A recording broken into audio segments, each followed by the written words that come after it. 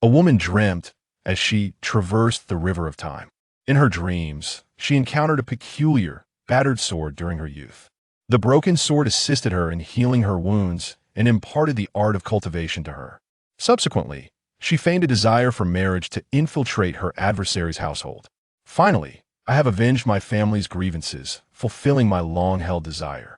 Yet it also incited the wrath of sages from all corners of the world, who prepared to unite in order to quell her existence.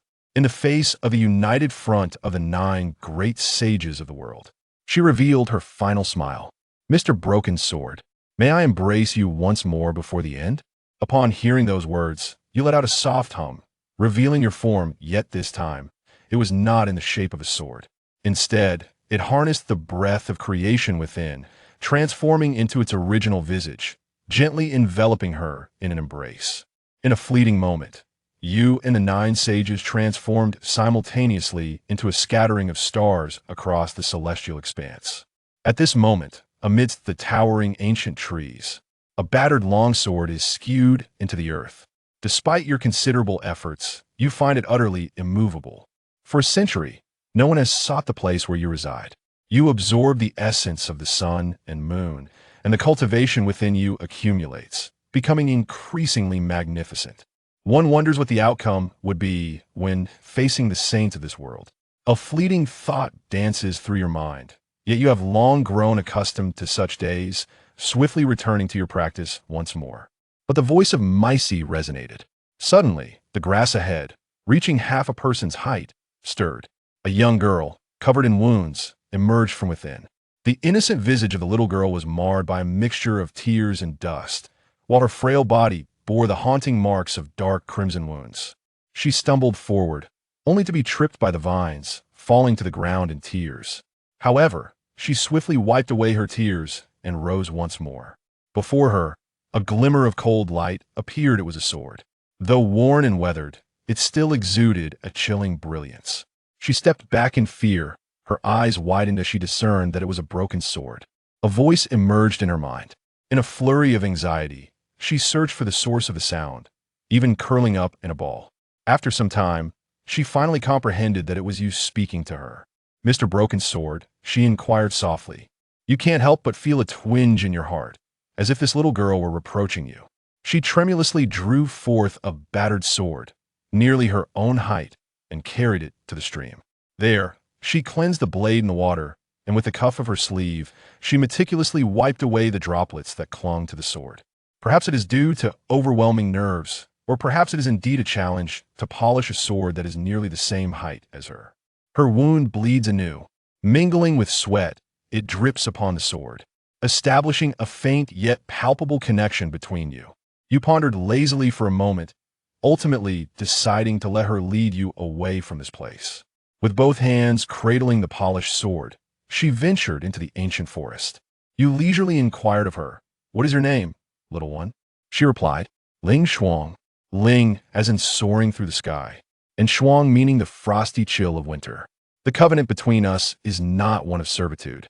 Remember, we shall each tread our own paths henceforth." She nodded in understanding. You couldn't help but let out a sigh. "Why don't you ask me my name? Are you not Mr. Broken Sword?"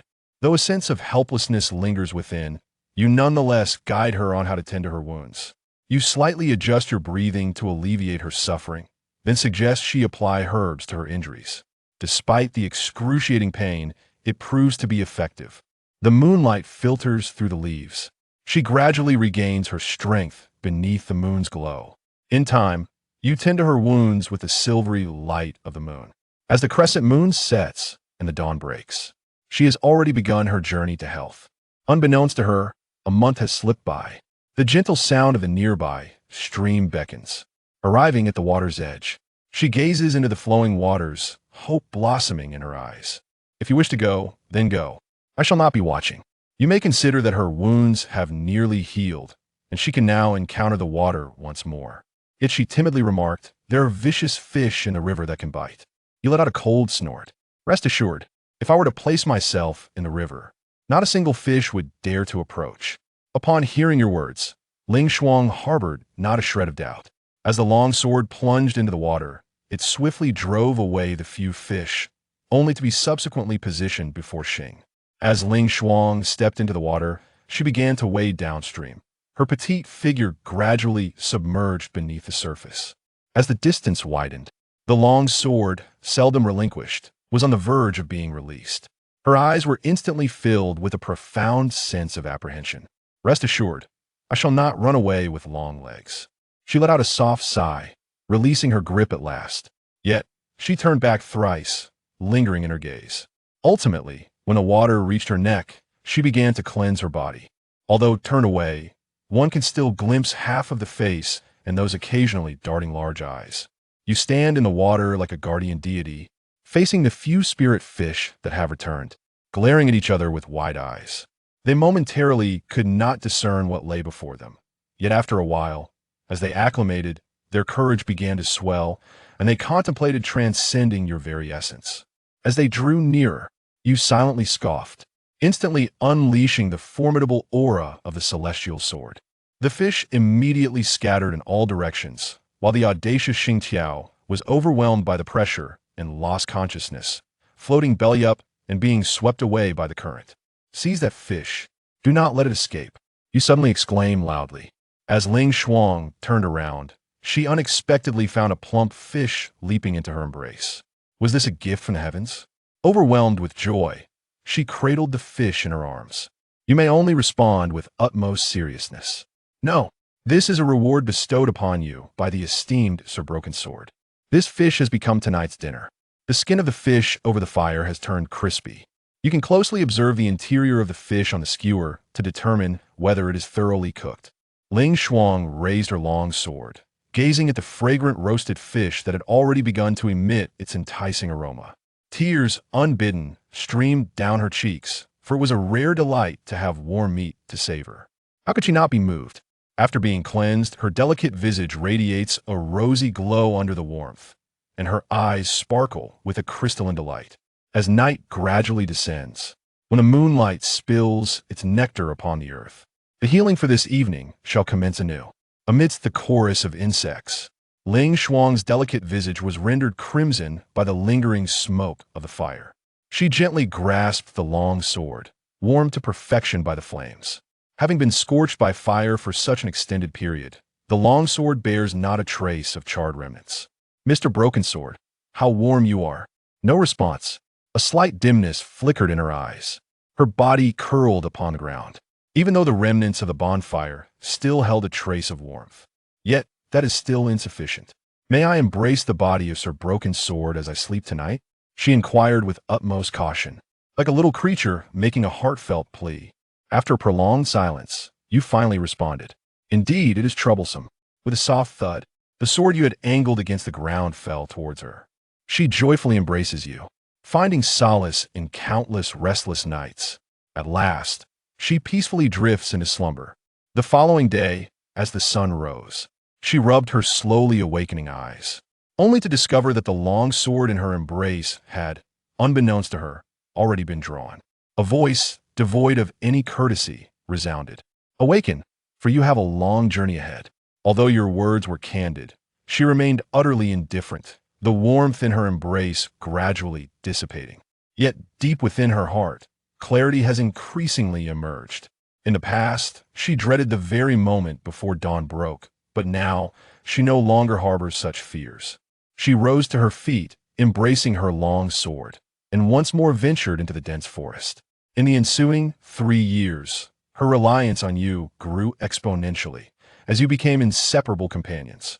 You instruct her in the art of harnessing the essence of heaven and earth, enabling her to absorb the purest spiritual energy while imparting your mastery of swordsmanship to her. Unexpectedly, Ling Shuang's progress has been remarkably swift. Achievements that take others a year to realize, she accomplishes in just 2 months. Her appearance has gradually matured, shedding the innocence of youth to reveal the unique freshness and purity that belongs to a girl. She practiced the swordsmanship you taught her in a clearing, known as the vanquishing demon sword technique. It is said that mastering it to perfection allows one to cleave the sea of boundaries between worlds with a single strike, enabling passage across realms. Yet she remains uncertain of its authenticity. Her swordplay is executed with a certain flair, but to your discerning eye, it reveals numerous flaws. You cannot help but correct. Elevate your forearm a tad higher. Align it with your shoulder. The hand gripping the sword must remain steady. A trembling hand will lead to hesitation. At that moment, a long cry echoed through the forest. You noticed that direction. Ling Shuang also took a deep breath, tightening her grip on the sword in her hand. A fierce gibbon with a severed arm suddenly emerged among the trees, crashing to the ground with a resounding thud. Ling Shuang advanced with her sword to engage in combat with a one-armed ape. Despite the ape's missing limb, it remained a formidable opponent. Its physique is more than twice that of Ling Shuang. Initially, Ling Shuang was able to hold her ground, but gradually, it became evident that she was losing her strength, and she began to struggle to withstand it. You candidly pointed out her flaws. Her steps faltered, and consequently, her swordplay became erratic. The demon-slaying sword technique is not a defensive style. It requires boldness and audacity, attacking rather than merely defending. As the claws of the one-armed ape left crimson marks upon Ling Shuang's face, it became evident that she was nearing her limits. In the end, she summoned the imposing pressure of her status as a celestial sword, ultimately managing to intimidate the one-armed ape into retreat. Initially, mastering the sword technique should have sufficed to vanquish it. Ling Shuang, clutching her sword, bowed her head, tears welling in her eyes. "I'm so sorry, I'm truly inept." You let out a helpless sigh. "Please let me practice 100 more times." Ling Shuang silently endured the pain, practicing in the open space until she had completed 100 repetitions. By the time she finished, dusk had begun to fall. Ling Shuang's stomach let out a timely growl, prompting her to break into an embarrassed chuckle. "Let us conclude our discourse for today. Let us kindle a fire and partake in a meal."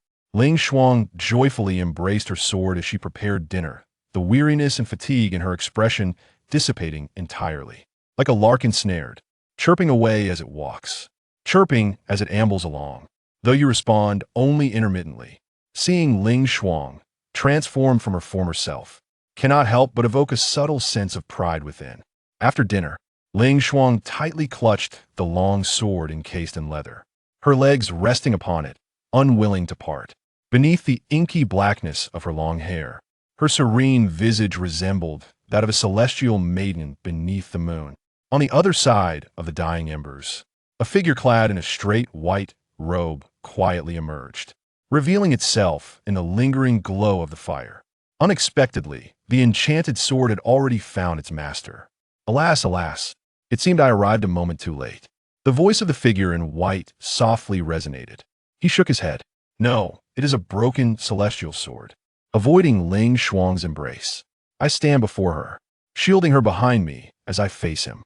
Noticing your defensive posture, the man in white robes chuckled softly. "I am the sage of heavenly secrets. A century ago, the celestial sword emerged, yet no one knows its whereabouts. Only I have sensed a subtle shift in this forbidden realm, and I am certain it is due to the emergence of the transcended sword. Come with me, and I shall restore you. In due course, the complete sword shall have the right to transform, no longer bound to the whims of mortals." Upon hearing his words, your heart trembled. However, upon hearing his conditions, a heaviness settled within you. "As long as you provide me with the means to wield for a century, I shall offer you the method of repair, to forge anew the body of the immortal sword." Upon hearing this, you let out a cold snort. "What if I am unwilling?" The sage of heavenly secrets smiles with a cold demeanor that is beyond your control. At this moment, you once again demonstrate your formidable presence, entirely unaware of the extent of your own capabilities. Let's take the celestial sage before us as a target. Sensing the oppressive aura emanating from you, the countenance of the sage of heavenly secrets subtly altered. He narrowed his eyes and scrutinized you for an extended period. Originally, possessing a trace of the breath of creation granted one the authority to utter such words. Yet, immediately after, he chuckled and shook his head. "Yet you are but a fractured blade. Once the breath of creation is unleashed, it will commence an incessant ebb, and gradually, you shall metamorphose into a relic of rusted iron. I possess but a single opportunity, yet you also have but one life, do you not?" The resolute words caused the smile of the celestial sage to freeze. He gazed deeply at you, comprehending that this time he was destined to return empty-handed. The gaze of the sage of heavenly secrets shifted once more to Ling Shuang, who was curled up in the back. With a clap of his hands, it seemed he had discerned something profound. Before departing, he suddenly smiled with profound significance. The sword of immortality has its flaws, yet the spirit devouring can amend them. That girl is the last descendant of the Ice Spirit Phoenix bloodline. Her lineage embodies the essence of spirituality. Thus, once you are complete, there shall be no more flaws. The sage of heavenly secrets spoke and then vanished, leaving you standing in place, lost in contemplation. That night, Ling Shuang's sleep was far from tranquil. She trembled all over, her lips incessantly murmuring, while tears welled up in her eyes. Do not abandon me. In her slumber, tears cascade uncontrollably. She curls into a tight ball, clutching her longsword. The blade left deep crimson marks within her embrace. Though you have promptly mended them all, do not weep, for I have no hands to wipe away your tears. Once her emotions had stabilized, she softly inquired, Mr. Broken Sword, do swords dream? You can only smile helplessly. Since becoming a sword, I have never truly experienced sleep. Do daydreams count? She then inquired, will you dream of me? You find yourself lost in contemplation, uncertain of how to respond to her, a vague and intricate emotion stirring within your heart. Another month has passed. Ling Shuang has journeyed alongside you through the undulating mountains, standing atop the final peak, gazing at the distant wisps of smoke rising from the human villages below. The Xingtabi Yun has persistently trailed behind, waiting for the opportune moment to exact revenge. Healing through your guidance, Ling Shuang recuperated swiftly. In contrast, the gibbon's condition deteriorated day by day. Ultimately, after a fierce struggle, the gibbon lost its final grasp on vitality. The gibbon, bereft of an arm, profoundly understands human nature, kneels upon the ground in heartfelt lamentation, as if imploring Ling Shuang not to take action. Ling Shuang raised her long sword high, yet hesitated in the moment before its descent. A flicker of uncertainty danced in her eyes, as if she were lost in a fleeting thought. Do I truly wish to slay it? Is it within my capacity? You coolly remind her. What is it that you hesitate over? Such a disposition is certainly undesirable. She took a deep breath and closed her eyes. The long sword struck down with great force. The head of the ape rolled away. You sighed silently. Such a feeble disposition is far from desirable. Subsequently, you arrived at a place known as Shiko Village. The villagers were quite astonished by Ling Shuang's arrival, yet upon noticing her solitary presence, they resolved to offer her shelter. In a quaint village, a kind-hearted elder took her in, providing her with a warm home. This gentle matron single-handedly raised a pair of children, who were particularly curious about the new arrival, spending their days bustling around her with fascination. Upon her arrival, Ling Shuang was somewhat reserved, yet as she gradually acclimated to her family, a sense of familiarity blossomed. She began to lower her guard and simultaneously honed her skills while assisting her aunt with household chores. One evening, after dinner, Ling Shuang sensed a shadowy figure lurking behind her. Thus, she excused herself to venture outside for a closer inspection. It was soon discovered that he was a thief. She struck him fiercely with her sword. That person is calling out in chaos, seeking attention. I harbor no ill intentions. I merely approached, drawn by the delightful aroma, with no ulterior motives. Ling Shuang was somewhat convinced, having witnessed the thief receive his due punishment. She prepared to sheath her sword. At that moment, you calmly reminded her that she should not let him escape so easily. Just as she hesitated, the thief swiftly turned and fled. A few days later, upon her return from her cultivation, she was met with a pungent odor of blood. The entire family of the matron had been ruthlessly slain.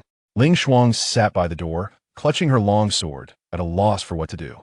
You stifled the urge to offer her words of comfort and coldly remarked, I had warned you before you should not have so easily let that thief escape.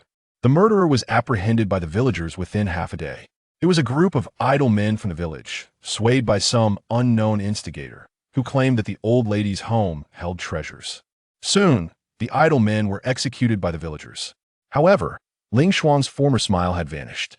Clutching her sword, she departed from the village, continuing her solitary journey.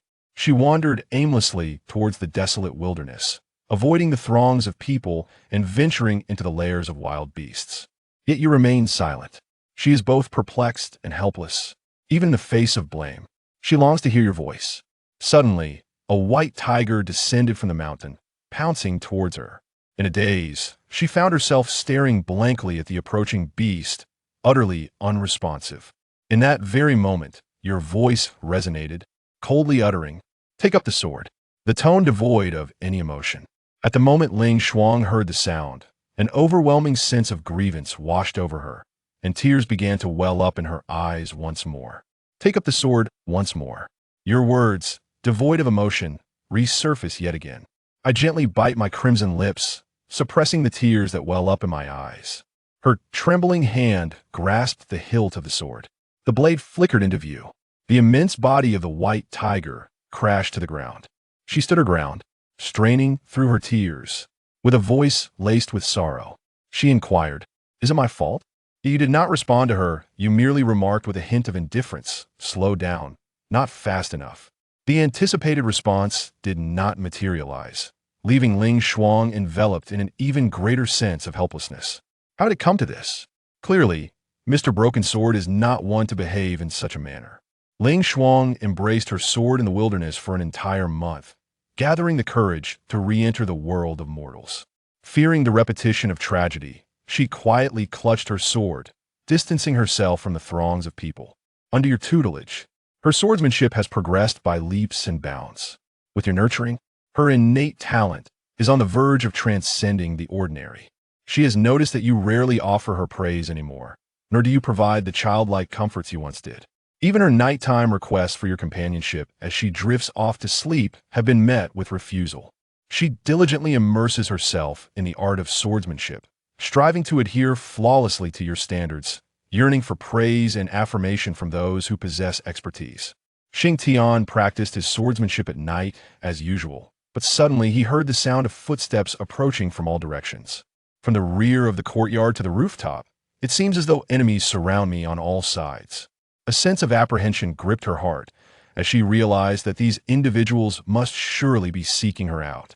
The leader is an individual of extraordinary cultivation, capable of directly influencing the spiritual energy of heaven and earth. He and his attendants are well-trained, clearly having come prepared. Images from the past flickered through her mind, reminiscent of those solitary days of flight. The essence of loneliness and fear enveloped her once more. Yet, in the moment of grasping the sword, I recall the first time I embraced it to slumber, the warmth emanating from the blade, and courage once again wells up from within my heart. She gently grasped the long sword, meeting the fierce gaze of the leader with unwavering resolve. The clash was not one-sided. Ling Shuang's cultivation greatly exceeded everyone's expectations. It was unexpected that within just 3 years, she could attain such a preliminary level of external manifestation. Similarly, Ling Shuang's swordsmanship was beyond anything they had ever heard of. The dazzling display of her swordplay momentarily rendered them hesitant to advance. The leader of the opposing party was initially taken aback, yet his seasoned experience soon revealed the flaws in Ling Shuang's technique. Though her swordsmanship appeared formidable and precise, it ultimately lacked the maturity and finesse that only time and practice could bestow. 3 individuals surged forward simultaneously. After a brief moment of hesitation in Ling Shuang's eyes, she made a decisive choice. Leaning back to evade, she simultaneously thrust her sword upward, targeting one of them. Yet, they were saved by the weapons of 2 others. Although they had the capability to deliver a fatal blow with a single strike, they inexplicably faltered. Then, hesitation lingered. The leader, relying on his formidable cultivation, approached with an imposing presence. Ling Shuang momentarily faltered upon encountering him, only to deflect his attack after a brief delay. The sword is drawn chaotically. The flaws are glaringly evident. In your view, considering Ling Shuang's performance in recent days, she is entirely capable of achieving this. Even though she has gained an upper hand, ultimately, training remains merely training, while actual combat is an entirely different matter. Ling Shuang's temperament still falls short by a fraction. You can sense it. She cannot rely on anyone. Behind her lies an abyss of immeasurable depth. One misstep could lead her fall. In the midst of perilous circumstances, Ling Shuang occasionally glanced at the sword in her hand, drawing half of the leader's attention to the weapon she wielded with caution. Yet, what Ling Shuang yearned to witness remained absent. Her eyes dimmed with despair. Additional wounds marred her body, and a deep gash, revealing bone, marred her shoulder. She fought valiantly, seemingly at the brink of death. Dispatching her foes time and again, she found herself ensnared in peril, each time harboring the hope that perhaps she might receive assistance from the broken sword master. Yet hopes have repeatedly been dashed. Ling Shuang can no longer recall how many times she has lingered at the threshold of life and death. She could only recall that after the leader fell, she too collapsed, her body marred with countless wounds. Her fingers, stained with blood, caressed the long sword, and a glimmer of pleading flickered in her eyes. She longed to hear a familiar voice emerge from silence. "Rise!" A voice, both indifferent and grand, resounded thunderously in her ears. She thought she must have misheard, her eyes widening in astonishment. "Stand up!" In Ling Shuang's eyes, tears of grievance brimmed. At this moment, she was once again transported back to that solitary time, when she fled alone in the midst of the mountain's embrace. Regardless of the time, whether then or now, the anguish of the body pales in comparison to the heartache of the present moment. She weeps, ultimately relinquishing the last flicker of hope that resides deep within her soul. She rose to her feet, wielding her sword as she vanished into the courtyard of the seventh. Upon reaching a place of safety, she fainted and lost consciousness. You silently tended to her wounds. When she regained her senses, she endeavored to reveal her origins to you, yet you feigned indifference. You have become increasingly stringent, with training standards that could even be described as harsh, to the extent that you yourself perceive a certain emotional detachment. 3 years have elapsed. She has transformed into the embodiment of your expectations, decisive in her actions, leaving no survivors in her wake. 3 years have passed once more. The once naive girl has blossomed into a graceful fairy. In the span of 6 years, she has not smiled again, nor has she uttered that familiar name.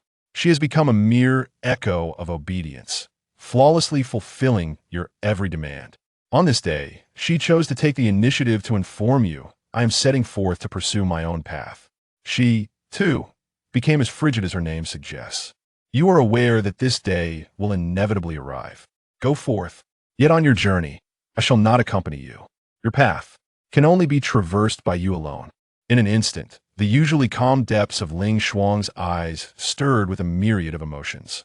The waters of her gaze surged once more, and her crimson lips parted slightly, as if to articulate the multitude of thoughts swirling within her. Yet ultimately, she merely lowered her gaze, returning to the very place where their paths first intertwined, her long sword cradled in her arms. In the forbidden ancient forest, the broken longsword was once again slanted into the ground.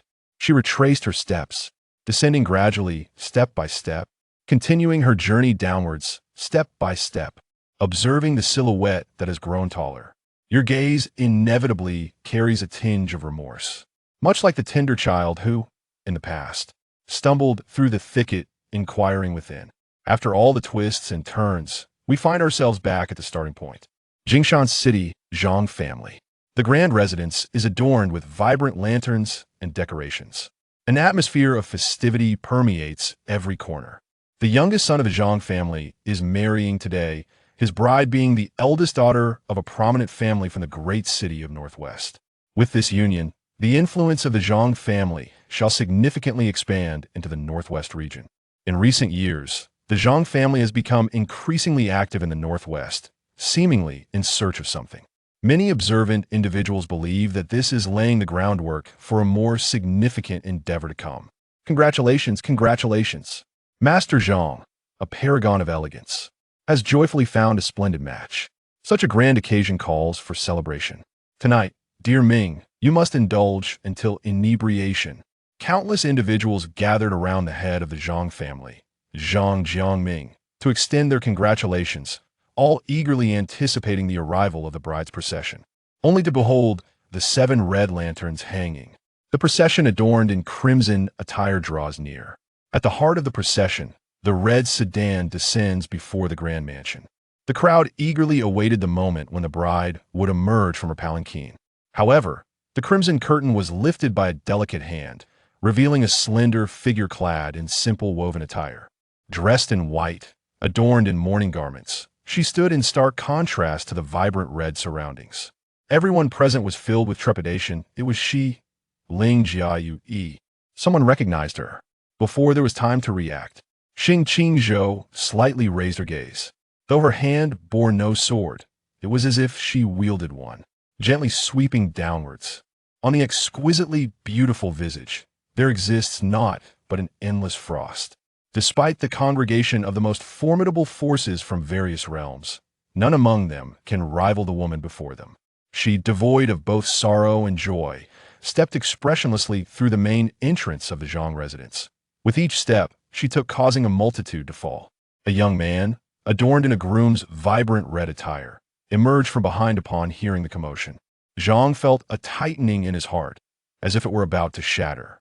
The ethereal figure, reminiscent of a stunning celestial being, merely flicked her wrist, and a breathtaking beam of sword light, akin to the radiance of the heavens, descended before the young man. In the next moment, he would be severed from this world, while Zhang Jiangming could only watch helplessly as this scene unfolded. After the Zhang family's grand residence was enveloped in a profound silence, the sole remaining head of the Zhang family, Zhang, burst into a mocking laughter. What if you annihilate my Zhang clan? Can you truly safeguard the bloodline of your ice spirit phoenix? As long as the 5 sacred beings exist, this world shall not accommodate your ice spirit phoenix lineage. Before his words had faded, a shadowy glimmer of a sword emerged from his chest. As the torrential rain poured down, the only figure standing in the entire Zhang family mansion was a solitary white silhouette at the center. Amidst the howling winds and torrential rains, all of creation seems to mourn in silence. Ling Shuang bows her head. A wisp of dark hair sways gently with her movements, softly drifting to one side. She gazed intently at the strand of azure silk, fragments of childhood memories flickering in her eyes. Yet as she completed her task, these images slowly receded, no longer swirling within her mind.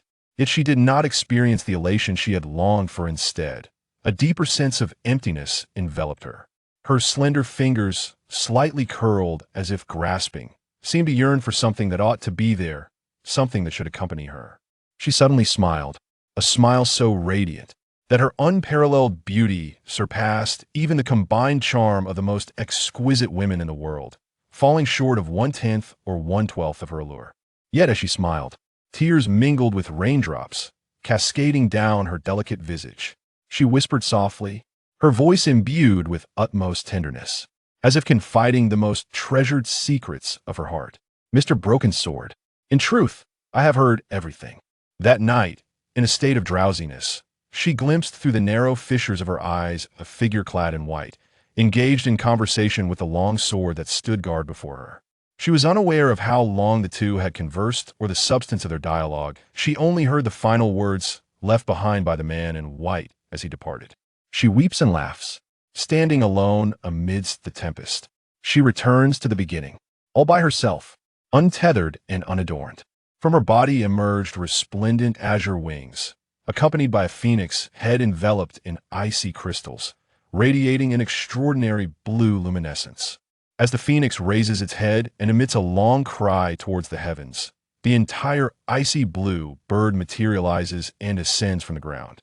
The ice phoenix soars through the sky, embodying a demeanor of both pride and elegance. The temperature between heaven and earth has plummeted to a terrifying degree. The rain that once fell has transformed into ice, and delicate snowflakes gracefully descend.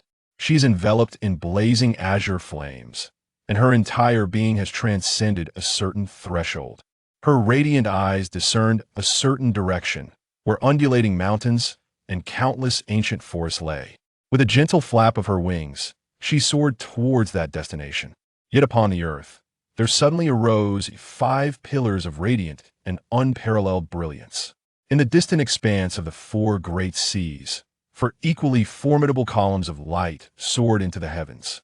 The thunderous sound reverberates in the ears of people across the world. Bold and enchanting, daring to break through the orange, returning to ancestral roots, stepping into the realm of the semi-holy with a demonic form. You have inflicted untold suffering upon countless human cultivators, committing heinous acts of bloodshed. The world can no longer tolerate even the slightest presence of you. The 9 celestial pillars of light resemble a chain that seals the demons, binding the ice phoenix to the 7 realms. Even as it exhausts all its strength in an attempt to ascend, it remains confined within the forbidden forest of the northwest. Yet, it felt as though an immense weight clung to her, rendering her unable to break free. A glimmer of despair flickered in the ice phoenix's eyes. She raised her voice to the heavens, her cries resonating across the 5 directions and the 4 seas. Yet the icy winds did not relent, for what she had learned was never to succumb to defeat. A more fervent cerulean flame ignited upon her form. Suddenly, she soared into the sky, her icy blue tail feathers unfurling, like a cage bird, fiercely colliding with the barriers from all corners of the earth. With each impact, a feather descends.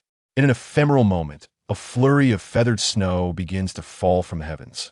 These exquisite plumes, seemingly adorned with crystalline ice, drift down, blanketing the forest in a resplendent tapestry of phoenix feathers. The ice phoenix, however, feels not the slightest sensation of the feathers falling. Unaware of the endless torment, it ultimately withers. With a faint sound of shattering, the seals imposed by the 9 saints begin to fracture. Even if you exhaust your very essence, you shall merely linger in a state of survival. Surrender to me without resistance. Yet the ice phoenix within the chains remained oblivious, relentlessly striking. In the incredulous gazes of the gathered saints, the seal on Xing began to fracture increasingly, ultimately shattering completely. This monstrous creature is fighting desperately, its obstinance unwavering. There is no necessity to attempt to subdue it. Seeing that you have attained the status of a demigod, I initially intended to spare your life. Yet, you are willing to risk everything. Therefore, even as a demigod, your life holds no value now. After the ice phoenix broke free from its confinement, its eyes have never once gazed upon the 9 saints, fixated solely on the dense, forbidden forest in the northwest. She spread her wings, yearning to soar beyond. Yet, a figure descended before her, unleashing a formidable strike that harnessed the very forces of nature, casting her away. That blow propelled her across 1,000 miles in an instant. The corners of Ice Phoenix's mouth dripped with crimson blood, yet her focus remained entirely elsewhere. The chasm between a demigod and a fully fledged saint was akin to an unfathomable abyss. If there were but a single saint among her opponents, she might muster all her strength for a chance at victory. Yet, she finds herself confronted by 9 saints, the most formidable and elite warriors of this realm. Though she burned her entire being with fervent determination and exerted every ounce of her strength, she remained unable to bridge the chasm.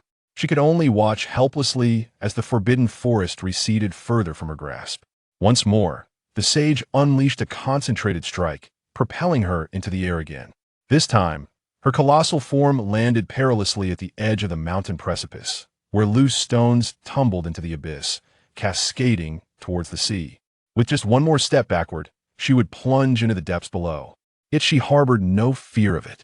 Her concerns never lay in the realm of her own safety. Gazing at the forbidden forest from afar, the distance that spanned between them filled her with despair. It is insufficient. Such a state is inadequate. I must go to his side. I have countless words yet to share with him, and numerous questions to pose to him. Even if it is just for a fleeting moment, it would suffice. A single tear slowly cascaded from the eyes of the Ice Phoenix.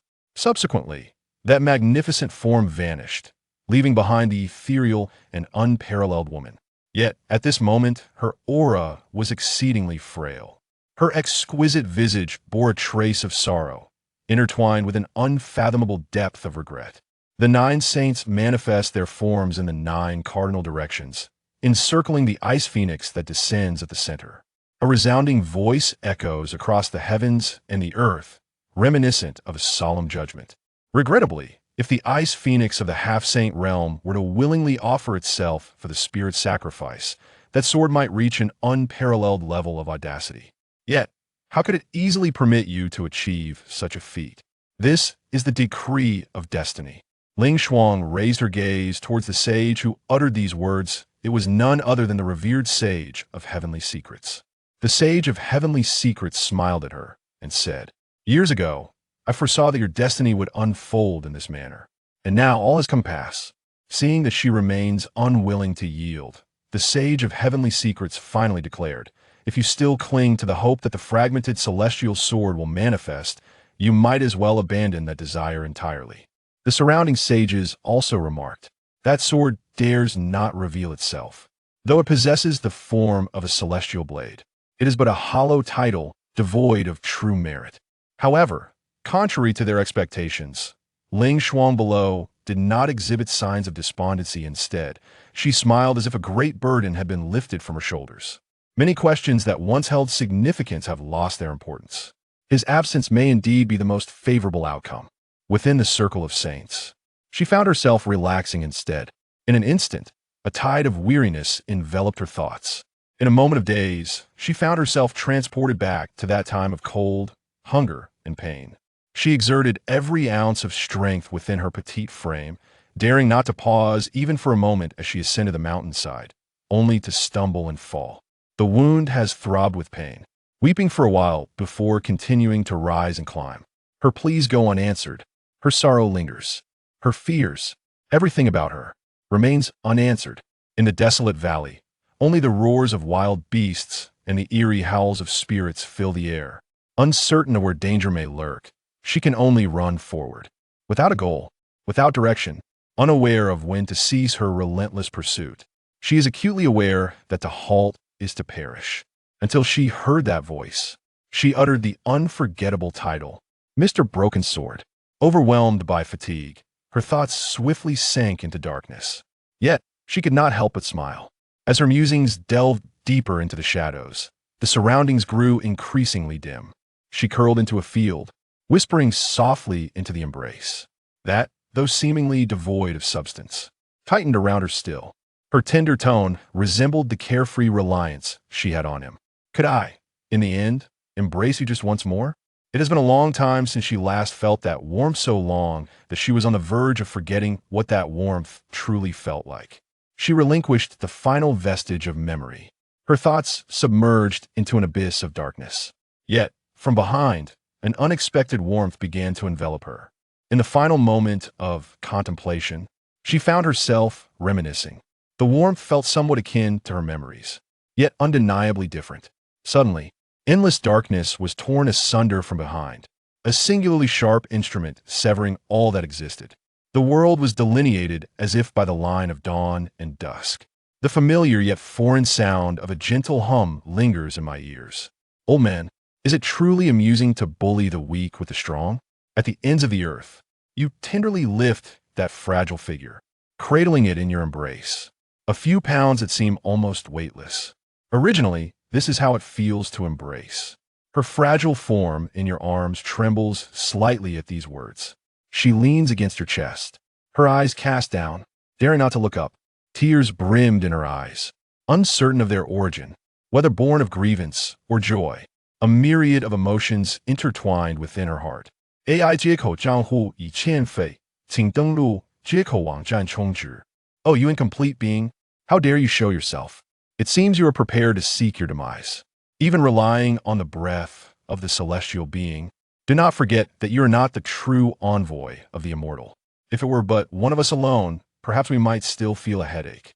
Yet with the gathering of the 9 saints, do you dare to dream of upheaval? It is indeed a pity that this breath of creation shall be reduced to mere ashes alongside him. You gently laid down the delicate form cradled in your arms, tenderly smoothing the slightly disheveled strands of her ebony hair. Drawing her closer, you whispered softly in her ear, "This shall be the final lesson I impart on the art of ruthlessness. From this moment forth, should you find yourself wronged, there will be no one left to shield you."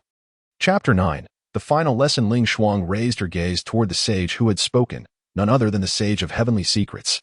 With a knowing smile, he said to her, "Years ago, I divined that your destiny would unfold thus. Now, all has come to pass." Seeing her still unwilling to yield, the sage of heavenly secrets delivered his final words. "If you still cling to the hope that that broken immortal sword will appear, abandon it. It is futile.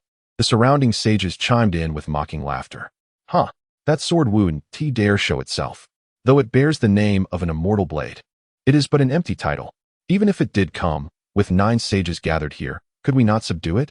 A mere broken relic. Does it truly believe itself invincible? The sage of heavenly secrets added, broken indeed. The only reason it retains the status of an immortal sword is the faint trace of the primordial breath of creation within it. But in its shattered state, should it act, its essence will drain away, and its very existence will be erased from this world. So, that is how it is. Yet, contrary to their expectations, Ling Shuang below did not appear disheartened. Instead, she exhaled in relief and smiled. In that moment, clarity washed over her. And many questions she had longed to ask no longer seemed important. Perhaps his absence was for the best. Surrounded by the sages, she relaxed. A tidal wave of exhaustion submerging her thoughts. In a daze, she returned to that distant time, cold, hungry, and in pain. With every ounce of strength in her small body, she had crawled through the mountains, never daring to stop. When she fell, she wept, then rose again. When her wounds burned, she wept, then forced herself onward. No one answered her pleas. No one answered her cries. Her sorrow, her fear, none of it was heard. The hollow valley echoed only with the roars of beasts and the shrieks of spirits. With no knowledge of where danger lurked, she could only run forward, directionless, aimless. Unsure of how long she must flee, she knew only one thing: to stop was to die, or to run until death claimed her, until she fell once more, and rose once more. But this time, everything changed. She heard that voice.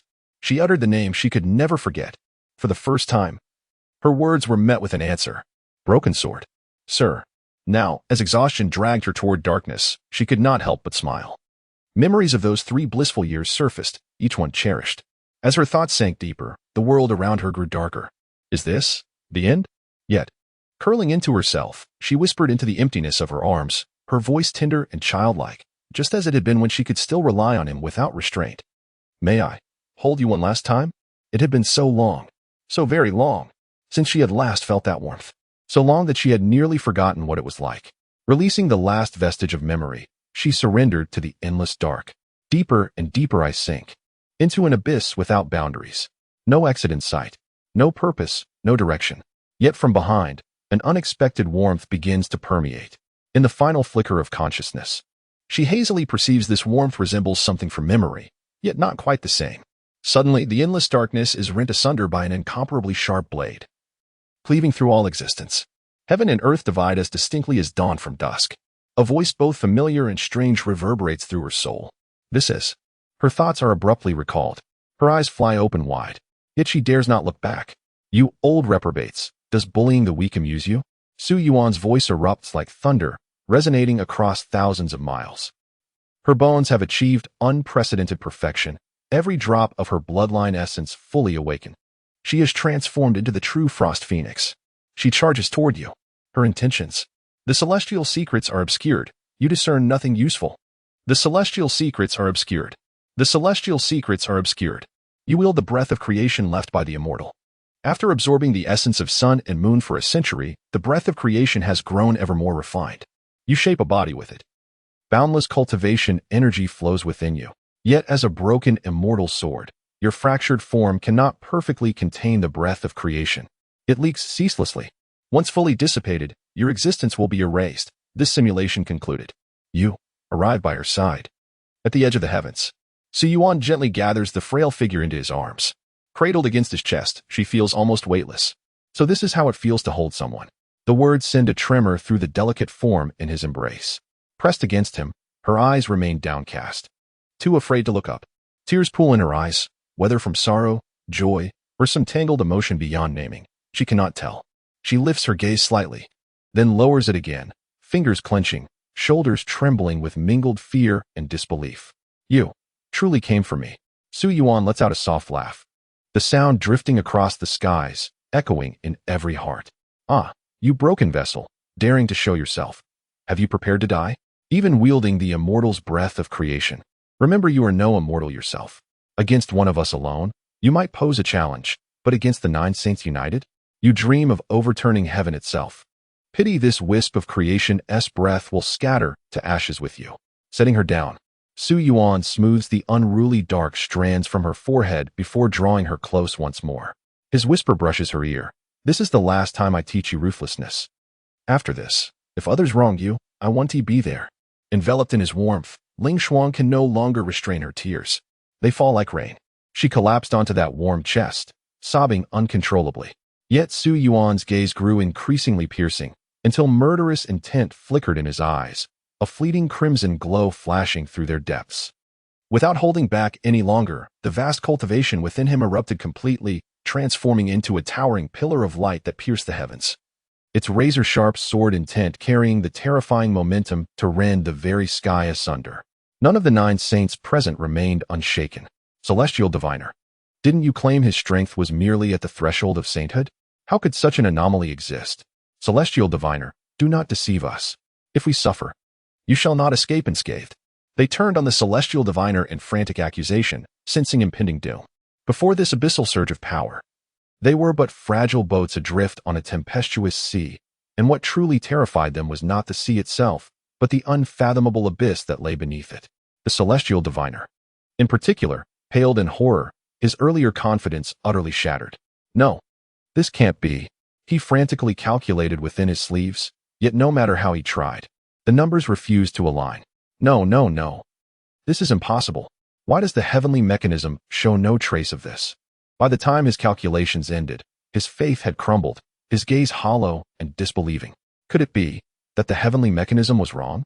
When he finally regained his senses, what met him was Su Yuan's gaze, feral, brimming with unrestrained bloodlust. Old fools, prepare to die. You dare, insolent brat. Chapter 10. The 9 saints are no more amidst the shocked and furious roars around him, for razor-sharp invisible sword auras manifested around Su Yuan. With unstoppable momentum, they slashed directly toward the heavenly sage. The heavenly sage suddenly realized that his surroundings had already been sealed by overwhelming cultivation power. There was no escape. His limbs were severed instantly, blood gushing like a fountain. Before he could even register the pain, he frantically cried out to Su Yuan, "Young friend, there is still room for negotiation. Whatever you desire, we can compensate you." But Su Yuan did not spare him so much as a glance. His voice, cold and resolute, echoed across the heavens and earth. "Heavenly Sage, your crimes are unforgivable. You shall be executed. The Heavenly Sage's sacred land, along with all its affiliates, shall be annihilated." As his words fell, chaos erupted within the territory of the Heavenly Sage's sacred land. Many fled in panic, but before they could escape far, a colossal sword aura descended from the sky, so vast it blotted out the sun, and cleaved directly into the sacred land. The destructive sword energy raged in all directions. The fleeing disciples of the Heavenly Sage could only watch in despair as the merciless force crushed them without hesitation. Wherever the sword aura passed, everything turned to dust. Within 100 miles, not a trace of life remained. Where the Heavenly Sage's sacred land once stood, only a pitch-black chasm remained, gouged deep into the earth. Not a single relic survived. One of the 5 great sacred lands, the Heavenly Sage's domain, was erased from existence. The Heavenly Sage, witnessing this scene, felt his heart turn to ash. Yet what tormented him most was his inability to comprehend. How had Su Yuan seen through the obscured heavenly secrets? Why had the fate he foreseen been nothing but an illusion? Those observing from beyond the 100-mile radius trembled in awe and terror, their backs drenched in cold sweat. Those with even the slightest connection to the Heavenly Sage's sacred land felt their limbs weaken, their minds blank with fear. But before they could recover, another decree thundered across the land. "Jade Disc Sage, blinded by folly, you shall be executed. The Jade Disc sacred land, along with all its affiliates, shall be annihilated." Above the Jade Disc sacred land, a blazing sword aura, like wildfire piercing the clouds, descended with unstoppable force. The land erupted in flames, reducing everything to ashes. Despite the desperate attempts of its disciples to flee, none escaped the devastation. One by one, the sacred decrees continued. "Returning Origin Sage, aiding tyranny, you shall be executed. Flickering Flame Sage, scheming in darkness, you shall be executed. 7 Extremities Sage, colluding with villains, you shall be executed. Primordial Sea Sage, sharing in wickedness, you shall be executed. Abyssal Sea Sage, steeped in corruption, you shall be executed. Transforming Sea Sage, crimes beyond pardon, you shall be executed. Celestial Sea Sage, death still insufficient for your sins, you shall be executed." With each proclamation, another sacred land was obliterated by a heaven-sent sword aura, leaving only gaping chasms carved into the earth, a sight that chilled all who beheld it. Most horrifying of all was the realization that these once revered sages were now being judged like common criminals. Each toll of the bell was like the king of hell marking a name on his roster. With that, the sacred lands were obliterated. The once mighty colossi of the past were but insects before this voice, effortlessly crushed. Nine-sword auras, with a mere flip of the hand, annihilated the pinnacle of this world's combat prowess. On this day, the heavens and earth underwent a cataclysmic change. As the final decree condemning the sins of the sages concluded, one last proclamation echoed in the ears of mortals. Henceforth, there shall be no 9 sages in this world. The vast cultivation within you has reached the zenith of this realm. With a wave of your hand, you obliterated the 9 sacred lands spanning the 5 directions and 4 seas. In their terror, the 9 sages were extinguished one by one, their souls scattered. Their deaths filled with unrelenting despair. Their corpses, scattered across the land, formed forbidden zones of divine mystery, stark reminders of this earth-shattering upheaval. No longer do the 9 sages exist, nor the 5 directions sacred lands or the 4 seas. Having accomplished this, the primordial essence within you dwindled. Your body slowly dissipated. The countdown to the simulation had begun. The tempestuous might of your cultivation receded into your body, and the pillar of light that had nearly pierced the heavens withdrew. High above, the clouds, once dispersed, revealed an unbroken expanse of clear sky. The sea wind howled against the cliffside, lifting the delicate robes of the figure nestled in your arms.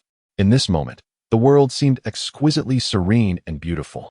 Ling Shuang leaned against your chest, her eyes closed, her trembling lashes still glistening with tears, a vision of fragile loveliness. The warmth emanating from you felt distant, dreamlike. She feared this was but an illusion conjured in death. Neither spoke. Subconsciously, Su Yuan tightened his embrace around her slender waist, and she nestled even closer. Her head pressed so firmly against his chest that no space remained between them. A memory surfaced, her younger self, clinging to her sword as she slept, and Su Yuan chuckled softly, breaking the silence. What? What are you laughing at? Came her timid murmur, tinged with reproach. Nothing, Su Yuan grinned. Just remembering how you used to cling to me like an octopus. Ling Shuang's tear-streaked cheeks flushed crimson. Don't say that, she protested in a whisper. His laughter, unrestrained, echoed across the land, carried by the wind. It had been so long since Su Yuan had felt such unbridled joy, holding her close. Gazing at the boundless sky, the sea breeze caressing them, it was perfection. Then, abruptly, he spoke. I'm sorry. I came too late. Ling Shuang's tearful face trembled slightly.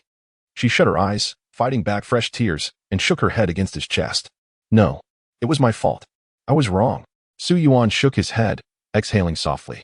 Let me tell you a story from my homeland. On its plateaus, there lives a rare and precious creature.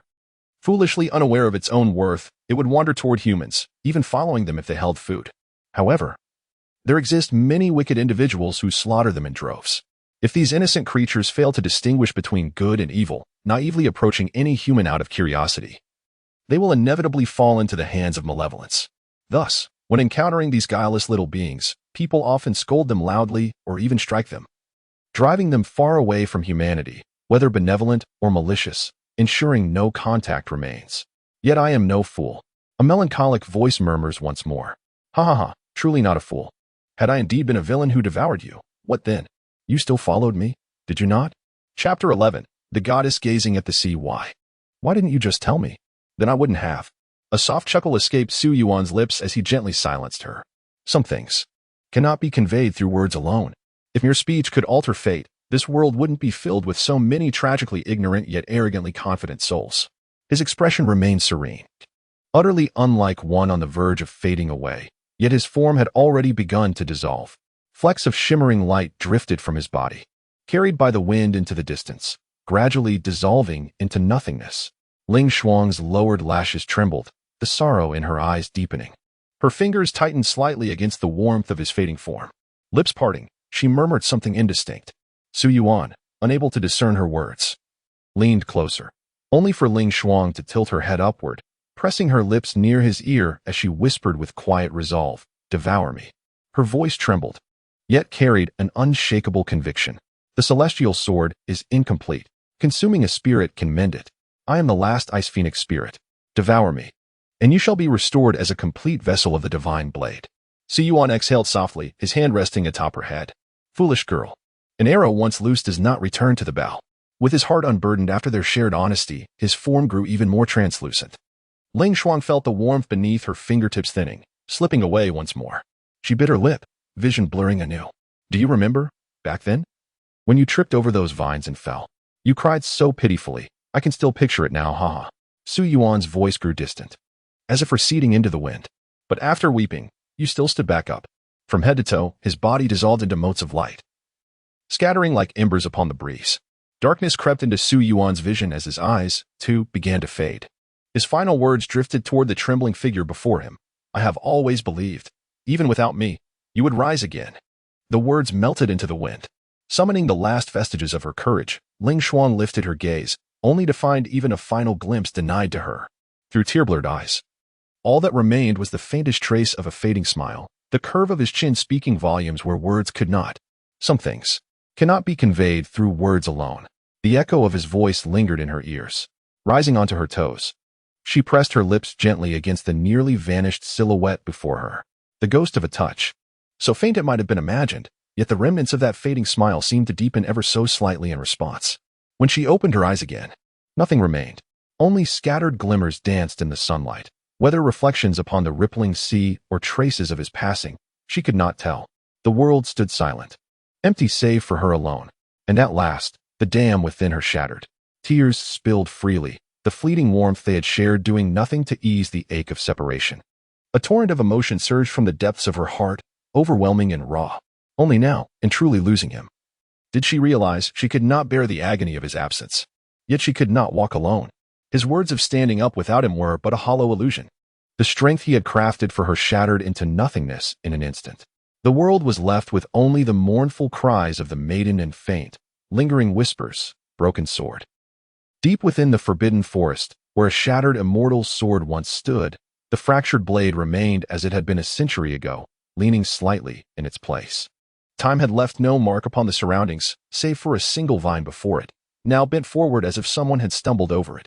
The woods were silent, save for the hum of insects and birdsong, occasionally broken by the distant howl of a beast or spirit. Then, faint cracks began to weave across the blade.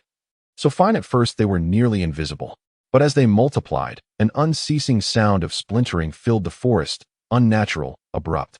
Then, just as suddenly, it stopped. With a soft snap, countless dull fragments scattered into the wilderness. Where the broken sword had once stood, nothing remained, only a shallow imprint in the earth. A ghost of what had been. The celestial breath left by the immortal has scattered with your form. Your blade is hollow, devoid of any sustaining power. You have shattered. Your consciousness fades. Your blade scatters into countless fragments, lost to the winds. This simulation has ended. The darkness before Su Yuan's eyes lasted only a moment before a pinprick of white light returned him to the disciple courtyard of the demon-slaying sword sect. The familiar sight of his meditation chamber greeted him. Wisps of incense curled from the corner, the sandalwood stick barely half-burned. Less than half an hour had passed. A century, gone in a blink. And yet, he was still himself. The dissonance of time as passage left him dazed. When he tried to stand, his legs nearly gave way. A wry smile touched his lips. Too long as a sword, forgotten how to walk. He settled back, allowing his body to readjust. The memories of 100 years needed sorting. Most of that time had been spent in monotonous cultivation, absorbing the essence of sun and moon. A mercy, had it been more eventful, his mind might have fractured. But one memory refused to fade, the warmth of her embrace. 9 years with Ling Shuang. Those moments burned brighter than all else. Even now, the sensation felt real, as if he could still hear her voice. Su Yuan exhaled slowly, her name a silent whisper in his heart. A faint tremor followed. But it was only a simulation. Like living through an extraordinarily vivid game, a life of storms and splendor, played out in a dream. But when the game ends and one returns to reality, they're just that pitiful little kid again. The memories born from immersion may linger for a few days, yet inevitably fade amidst the relentless march of growing up. Occasionally, in moments of discontent, one might recall those grand youthful adventures, sigh briefly at the contrast, then carry on with life. At this thought, Su Yuan chuckled dismissively. His gaze drifted toward the distant window. The world is vast, perhaps by some twist of fate. There truly exists a girl named Ling Shuang with the bloodline of an ice phoenix. Would he even recognize her then? With a wistful sigh, he buried the thought deep within. Such fantasies are too ethereal to grasp. On a sunlit, boundless cliff, a kneeling girl slowly raised her head toward the raging sea. She no longer knew how long she had knelt there. Her tears had long dried. The pain in her heart had numbed. Her cries meant only silence. Lost, she stood, her hair tossed by the wind. Whispers of distant words seemed to brush her ears, dissolving into deeper anguish. She refused to remember, for memory would only rekindle that fleeting warmth. Lifeless, she stepped to the cliff's edge. One more step, and she would plunge into the abyss below. The sea breeze lifted her robes as she stared vacantly at the horizon, her eyes devoid of focus. There she remained, unmoving through storms and thunder, as if impervious to nature's fury. To her, it meant nothing. She gazed onward, unwavering, until the seas ran dry and mountains crumbled. After the fall of the 9 saints, few dared approach these lands. Yet the bold who glimpsed her silhouette fled in terror. Fishermen afar mistook her for a divine statue, were it not for her fluttering garments, and worshipped her as the goddess gazing at the sea. Thus, a legend spread. 2,000 miles north lies the Forbidden Woods, where beasts roam, and a phoenix-blooded maiden named Su Yuan sought to forge herself into a sword. But the sentient blade, moved by her sacrifice, shattered the world for her sake, vanishing atop the cliffs. Ever since, day and night, the goddess waits by the sea, longing for his return. Generations later, an old fisherman recounted the tale to his granddaughter. What happened to the goddess after? She asked, eyes glistening before dimming with sorrow. How heartbreaking. I'd be too sad to even eat the tastiest chicken drumstick. The old man laughed heartily before continuing. Later, they say, a wanderer appeared in this world. She seemed to be seeking the path of immortality, wandering everywhere in search of traces of celestial beings. Or perhaps she was searching for fragments of something long lost. Some say there are no more sages left in this world. Others claim that sages still exist, but they have transcended mere sainthood. With that, his gaze drifted toward the towering cliffs at the horizon. Yet the very peak stood empty. The figure that had stood there for countless years was gone. The granddaughter followed the old man's gaze and asked, why did the goddess stop gazing at the sea? The old man shook his head at first, then murmured, perhaps. She finally realized that waiting alone would never bring what she truly desired. Only by her own hand could it be claimed. The old fisherman recalled that day, the day the goddess awakened. The heavens darkened, winds howled, snow fell from a clear sky, and the cry of a phoenix echoed without end. The very world trembled as if heralding her return. Her foundation had long surpassed anything seen before or since. Her bloodline, refined through endless cycles of rebirth, had reached a purity beyond compare. With a single step, the phantom of an ice phoenix blotted out the sky, her aura eclipsing even her former peak. Ascending to an invincible realm, even the 9 saints of legend would have been but insects before her. That day, the ice phoenix soared across the sea, its wings stretching endlessly. Where its shadow passed, the ocean froze for 10,000 miles. Ruins of the heavenly secrets sect. Endless sword energy crisscrossed the ruins. The remnants of a single strike that had split the heavens and the earth. A chasm so vast it severed the mountain range at its core. Though peril lurked at every turn, where a single misstep could reduce one to shreds, countless bold souls still ventured in, hoping to claim even a fragment of treasure. Among them were those with darker motives.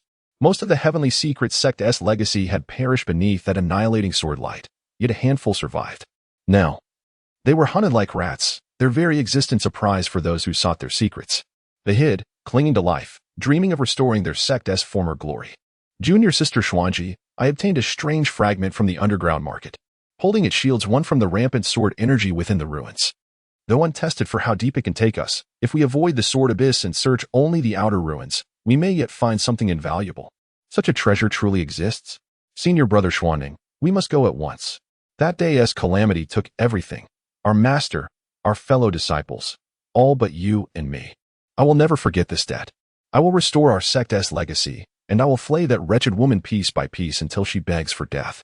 A middle-aged woman, her face a grotesque tapestry of scars, spoke with venom.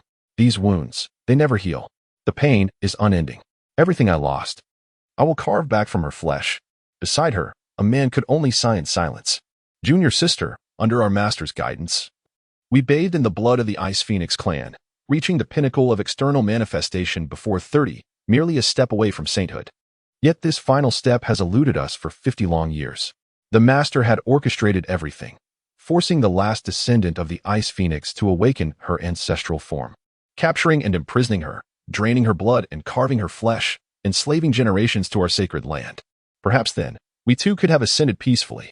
Who could have foreseen such upheaval? Senior brother, I told you long ago, We should have exterminated them all, slaughtered that ice phoenix descendant in her infancy. Then none of this would have happened. The female cultivator's face twisted with fury, her scars writhing as if alive, her eyes blazing with hatred. I wish I could turn back time, seize her in my grasp, and crush the life from her with my bare hands. The middle-aged man replied, "There will be other chances. She is not yet a full saint. Without the protection of that celestial sword, having offended the 9 great sacred lands. Every power in the realm is quietly preparing for the right moment. Once someone raises the banner, the world will rally, and she will be suppressed and imprisoned once more. When she falls into our hands, junior sister, you may exact your vengeance as you please. Rumors speak of strange disturbances near the edge of heaven. Have you heard anything?" The woman pressed, her voice laced with urgency. "That wretch's spirit is shattered. She is nothing but a withered husk. Let us hope she remains foolishly rooted in place. Too broken to flee. If she runs, hunting her down will be no easy task." The man hesitated briefly before shaking his head. "The disciples sent to watch have not yet returned, but it should be of little concern. That ice phoenix is as dull-witted as livestock. This is our opportunity." After long scheming, the two departed for the ruins of the heavenly secret's sacred land, clutching an irregular, tarnished iron fragment. "I know of a hidden treasure site our master concealed beyond the sacred land's borders, one untouched by the sword abyss. There may yet be relics left behind. Perhaps even something to help us break through our bottleneck.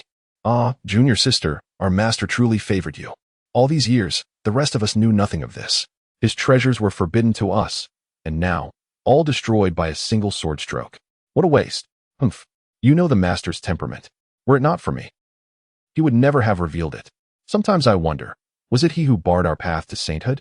Claiming the ice phoenix's imprisonment was for our sake, when perhaps it was always for his own." Chapter 12. Longing for your return, the middle-aged female cultivator spoke with venom in her tone. "But just as well, now that he's gone, his legacy falls to us. The path to sainthood lies before us." The middle-aged man nodded faintly, murmuring, "The old fool died as he should have. The vacancy he left behind is just right for us to fill." When they arrived at the ruins of the heavenly mechanism Holy Land, where sword energy raged unchecked, he took out the irregular fragment. As expected, even with the lethal sword energy right before them, it could not harm him in the slightest. Without this fragment, even with his strength at the peak of external manifestation, he would never dare to enter these ruins so recklessly. Otherwise, he wouldn't last half a moment before being obliterated by the rampant sword energy. Only those with a death wish or impossibly good fortune might manage to take a few steps deeper into the storm of blades. Seeing the fragment's effectiveness, the two exchanged glances, their eyes alight with excitement. Now they could venture further without fear of being trapped inside. Shielded by the fragment, they hastened toward the so-called treasure site. But not long after stepping into the holy ruins, they sensed something amiss. Why is the temperature so unnaturally cold? The unusual chill unsettled the middle-aged man. He had ventured into the sword energy's domain before, but in those past explorations, aside from the lethal blades, nothing else had been out of the ordinary. The female cultivator frowned. "It doesn't affect us. Let us hurry and claim the inheritance before complications arise." Though uneasy, the man nodded in agreement.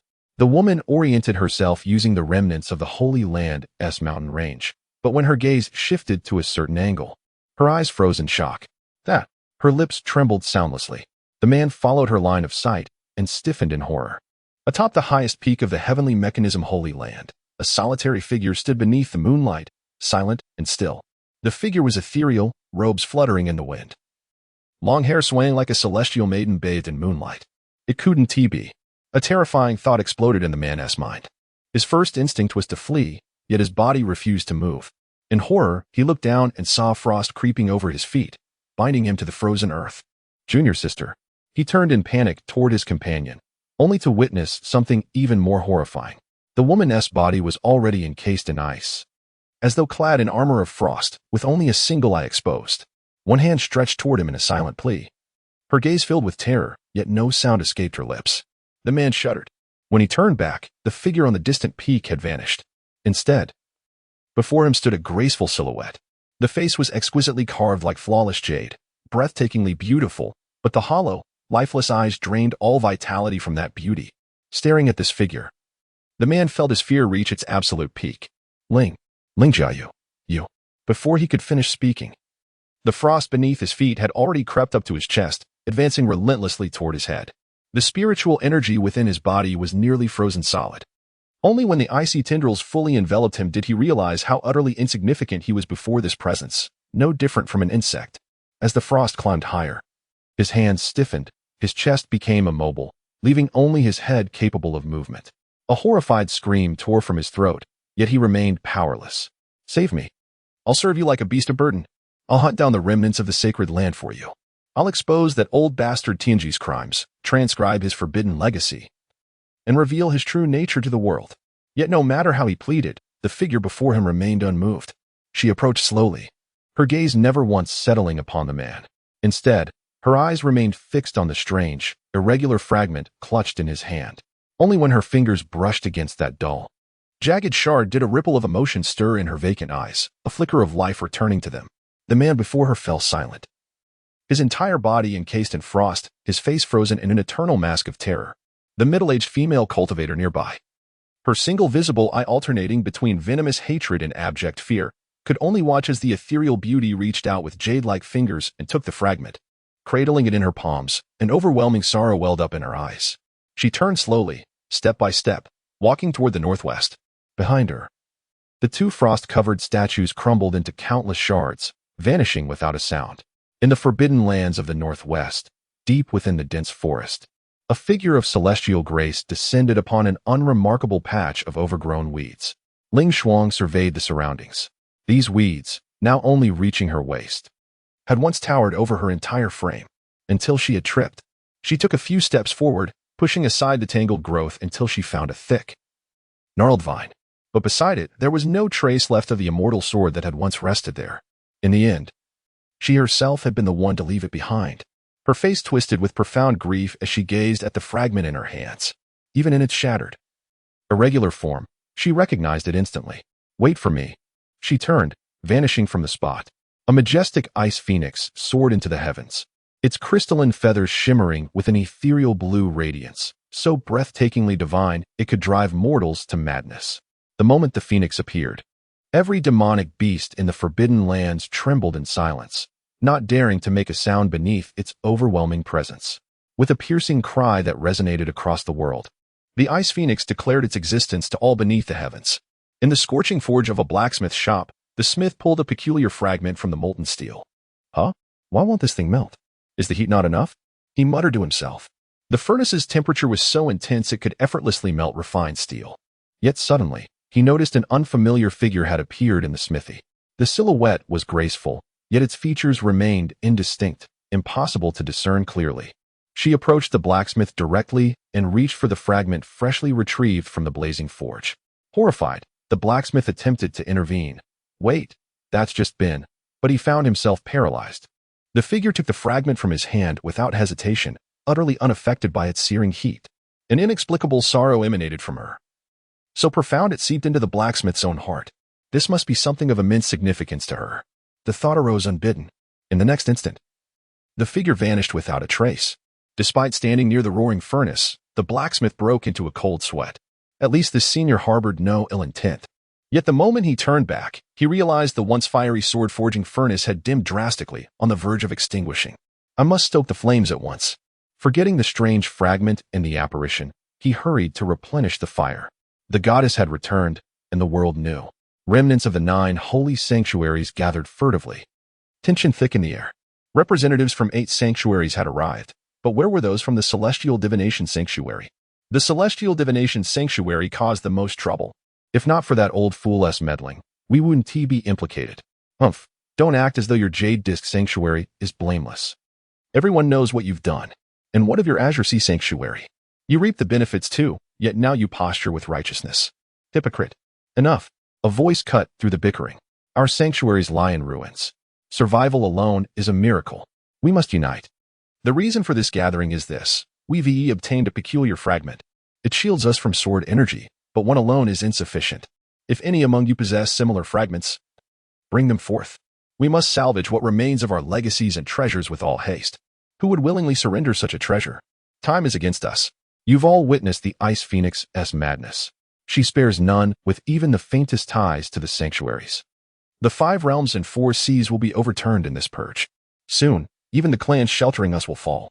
Once all factions are eradicated, we will have no refuge left. A heavy silence settled over the assembly. The truth was undeniable. Eventually, 3 more sanctuary representatives produced fragments with identical properties. From what I understand, these are remnants of that shattered celestial sword. No wonder they possess such power. A pity. That sword was truly divine. Had it merely served the sage for another century, it could have restored itself. No need to shatter. A bitter laugh. Serves it right. This wretched sword truly knows no gratitude. Risking one's life for a mere beast. Was it worth it? To end up like this, you truly deserve it. Someone within the hall cursed, but the moment the words left their lips, a soft, crystalline laugh echoed in everyone's ears. Huh. The inexplicable sound sent chills down their spines. Frantically, they searched for its source, only to realize, with sudden horror, that the figure seated at the head of the table, the first to reveal the fragments, had been replaced. In their place stood a figure veiled in obscurity, yet ethereal as a moonlit goddess. Only, her gaze was frigid, sweeping over them like a glacial wind. In this world, there was only one who matched such a description. Dread seized the remnants of the sacred sections. Ling Shuang chuckled softly before rising to her feet. She stepped behind the one who had uttered the curse, freezing their limbs before shattering them, piece by piece. Then, lifting them effortlessly into the air, she asked, voice deceptively gentle, "Did you insult him?" Others could say what they wished about her, but him? That was unforgivable. The cursed one could no longer scream, their voice long since torn away, leaving only a thread of breath clinging to life. The rest dared not even exhale. Only despair remained. With a single motion, Ling Shuang crushed the limbless body, scattering countless shards of ice through the air like falling snow. She reached out, gathering the remaining 3 fragments into her palm. The ice in her eyes melted, replaced by an agony of memories, a sorrow too vast to contain. Her fingers traced the shards, the sensation unchanged from all those years ago. Yet, no words would ever rise from them again. With the 3 fragments now in her possession, she strode from the hidden gathering of the 8 sacred sects. Behind her, the air filled with the crystalline sound of shattering ice. Since the Frost Phoenix goddess had returned, her methods had been merciless. Wherever she walked, upheaval followed, rivers of blood, purges without mercy. Of the noble houses once entangled with the sacred sects, scarcely 1 in 10 remained. Few survived her wrath. The name Frost Spirit Phoenix struck terror into every corner of the world. The 5 regions and 4 seas were erased from existence. A new empire rose upon the ruins of the old. But the empress who ascended upon ice and blood had no time for matters of state. Everything she did was for him. She secluded herself within the vast, empty halls, spending her days piecing together the fragments scattered across the floor. Her beauty, as peerless as ever, showed no change. Yet she knelt like a maiden before the shards, clad in a simple blue dress that draped elegantly over her form. Her raven hair spilling across the ground, brushing against her snow-white ankles. The sorrow in her eyes remained, unyielding. Leaning forward, she fitted each fragment, each one touched 1,000 times, back into place, guided by memory. As the familiar shape of the sword slowly reformed before her, something within her stirred. After searching for over a decade, I've finally pieced you back together. She curled forward, pressing her forehead against the broken blade, seeking the warmth she once knew. But some things, not even a life given could restore. The warmth emanating from the sword was something she could never reclaim, no matter how desperately she sought it. The cold steel sent shivers down her spine, reminiscent of those solitary, frigid nights long past. Clutching the icy blade, she drifted into slumber amidst the silence.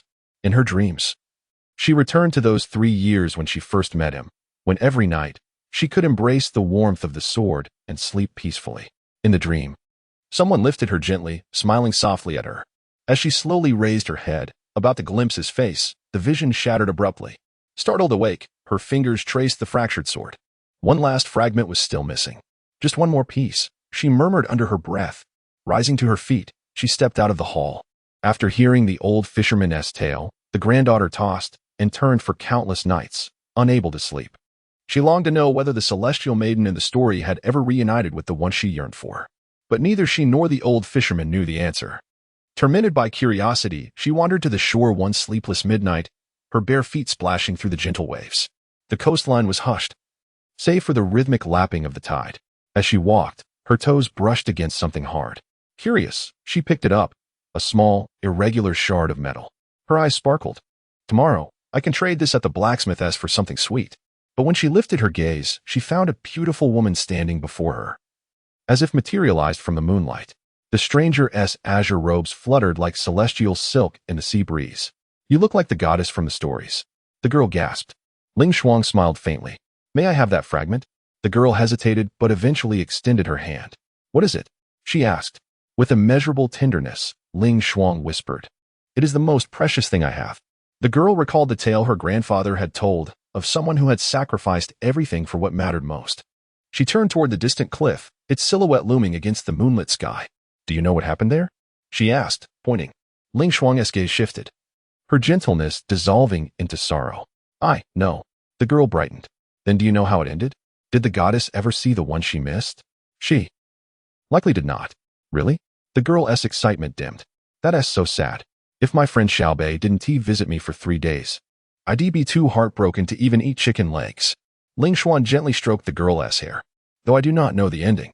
Her voice was barely audible, yet brimming with quiet resolve. I do know this. She would never stop searching. Her eyes lifted to the star-strewn heavens above. Legends spoke of realms beyond the sky, where each star was a world unto itself. Chapter 13. Bountiful Rewards. Gazing out the window in a prolonged reverie, Su Yuan finally collected his thoughts and turned his attention to the rewards from the simulation. This time, the rewards should be far better than last time. The previous simulation had only yielded a blue-tiered sword, but now, he had obtained a fractured immortal blade. As Su Yuan focused on the simulation interface before him, a painting suddenly materialized in the air. Strangely, it seemed almost alive, its imagery subtly shifting. The artwork depicted a radiant sun at the top, while the middle was dominated by the dark, jagged cliffs of a precipice. Below, the cerulean ocean rippled gently. This is. The familiar scene stirred his memory. Isn't this the very cliff where I held Ling Shuang in my arms and vanquished the 9 saints? His gaze instinctively drifted toward the summit, and there, just as he expected, stood a solitary figure. The towering cliff stretched endlessly, waves crashing against its base. A slender, graceful silhouette stood at the peak, facing the boundless sea, watching and waiting. Day after day, generated from your simulation results. Memory fragment.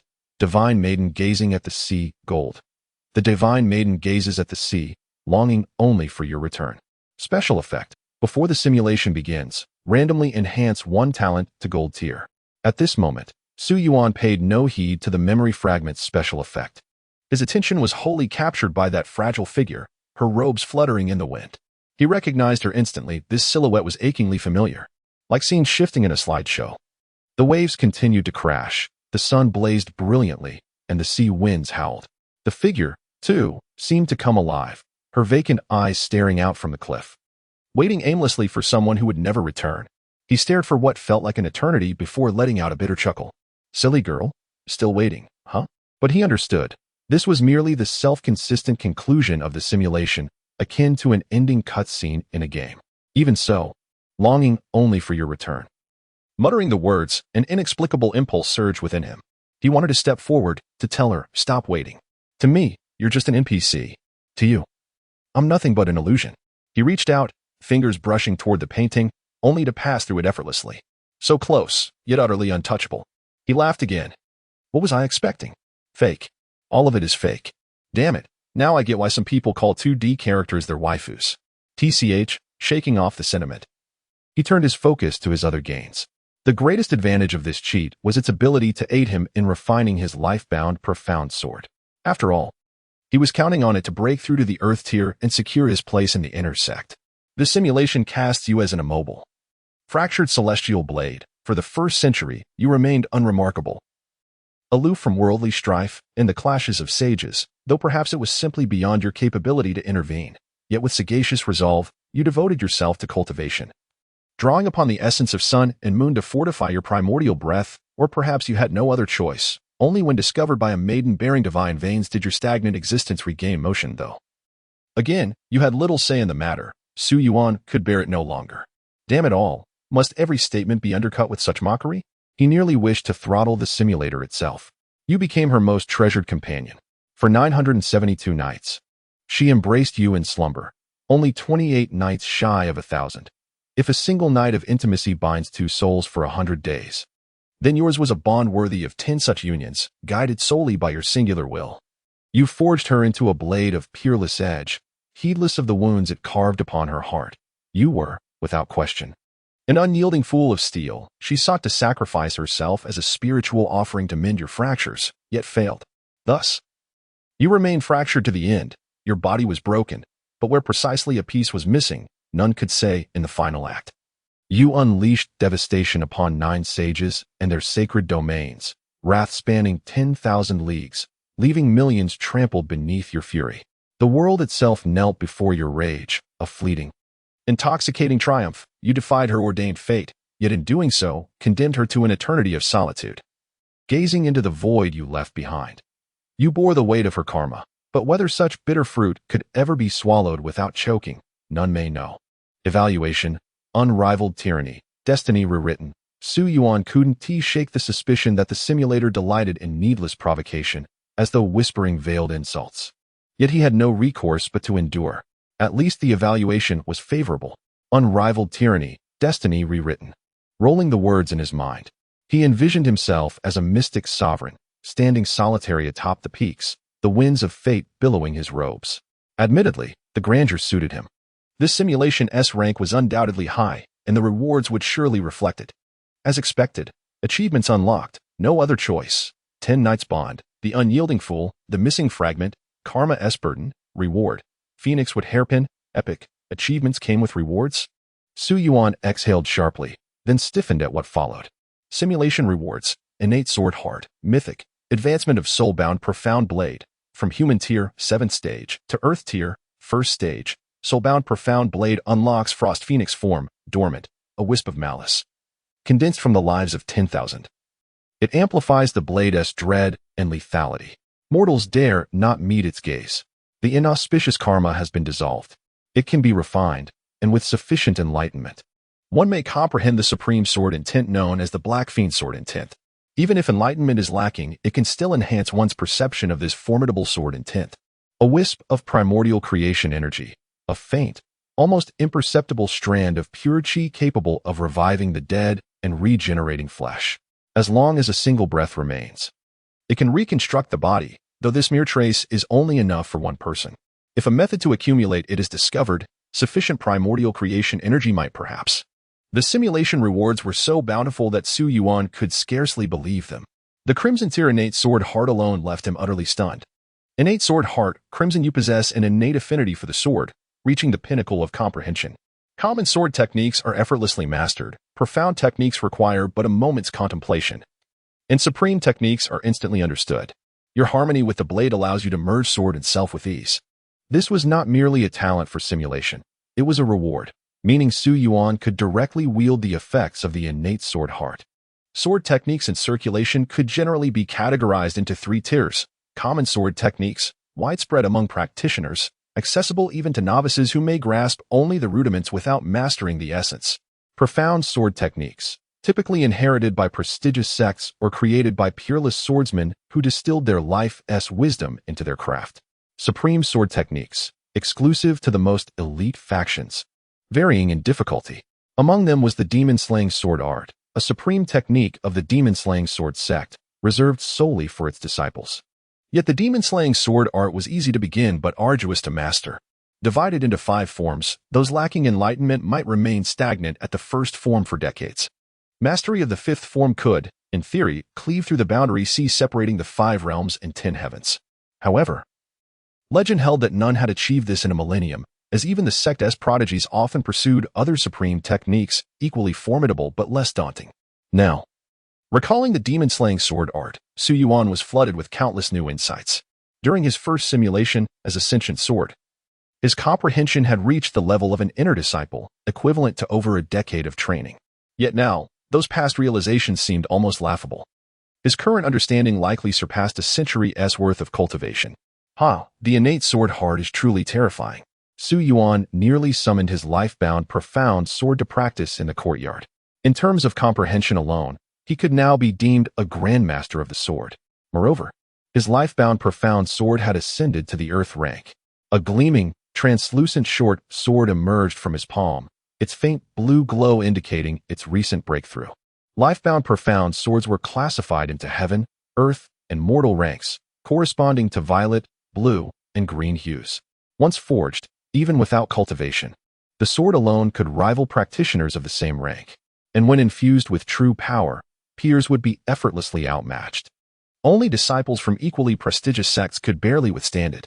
Thus, the cultivation method of the demon-slaying sword sect's life-bound profound sword had always been regarded as the foundation of their sect. Without the life-bound profound sword, the demon-slaying sword sect would cease to exist.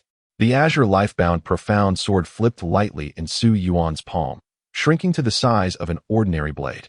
However, this sword was not forged from metal, but rather a manifestation of condensed energy. Su Yuan studied the life-bound profound sword, pondering the meaning of the third simulated reward, an additional unlocked Ice Phoenix form, currently inactive. According to the cultivation method he had practiced, there had never been any mention of the life-bound profound sword possessing alternate forms. Wasn't the life-bound profound sword simply what it was? What could this Ice Phoenix form possibly entail? Just as Su Yuan was lost in thought, his gaze fell upon a small hole that had appeared on the surface of the sword, just below the hilt. The hole did not seem artificially carved, it appeared natural, as if it had been part of the sword's creation from the very beginning. Smooth and perfectly round, no larger than a thumbnail. It looked as though it was meant to inlay some spherical object. Could this be the key to unlocking the new form? A startling realization flashed through Su Yuan's mind. The life-bound profound sword was already an unparalleled combat technique in their world. If it could further transform into another state, wouldn't that elevate its power beyond comprehension, defying the very heavens themselves? Chapter 14. The first sword of demon subjugation. The more Su Yuan pondered, the more convinced he became. The form of the Ice Phoenix. He caressed the ethereal manifestation of his life-bound mystic sword, his thoughts drifting to that fleeting silhouette upon the sea cliffs from this simulation. The connection between the two was inextricable. An inexplicable hope welled up within him. Perhaps there remained a chance to see Ling Xuan once more? The longing he had suppressed deep within his heart surged forth anew. If such a possibility existed, he would willingly stake everything to seize it, no matter how infinitesimal the odds.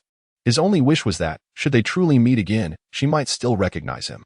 A wisp of baleful energy, summoned by Su Yuan, coiled around the life-bound mystic sword like a faint crimson thread.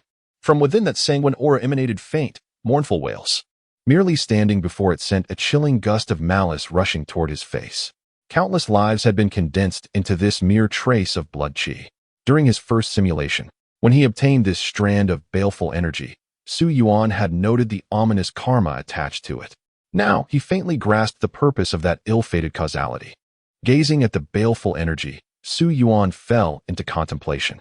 He did not immediately refine it. Instead, it was the final reward that evoked nostalgia within him. The breath of creation. Alas, it was but an exceedingly faint wisp. Its restorative effects were indeed astonishing, but could it serve no other purpose? Su Yuan's eyes lingered on the latter half of the description.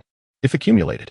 Having experienced one simulation, Su Yuan understood profoundly that the breath of creation was no ordinary spiritual treasure. Without a suitable vessel, gathering it would be nigh impossible. Even the body of an immortal sword from his simulation had begun leaking endlessly after a single use. This faint trace of the breath of creation in his hands would be extraordinarily difficult to accumulate. Moreover, the time required would likely be immense, measured in centuries, at the very least. Yet, though the task was arduous, the potential rewards were staggering. He had personally witnessed the effects of the breath of creation. The sage from his second simulation, he estimated, possessed strength equivalent to the seventh order of the 5 realms and 10 heavens. The 5 realms and 10 heavens were not a singular world. They were the result of countless realms merging, fracturing, and merging again through successive wars, forming the current structure. Each realm housed one supreme sect. Within these myriad worlds, cultivation methods were as numerous as the stars. The most common included body tempering, immortal cultivation, chi nurturing, and Buddhist vows, all representing the Great Tao. Then there were lesser-known paths, such as ghosting arts, dharma idol nurturing, and others, with cultivation methods so varied and complex. The 5 realms and 10 heavens adopted a unified ranking system, from the 1st to the 9th order. Broadly speaking, the higher the order, the greater the strength. In the pursuit of the Tao, all paths ultimately converged. The distinction between major and minor methods often lay only in form. All began with self-cultivation before expanding outward. Thus, the 1st to 3rd orders constituted the foundational stage of self-refinement. For example, in body tempering, tempered body, postnatal, prenatal. In immortal cultivation, chi refining, foundation establishment. Golden core, The third to sixth orders marked the completion of self-perfection, where one began to shape the external world, capable of moving heaven and earth as spiritual energy with a mere gesture. For instance, the path of physical cultivation corresponds to realms such as Grandmaster, Supreme, and Outer Scenery. In the methods of immortal cultivation, these translate to nascent soul, spirit transformation, and unity. Upon reaching the seventh tier, one essentially transcends mortal limitations, exhibiting faint traces of celestial aura. Among physical cultivators, such individuals are revered as martial saints, while immortal practitioners refer to them as tribulation transcenders, with the mightiest among them even earning the title of loose immortals. Buddhist practitioners at this stage can condense golden bodies, some even attaining designations like bodhisattvas or arhats. Beyond the seventh tier lies the eighth, a realm truly scarce in visitors. The reason supreme sects across the 5 realms and 10 heavens bear the epithet supreme is precisely because they harbor 8th tier existences within their ranks. As for how formidable these 8th tier beings truly are, in this era devoid of great wars, none can say for certain. The 9th tier remains even more enigmatic. Some call it the other shore, others refer to it as the Great Emperor, and still others speak of immortal kings, yet none truly know how to properly name it. In the simulated world of the second trial, the title sage was merely an honorific rather than a designation of cultivation realm. In Su Yuan's estimation, they likely hovered around the 7th tier, possessing abilities bordering on the celestial.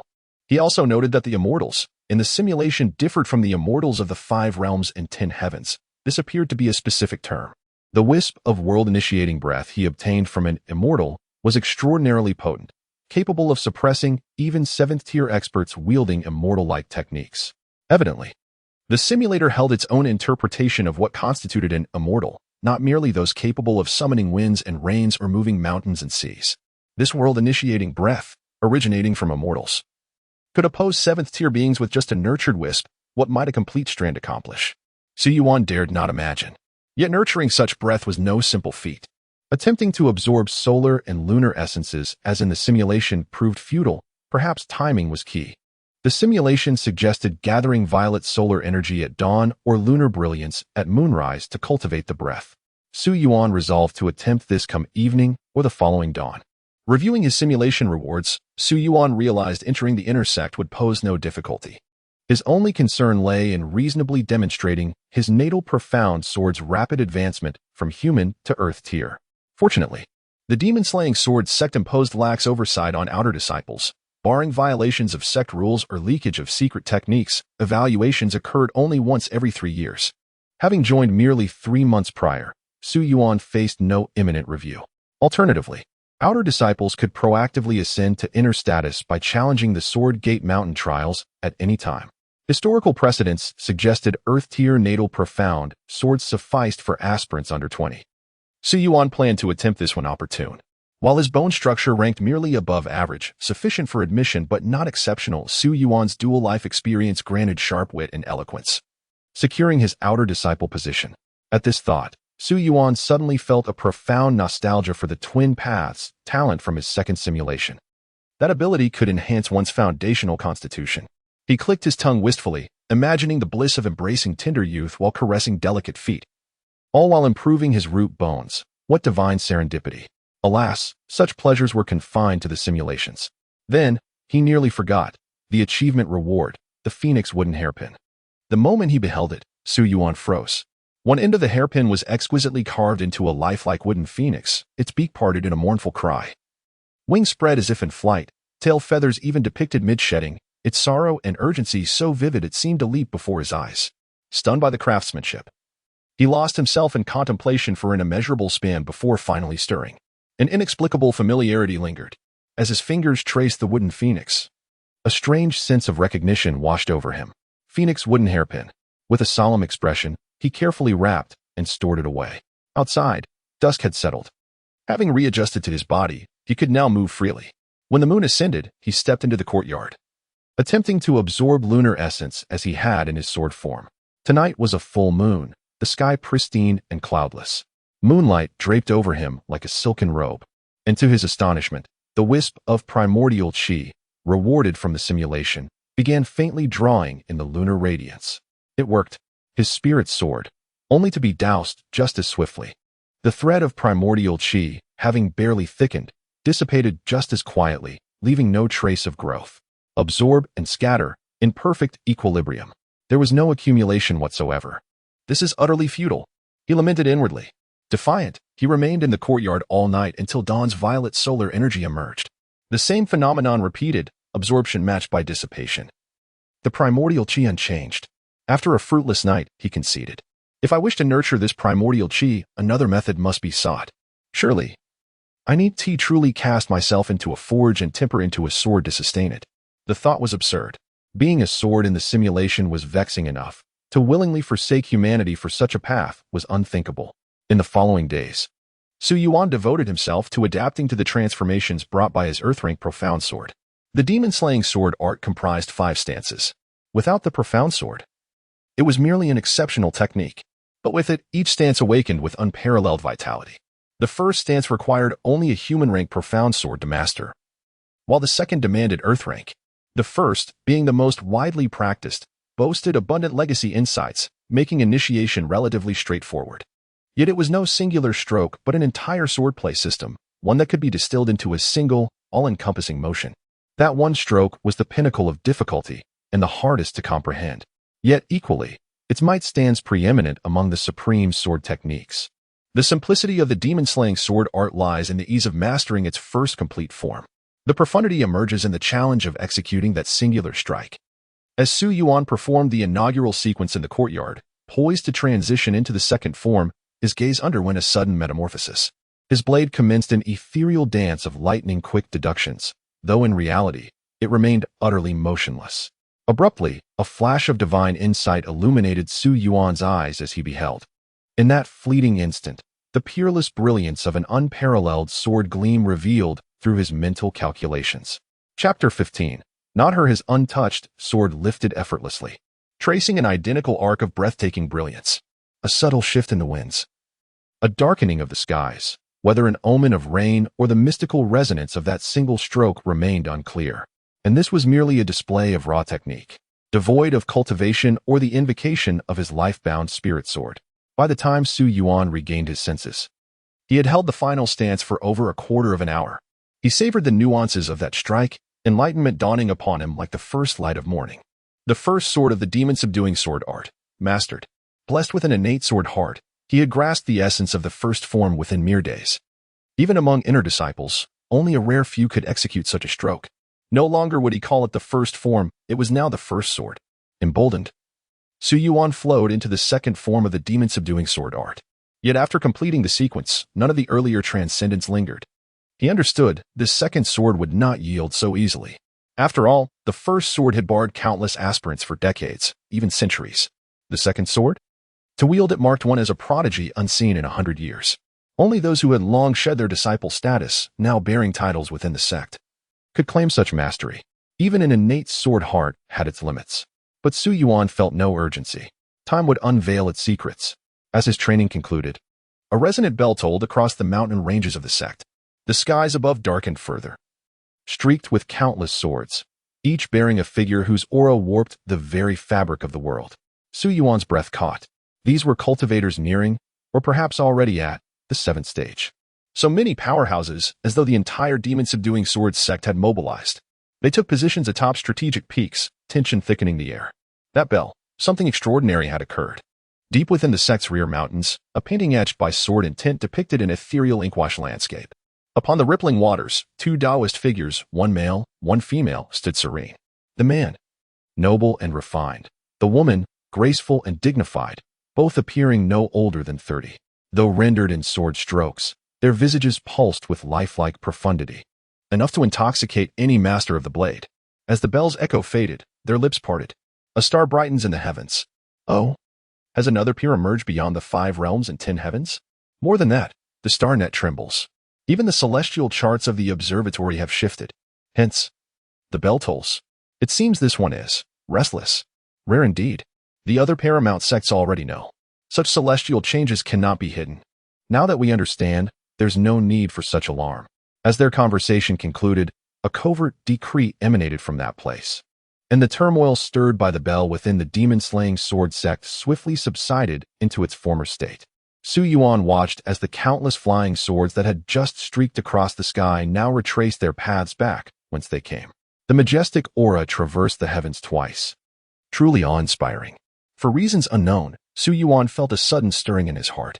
He retrieved the phoenix wooden hairpin, gazing at the carved phoenix at its tip, his eyes brimming with nostalgia.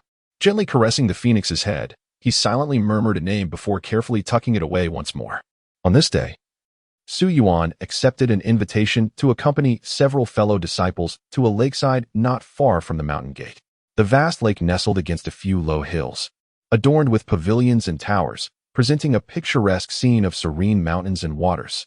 Strolling along the lakeside corridor, Su Yuan found himself enveloped in a delicate mist, where the rain-kissed scenery blurred the boundaries between sky and water, creating an ethereal, dreamlike vista.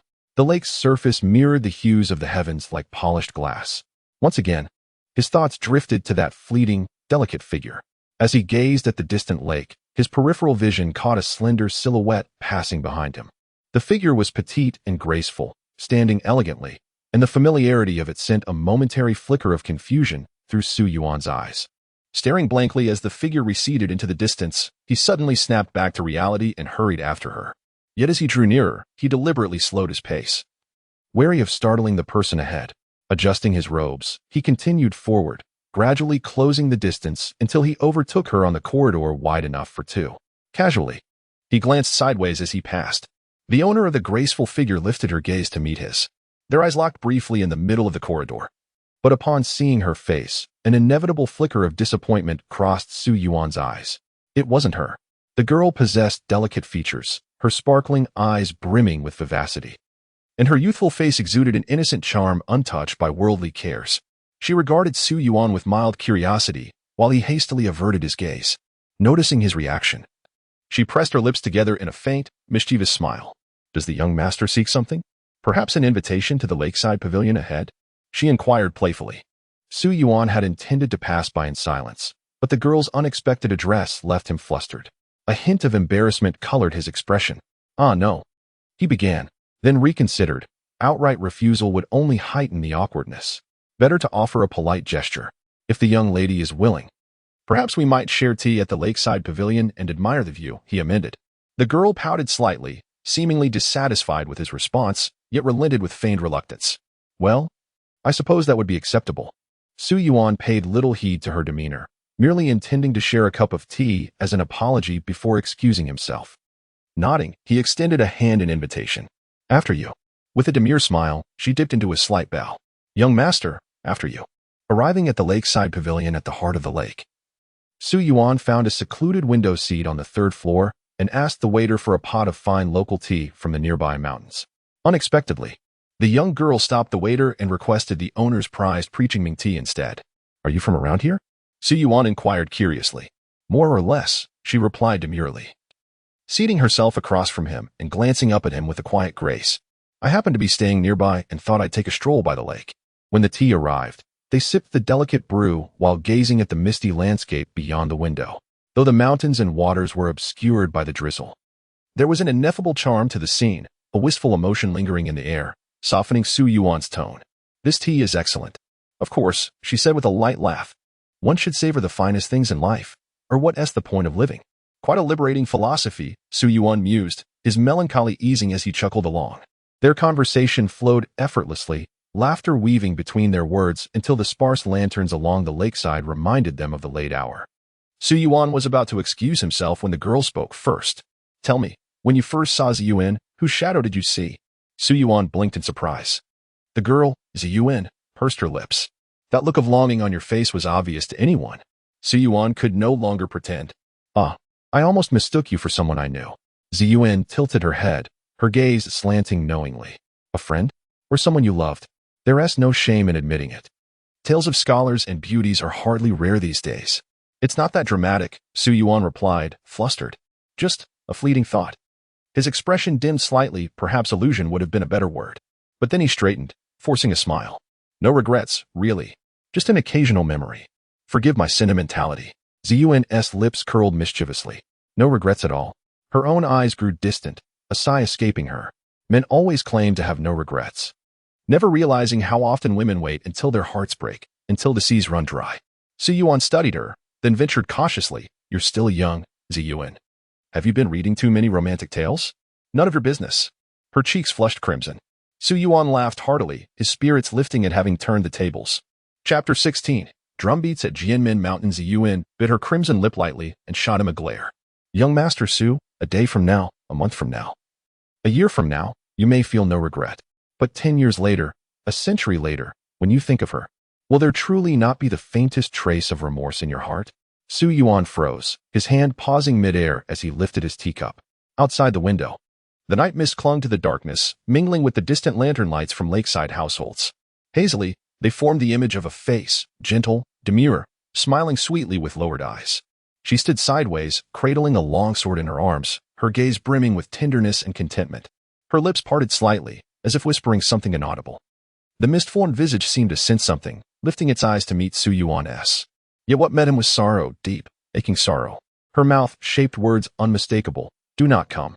With one last lingering yet resolute glance, she turned away, leaving behind only the faint sway of her cascading raven hair, flowing like water. The silhouette beneath those dark tresses was so near yet ethereal, as if it might vanish at any moment. Su Yuan's heart trembled violently. The teacup in his hand shattered inch by inch, spilling tea and fragments onto his robes. By the time he sought the mist-formed face again, the fog had already shifted, leaving nothing behind. He lowered his head, bewildered. Had he not achieved the most perfect outcome possible? Had he not left no regrets behind? Had she not already learned to stand alone, no longer needing to rely on anything or anyone? What, then, still held him back? These past days, he had buried it deep, pretending indifference.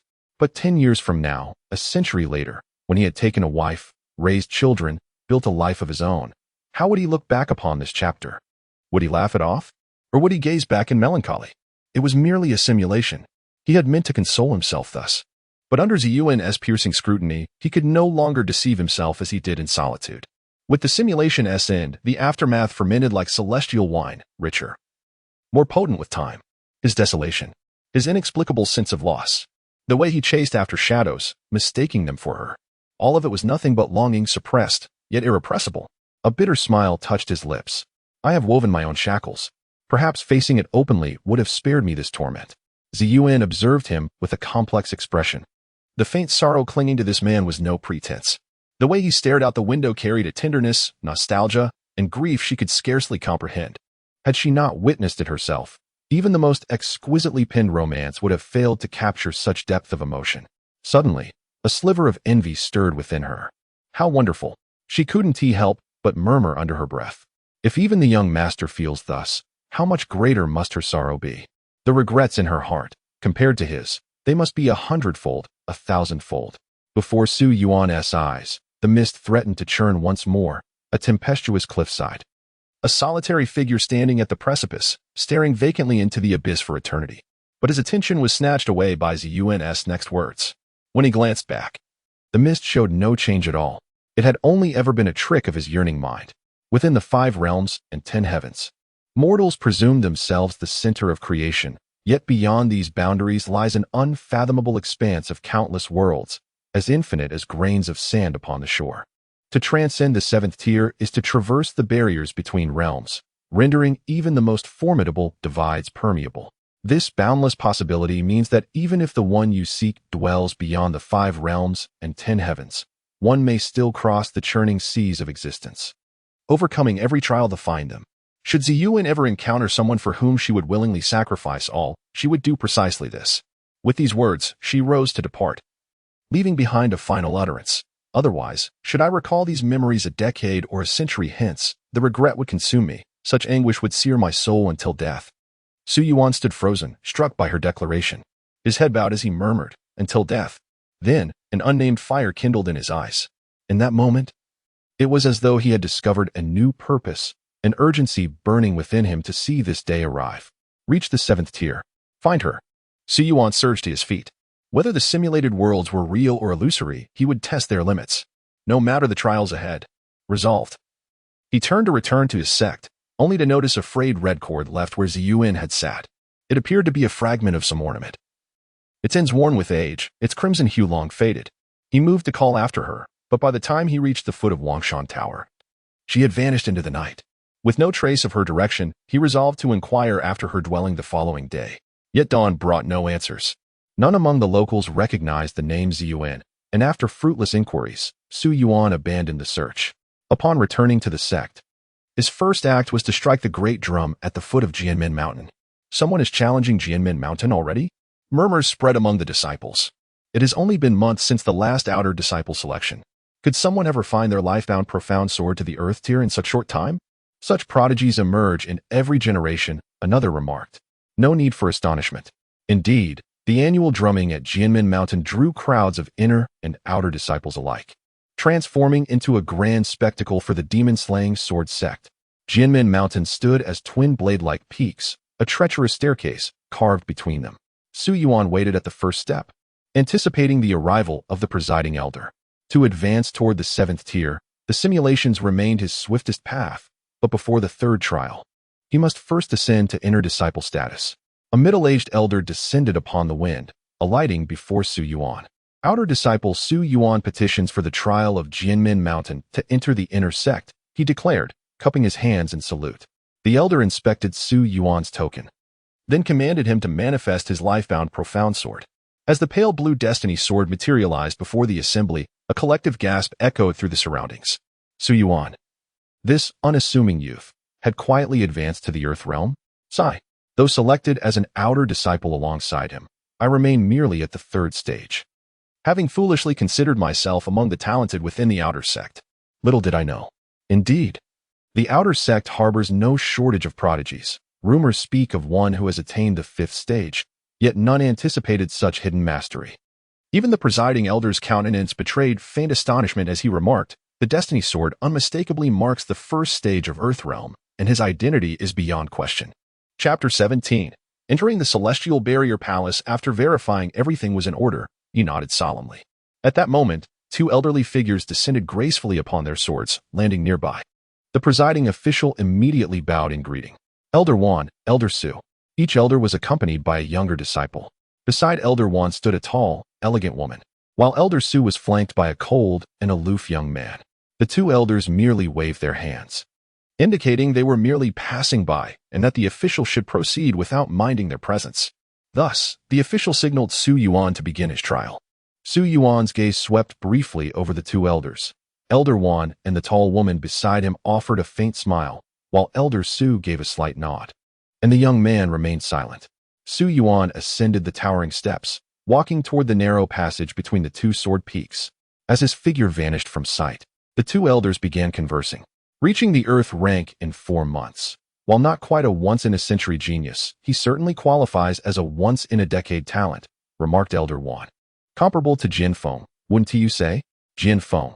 If I recall, it took you 4.5 months to reach the Earth rank, didn't it? Elder Su asked the young man beside him. The youth named Jian Feng nodded reluctantly. Yes, but if we speak of the most dazzling genius within the demon-slaying sword sect in the past century, it would undoubtedly be that person, reaching the Earth rank in merely 3 months. A record that remains unbroken to this day. Elder One chuckled. Oh, comparing anyone to him is futile. Even we must address him with reverence as the Sword Saint.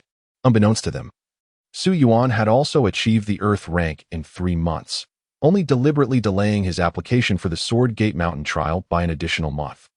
The 2 elders were confident in Su Yuan's success, considering it a foregone conclusion. However, they did not anticipate it would happen so swiftly. When Su Yuan reappeared at the summit of the Sword Gate Mountain steps a mere quarter of an hour later, both Elder Wan and Elder Su were stunned. Even the presiding official gaped in disbelief. How long has it been? Barely 15 minutes, if memory serves. The trial includes not only an assessment of one's innate sword cultivation but also a test of swordsmanship, even if his innate sword met the standard. How could he complete the swordsmanship trial so quickly? Elder Su inhaled sharply. This boy, his talent is truly extraordinary. Before he could finish speaking, Elder One had already vanished. Scanning the area, Elder Su realized the old man had already materialized beside Su Yuan. That old fox moves far too quickly. Though Elder Su was tempted to act just as shamelessly, decorum restrained him. Elder One had already made the first move, and it would be unseemly to compete openly. Elder One stood before Su Yuan, his gaze burning with intensity. I am an elder of the Celestial Barrier Palace. Would you consider joining us? Within the inner sect of the demon-slaying sword sect stood 2 great celestial palaces, the Celestial Barrier and the Earth Pivot. The Celestial Barrier Palace specialized in the first and third forms of the demon-slaying sword art, while the Earth Pivot Palace focused on the second and fourth. Each had its own strengths. The first form had the lowest threshold for mastery, attracting the most disciples. Thus, among those who attained enlightenment in sword techniques, the greatest number comprehended this initial form. The second sword technique was comprehended by far fewer individuals compared to the first, yet its formidable power compensated for the disparity in numbers. On the whole, the two palaces remained evenly matched, maintaining a delicate equilibrium. As for the fifth technique, none within the demon-slaying sword sect had ever mastered it, leaving no legacy of insight or method for its cultivation. By fortunate coincidence, Su Yuan had just attained enlightenment in the first technique of the demon-slaying sword art, making his entry into the Tianguan Palace serendipitous. Moreover, the elderly Master Wan and his tall disciple had greeted him with warm smiles, prompting Su Yuan to nod in agreement. Disciple Su Yuan wishes to join Tianguan Palace. Elder Wan stroked his beard delightedly, repeating excellent 3 times in succession. Returning triumphantly to Elder Su's side, he gloated, Su, old friend, as one wanes, the other waxes. Best not let your DG Palace fall too far behind ours. Elder Su twitched his lips and flicked his sleeve dismissively. You, a venerable tribulation transcendent swordsman, may disregard dignity, but I still have some pride to uphold. With that, he departed swiftly with the youth named Jianfeng, whose gaze towards Su Yuan brimmed with defiance and arrogance. Elder Wan merely chuckled, his demeanor devoid of the aloofness typical of a tribulation stage cultivator. Xiaoshu, come. Escort your new junior brother back to the palace. He beckoned the tall woman, and together they soared on their swords, leaving behind a crowd of awestruck outer and inner disciples. Thus, Su Yuan came to know his senior sister, Qin Shu, an amiable and forthright woman who carried herself with the air of a natural leader. Upon arriving in the inner sect's domain, she efficiently arranged his residence, a mountain peak courtyard near the main hall of Tianguan Palace, offering a sweeping vista of the sect's sprawling peaks. Su Yuan was thoroughly pleased. Sha Yuan, from now on, you're under my wing in the inner sect, Qin Shu declared. Our master's nickname is Blind Immortal. If trouble arises, just invoke his name. He's already buried in enough grievances that 1 or 2 more won't matter. Xiaoshu, your master hasn't gone far yet. Elder Wan's voice drifted back. Oh, master, I wasn't exactly praising you, Qin Shu retorted playfully. Didn't you claim to have grasped the essence of the first technique last time? Let's see it now. And no. Master, I admit my mistake. Qin Shu deflated instantly, her voice meek. Satisfied, Elder Wan hunt. Take Sha Yuan to the Sword Valley. Every new inner disciple has the right to visit. Who knows? Perhaps one of the immortal swords there will recognize his extraordinary talent and submit to him willingly. Of course, he didn't truly believe it. With those words, he drifted away, his figure dissolving into the mist, finally exhibiting a trace of immortal grace. Once he was out of earshot, Qin Shu's expression shifted. The old man is eccentric. If anything arises, come to me. And don't take his words too seriously. While there are indeed immortal swords in the Sword Valley, the likelihood of one submitting to you is 10 times rarer than becoming a once-in-a-century prodigy. This piqued Su Yuan's interest. After all, he had once simulated the existence of a fractured immortal sword. He wondered how the blades in the valley compared to those in his simulations. Seeing Su Yuan was but a disciple of merely 4 months, still unfamiliar with many matters. Qin Shu patiently elaborated. Do you comprehend how the primordial profound sword corresponds to cultivation realms? The first 3 tiers of the primordial profound sword, heaven, earth, and man, each align with 2 cultivation stages. Upon first entering the man tier, one's combat prowess resembles that of a first-stage cultivator. At the peak of the man tier, one rivals a second-stage cultivator. Advancing to the earth tier naturally allows comparison with 3rd and 4th-stage cultivators. Presently, your primordial profound sword resides at the first segment of the earth tier, equivalent to an innate body-refining martial artist or a golden core cultivator. As for the heaven tier, it parallels the 5th and 6th stages. Beyond the heaven tier lies the immortal tier, when the primordial profound sword transcends mortality and ascends to immortality. It rivals the might of 7th and 8th stage sovereigns. Thus, do you now grasp the true worth of an immortal sword? Qin Shu tilted his chin slightly upward, a trace of pride in his bearing. Chapter 18. Entering the Sword Valley within the Earth Axis Palace, there existed a once-in-a-century prodigy of the demon-slaying sword sect. Primarily trained in sword techniques and secondarily in body refinement, he was now revered as the Sword Saint.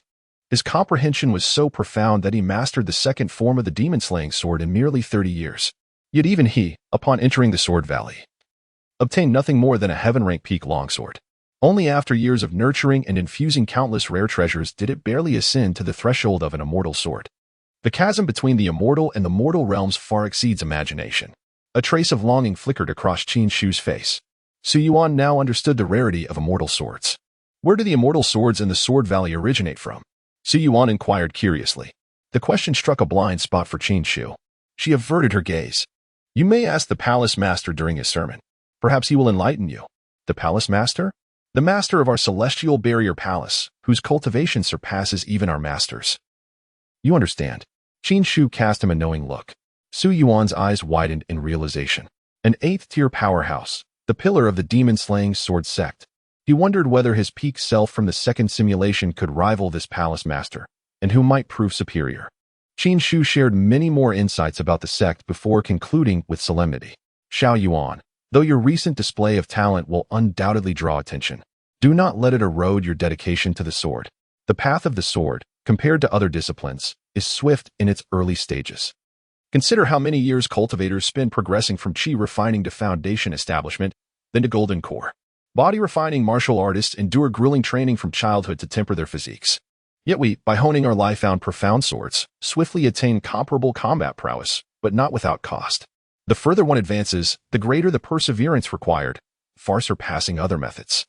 The obstacles multiply exponentially. Should your sword heart waver, the blade in your grasp will falter, leaving you lost in doubt. Countless prodigies surge ahead, only to crumble before adversity, questioning themselves until they abandon the path. Breaking through from earth rank to heaven rank is a trial, ascending from heaven rank to immortal rank even more so. These hurdles dwarf the challenges faced by cultivators and martial artists. Prepare yourself mentally. Qin Shu feared Su Yuan, having easily reached earth rank, might grow impatient for rapid progress. Su Yuan nodded gravely. Indeed, the life-bound profound sword method allowed swift early advancement. Outer disciples readily attained first or second-tier strength. But the path ahead would demand retribution in full. Rest assured, senior sister. I understand. Yet how could Qin Shu know?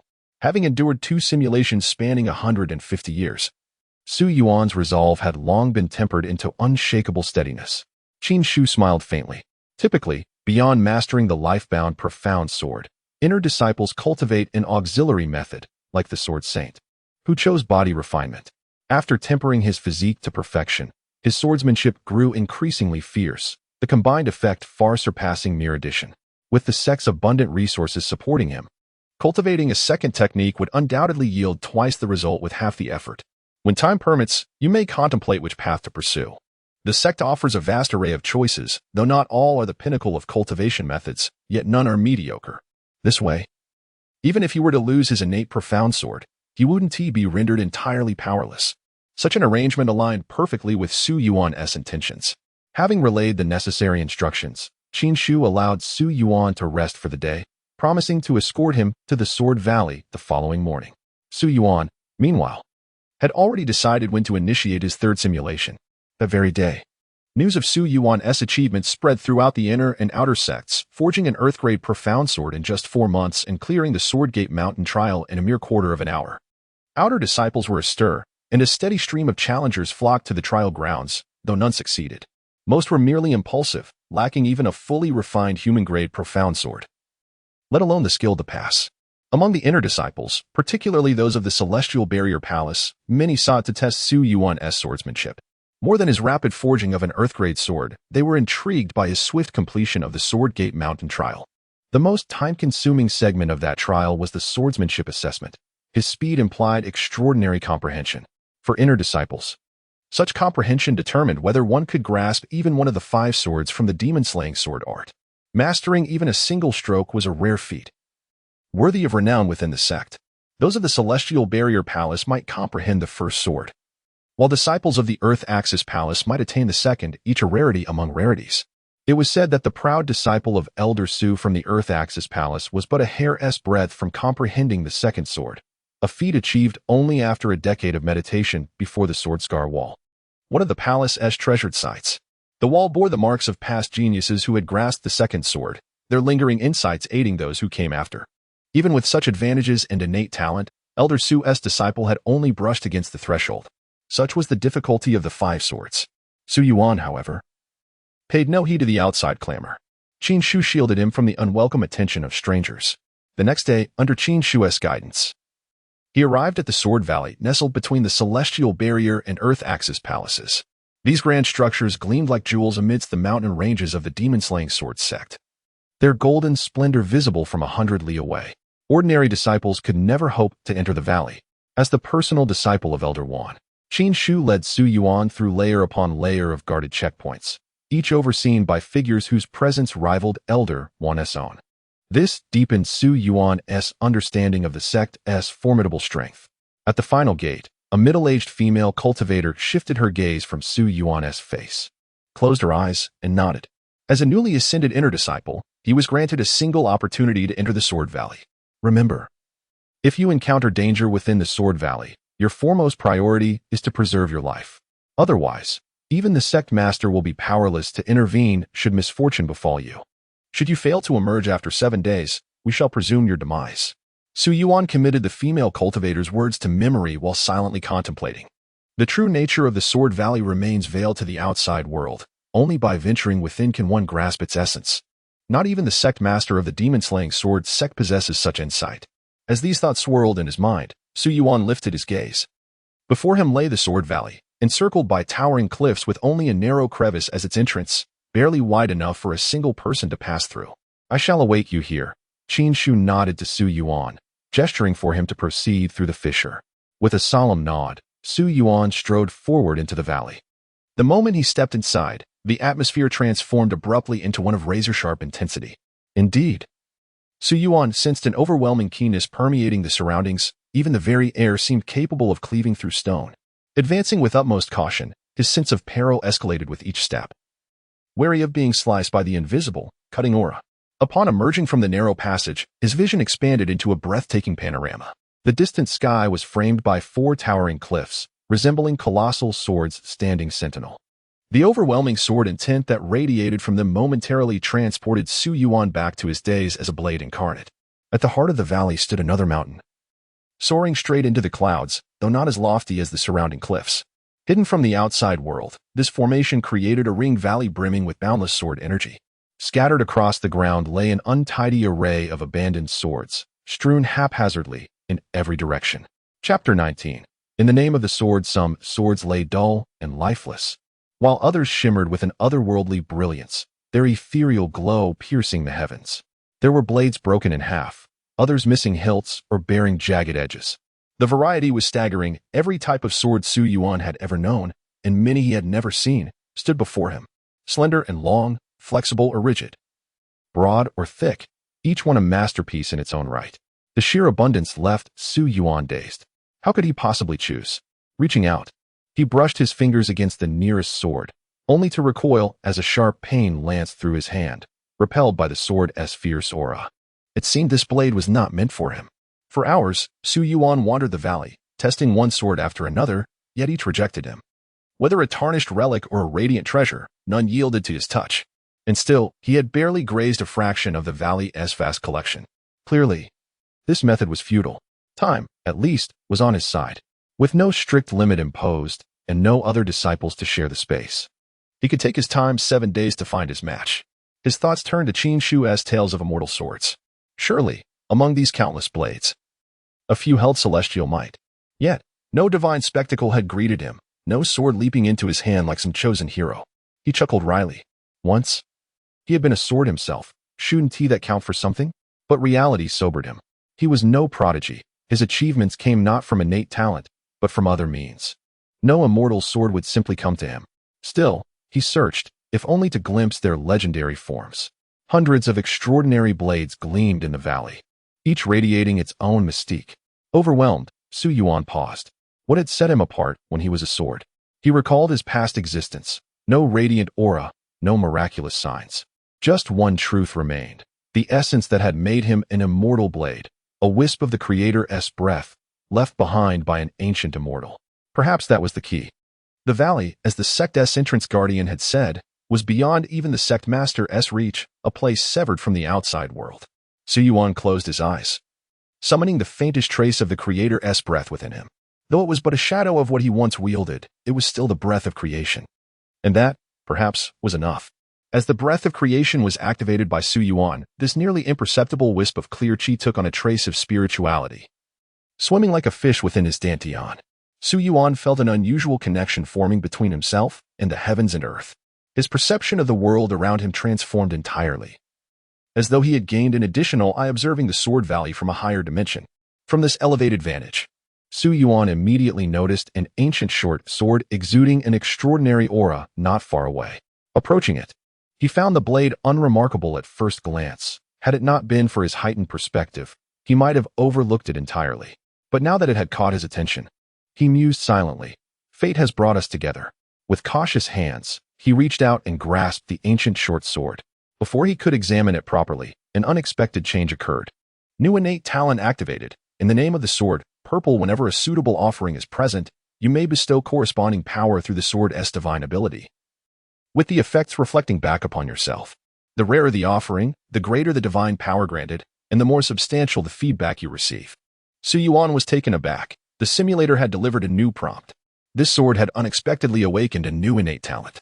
Innate talents are not unique, but only one can be active per simulation. Before each simulation begins, you may switch between available innate talents. Current innate talents: become the sword, blue. In the name of the sword, purple. Each simulation will randomly assign additional talents based on your innate talent. Every simulation presents a new opportunity. Use it wisely. Glancing at the ancient short sword in his hand, Su Yuan quietly stored it away. Regardless, having activated a purple tier talent, this blade's origins were surely anything but ordinary. With his gain secured, Su Yuan found himself with ample time remaining. Unhurried, he settled onto an open patch of ground, sitting cross-legged as he closed his eyes and immersed himself in the simulation. Please select your innate talent for the simulation. After brief consideration, Su Yuan decided, without any additional enhancement opportunities this time, the blue tier become the sword paled in comparison to the purple tier in the name of the sword. Your innate talent for this simulation is, in the name of the sword, purple whenever a suitable offering is present. You may bestow corresponding power through the sword's divine ability, with the effects reflecting back upon yourself. The rarer the offering, the greater the divine power granted, and the more substantial the feedback you receive, based on your innate talent. Your randomly assigned talents for this simulation are Sword Shadow, blue. You may project your insights as shadows, containing myriad mysteries within. Demon Repeller, green. The radiant aura around you possesses demon-dispelling properties, particularly effective against demonic entities. Seeing that only a blue and a green tier talent had been assigned this time, Su Yuan felt a twinge of disappointment. But then, a realization struck him. There was still one thing yet to take effect. Indeed, Recollection Goddess, gazing at the sea, gold, activated, special recollection effect. Before simulation begins, randomly enhances one talent to gold tier. Exorcist, green. Upgraded to Exorcist, gold. Exorcist, gold. You are the bane of all demonic entities in this world. Through blood offerings, you may bestow pills that render one impervious to demons and exorcism auras lasting half a moon cycle. You may empower a single mortal as an exorcist proxy, granting them supreme demon-slaying prowess. Against the demonic, they shall know no defeat. Chapter 20. Will you devour me? The emergence of this golden talent gave Su Yuan a momentary pause. Was he destined to be a mere tool? Before he could dwell further on the thought, the simulation before him dissolved into fragments that sank deep into his consciousness. You awaken in the damp, shadowed depths of an ancient tomb. Someone has plucked you from the mud. You realize you are still in the form of a sword. Yet, fortunately, you retain some mobility. A faint ability to shapeshift lingers, allowing you to manifest briefly before human eyes. Those who unearthed you were nothing more than petty grave robbers. They tossed you carelessly into a sack alongside other trinkets of gold and silver. After hours of labor, they finally retreated to their hideout, laden with stolen treasures. Boss, this time we hit the tomb of a noble. What a haul. It's only because this village was recently ravaged by demons. Not a single soul left alive. Otherwise, a tomb of this scale would had guardians. We'd never have gotten near it. Boss is sharp as ever. Marked the spot long ago, just waiting for the demons to clear the way. This haul alone could buy us a mansion in the Imperial City, live out our days as wealthy men. Who wants to rot as some pampered lord? No ambition. There are still a few grand tombs to the south. If no one has beaten us to them, we'll strip them bare. Wealth to rival a kingdom isn't impossible. Then we'll claim a mountain, raise an army, snatch a few fair maidens from manners, and reign as kings of the hills. Now that us freedom. Ah, boss speaks wisdom, speaks wisdom. King of the mountain does sound fine. Listening to their banter, Su Yuan couldn't help but chuckle softly. A bandit king, somehow even less ambitious. Then again, perhaps not. In these war-torn times, a mountain lord might at least have the means to survive. A wealthy recluse? Just a plump hen waiting to be bled dry. So this world was under siege by demons? Su Yuan felt no fear toward them. Slay demons? With this talent, he'd cut down one, then another, leave none standing. Yet as he assessed his current form, he sensed a hollow emptiness within the sword's body. Not a shred of spiritual energy remained. He needed rare offerings, and quickly, to replenish his strength. You manifested before these petty tomb raiders. The thieves. Seeing a figure materialize out of thin air amidst the piles of gold and silver in the deserted corner, exchanged glances before fainting in terror. Within you stirred an instinctual craving for sacrifice, yet it remained utterly indifferent to these insignificant men, proof they were unworthy offerings. You fastened the sacks of treasure to the horse's back and departed. Thus began your journey in search of a worthy sacrifice, the lone steed bearing its burdens. Its back eerily devoid of a rider. No suitable offering crossed your path, but patience was a virtue you possessed in abundance. After untold distances, the exhausted horse collapsed, sending the sacks tumbling down the slope, you among them. Amidst the scattered gold and silver, you were retrieved by a slender, pale hand. At that touch, something primal surged within you, nearly overwhelming, an almost unbearable urge to possess. Instinct whispered, this was something rare beyond measure. Though the owner of that pale hand was gaunt, her face smeared as if rolled in mud, her eyes burned with an extraordinary light. She ignored the scattered riches, drawn only to the peculiar, ancient dagger in her grasp. As though it pulsed with a mystifying allure. Under the dazzling sun, the dagger's dark crystalline surface shimmered with an enigmatic, star-like brilliance, captivating her gaze. As she studied it, the sunlight above her was eclipsed by shadow. Looking up, she saw only the blinding radiance in the silhouette within it. A voice, neither harsh nor grating, echoed in her ears. Heh. A rare treasure indeed. A fine sacrifice. Fate binds us, come with me. She showed no fear, merely widening her eyes as if pondering the meaning of those words. Then, addressing the shadow above, she asked, will you eat me? Su Yuan had envisioned her trembling in terror, wailing and pleading, a scene he had prepared to exploit. He had rehearsed his approach, gentle persuasion, offering power in exchange for her willing sacrifice. She was so thin, so small, with no guardian in sight, likely a refugee after the demonic raids. Her protectors fallen along the way. He would appeal to her desperation. Or perhaps she was a victim of bandits. Another casualty of this lawless age where the powerless could only watch as their world crumbled. The promise of strength would sway her. He had played out every scenario in his mind. Yet he had not anticipated this. Her expression was earnest, unwavering, even within the shadow of Su Yuan's form. Her clear, unclouded eyes held no deceit. She had asked in complete sincerity. His hand, poised to rest on her shoulder, froze midair. And in that moment, even the restless hunger within him stilled.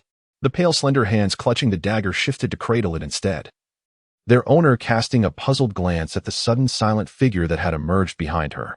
Well, she voluntarily raised both hands above her head, though the meaning behind this gesture remained unclear. Witnessing this movement, Su Yuan fell silent. His hovering hand descended to rest upon her head instead. I don't consume humans. His voice, devoid of harshness, whispered by her ear once more. She regarded the retreating back with curiosity, only to hear the figure inquire without turning, what's your name? Without hesitation, as if she had answered this countless times before, she replied, when I was little, someone said my fate lacked water, so they named me. Yushi. Yushi. Su Yuan murmured the name, feeling an instinctive restlessness stir within him before silence reclaimed him.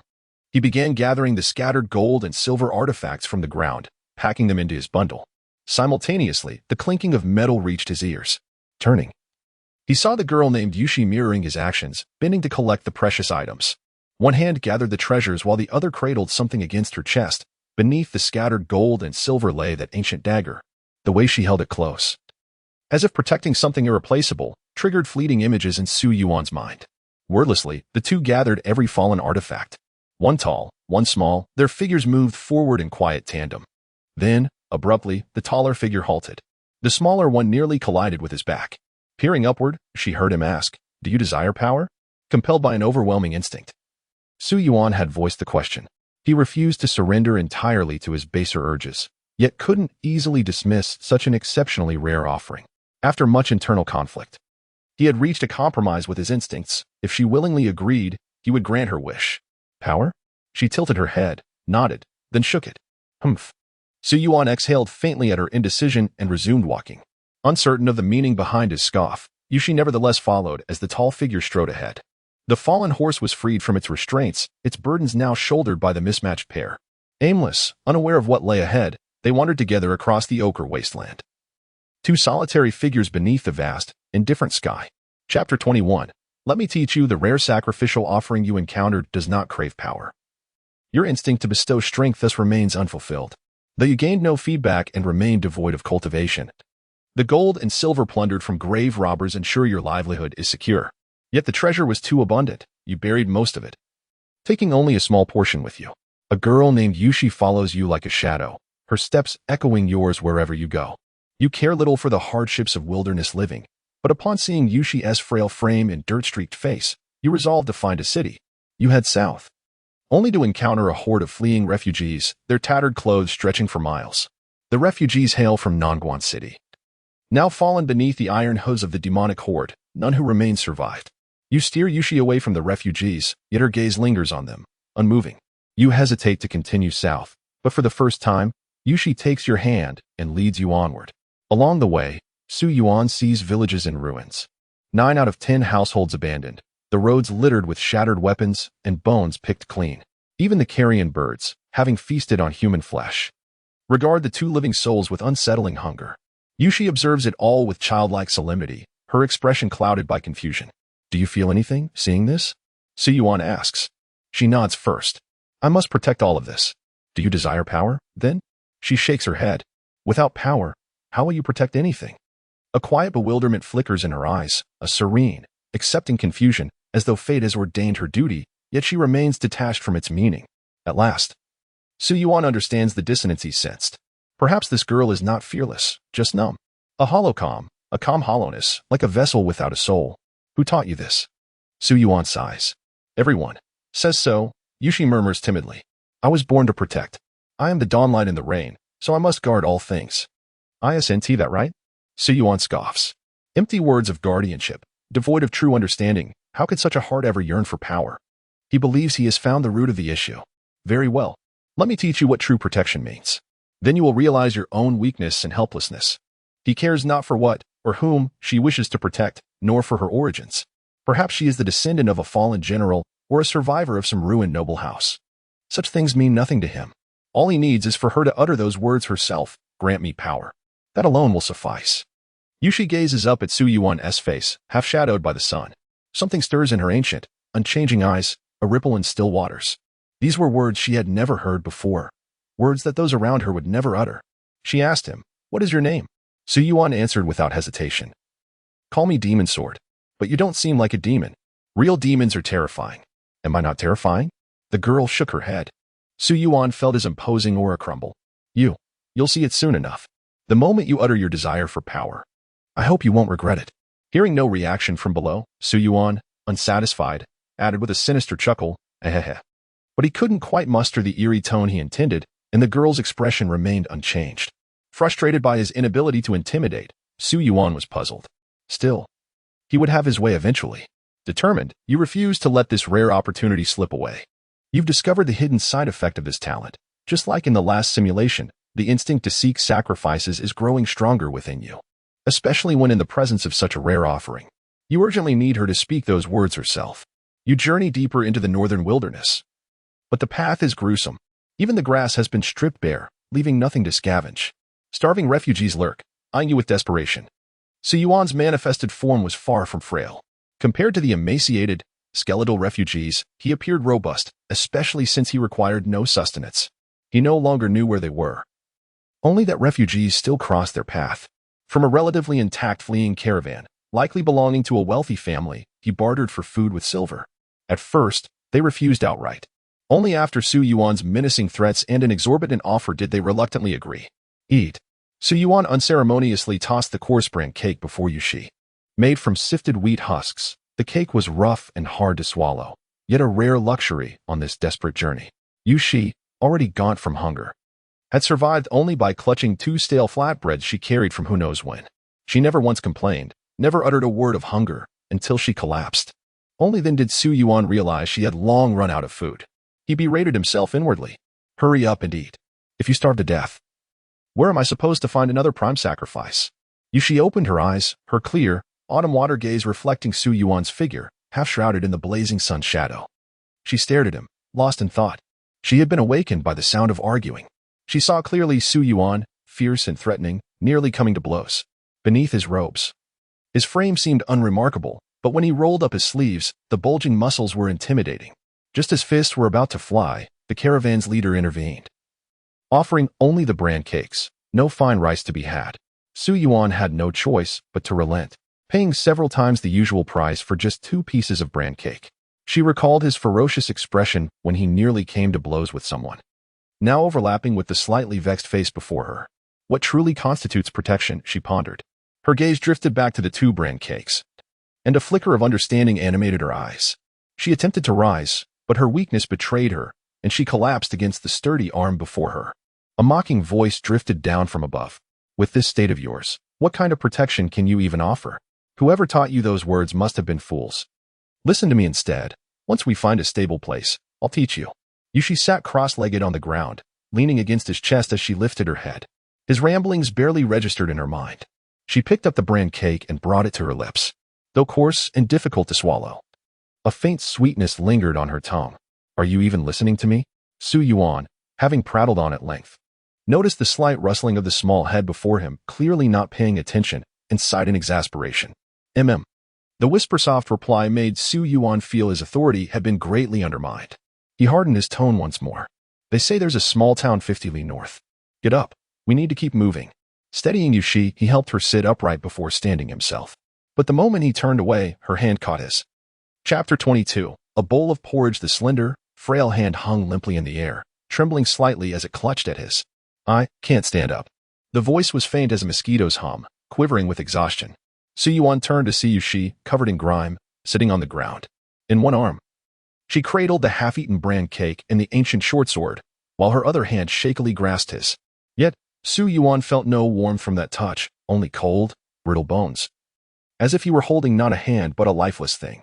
She kept her head bowed, waiting in silence for a response that did not come. Slowly, she lifted her gaze. When their eyes met, Su Yuan saw something different in them, no longer the dull acceptance of before, but a flicker of something stirring to life. Like a frozen river beginning to flow once more. He sighed inwardly.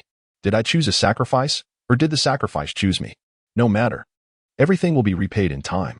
Crouching down, he lifted her slight frame. The moment he did, he was startled by how little she weighed. Only when he felt the faint pressure on his back did he realize she had settled there. Hold on tight. If you fall, I won't catch you. This is the only time. If you slip, you'll have to crawl back up yourself. Don't mistake this for kindness. Remember your place. You are my offering. Everything you are will belong to me in the end. I'm only ensuring you survive until then. So, harbor no illusions. Accept your fate. Su Yuan continued muttering, but no soft came in reply. Glancing back, he caught the faintest whisper of acknowledgement before quickly turning away. As long as she is alive, those 2 cakes will have to last. 50 li is neither far nor near. Ah, the burdens of flesh. Yushi rested her head against his broad back, lulled by the steady rhythm of his voice. Though his words were harsh, they carried an odd comfort. She didn't fully understand them, but she memorized each syllable, just as she had once absorbed the teachings of her so-called guardians.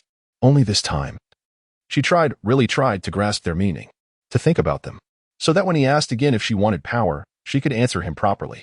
Between the murmurs, drowsiness crept in.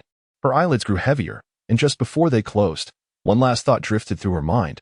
After all, Sword Demon Isnta Demon. They reached the city 50 li away by midnight. Fortunately, Su Yuan was no ordinary man. Tireless, relentless, he moved like the finest of beasts. Yet glancing back at this supremely precious sacrificial offering, Su Yuan gritted his teeth. It was worth it, given the intensity of his instinctive reaction upon first encountering her.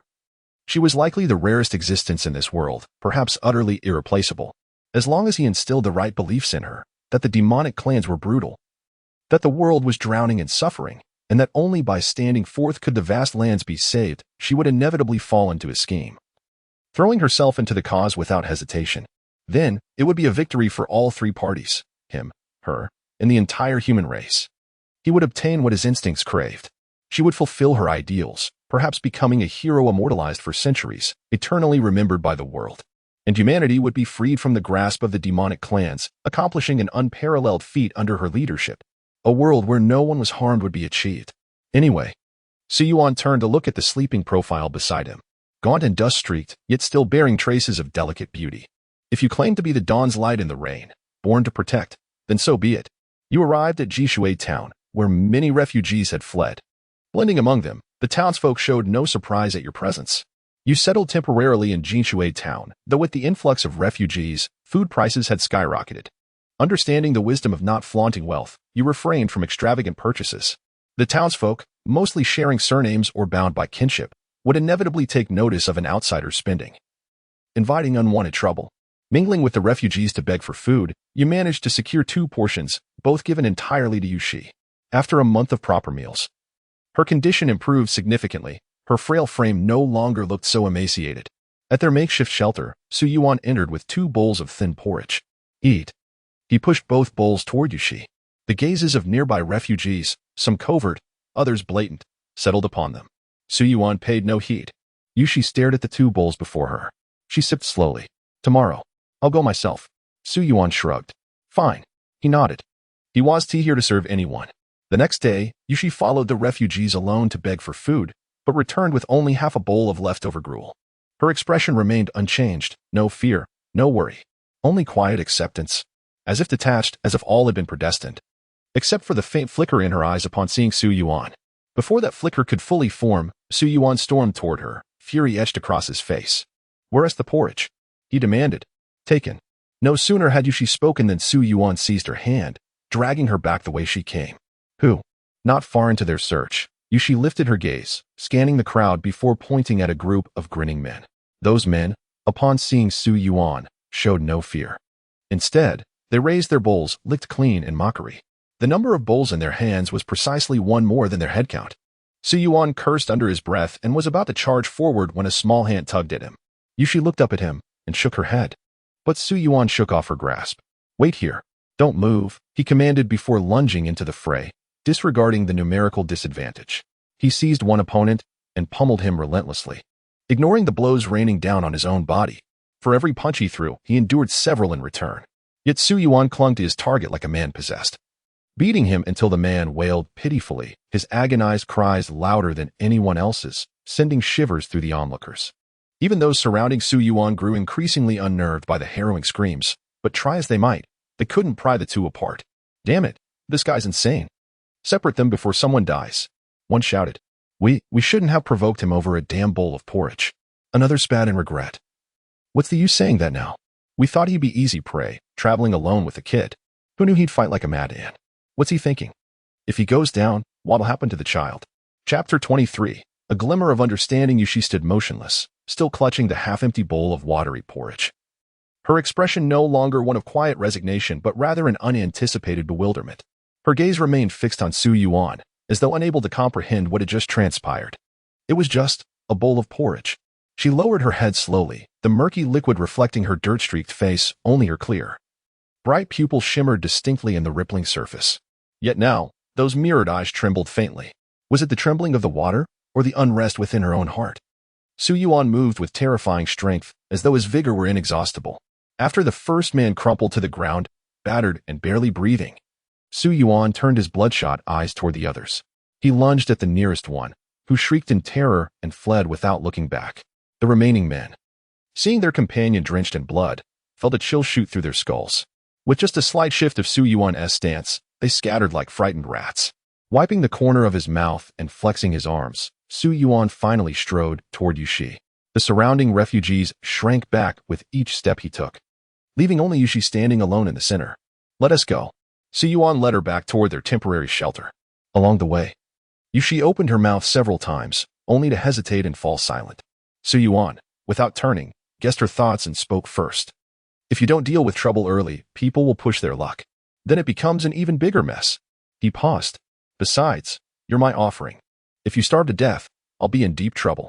So, solving the biggest threat with the smallest cost while things are still manageable, Don't you think that's a good deal?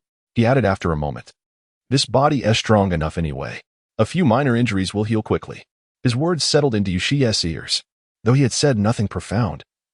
The turbulence in her eyes softened slightly, as though time, frozen and stagnant, had begun to flow once more. And the question she had been pondering she understood a little more. Late that night, Su Yuan leaned against the wooden wall of the thatched hut. In the corner, Yushi lay curled on a bed of straw, fast asleep. Her long, delicate lashes fluttered faintly, undisturbed by the howling winds outside. Su Yuan frowned as he studied her peaceful face. This body really can't hold on much longer. I need to return to the sword to recover. Seeing her sleep so soundly, an inexplicable reluctance tugged at him. If something happens while I'm gone. But then he corrected himself. She is, after all, a prime offering. Still, delaying was pointless. With a silent sigh, Su Yuan dissolved into a wisp of smoke, vanishing into the ancient short sword tucked beneath Yushi's sleeping form. In the haze of slumber, Yushi faintly sensed a chill creeping upon her. Her drowsy eyes fluttered open, only to find the familiar silhouette that should have been guarding the outer side conspicuously absent. Bereft of that protective barrier, the biting wind rushed and unhindered, ruthlessly scattering the last vestiges of her sleep. Demon sword. Sir? She called tentatively, her voice trembling like a fragile leaf in the autumn wind. But silence was the only reply. A flicker of panic, uncharacteristic for her usually composed and unshaken gaze, darted across her eyes. She scrambled up in haste, her frantic gaze darting around, searching for that figure. The figure that, though not towering in stature, had always exuded an inexplicable sense of security. Yet all that met her eyes was an abyss of lifeless darkness. Her carefully maintained composure shattered. Demon sword, sir. She murmured softly at first, but soon her voice crescendoed into desperate cries. She clung to the hope that he had merely stepped away momentarily, that her voice would summon him back. Behind the humble thatched cottage lay a dense, shadowy forest. Perhaps he was just within the woods, she thought. Without hesitation, she dashed into the inky thicket, her voice ringing through the trees as she called out his name. Branches snagged at her, tripping her, scraping her legs. Yet she ignored the stinging pain, rising immediately to continue her frantic sprint, as though every second lost was an eternity too late. But the depths of the forest remained silent, indifferent to her pleas. Not far into the woods stood a low hill, her gaze fixed upon its summit. With every ounce of strength, she clawed her way upward, her fingers scraped raw against jagged rocks, tiny beads of blood welling at her fingertips. She stumbled, fell, and dragged herself up again, her legs now a canvas of countless lacerations. She didn't know how far she had to climb, only that she must keep going. As the first faint glow of dawn brushed the sky, she pushed herself upright. The light seeped into her widened pupils, and she stood atop the hill, bathed in the distant, fragile radiance. Before her stretched an endless expanse of desolate plains, vanishing into the horizon. Her eyes, straining against the dawn-esque glow, scoured the land, but no figure stood upon that barren earth. In this frigid night, only mute darkness and silence remained. The howling wind tore through the summit, whipping her tattered robes into a frenzied dance. Demon sword, sir. The hope in Yushi's eyes dimmed, replaced by a hollow chill. She couldn't find him. But her pupils quivered uncontrollably. You taught me, and I had only just begun to understand. The clarity in her gaze dissolved, replaced once more by confusion, by incomprehension. And finally, the spark of life that had briefly flickered in her eyes faded back into stillness, into acceptance, as the morning sun cast its golden light upon her. She lifted her head and turned her gaze toward the small town nestled behind the hill. Wisps of smoke already curled from chimneys, the townsfolk, rising with the day, prepared their tools and resumed their unchanging routines. Yushi did not know how she returned to the thatched cottage.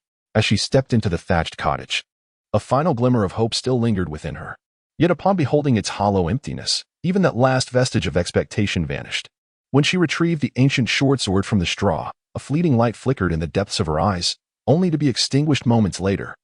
Clutching the blade to her chest, her gaze became an ocean of tranquility. A numb serenity, a serene numbness. Once more, she chose to acquiesce to fate's decree. With the sword cradled in her arms, she wandered aimlessly, much like before she'd found this blade and encountered the swordsman. The world around her, even objects within arm's reach, seemed to drift into unreachable distances. Nothing mattered anymore. All was predestined, and she could only yield, only accept. Time and place lost meaning as she drifted without purpose. The murmurs of refugees reached her ears, whispers of mysterious disappearances the previous night. People vanish all the time these days. Probably dead, someone said. Must have been worse than it looked, putting on a brave face yesterday, but, poor child. Without adults these days, how long can a lone child survive? At the mention of death, a sliver of awareness returned to her. So this, she realized, was what death felt like. Chapter 24, Epiphany. I don't want the demon sword to die. This was the first time such a thought had taken root in her mind. She could accept anything else, anything at all, but not this. Yet, she was powerless. For the first time, she had something she wished to do. And for the first time, she understood the bitter taste of helplessness, the crushing weight of desire met with impossibility, futility, despair, desperation. The birth of her first true wish was also its demise. The scorching sun blazed over the endless wasteland, its merciless light scattering across the dust-choked expanse. The lifeless scenery reflected in her dark, fathomless eyes, yet they remained devoid of color. As if entirely unaware of the desolation around her, she wandered aimlessly, her fingers clenched tightly around an ancient shortsword. Her lips moved faintly, murmuring words lost to the wind. She couldn't remember how long she had walked in this direction, only that the hues of the sky had shifted countless times, without his figure ahead to follow. She had returned to what she once was. I was born to protect.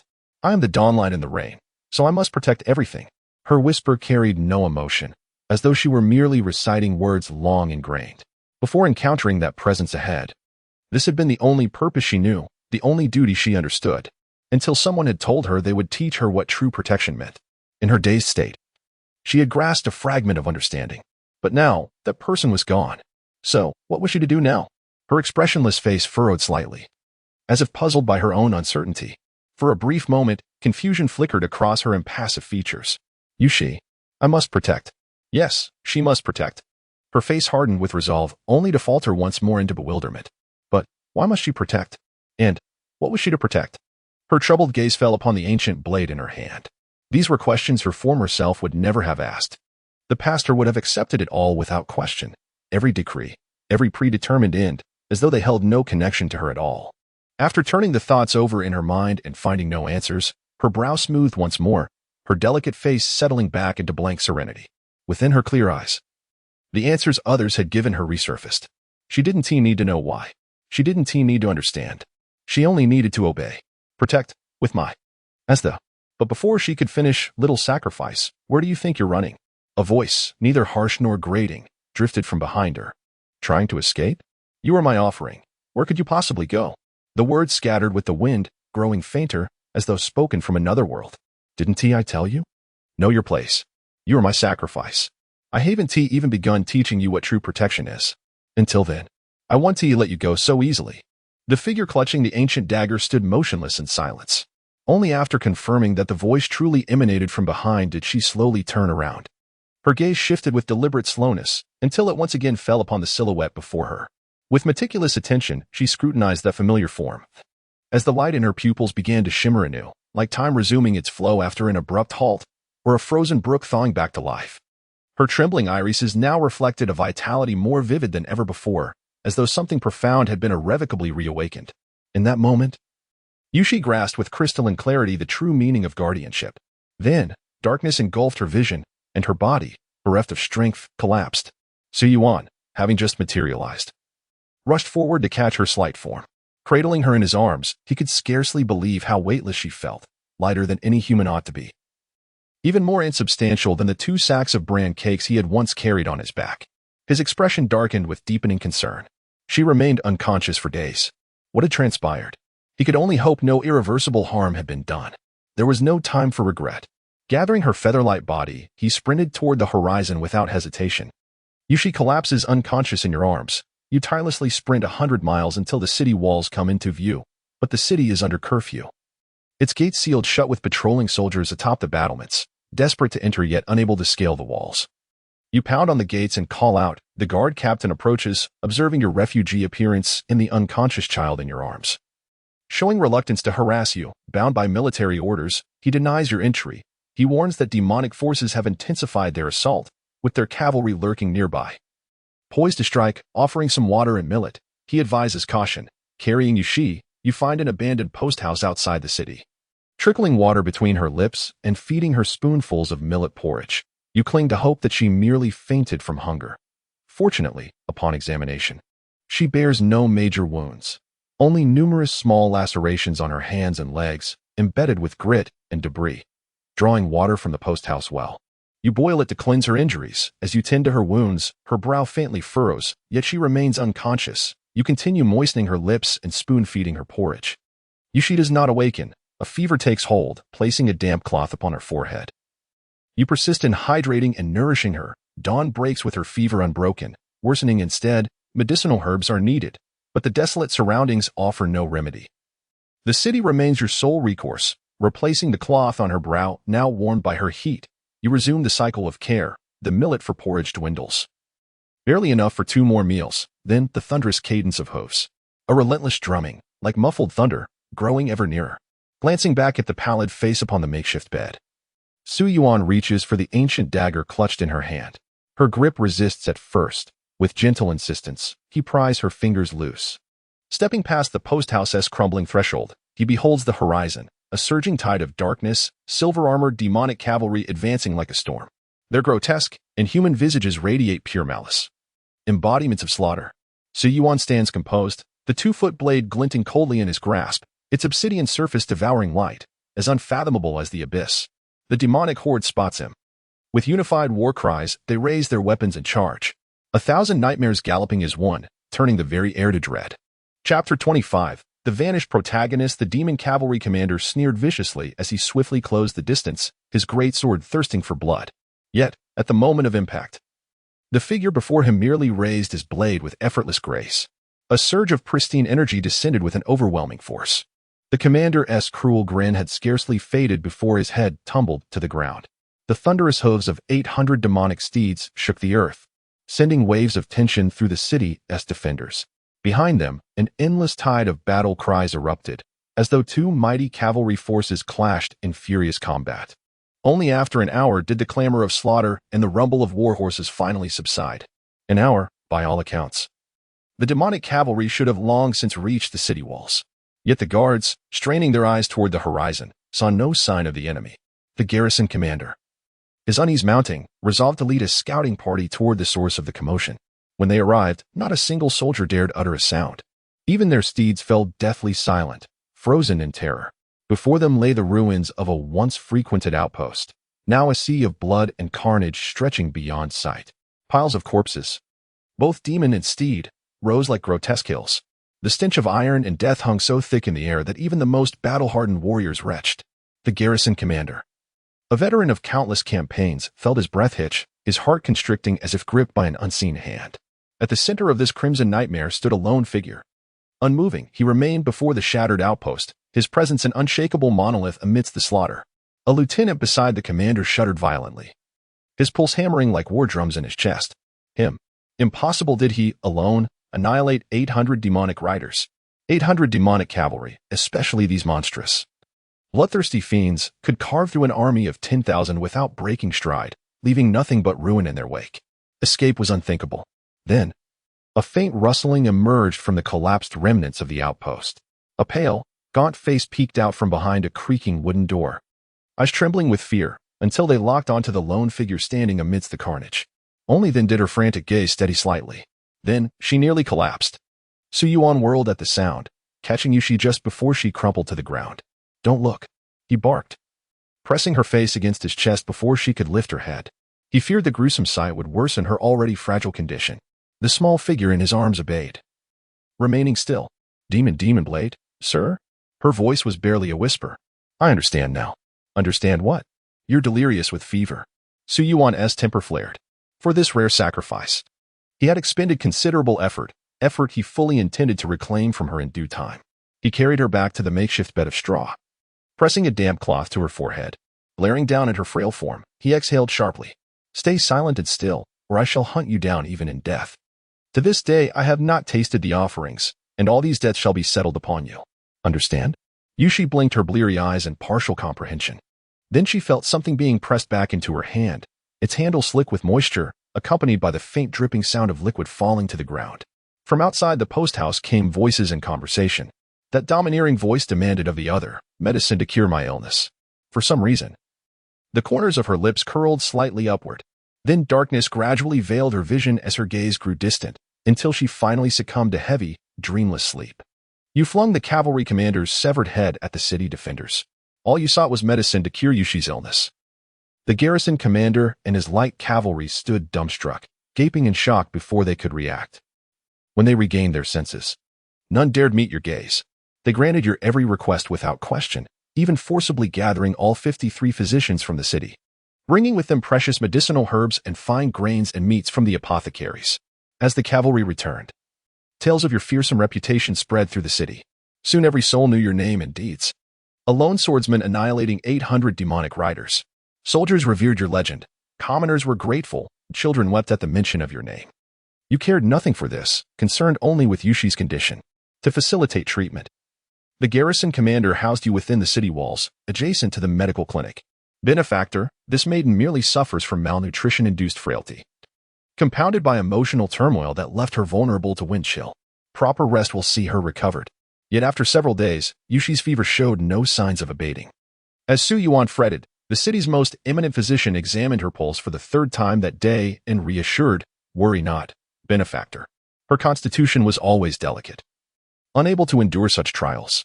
A prolonged recovery is only natural." Only then did the tension ease from Su Yuan's expression. Waving a hand, he murmured, "As long as she lives." The old physician took this for jest, for who would single-handedly confront 800 demonic cavalry for a stranger? Chuckling, he remarked, "You jest, benefactor. None would perform such heroic deeds at risk of life, save for one most precious." Meeting the physician's knowing smile, Su Yuan shook his head without explanation. After the physician departed, another brought medicinal broth. Su Yuan carefully trickled the liquid between Yushi's slightly parted rosy lips. Under days of care, healthy color had returned to her complexion. Upon their arrival, maids had thoroughly cleansed her and changed her garments.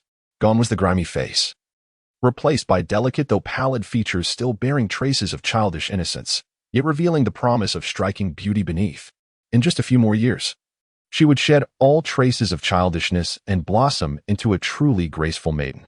Su Yuan merely cast a fleeting glance at her face before withdrawing his gaze.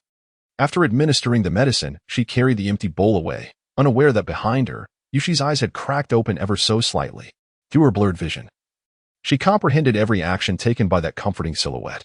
The version of herself from before might never have grasped the significance of these gestures. But now, she understood perfectly. With an almost imperceptible smile gracing her lips, she drifted back into tranquil slumber. Several more days passed. Though the fever had subsided, her frail constitution still required careful nourishment. The elderly physician issued his final instructions before departing. When Su Yuan arrived by her bedside with that day's medicinal brew, he discovered a slender figure propped against the headboard. The silhouette sat gazing absently out the window, her unbound hair cascading like liquid silk down her shoulders, bearing traces of convalescent fragility. Her petite frame appeared particularly delicate in the soft light. At the sound of movement, the slight figure turned. Their eyes met. Once again, Su Yuan beheld those meticulous autumn water eyes, precisely as they'd been during their first encounter. Yet now, those orbs no longer reflected the stillness of deep pools, but rather rippled with subtle emotion. Recognizing the man before her, the owner of those eyes gifted him with a smile that blossomed from her very soul. Mr. Demon Sword. That radiant expression seemed to resonate within Su Yuan's heart, etching itself permanently into his memory. Just like their first meeting, yet nothing like the person she'd been then. Chapter 26. The Moon Sacrifice Festival. Yushi awoke, her smile disarming you, scattering your prepared words into disarray, yet you exhaled in genuine relief. You told yourself it was merely satisfaction at preserving the sacrificial offering, but for the sake of that smile, you resolved to treat her as a patient rather than a sacrifice. For now, a month of care passed. Familiarity blossoming between you, she grew accustomed to your presence. You'd intended to assert dominance, to teach her her place, yet she showed no fear. Your heart sank. Your authority was crumbling. You desperately needed to re-establish control. The city swarmed with jubilant crowds as the Moon Sacrifice Festival commenced. Yushi lingered by the doorway, gazing wistfully at the revelry beyond. You steeled yourself. If she begged, you'd refuse harshly. Reclaiming your, she turned, eyes shimmering with silent entreaty, lips parted in wordless longing. You took her out anyway. Even condemned prisoners deserve one last feast, Su Yuan told himself, striding ahead through the bustling thoroughfare. The streets pulsed with life, hawkers' cries weaving through the aroma of sizzling delicacies, vibrant stalls of trinkets and textiles stretching as far as the eye could see. As they neared the city center, the press of bodies grew denser. For years, these people had cowered under the specter of demonic hordes at their gates. But since the annihilation of 800 demonic cavalry, an unprecedented peace had descended. Now, the pent-up joy erupted in this festival's cacophony. Initially, they navigated the crowds with ease. But as the tide of celebrants swelled, the space between them kept fracturing. Yushi moved with methodical precision, her gaze caressing every stall's offerings, from sugared fruits to hand-painted masks, absorbing each novelty with the reverence of a scholar studying sacred texts. When she looked up from a clay figurine stall, Su Yuan's familiar silhouette had vanished. Panic flickered across her features before she plunged forward, elbows carving through the human current until, there, his broad back reappeared, one hand swaying slightly at his side, fingers curled as if awaiting another's touch. She reached out. Su Yuan observed the festivities with jaded eyes. These provincial celebrations couldn't compare to the imperial capital's grandeur. His attention drifted until something small and warm closed around his fingers. Yushi emerged from the crowd, her grip anchoring them together. Now she could follow undisturbed in his wake. He glanced down, then tightened his hold on the delicate hand. What's one more indulgence? Su Yuan sighed inwardly. When debts pile high enough, their weight ceases to matter. Later, when teaching her the meaning of patriotism and true guardianship, he would establish his authority all at once. For now, it didn't matter. He walked ahead, holding her arms suspended between them like a tether, tightly binding them together as they wove through the bustling crowd. They walked like this for who knows how long, until a faint tug came from her hand. Su Yuan turned to look. Yushi was staring intently at a stall of trinkets, utterly transfixed. Reflected in her eyes was a braided red cord ornament, one end adorned with a silver bell the size of a peanut. Su Yuan studied it, probably a bracelet or anklet, he mused. He picked it up and gave it a gentle shake, producing a soft, delicate chime, so faint it could easily be drowned out by the noise around them. You want this? Su Yuan met her gaze again. The ornament, whether bracelet or anklet, was held aloft in his hand, and her eyes, peering through the loop of the red cord, shimmered slightly as they fixed on him. Su Yuan endured her stare for a moment before relenting and buying it outright. But when he reached for his pouch, he remembered that most of the gold and silver he'd taken from the thieves had been buried. The small amount he'd carried was long gone, likely scavenged by the refugees of Jinshui town. Fortunately, one of the patrolling soldiers recognized him. Without ceremony, Su Yuan borrowed some loose silver and made the purchase. Afterward, he dangled the red cord and dropped it onto her forehead. The tiny silver bell, trailing its loop of red, tumbled down into her cupped hands. You owe me another favor. Consider it noted. She ignored his words, her lips curving faintly as she gazed at the red cord and bell in her palms. By the time the moon climbed the treetops and the vendors began packing up, the crowd had thinned. Su Yuan figured she must finally be satisfied and led Yushi back to the courtyard. Upon their return, he noticed her rummaging for something by the bed but paid it no mind. Only when he stepped out and came back did he realize she had retrieved that ancient dagger and was now tying the red cord around its hilt. The hilt had a small ring at its end, just the right size for the cord. The newly fastened red cord now bore the silver bell. Su Yuan picked up the dagger with a look of distaste. As he moved it, the bell emitted its soft, delicate chime, barely audible, far from jarring. The blade, dark as the starry sky, now bore this incongruous cord and bell. To Su Yuan, it looked utterly absurd. This is hideous. He never imagined Yushi had bought the ornament to attach to the dagger. Suppressing the urge to tear it off immediately, he handed the weapon back. For now, he let her have her way. After all, there would be plenty of time later. You and Yushi settled down in this city. As days passed by, she gradually grew up. Since her recovery from illness, you diligently nourished her body according to the prescription left by the old physician. The city garrison generously provided fine rice and various meats, under the nourishment of medicinal herbs and ample sustenance, coupled with her growing age. Her once frail figure gradually filled out. Half a year later, a remarkable transformation had taken place in her. Her fair complexion became as smooth as polished jade, the childishness fading to reveal a delicate glow. Her once slender frame now blossomed into graceful curves. The emaciated little girl who had weighed almost nothing in your arms was now completely reborn, unrecognizable from her former self. You found this place rather agreeable and decided to make it your home for the time being. Before long, another half year slipped away, marking a full year since your arrival in this city. Yushi followed you everywhere, unwilling to part from you even for half a day. Her responses to your words grew more frequent, and her conversations with you became increasingly lively. By your side, her personality brightened further, and she truly began to resemble a vivid, spirited human being. Su Yuan noticed that the girl's boldness had grown considerably. Half a year ago, she had obeyed his words without question, only occasionally defying him with a hint of anger before running off. But now, she dared to talk back to him. Chapter 27. Humanity. The grandson of the old physician next door came to play with you. Why did you push him into the water? Su Yuan's expression was dark with displeasure. A flicker of something unreadable passed through Yushi's eyes. I didn't like it. Seeing her stubborn demeanor, Su Yuan felt another wave of exasperation. Over the past 6 months, the changes in her had been undeniable. She spoke more than before, and occasionally, she would even grace him with a rare, genuine smile. In the past, she would simply stand there, quiet and poised, her clear eyes observing everything with unnerving precision, meticulous in her responses to others' words and actions. She had never seemed like a child. Rather, she had resembled a puppet, devoid of autonomy. Su Yuan attributed this to the warped upbringing imposed by those who had surrounded her before. Hoping to remedy it, he had encouraged her to interact with other children. And indeed, over these months, she had shown improvement. At the very least, she had grown bolder in voicing her thoughts. Yushi pursed her lips slightly. The old physician's grandson had always been overly familiar, crossing boundaries without hesitation. The first time they met, she had struck him. Yet, to her surprise, he hadn't complained. Instead, he continued to approach her with that infuriating grin. She had tried hiding behind Su Yuan, but to her dismay, he had only admonished her to get along better. After repeated provocations, she could endure no more.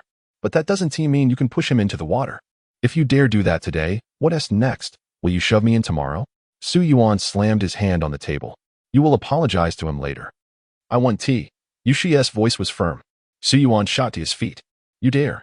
Seeing his fury directed at her, a trace of hurt flashed in Yushi's eyes. She clenched her fists and muttered under her breath, Sword Demon is the most foolish man in the world. Then she turned and fled. Su Yuan was left seething. The audacity. Does she even remember her place? Had she not been worth his efforts? He would have, but once his temper cooled, he couldn't help but reflect. At the very least, the transformation in her was something he welcomed. Compared to before, she was now more human. She had her own thoughts, her own emotions, her own sense of self. Only then could she truly grasp the values of the world. Yet, his irritation lingered. Just then, the old physician arrived. Su Yuan had expected accusations, but instead, the man bowed in apology. Benefactor, I come to beg your forgiveness. It was my oversight. Yushi has always been wary of strangers, never smiling at outsiders. Moreover, she has outgrown childish games. My grandson is unruly, knowing only how to pester others. He brought this upon himself. Su Yuan listened in silence before seeing the old man out. Then he made his way to the small garden behind the courtyard. There, perched on a moss-covered stone by the pond, sat a solitary figure small, yet already half a head taller than she had been 6 months before. Her petite frame now revealed a hint of youthful maturity, no longer childlike. Su Yuan walked silently past the figure, deliberately dropping a paper bag from his hand. The crisp sound as it hit the ground was particularly conspicuous. Oh dear. The peanut candy from Huaxiang Fang fell, he remarked. The figure stirred almost imperceptibly, the slightest inclination to turn halted mid-motion. Su Yuan clicked his tongue softly. Never mind. Fish food. Then, Yushi's face twitched slightly before she turned her head, fixing her gaze directly upon the man behind her. Her eyes held a flicker of resentment, yet also resignation. Eventually, she rose, bending to pick up the fallen packet. As she held it, memories surfaced, and she decided against holding a grudge against Demon Blade any longer. But then, Su Yuan's indifferent voice drifted down. Since the old physician sent over some pastries, and I don't care for these things anyway, it'd be a waste to throw them to the fish. If you want them, take them. Saves the trouble of wasting food. Yushi pouted unhappily. As expected, Demon Blade is the most infuriating. A small spark of anger flared within her, though only a small one. Fine, if he doesn't like it, so be it. It's not a big deal. Actually, this is for the best. If the day comes when I have to leave, it'd only complicate things if we were too close. My affairs are far more important than his trivial matters. He should know that. It's not like I sought out the old physician's grandson to play with, she fumed inwardly, just as her irritation mounted. Su Yuan took her hand and led her back. Come. Tonight's ginseng chicken soup, eat more. Don't slow me down later. Yushi instinctively tightened her grip around his hand. Feeling the faint pressure from his hold and the reassuring presence of his back, she pursed her lips and let go of her resentment. After all, this is just how he is. Her clear, dark eyes held only his retreating figure, no other thoughts lingering. Night fell. Seeing Yushi return to her usual self, Su Yuan finally relaxed. This relationship can't be strained, too much tension would hinder future plans. Yet, another thought surfaced, the words the old physician had spoken earlier that day. Yushi lay curled on her side, deep in slumber, but her fingers remained tightly clenched around the hem of his sleeve, as though afraid he might vanish. When did she pick up this bad habit? Not that Su Yuan minded. He didn't need sleep anyway.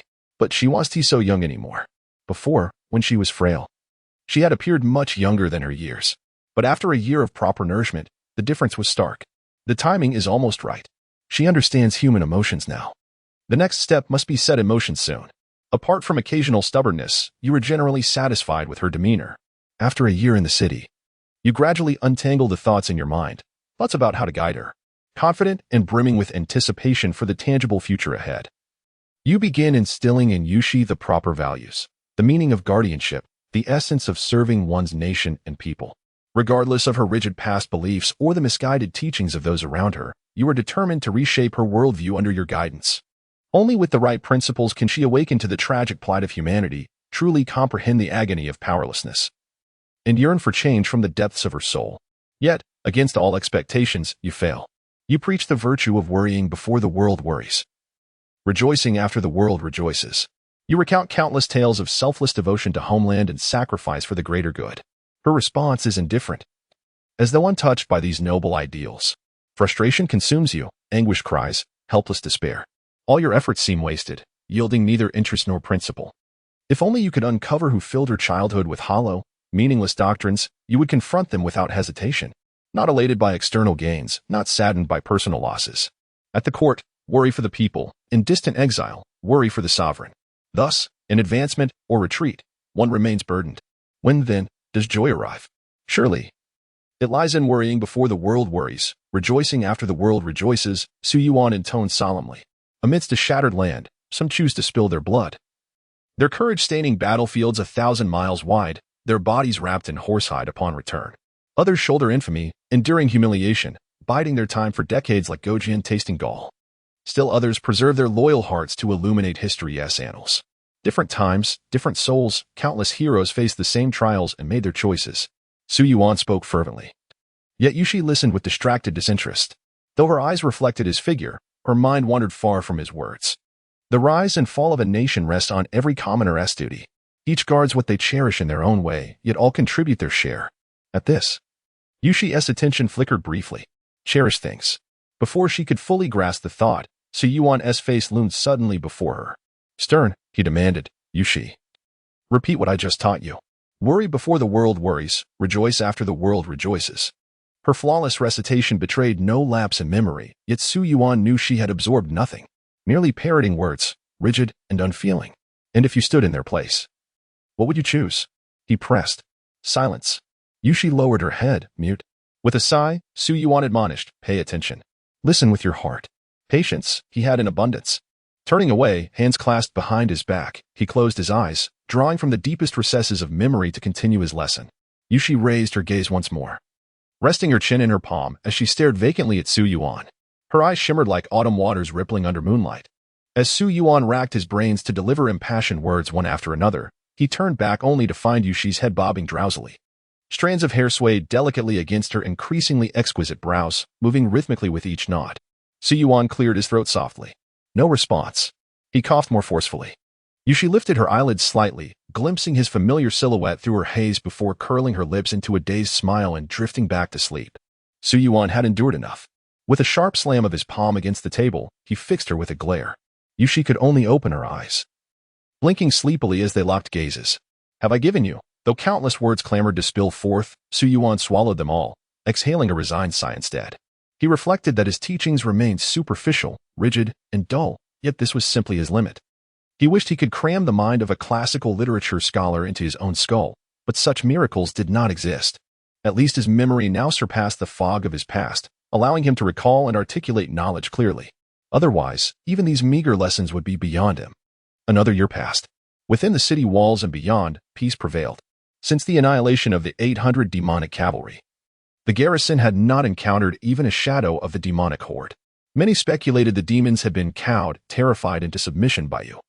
The city's defenders enshrined you as a legend, while its people came to recognize both you and Yushi.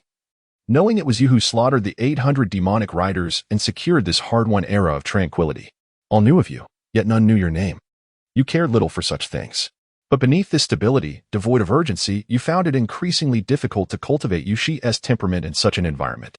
Just as you pondered this, a wave of refugees arrived at the city gates. Their procession stretched for miles, a sight that reminded you of the scene when you first met Yushi. The devastation among them was so severe that even you could not help but feel a pang of sorrow. Su Yuan stood atop the city walls, surveying the endless line of refugees, mostly women and children, with scarcely a trace of able-bodied men or the elderly. More harrowing still was the mutilation marring these women. Many bore ghastly wounds, hastily dressed yet still seeping blood, their crimson trails staining the earth into a macabre path. It was impossible to distinguish whose blood was whose. Silent, Su Yuan watched as the garrison commander ordered the gates opened and conferred with officials about sheltering the displaced. They hailed from Phoenix City, 500 li away, a major stronghold in the southern frontier and the last bastion after the front lines had fallen. If Phoenix City had been breached, the demonic legions could now advance unchecked, with nothing left to bar their way. 500 miles, not an insurmountable distance. Yet one can scarcely fathom the suffering endured by those who traversed it. It is said that women, to avoid the horror of consuming one another's children, willingly offered themselves as sustenance. Enough of such grim tales. Let us prepare to open the granaries. The voice faded into the distance, yet Su Yuan's gaze remained fixed upon the distant horizon, growing ever more profound. Today, as usual, he conducted lessons for Yushi. Though acutely aware of his shortcomings as a tutor, Su Yuan clung to the belief that even the slightest progress, accumulated over time, would eventually bear fruit. Yet today, his mind wandered, his expression distant. Yushi rested her chin upon her palm, studying the face before her. 2 years had passed. Yet the demon sword master's visage remained unchanged, not a single trace of time's passage. "What troubles you?" she inquired, finding his silence more intriguing than the monotonous lectures that once lulled her to drowsiness. Su Yuan shook his head. His thoughts had strayed into darker realms. And with measured solemnity, he recited, "In famine, husband and wife starve side by side, better the wife to the butcher's market high. 3,000 coins for her flesh. To send him home, a single slice will carry him a mile. Lotus fair skin, fragrant when boiled alive, her breasts made dumplings, by men devoured. First, the arms hung in the butcher's stall, then choice cut stewed into broth. 3 days, her flesh stripped to the bone, her spirit lingering. Yet fortunate the crows did not feast sooner. Lament for the vegetable people. The vegetable people, no sorrow compares to theirs." He wished to say more, but the words caught in his throat. Expecting indifference from Yushi, he was startled to find her lips pressed thin, her gaze locked upon the table, lost in rare contemplation. Perhaps, for a fleeting moment, she too had felt the poem's harrowing weight. After all, even he had trembled upon first reading those verses, his heart unsettled for days. Yushi remained adrift in thought for a long while.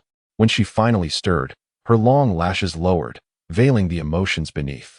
"In famine, husband and wife starve side by side, better the wife to the butcher's market high. What does this mean?"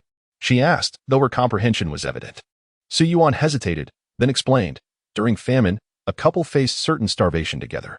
So the wife said, "Let me go to the market as a vegetable person. And 3,000 coins for her flesh, to send him home. A single slice will carry him a mile." Yushi pressed, line by line. Su Yuan answered each query with equal solemnity.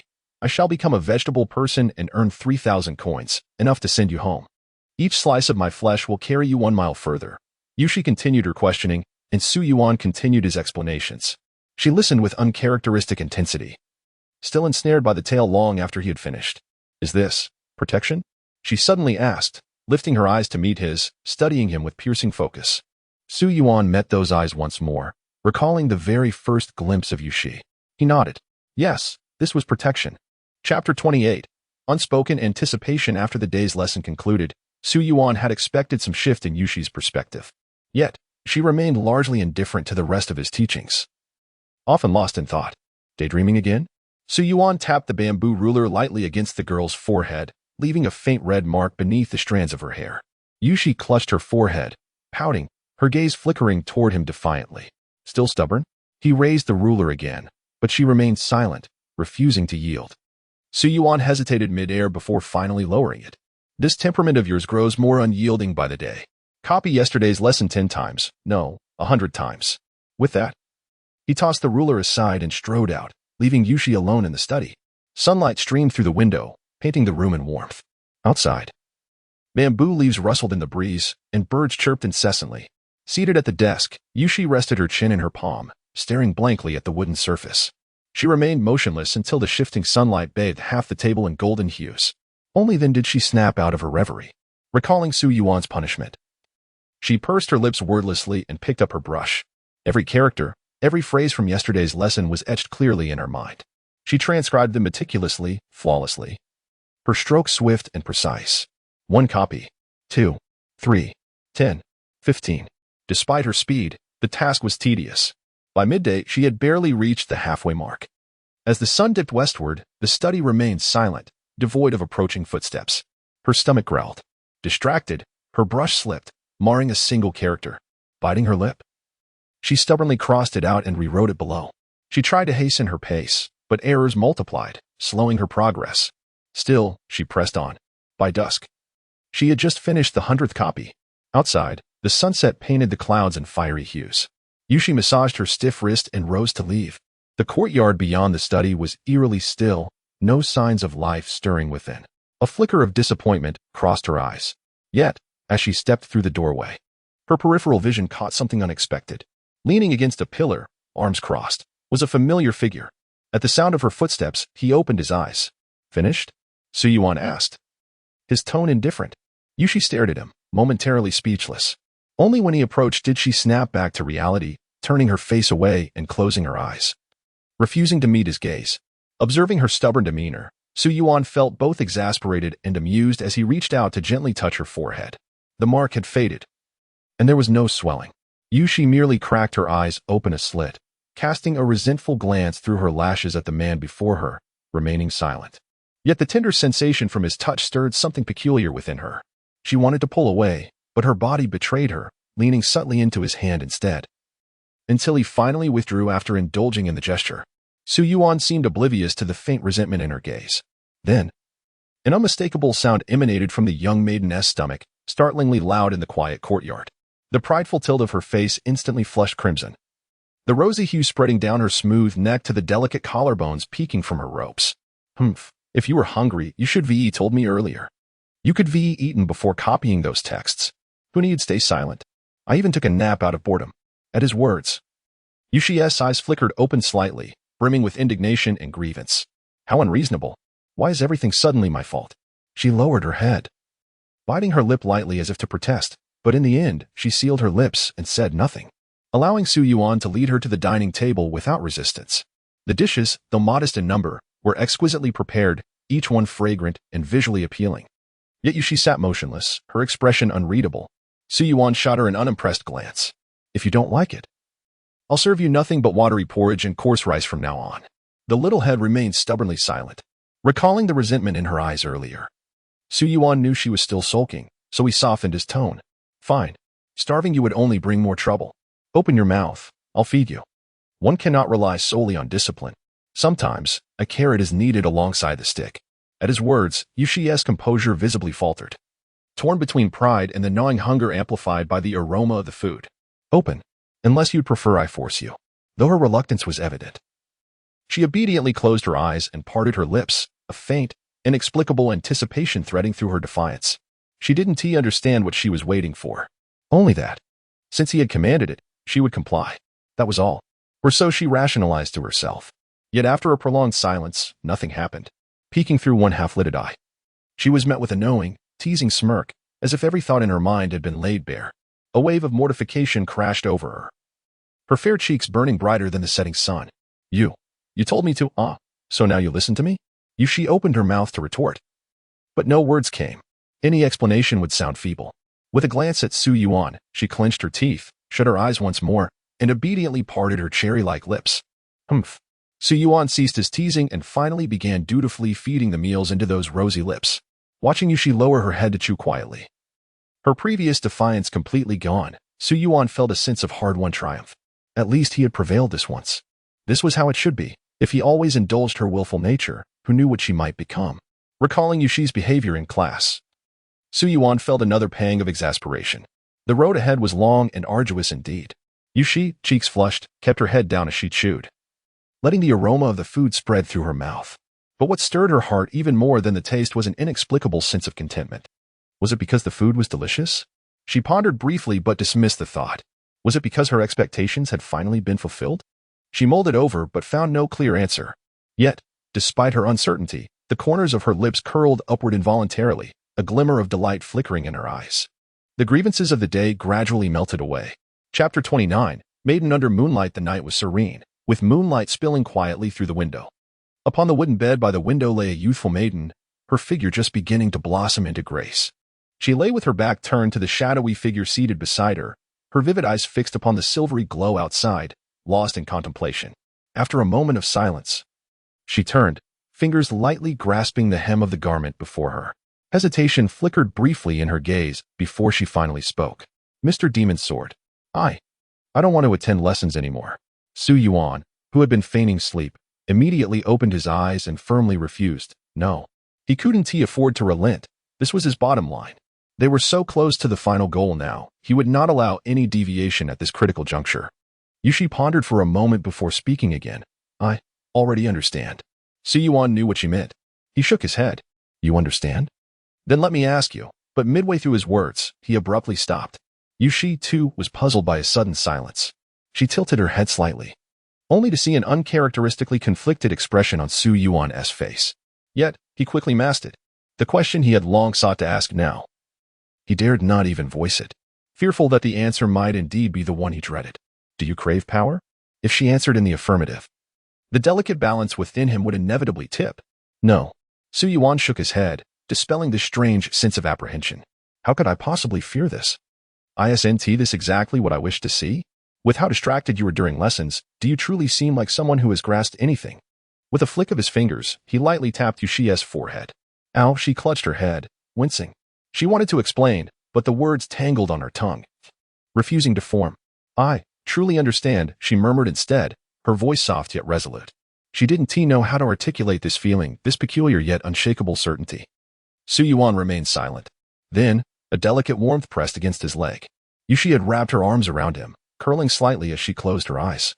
Her face serene with quiet contentment. The arrival of the refugees had merely stirred a ripple in your life, leaving your plans undisturbed. Under your watchful gaze, Yushi blossomed day by day, growing ever more enchanting and spirited. Most of the time, your world was confined to the small courtyard, yet neither you nor Yushi found it stifling. 2 more years passed, and she had fully matured into a radiant and proud young woman, her bright eyes and delicate features exuding the unique charm of youthful grace. You knew her loveliness was natural, but you couldn't fathom where she had inherited that faint, innate arrogance. Yet it lingered about her, effortless and undeniable. Often, it infuriated you to the point of trembling. You despised it. Come, attend your lesson. I refuse to learn those lifeless doctrines. Behind the cascade of her dark hair, her striking brows met Su Yuan's gaze defiantly. For a moment, Su Yuan was seething. Lifeless doctrines? You call this lifeless? How is this lifeless? If this is rigid logic, then what are those principles they taught you? Stubborn guardianship? Her delicate brows lifted slightly at the sight of Su Yuan, an almost imperceptible smile playing at the corners of her lips. Before he could launch into another lengthy monologue, she had already slipped away to the study, growing harder to manage by the day. Su Yuan sighed, his thoughts drifting back to simpler times. Ah, how easily she had been fooled back then. After the meal, when rest should have claimed the hours, Su Yuan reclined in the pavilion by the small pond. The bamboo grove beside him swayed gently in the breeze, emerald leaves fluttering down. One such leaf landed atop his head. A slender, jade-like hand stealthily plucked the leaf away. The faint disturbance roused Su Yuan, and he opened his eyes to find a young girl bending over him, holding the leaf aloft with a mischievous grin. Her sparkling eyes were mere inches away, her warm breath brushing his face, carrying a subtle fragrance that lingered around her. The moment their gazes met, she darted off with a laugh. Come here. Su Yuan's voice halted her retreat. She turned, hands clasped behind her back, standing before him with an air of innocence. I didn't do anything. She tilted her head, her vivid eyes wide with feigned harmlessness. Su Yuan flicked her forehead without mercy. She winced, shooting him a reproachful glare. Really? I didn't he chuckled. The girl who had once barely reached his waist now stood at his chest, her head so close that a mere tilt would bring them together. Nothing. Just felt like it. Ignoring her sulking, he closed his eyes again, feigning sleep. Left with no recourse, she slumped onto the stone table, propping her chin in her hands, her gaze simmering with resentment. Yet, as she watched him, her annoyance melted into something softer. Time had flown too swiftly, for years gone in the blink of an eye. The gap between them had narrowed, and now, all it took was the slightest rise of her toes to bridge it. At the thought, her lips curved, her autumn water eyes alight with anticipation. The next day, A wealthy family from across the street knocked on their courtyard gate. The master of the house beamed as he distributed wedding sweets, his joy infectious. Come, come. My daughter has just turned 12, and already her betrothal is settled. In less than a year, her groom can hardly wait to take her home. Everyone must attend the feast. He clasped his hands in gratitude, especially towards Su Yuan. Benefactor, you must come. Without you, our family might have been lost among the refugees long ago. Solemnly, he pressed the crimson invitation into Su Yuan's hands. Staring at the vibrant red paper, Su Yuan felt a pang of unreality. The neighbor's daughter, he had seen her a few times, barely more than a child. 2 years younger than Yushi, was now to be wed. Yushi peeked over his shoulder, eyeing the invitation with quiet curiosity. Upon seeing the crimson double happiness character, she gazed at it with unusual solemnity. Su Yuan had initially intended to attend the wedding banquet alone, yet Yushi's plaintive stare proved unbearable, compelling him to bring her along. Though seating arrangements were customary, Su Yuan's distinguished status allowed them a secluded table at the periphery. Most attendees recognized Su Yuan and respectfully granted him solitude. He welcomed the tranquility. As the scarlet palanquin bore the resplendent bride in vermilion wedding robes to the groom's household, the ceremonial 3 kneelings and 9 prostrations commenced amidst thunderous applause. Yushi remained silent throughout, her rosebud lips slightly parted, transfixed by the bride's magnificent attire as though witnessing such grandeur for the first time. Even after the bride disappeared into the bridal chamber, Yushi lingered with chin propped on hand, enveloped in wistful melancholy. Su Yuan flicked her forehead. Cease your daydreaming. Your turn will come. At these words, Yushi stiffened. Her gaze drifted downward, settling on the table as her half-lidded eyes brimmed with ineffable emotions. I've no desire to wear such things. She wrinkled her delicate nose, though her peripheral glance strayed toward the man beside her. His only response was an infuriating chuckle, kindling quiet disappointment within her. Unless, she murmured almost inaudibly. Unless what? Meeting Su Yuan's eyes, Yushi clenched her teeth, prepared to voice her thoughts, until another forehead flick interrupted her. Don't be absurd. Remember your place. You shan't marry without my permission. Instantly, Yushi's luminous eyes darkened with deeper reproach. Her petal-soft lips pursed in a pout so temptingly succulent it invited nibbling. Throughout their return to the courtyard, Su Yuan bore the weight of her wounded gaze. Each time he turned, those exquisite eyes averted stubbornly, only to resume their silent accusation the moment he progressed, quickening his pace. Su Yuan rounded a corner and concealed himself against the wall, anticipating Yushi's passage. Yet the expected footsteps never came. A pang of concern propelled him back, where he discovered a small figure curled tightly upon itself. With a resigned sigh, Su Yuan admonished, "You're no child." The figure remained motionless, stubbornly mute. Ultimately, he slid one arm beneath slender knees, the other supporting a willowy waist, lifting the delicate form effortlessly. The weight in his arms had increased markedly over 4 years, yet the sensation of silken warmth against his skin remained vividly tangible. Her petite form curled up perfectly in front of Su Yuan. Yushi nestled into a comfortable position, resting her head against the crook of his neck. A few strands of hair loosened from the friction as she clung to his shoulders, fingers tightly gripping the hem of his clothes. Feeling the strength of his arms lifting her, she couldn't help but curve her lips into a faint smile, her eyes shimmering with soft delight as if some clever scheme had succeeded. Though she was slightly heavier than 4 years ago to Su Yuan, she still felt light as a feather. Sensing her movements in his embrace, their bodies pressed even closer together, leaving Su Yuan with no choice but to sigh in resignation. The slender legs peeking from beneath her skirt traced flawless lines, untouched by excess, swaying gently with each of his steps. Others younger than you are already married. Yet here you are, still acting like a child. I'm not. A murmur of discontent escaped her lips. Her lively eyes dimmed slightly, words of explanation rising to her tongue, yet at the thought of Su Yuan's past reactions, she swallowed them back. She had said it countless times before, but no matter how she phrased it, he refused to believe her. Su Yuan strode forward with unwavering resolve. Yushi pursed her lips, tightening her grip on his clothes, closing her eyes as if willing time itself to slow. Only upon returning did Su Yuan realize that Yushi had, at some point, drifted into peaceful slumber in his arms. The little head resting on his shoulder emitted steady breaths, and as he opened the door, the motion tilted her head back, drawing a soft murmur from her. Beneath the silvery moonlight, her delicate features stirred something within him. Unknowingly, things have come to this. For years, neither long nor short, the once frail, dirt-streaked girl had blossomed into this radiant vision, though at times, she could be utterly exasperating. With that thought, he carried her to the bed, intending to lay her down. Yet Yushi's fingers remained stubbornly clenched around his collar. After a moment of hesitation, Su Yuan relented. Well, she's already asleep. He carefully removed the hairpin from her head, letting her dark tresses cascade like water. Then, shifting her further in, he laid down beside her, one arm propping his head, the other encircling her slender waist.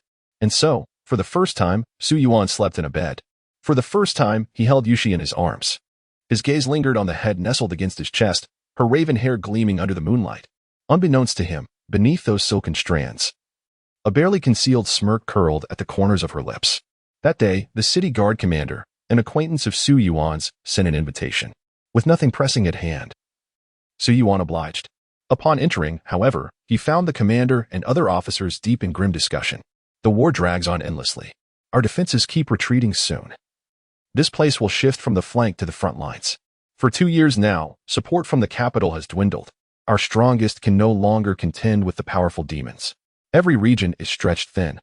The people of the imperial capital had pinned all their hopes on the divine peace ceremony, believing it would bring them eternal tranquility. For 12 years, they neglected military preparations. No wonder they now face such a predicament. In the end, the divine peace ceremony failed, and 12 years of preparation vanished in an instant, leaving nothing behind. Upon seeing Su Yuan enter, they promptly ceased their conversation and rose to greet him. The city's garrison commander treated Su Yuan with utmost courtesy, engaging him in lengthy discourse, the underlying message crystal clear. He wished to recruit Su Yuan into the military. However, Su Yuan declined with a tactful excuse, harboring no desire to be entangled in the brewing conflicts. This was not the first time the garrison commander had extended such an invitation. Observing Su Yuan's unwavering stance, he nodded in understanding. Since you are unwilling, we shall not press further. However, a great battle may soon be upon us. This city is no longer a safe haven. Hearing this, Su Yuan fell silent for a moment before clasping his hands in farewell. As he walked away without so much as a backward glance, the commander and his men exchanged resigned glances, their last vestige of hope extinguished, leaving only sighs in its wake. Upon returning, dusk had already settled. Su Yuan searched the courtyard, but found no trace of Yushi until he glimpsed the delicate sway of snow-white feet above him, following the smooth curve of her calves upward. He discovered her perched upon the rooftop's edge, gazing at the setting sun, the emerging glow of the full moon, and the scattered stars. Half the sky blazed with crimson clouds, the other half shimmered with celestial light. Su Yuan sat beside her, watching as the fiery hues dimmed and the stars and moon grew ever brighter. Leaning back on her hands, Yushi hummed an unfamiliar melody, her clear eyes reflecting the deepening brilliance of the night sky, lost in unspoken thoughts. Sensing movement beside her, she cast a sidelong glance, her peripheral vision catching Su Yuan's presence. Without a word, she returned her gaze to the heavens above. Chapter 30. The truth behind the tranquil right silence enveloped them, save for the faint, nameless melody drifting through the air. As Su Yuan listened, the restless worries coiled within his heart unwound without his notice. Unable to resist, he asked, "What song is this?" "This." Yushi's expression flickered with uncertainty before she murmured, "I don't know." The next moment, Su Yuan flicked her forehead. "You're lying." Her fingers always curled into rigid angles whenever she lied. Yushi hugged her knees, rubbing her forehead with a pout. "I'm not a child anymore." Humph. Her gaze lingered on Su Yuan's face, unchanged over the years. Now, the difference between them seemed negligible. She stole another glance before hastily looking away. "Demon sword, what did you mean by sacrifice?"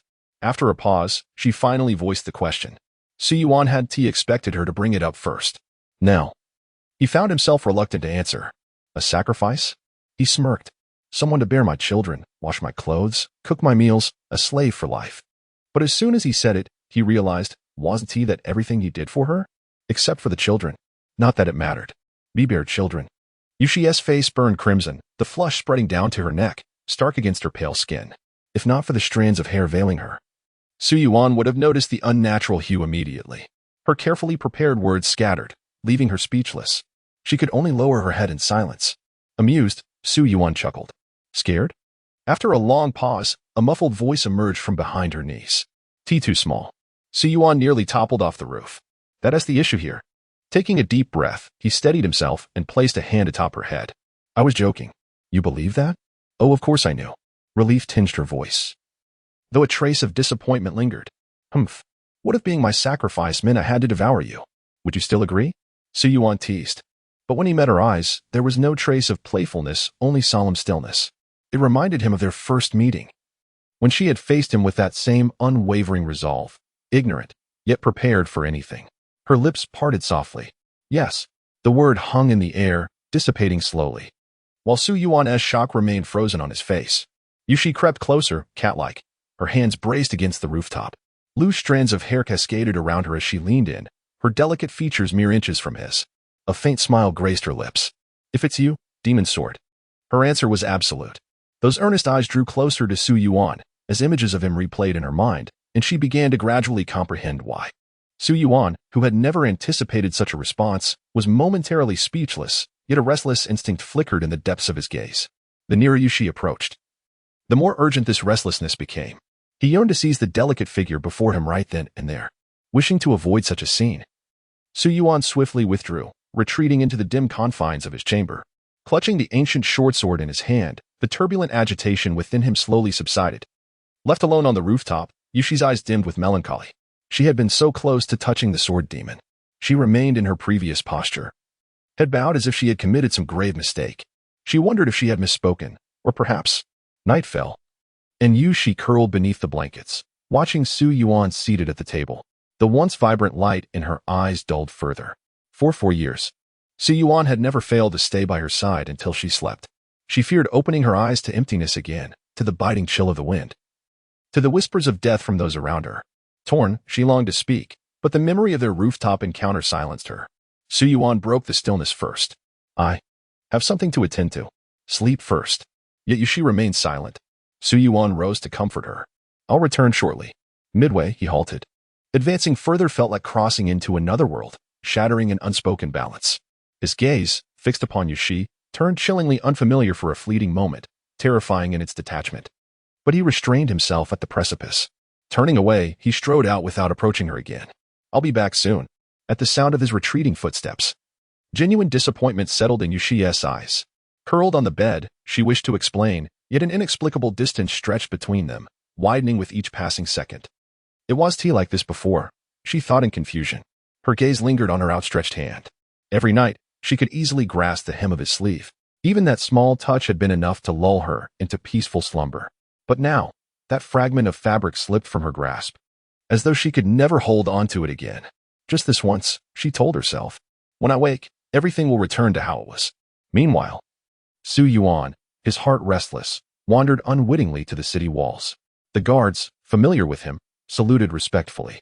Yet he stood there, staring into the distance, toward what had once been a derelict courier station. Now rebuilt, it would soon be abandoned again. Memories of Yushi surfaced, the grimy girl who had first picked up his true form, the one who had fainted from hunger. The girl who remained numb after having her porridge snatched away. The girl who slept peacefully at night. And the girl who reappeared after several days apart. Though only a few years had passed, she seemed utterly transformed in his eyes, a complete metamorphosis. Yet when he recalled the girl who leaned close to him at dusk, the unwavering intensity in her gaze remained unchanged. He realized then, she was still the same person. In the end, he had only trapped himself. Su Yuan smiled bitterly. He knew the time had come to make a decision. There was no more delaying. To choose her as the true sacrifice or to flee. He no longer needed to teach her the meaning of protection. She no longer needed to answer his questions. Unintentionally, she had already given her response that evening. The balance Su Yuan had imposed upon himself had shattered. In the name of the sword, he pondered. As his thoughts wandered, he found himself atop the city gates. Below, a lone carriage approached, its driver solitary and unassuming. Yet behind the gates, an entire garrison stood in formation, awaiting its arrival. The gates swung open, and from the carriage emerged a woman in gray robes, clutching a scroll in her hand. At the sight of her, every guard and official bowed deeply. We greet the envoy of the imperial capital. The gray-robed woman gave a faint nod and unfurled the scroll. Find her. Her voice was cold, devoid of emotion. The entrance to the demon realm can no longer hold. The demon army has breached Guang'an City, Linshao City, and Mozan City. They advance upon the capital. The divine repose ceremony, halted 4 years ago, must resume. The scroll tumbled to the ground, unfurling slowly. In the flickering torchlight, Su Yuan saw it, a portrait of a girl. Her features were delicate, her attire elegant, her bearing transcendent. Yet in what should have been the most endearing years of youth, her face bore no trace of a smile. Her eyes were clear, mirrors unmarred by even the faintest ripple. Neither sorrowful nor joyful. Su Yuan could never forget. It was those very eyes that had once lifted a dagger overhead and asked him, "Will you eat me?" Though the gaunt, dirt-streaked face of that memory could scarcely overlap with the pristine visage in the painting. The city's garrison commander spotted Su Yuan atop the gate tower. "Have you changed your mind?" he greeted with a smile. Su Yuan shook his head silently. The commander chuckled at his dazed expression. "You saw it?" Su Yuan nodded. "It's her. Isn't it?" The middle-aged man sighed ruefully. "No one who has met Yushi could ever forget her face. Even after 4 years. You'd recognize her in an instant." He had witnessed Yushi's transformation from a listless, skeletal child to the radiant young woman she was now. "My own daughter is grown too. About the same age as Yushi. Old enough to marry. But I've been stationed at this border for 12 years. She probably wouldn't recognize me anymore. 12 years ago. We set forth from the imperial capital with lofty aspirations, determined to purge the demonic hordes and restore peace and stability to the people's lives. When she first came into my hands, she was as small as a puppy, giggling foolishly at the slightest tease. Burrowing into my arms when hungry. What could a grown man like me do, huh?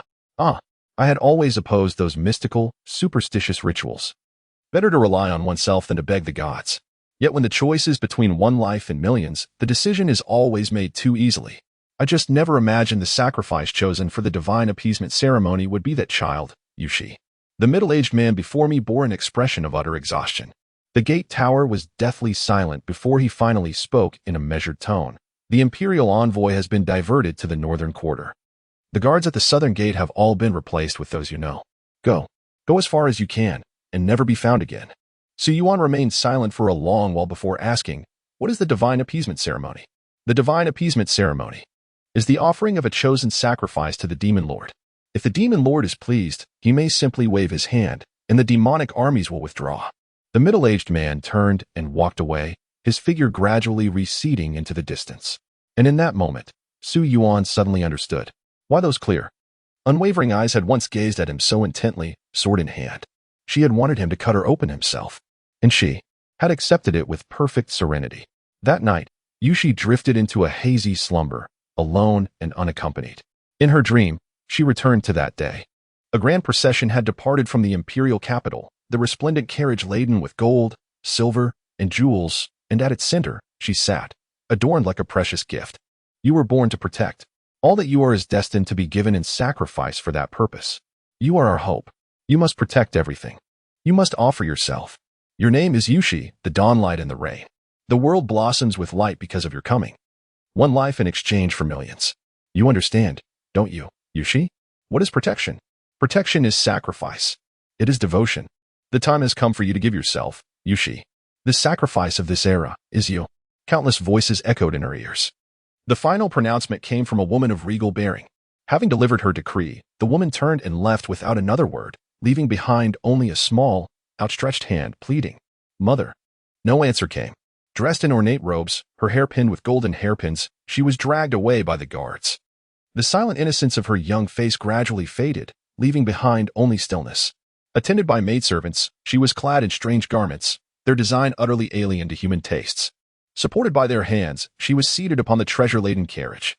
Before her stood the most powerful nobles of the empire. They had long since reached their consensus.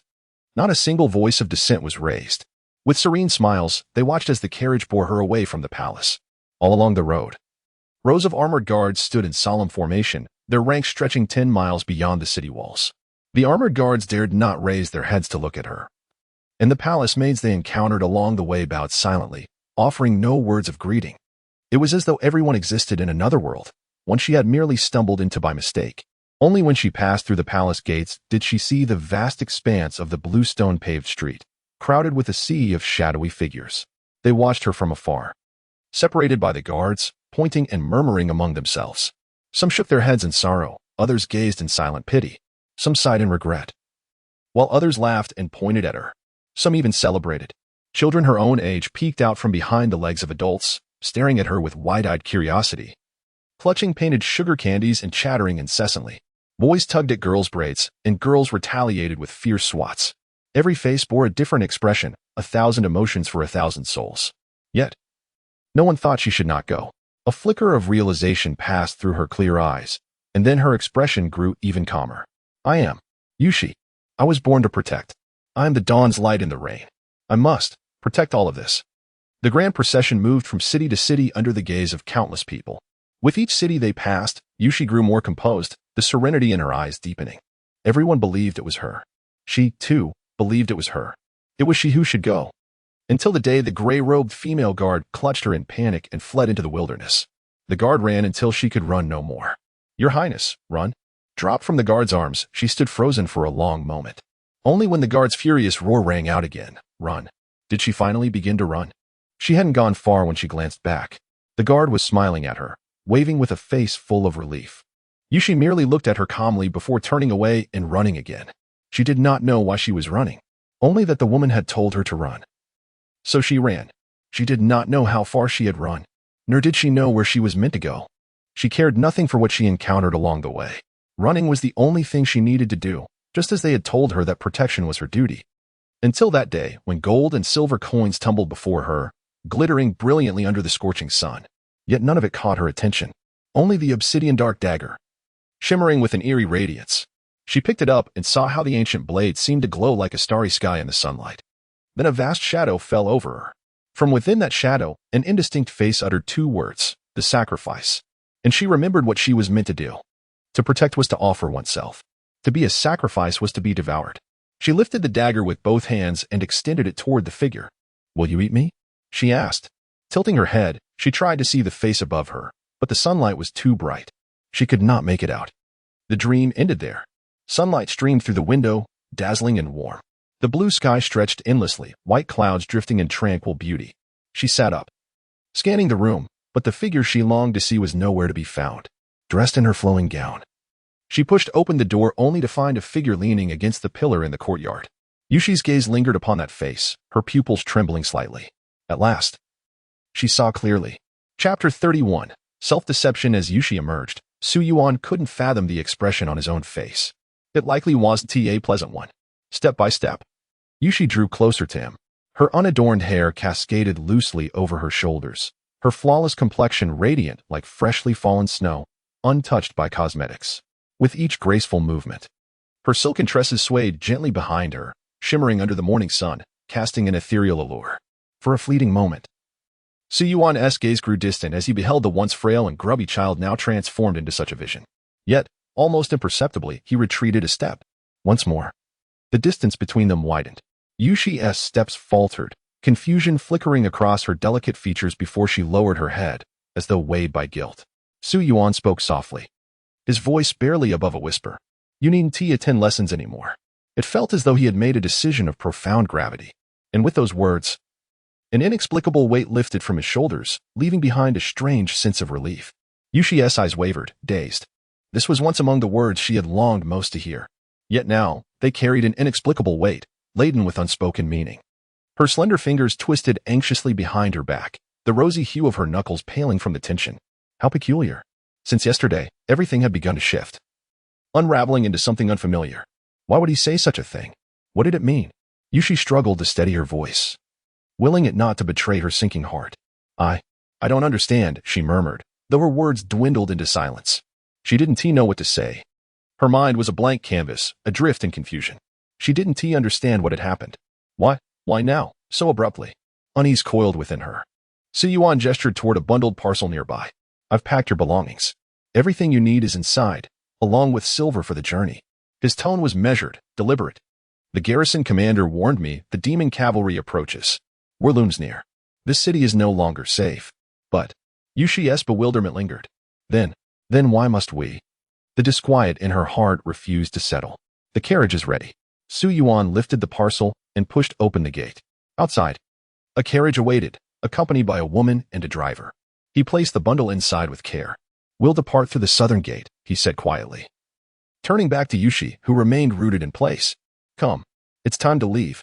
Yushi's eyes brimmed with palpable uncertainty. Everything was unfolding too swiftly, too unexpectedly. Yet, hesitantly, she obeyed, stepping into the carriage. As the carriage jostled forward, Su Yuan followed at a measured pace. Through the swaying curtain, Yushi's gaze never strayed from him, as though fearing he might vanish at any moment, just like that night. The carriage rolled onward, the morning streets eerily still, the familiar scenery passing by as though she were trapped in another world. And so they continued, until the southern gate came into view. The carriage did not stop. Su Yuan halted his steps and spoke softly. Though his voice was not loud, it reached Yushi's ears with crystalline clarity. You have already understood. From now on, you may live as you wish. He smiled as he watched the carriage gradually depart. Inside the carriage, Yushi finally comprehended what was happening. No. Panic seized her. No. Why? Wasn't it supposed to be us? Confused, she threw herself toward the front of the carriage. But Su Yuan remained firmly rooted in place, showing no intention of following. No. She struggled to disembark, but the woman inside restrained her, gripping her tightly. Refusing to let go.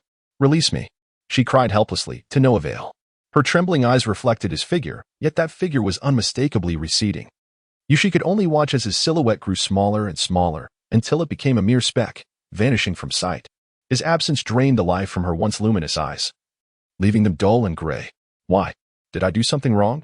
She repeated the question endlessly, but no answer came. Her mind flashed back to that night long ago, the howling wind, the absence of shelter, the moment his presence had disappeared. She had searched and searched, only to succumb to despair.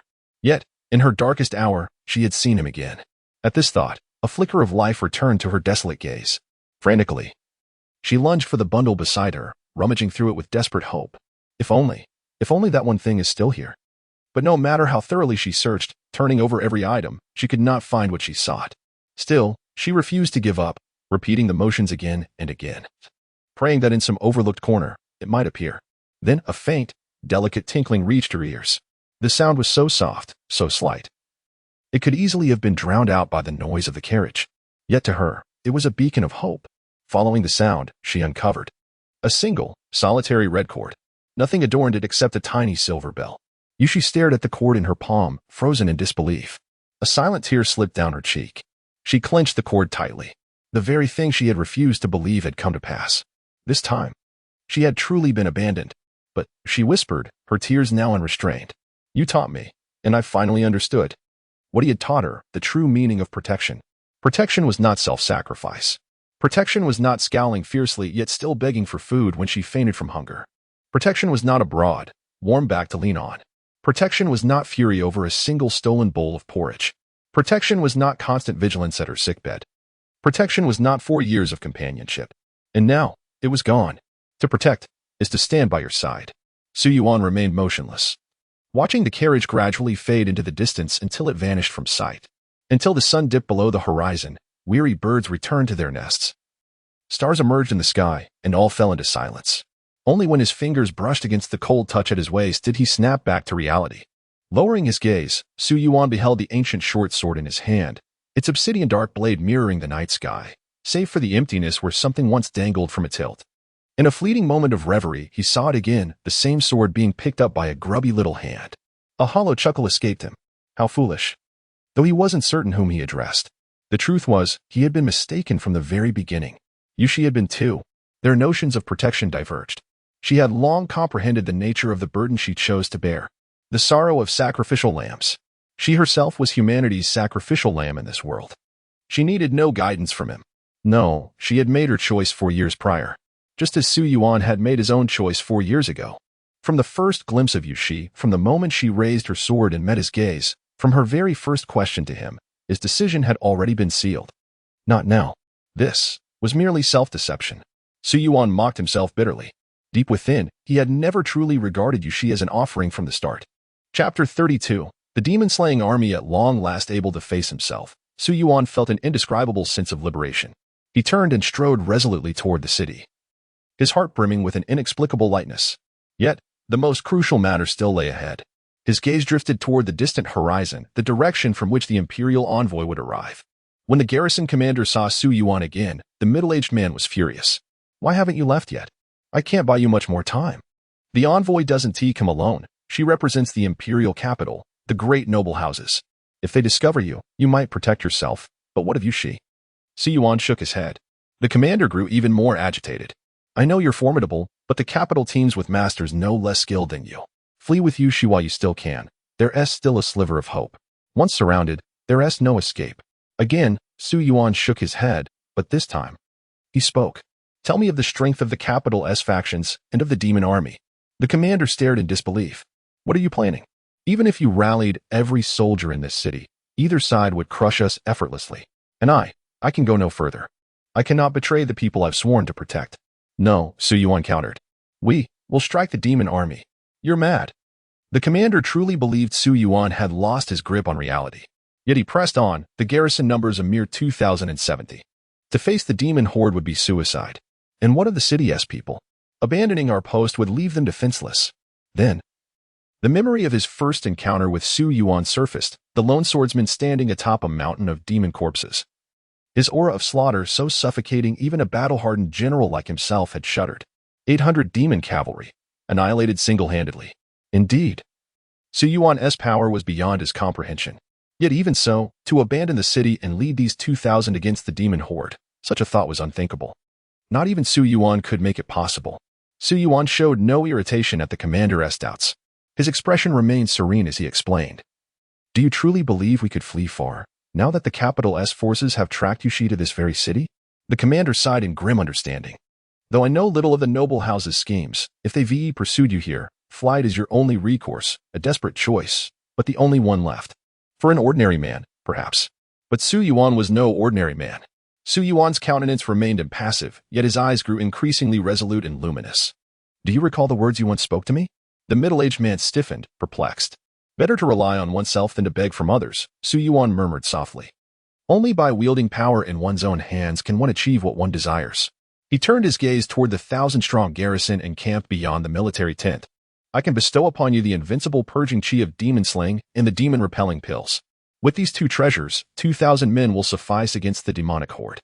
The middle-aged man had never heard of such miraculous wonders. Yet he had witnessed Su Yuan single-handedly annihilate 800 demonic cavalry with nothing but a sword. If Su Yuan himself declared it, he could not help but lend some credence. If what Su Yuan claimed was true, if the purging chi truly rendered one unstoppable and the pills impervious to demonic corruption, then, half convinced, half skeptical, he ventured, truly? Then, what is the price? He was no naive child. He knew such divine boons could not come without cost. At the mention of price, a flicker of hesitation crossed Su Yuan's face. Yet he pressed on. No matter the cost, he declared. Bring me the condemned, though still doubtful. The middle-aged man ordered 10 prisoners sentenced to death to be brought forth. Some wailed and pleaded for mercy. Others hurled curses at all present with defiant arrogance. Each had committed unforgivable crimes and was slated for public execution the following month. Su Yuan regarded them, then stepped forward with an ancient short sword in hand. What manner of fool dares brandish steel before your grandfather? I was slaying men before you were even whelped, snarled the first prisoner, his face contorted with malice. Su Yuan's eyes remained placid. With a single, effortless flick of his blade, it pierced the prisoner's throat. The man's bulging eyes glared in shock before he collapsed with a gurgling gasp. As the prisoner fell, Su Yuan sensed something new stir within the sword. He flicked his wrist, sending a wisp of purging chi into the garrison commander's body. This strand of chi will endure for half a month. With it, even an ordinary man may stand against demons. Though still uncertain, the middle-aged man felt an inexplicable transformation within himself. A current of chi coiled around him. Were a demon to appear now, he could likely shatter its skull with a single blow. Instantly, his belief in Su Yuan's words swelled to 80%.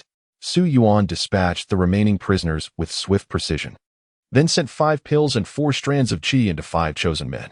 Thus, it is done. The recipients marveled at the newfound energies within them. Since the demonic invasion, the world had been steeped in corrupting miasma. Prolonged exposure left men weakened, diseased, or worse, their bodies rupturing from demonic corruption. Yet now, they felt the demonic taint vanish without a trace. Su Yuan had been correct. The golden talent, demon slaying, was indeed unlike, in the name of the sword. The latter sought sacrificial offerings to bestow power, while the former could grant endless blessings so long as blood was spilled.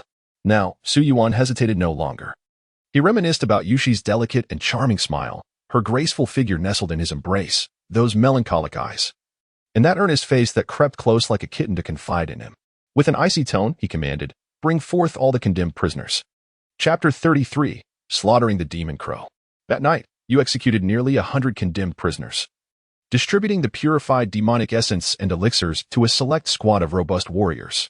These were elite light cavalry handpicked by the city's commander, each a valiant and seasoned fighter. Armed with finely forged steel blades and clad in lightweight armor, their imposing figures were further empowered by the bestowed essence and elixirs, as though blessed by divine intervention. Led personally by the garrison commander, this small yet formidable unit regarded you as their de facto leader, awaiting your command in solemn silence. The demonic horde had advanced in full force, their shadowy cavalry and grotesque abominations already lurking mere miles beyond the city walls. Under the cover of darkness, you led this elite squad toward the nearest demonic battalion. After a swift nocturnal march of over 10 miles, you encountered a resting contingent of demonic beasts, twisted, nightmarish creatures exuding a suffocating miasma of corruption. Such forces were notoriously difficult to engage. Even seasoned armies would suffer devastating losses. Their ranks decimated not only by battle, but by the lingering taint of demonic energy that claimed survivors long after the fight.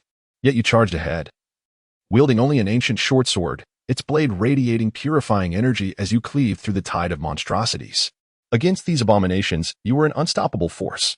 Behind you, 50 light cavalry followed in formation, their polearms and sabers trailing faint trails of cleansing energy. Each strike carved deep, grievous wounds into the creature's hide, their weapons piercing even the stony flesh and bones of the demons. And all the while, the corrupting miasma failed to touch them. Never in his decades of service had the middle-aged commander known such exhilaration. Decades of pent-up frustration were exorcised with each frenzied swing of his blade. Once, they had barely held their ground behind city walls or natural barriers, repelling demonic assaults through sheer numbers. Now, they carved through the enemy ranks as though unopposed, all thanks to the figure at their vanguard. His gaze settled upon the dark steed leading the charge. The cold-eyed youth atop it felled entire swathes of demons with each motion, every strike a precise, lethal blow. Such mastery bordered on the inconceivable. Studying the youth's features, the commander suddenly realized his appearance had not changed in 4 years. Then, the beating of wings thundered overhead, louder and more powerful than any eagle's. The commander's blood ran cold. The sound alone betrayed the sheer enormity of the approaching entity. So this backwater town does have human warriors. No matter, since you've crossed my path, you shall find your end within my gullet. From the clouded heavens, a colossal black crow descended, its talons gleaming like daggers, its blood-stained beak fixated upon Su Yuan. Its vast wings blotted out the moonlight until, in the next instant, a storm of black feathers rained down. The crow's mountainous form crashed lifelessly to the earth. The twin wings that once veiled the moon had severed from the raven's body, descending in tattered fragments. A river of dark, demonic blood gushed forth from its torso. The creature's pitch-black eyes transitioned from utter astonishment to abject terror. It couldn't comprehend. A shrill, explosive shriek pierced the air. You, spare me, yet Su Yuan paid no heed. He approached the fallen beast, raising an ancient short sword high. Beneath the raven's petrified, despairing gaze, the blade plunged straight into its vital point. Instantly, the demonic aura surrounding the raven dissipated like escaping vapor, while its cursed blood surged toward the sword in Su Yuan's grasp. The obsidian dark blade, as if awakened, pulsed with crimson veins that writhed and absorbed every drop of the tainted blood. Su Yuan sensed it. Another substantial bestowal of demon-purifying energy and elixirs awaited him. This time, nearly 200. Nearby, the 50 light cavalrymen, still reeling from the raven's assault, watched the macabre blood ritual unfold. An involuntary chill crept down their spines. Yet the middle-aged commander spoke, unfazed. If it grants us the power to purge demons, I'd pay 100-fold the price, even if it means wielding dark arts. Though undeterred by the cost, even he acknowledged this as sorcery.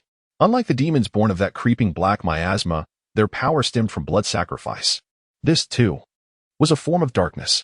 The cavalry shared similar sentiments. They harbored no revulsion to slaughter demons. They'd do anything. Only the visceral horror of witnessing the ritual gave them pause. My village. I alone escaped by running fast. If it means killing those abominations, I'd dive into hell itself. I swore to my ancestors, one day, I'd cleanse this land of demons. Before this, I couldn't face them, ashamed of my years of inaction. Now I stand unashamed. Over a decade on campaign, cowering behind city walls, enduring the torment of watching people starve, even resorting to unspeakable acts to survive. I'm done with that life. At worst, we die. So be it. Their gazes hardened, resolve crystallizing. Even the way they regarded Su Yuan now carried a fiercer weight.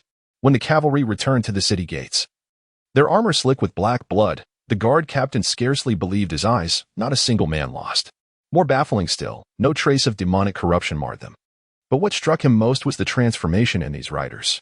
They carried themselves differently, reborn, galvanized, their spirits alight with a vigor that eclipsed their former selves. The ones who had once cowered within the city's shadow. You must understand, these were battle-hardened veterans who had been holed up in the city for years. Their vigor and spirit long eroded to the point of resembling walking corpses. Yet in a single night, An immeasurable gulf had emerged between them. The gazes of these light cavalry were all fixed upon Su Yuan, brimming with profound reverence. The black crow you slew was no ordinary foe, a master among the demonic tribes, judging by its formidable stature and ability to speak the human tongue. It undoubtedly held an exalted position within demonkind, not something one encounters lightly. Su Yuan nodded in comprehension. By his estimation, this obsidian avian's cultivation had merely reached the threshold of personal perfection, barely capable of influencing the external world. At most, it had just crossed into the fourth tier of power.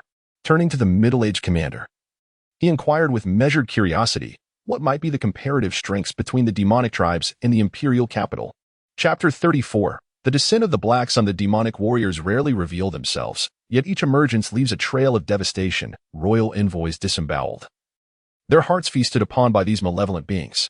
Historical records speak of legendary fiends whose infamy eclipses all others, the hellhound capable of swallowing entire armies, the phantom demon whose breath annihilated cities in moments, yet none compared to the demon sovereign himself.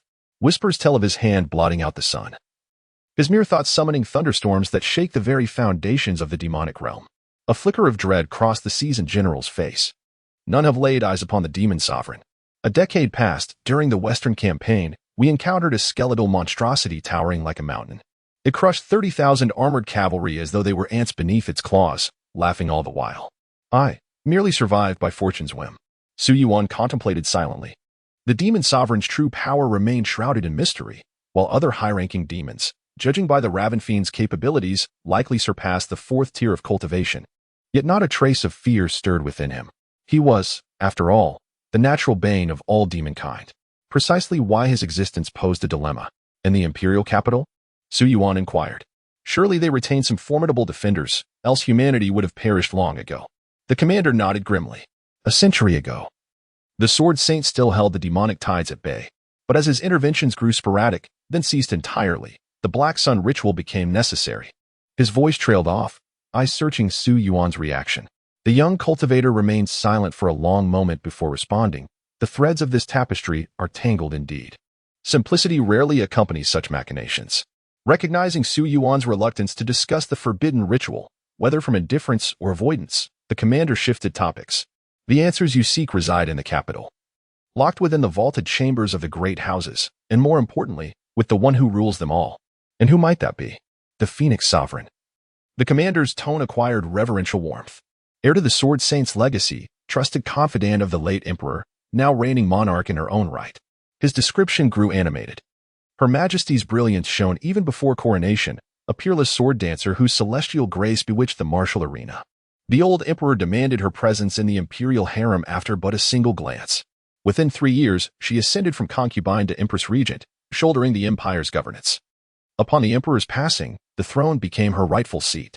Now her envoys carry imperial authority to every province, while the 8 great houses Qian, Li, Zhao, Tang and others maintain perfect harmony under her orchestration.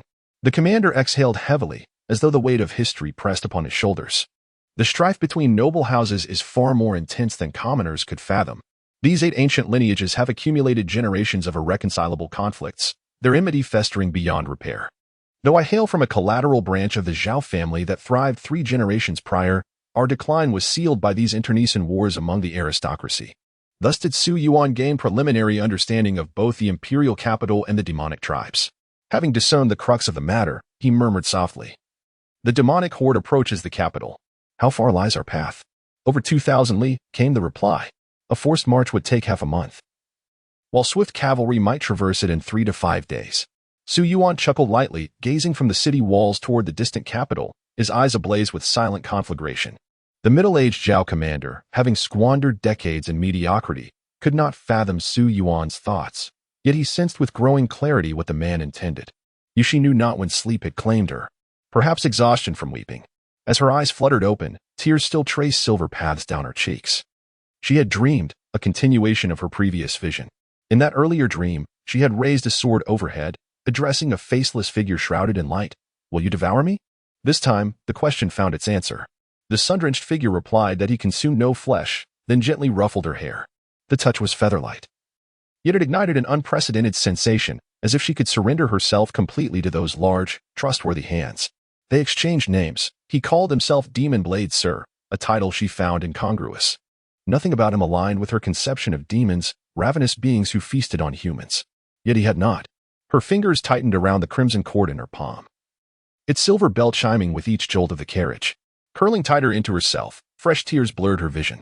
Her grip turned vicious, nails piercing flesh until blood welled, staining the cord scarlet, yet she felt nothing. Given the choice, she would have preferred the demon lord's maw splitting her asunder to this torment of separation. When dawn's first light spilled into the city the next morning, the townsfolk erupted in uproar. The cause? An enormous black crow hung above the gates, its wings cobbled together from segments, its torso hollowed by a gaping, bloodless chasm where the heart should be. The gray-robed emissary from the capital studied the grotesque display before whirling on Commander Zhao. "Who did this?" she hissed. "I tasked you with locating the portrait's subject." Not. Her words drowned beneath a thunderous roar from beyond the walls, a sound so violent it seemed to shake the heavens. A voice thick with wrath reverberated through the air. "Who has slain my child?" Commander Zhao hastily ascended the city walls, only to behold the horizon for miles beyond the city engulfed in an oppressive blackness, so dense it seemed to darken the very heavens. The demonic horde had arrived. Though long prepared for this sight, what truly struck terror into Commander Zhao's heart was not the approaching army. Hovering ominously above the demonic forces was a colossal black sun. At the mere sight of this dark orb, Commander Zhao's pupils involuntarily contracted. This sun burned with a sinister radiance rivaling the celestial sun itself, even surpassing its golden counterpart in size, wreathed in eerie and terrifying black luminescence. The cold, mysterious glow seeped into one's pores with an invasive chill, accompanied by whispering shadows that gnawed at the mind. Those with weaker wills clawed at their skulls in desperation. Fortified by protective elixirs, Commander Zhao fared slightly better, yet soldiers along the battlements knelt trembling, some even losing control of their bodily functions in abject fear. Below, civilians clutched their heads, screaming as tendrils of black mist seeped from their eyes. Gritting his teeth, Commander Zhao gazed upward and discerned within the black sun an enormous, monstrous raven, a dark counterpart to the legendary golden crow of antiquity. The gray-robed woman's icy composure shattered instantly upon seeing the creature, replaced by sheer horror. Then, in the blink of an eye, the black sun materialized directly above the city walls. At this proximity, one needed only to tilt their head to behold the raven's solar manifestation.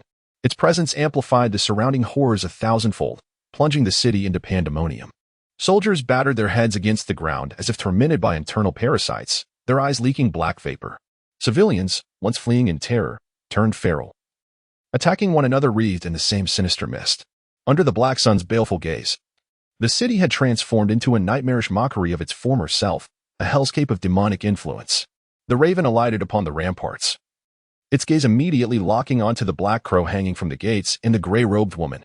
In a fury, it brought its talon down upon her, crushing both her and a section of the wall into rubble, the sickening crunch of bones echoing clearly. "Do you seek death?" it screeched. "Was abandoning your throne not enough? Do you truly wish for annihilation?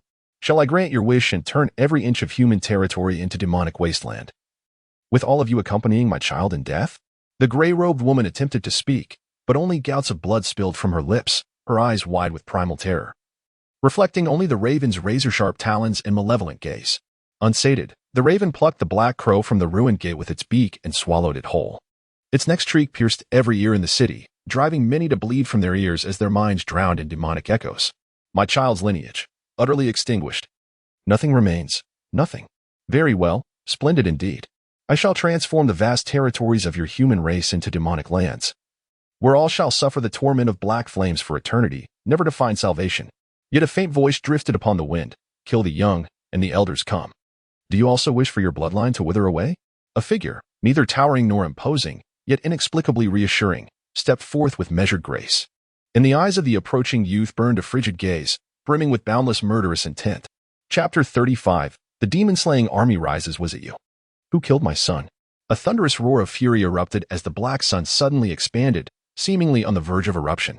Yet Su Yuan, approaching with calm indifference, merely raised his short sword toward the ominous orb from afar. With a single strike, your blade seemed to pierce the heavens, as if cleaving the birth of the world, as if splitting the cosmos asunder. The dazzling swordlight seized Hei Wu's entire being. It couldn't even evade, could only watch as the resplendent blade writhed before it in an instant.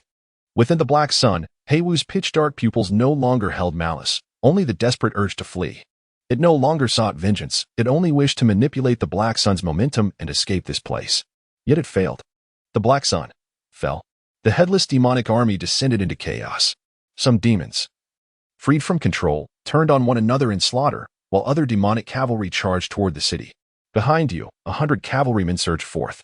You bestowed upon them the purified demon-slaying essence and elixirs obtained from He Wu's blood sacrifice, swelling your ranks to 200 demon-slaying light cavalry. The cavalry clashed with the oncoming demonic horde.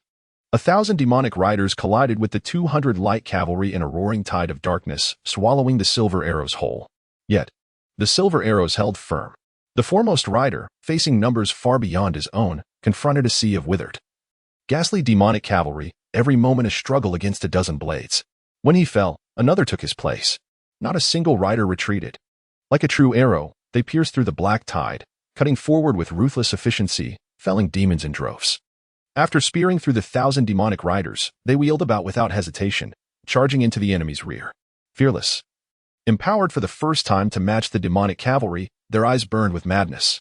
After carving through the horde multiple times, they finally shattered its formation. And they had lost less than a fifth of their number. Yet more demonic cavalry and fiends surged forward, driven by instinct, swarming without tactics. Though these light cavalry could slay foes many times their number, against such overwhelming odds, they could not hold the line. They fought beyond the walls, and with He Wu's black sun gone, the city's defenders recovered. The bloody commander Zhao clawed his way from the collapsed rubble. Fortunately, he had only suffered crushing injuries. Immediately, he began barking orders. Soldiers still capable of fighting formed defensive formations under their captain's commands, sealing the breaches in the walls, while the rest manned the battlements. And you approached He Wu's corpse. Not all demons were fit for blood sacrifice, but one like He Wu certainly was. Su Yuan knew he alone could not withstand such numbers. Even if he survived, the end would leave him the sole survivor. Perhaps a scant few of the light cavalry, granted the demon-repelling elixirs, might endure. Thus, he needed more soldiers, ones imbued with the power to slay demons. He needed an army to vanquish demons. Under the gaze of countless soldiers, he stood atop the corpse of the Black Crow, raising his short sword high before plunging it deep into the lifeless body. The blade drank greedily, like a ravenous beast, draining the creature's veins until crimson patterns flared along the steel. The sight burned itself into the minds of every watching soldier.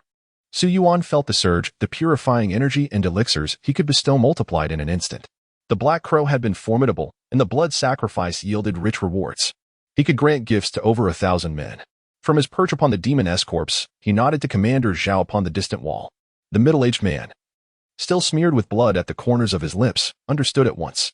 He summoned battalion after battalion of soldiers, led by their captains, to gather around the fallen beast. With a sweep of his hand, Su Yuan bestowed streams of purifying energy and radiant pills. Countless wisps of light spiraled around him, ethereal and divine, a stark contrast to the blood-soaked ritual moments before. Like a god, or a demon, the thought flickered through the minds of the soldiers as they gazed upward. As the faint, nearly translucent energy and elixirs merged with their bodies, the corruption of the Black Crow began to recede. Those most afflicted by the demonic miasma felt the darkness in their eyes fade, the icy grip in their veins dispelled by warmth. The maddening whispers in their minds fell silent, their frenzy subdued. Awe stirred within them. They thought of the fearless cavalry beyond the walls. Could we fight like them now? Desperation turned to fervor. The soldiers, once resigned to death, now burned with battle lust. Those blessed stepped forward, weapons raised, their blades shimmering with the faint glow of purifying energy. Even with 1,000 empowered soldiers, the battle was won at great cost. Outnumbered tenfold, the blessed held the breach, denying the demons easy entry. You fought alongside them. Yet the horde was endless, slaughter alone could not stem the tide. From the other three fronts came news of collapse. Walls crumbled, demons flooded in. The soldiers fell back, fortifying within the city, but the lines shrank relentlessly until all survivors converged where you stood. By then, all were lost to bloodlust, blind to the ruin around them, knowing only to hold back the ceaseless tide. No one could say how long the slaughter lasted, until, abruptly, the black tide of demons thinned, then vanished. Only the dead remained, demons and men, a shattered city beyond recognition, its ruins stained in mingled black and crimson. A hellscape of war. Of those who fought beside you, barely half survived. She still drew breath, exhausted yet sustained by sheer willpower. Commander Zhao brought the gray-robed woman before Su Yuan, with Su Yuan present. The collapsed breach in the city wall, first crushed by the Black Crow's talons, had paradoxically become the most steadfast stronghold. The surviving soldiers gathered around him, their faces numb, unaware of how many demonic riders and creatures they had slain. The sight of the city weighed heavily on Commander Zhao, his eyes betraying a flicker of grief. 472 remain, among them 106 gravely wounded. But we have survived. Though sorrow lingered, a quiet relief also surfaced. He saw hope of enduring the demonic tide. No army had ever withstood such an onslaught before. Yet they had. The gray-robed woman, barely clinging to life, was horrified by the scene before her more so than when the Black Crow had descended. So many soldiers, alive after the demonic surge? Did you slay the Black Crow? She rasped before coughing violently, blood spilling from her lips. Her organs were shattered, but as an imperial envoy, her strength had once been formidable.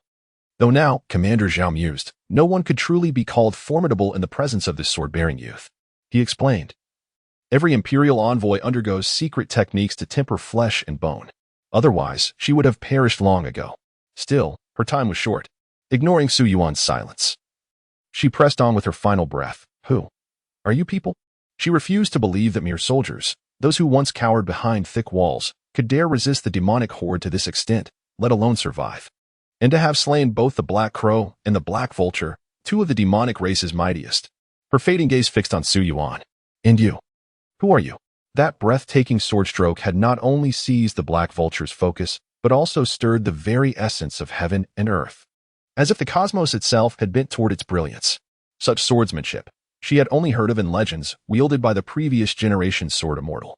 Yet what truly unsettled her was Su Yuan's duality, the crimson, eerie blood sacrifice that summoned purifying qi and elixirs, the coexistence of demonic ferocity and righteous eradication. His silhouette blurred between divinity and monstrosity, neither wholly virtuous nor entirely wicked. Su Yuan stepped forward, watching the last embers of her life flicker out. His words, though softly spoken, resonated in the hearts of every survivor, as if declaring to her, to them, to the heavens themselves, we are the demon-slaying army. His grip tightened on the hilt of his sword. I am its commander. The surviving soldiers, whether able to move or not, lifted their heads in silent reverence. Their gazes fixed upon him. Not a single voice of dissent arose, as though Su Yuan had been born to lead them as their commander. In the next instant, his blade pierced the chest of the gray-robed woman, and the eerie blood ritual manifested once more. The woman felt her last vestiges of life being drained away. Her vacant eyes murmured a distant, unfamiliar phrase, demon-slaying army. Su Yuan leaned close, whispering his final words into her ear. The demon-slaying army has risen. The serenity sacrifice shall be abolished. Ah, so it was. A flicker of realization crossed her face before her body collapsed heavily to the ground. The last image in her fading mind was of the young lord she had glimpsed 4 years ago during the serenity sacrifice farewell, surrounded by expressionless attendants, the child, though small in years, had borne his impending fate with unsettling tranquility. Those calm, unreadable eyes, as though the chosen sacrificial offering had never been himself, had left an indelible impression. Yushi gazed out the NS window. Birds chirped on the branches, vendors hawked their wares in the bustling streets. And the sky stretched blue and unblemished above. It was as though nothing had happened at all. The ordeal she had endured seemed but an ephemeral ripple in her heart, swiftly smoothed over by the relentless tide of the world, leaving no trace behind. Eventually, it would be buried in the forgotten corners of history, unknown, unremembered. Yushi unclenched her fists. Dried blood stained her pale palms like twisted crimson scars. The red cord, steeped in countless stains, swayed faintly, its silver bell tinkling softly. Yet, the most precious thing that should have been tied to it was gone. No matter how many times she looked, it would never return. As she stared blankly at the cord, a woman pushed open the door. Without turning, Yushi heard her voice. Shouted she, you must eat something. We rested for a night, but we still have a long journey ahead. You won't last without food. In just a single day, Yushi's once plump, lively face had grown gaunt. Her eyes dull and vacant, lost in thought. Our benefactor told us to flee as far northwest as we could, away from the demon invasion. Don't blame me. If not for him, my child's bones would still lie abandoned in the demon wastes. Thanks to him, we could give my little one a proper burial. Yushi recalled a time, not long after they had settled in the city, when Su Yuan had left on a journey. He had disappeared for a while, only to return with a wagon laden with gold and silver, and the child's remains picked up along the roadside. Shaking her head weakly, Yushi murmured, any news from Li Yuan City? Though only 4 years had passed, the name Li Yuan had been etched deep into her memory. She would never forget that remote little town. where countless days and nights had been spent sharing a courtyard with him, a happiness so perfect that it felt like a dream. The woman shook her head. Only a day had passed, surely nothing major had occurred. If there were truly danger, evacuation orders would have been issued already. Don't worry, she reassured. Once we settle in a safe place, I'll help you inquire about Li Yuan's whereabouts. Yushi's gaze lowered slightly. I hope so, she murmured under her breath, her voice barely audible. Yet the unease in her heart refused to subside. The demon sword had warned that the demonic army was closing in. We must leave now. My husband has already prepared the carriage, the woman said, stepping closer to Yushi, cautiously extending a hand to support her. The firmness in her tone made it clear there was no choice. A flicker of sorrow passed through Yushi's eyes. Without him, does it matter where I go? Obediently. She allowed the woman to guide her into the carriage. One last time, she turned her gaze toward the direction from which they had come, as if trying to pierce through the distance to glimpse his current state. But she saw nothing. Only the rising sun, its crimson glow as eerie as spilled blood, casting cold, unwelcoming light upon her. She reached out instinctively, as if to touch it, but the frigid air outside made her withdraw her hand just as quickly. Chapter 36, Demon Slaying, or Lingering Survival. Commander Zhao leaned against the ruins of the city wall, regaining his strength. The air was thick with the nauseating stench of decay, as crows and countless demon corpses piled into grotesque hills, while beneath their feet flowed rivers of foul, blackened blood. That sword technique, does it have a name? Commander Zhao asked the man beside him.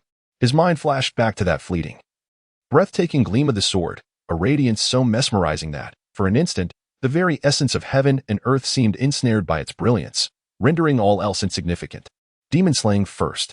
Su Yuan nearly uttered Demon Slaying First Sword, but reconsidered, finding the title too hollow. No, not yet. It has no specific name. It merely stems from the first stance of the Demon Slaying Sword art, hence, the Demon Slaying First Sword. Commander Zhao's gaze grew distant. The Demon Slaying Sword art. What a formidable technique. Could we learn it? Su Yuan shook his head, then relented slightly. This art cannot be casually imparted. However, my personal insights into swordsmanship may be shared. These insights, let us call them the Li Yuan Demon Slaying Sword Scripture. Li Yuan Demon Slaying Sword Scripture. Li Yuan Demon Slaying Sword Scripture. Excellent. We shall follow you in mastering it. Though the surroundings were grim, the survivors bore expressions unlike before, no longer numb, but reborn. Exhaustion weighed upon their bones, yet their eyes burned with unyielding resolve. Soldiers lay amidst the crimson-black streams of blood, feeling, for the first time, truly alive. Having rested and regained his vigor, Commander Zhao approached Su Yuan. You killed the Imperial envoy. What do you intend to do next? Su Yuan replied calmly. She was already a dead woman walking. Besides, Commander Zhao understood. The envoy had come to seize Yushi and resume the tranquil soul sacrifice. Her fate had been sealed from the start. Our next step remains demon slaying. Su Yuan raised his sword, pointing toward a distant horizon, one that faintly aligned with the imperial capital. Did she not claim the demonic horde has breached Guang'an City, Linqiao City, and Mozhan City, pressing toward the capital? Then we shall pursue them along the fringes of their path. Following Su Yuan's gesture, Commander Zhao paled slightly. After a hesitant pause, he murmured, You surely don't mean to take advantage of this moment. The common folk and soldiers are not as enlightened as you imagine, and the imperial court remains firmly under His Majesty's grip. To assault the capital now would Su Yuan chuckled, cutting him off. What are you thinking? We are not yet at that stage. His gaze deepened, unfathomable. Our purpose remains singular, to slay demons. A pensive expression settled over Commander Zhao's face. After resting overnight with your troops, scavenging for provisions amidst the ruins, and restoring the military tents, you set forth toward the imperial capital at dawn the next day, leaving only a handful to tend to the wounded. The first city encountered along the journey was intense preparation for the impending demonic invasion. You took in the remaining soldiers from Li Yuan City, allowing them to recuperate within this missized stronghold. They informed you that the main demonic forces had breached the outermost Guang'an City and were advancing straight toward the capital via Linqiao and Mozhan cities. Scattered demonic troops had already begun spilling outward along this breach, encroaching upon the surrounding settlements. Multiple dispatched scouting parties had vanished without a trace, suggesting an unknown number of demons might already be lurking beyond the city walls. Your ragged contingent from Li Yuan was dismissed as cowardly deserters who had fled before the siege. You silenced Commander Zhao's urge to explain. You didn't even raise the banner of the demon-slaying army. Instead, you requested only enough horses for those among your soldiers skilled in riding. This time, You took the vanguard alone, astride a shadow-dark steed at the forefront. Then, you charged beyond the gates. Madness! Who permitted their departure? The deputy general, upon hearing the news, rushed to the gates, only to watch a cavalry of 200 vanish into the dust-choked horizon. The gate captain frowned. It was the commander's order. The deputy's temper flared. Have they lost their minds? If they're so eager to die, why not perish in Li Yuan? He and Commander Zhao had shared camaraderie. And seeing the elder officer among them, the man who had once guided him, his eyes reddened with grief. Muttering curses, the deputy clenched his fists. So what if they abandoned a doomed city? A few jeers, a little shame, no one truly scorns them. In these times, who could be done better? And now, without even a word, they ride to their graves. Don't they know a wretched life is better than a noble death? The city's garrison commander appeared silently behind him, resting a consoling hand on his shoulder. Commander Zhao spared me the details of Li Yuan, only that it lies in ruins. Perhaps they endured unrelenting torment. Here, under another roof, they must prove their mettle or live forever branded as cowards. Then, almost in himself, the commander added, let them go. Their recklessness may reveal the demon's strength. If the horde is small, we can hold this city at a cost. They were not as men to mourn. The deputy, bound by rank, swallowed his fury, but his fist trembled in silent grief. Yet scarcely half an hour later, the thunderous sound of galloping hooves reached his ears. Instantly alert, he tensed. Could it be that the demonic horde had been provoked into attacking the city? But in the next moment, the vice commander and everyone atop the city walls witnessed an awe-inspiring sight. A majestic cavalry of human warriors emerging on the horizon. With keen eyesight, the vice commander and his officers could discern from afar the grotesque, mummified heads of demons dangling from the weapons of these riders. By the time the cavalry arrived at the city gates, those on the walls still hadn't recovered from the shock of seeing the dripping black blood of demonic chieftains. Among the ranks, the vice commander spotted Commander Zhao, yet to his astonishment, the man stood slightly behind a young man, deferring to him as the leader. The gatekeeper meticulously counted the number of light cavalry, his face paling drastically as he gasped aloud. Not a single loss. Those who heard his exclamation turned in disbelief. Especially the city's garrison commander and vice commander, their expressions shifting dramatically. Su Yuan, noticing the stunned gazes from above, hurled the demonic head hanging from his short sword to the ground. In perfect unison, his cavalry followed suit, casting the severed heads before them. Each rider bore an unyielding determination and confidence, their collective aura sharp enough to pierce the heavens. The sheer intensity of their killing intent froze the onlookers atop the walls in place. This was no defeated army. What kind of force was this? Bewilderment and awe churned within the vice commander's heart. Commander Zhao, the garrison commander beside him, blurted out, unable to contain himself, how many demons were outside the city. Clasping his fist solemnly, Zhao replied, generally, 500 demonic cavalry and nearly 1,000 lesser fiends, all annihilated, their forces shattered beyond recovery.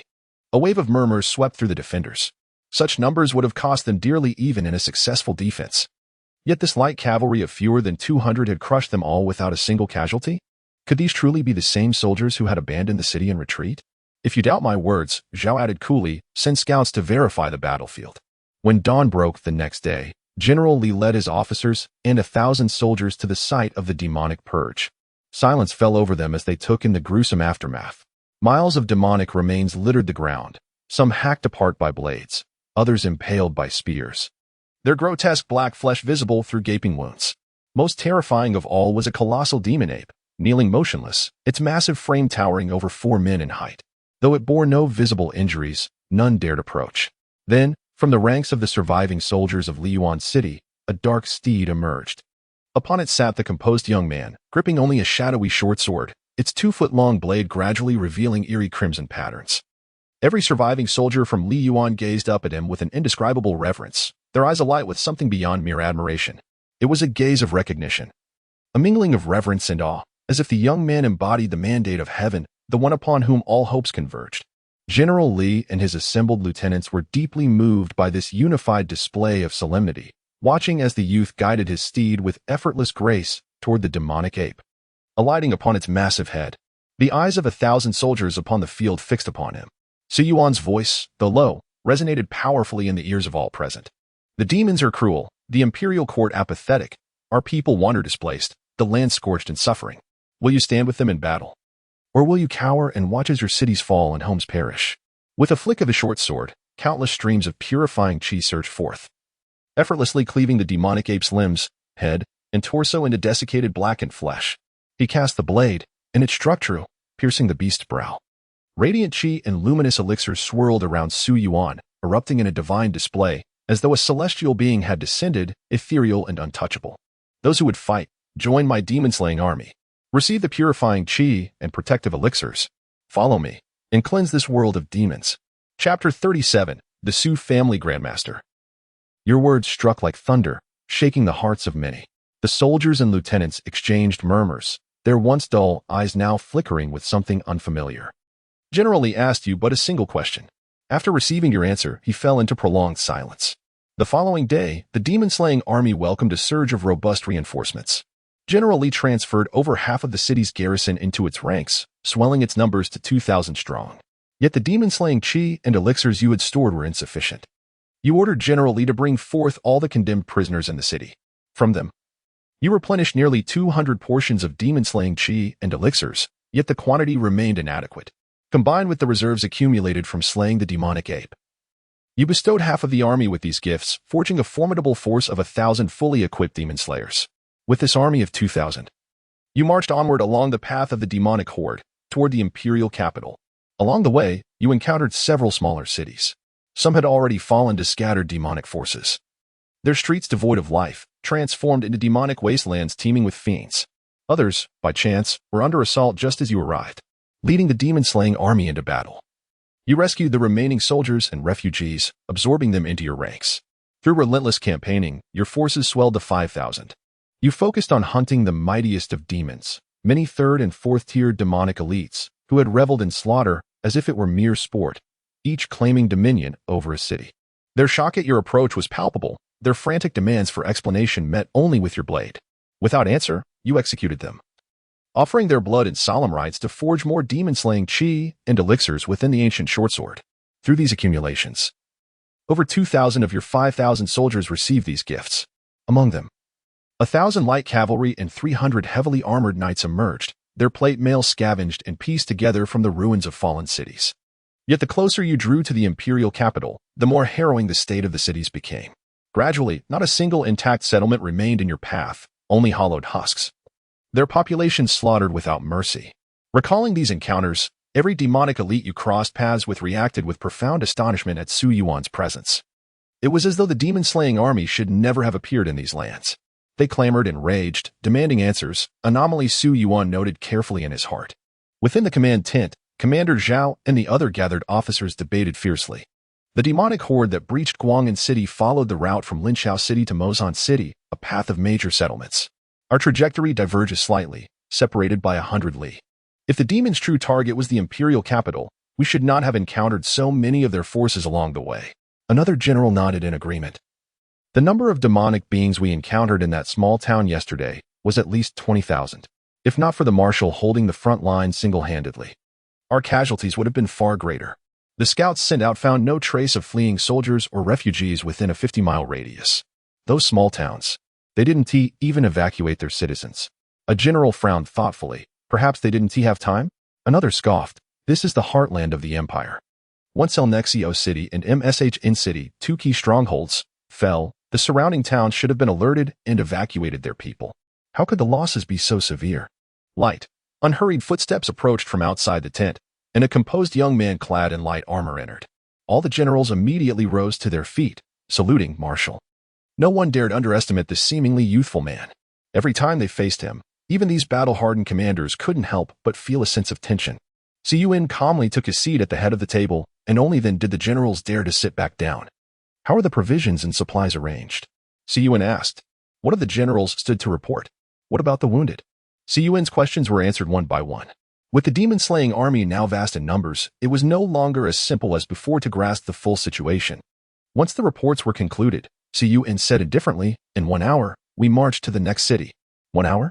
But we just fought yesterday. Low murmurs spread among the generals, but Su Yuan remained silent.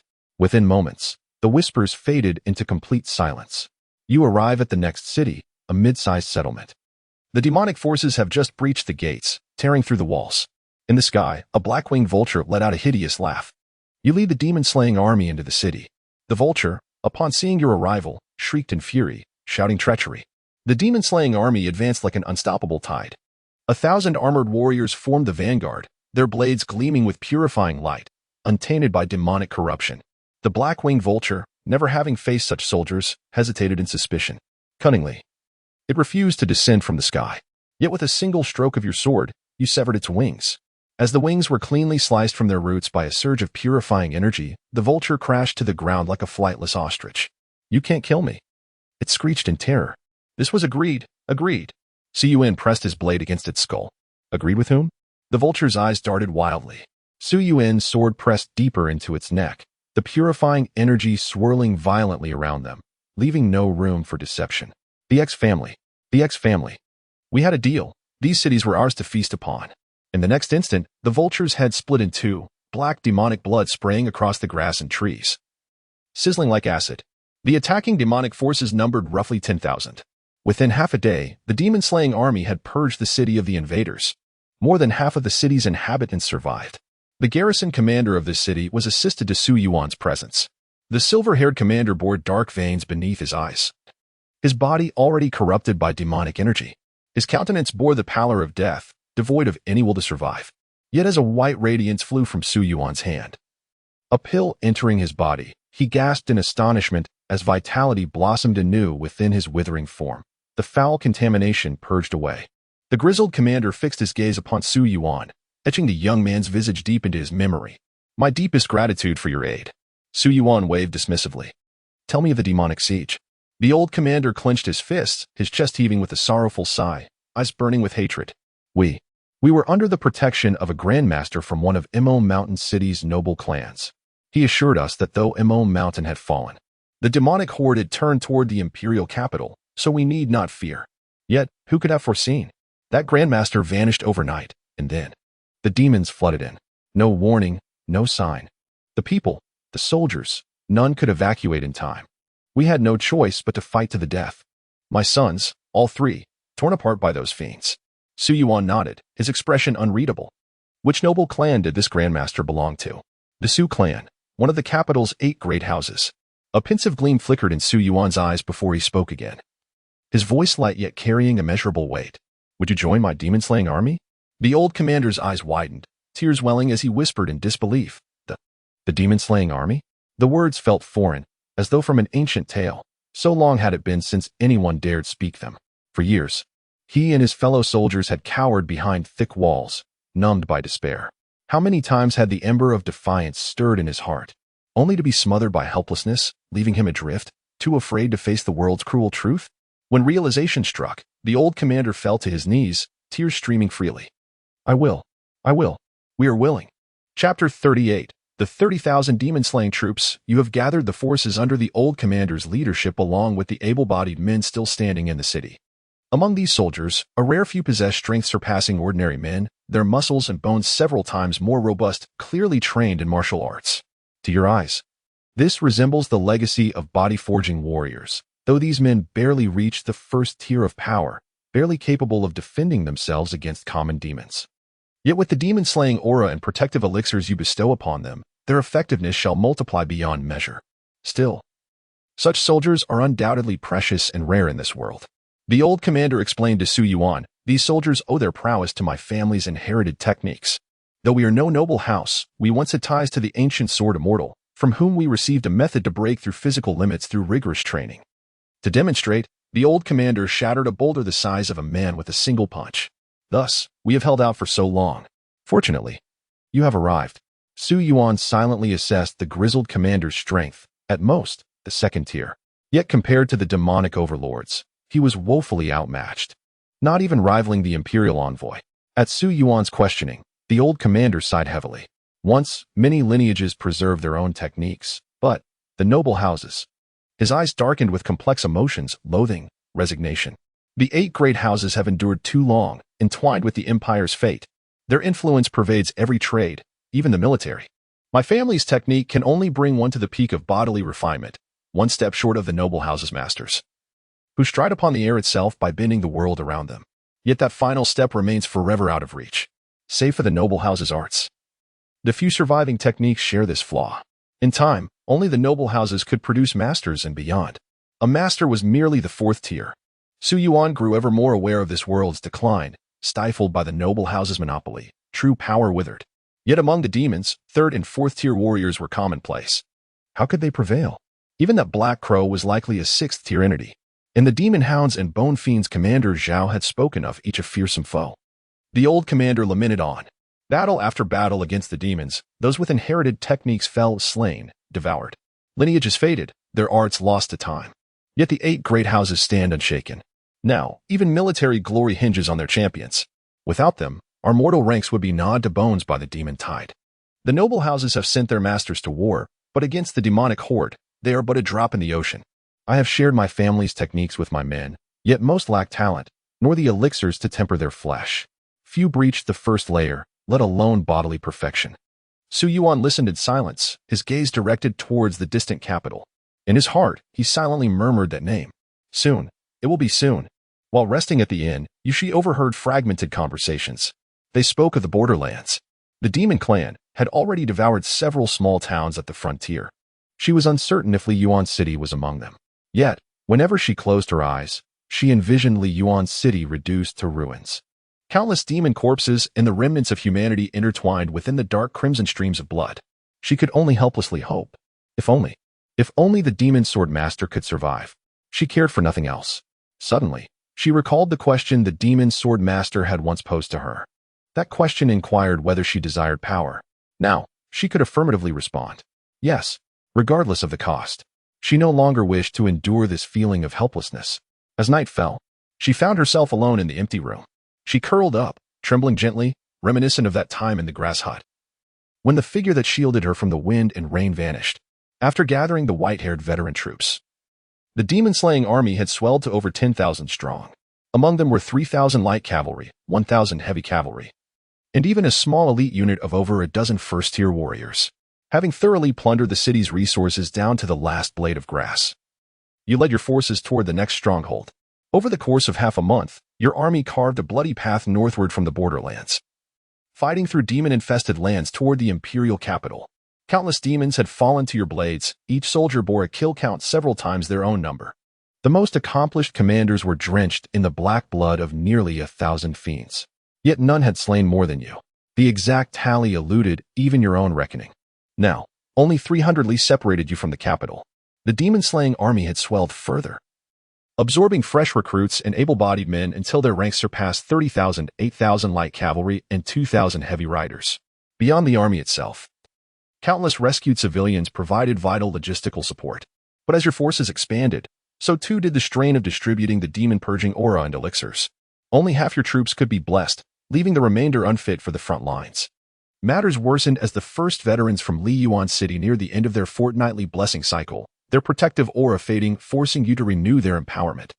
The cities nearer the capital brimmed with wealth, their stores of grain, metal, and manpower dwarfing those of the borderlands. Along the final 300 li advance, you passed through 6 such cities. Only 2 remote strongholds remained unscathed under your army's protection. These urban centers teemed with the scions of noble houses, not the privileged direct descendants who inherited cultivation arts, but the marginalized branch families, lacking merit or pedigree. These minor nobles wielded their family names like cudgels, dominating commerce and extorting wealth. Though constituting barely a tenth of the population, they hoarded over 80% of the city's gold and silver. Chapter 39, Nevermore. Commander, another battalion of 1,000 soldiers has been lost to the demonic miasma. Ahead lies the imperial capital, already besieged by the demonic horde. The specifics remain unclear, but their numbers are overwhelming. Upon hearing the report, Su Yuan merely nodded with detached composure. The assembled generals exchanged uneasy glances, their thoughts unspoken yet palpable. Commander Zhao hesitated, his lips parting then closing without utterance, until the grizzled elder general slammed his fist upon the table and rose. Grant me 3 days, my lord. Su Yuan met his gaze and acquiesced. The demon-slaying army, though cobbled together from remnants, now burned with a fervor unmatched. Before them loomed the capital, the heart of the empire. Later, Su Yuan stood atop a mountain peak, surveying the distant city. The sprawling metropolis, cradled between river and ridge, boasted walls towering 100 meters high, its skyline shimmering beneath a cerulean barrier. Once teeming with millions, its vibrancy now lay smothered beneath an encroaching tide of darkness. Even from this distance, the wind carried the stench of decay. Footsteps approached. Commander Zhao materialized beside him, his expression inscrutable as he gazed upon the besieged capital. 3 days. Will it delay the demon's assault? Su Yuan chuckled softly. I do not seek to stall time.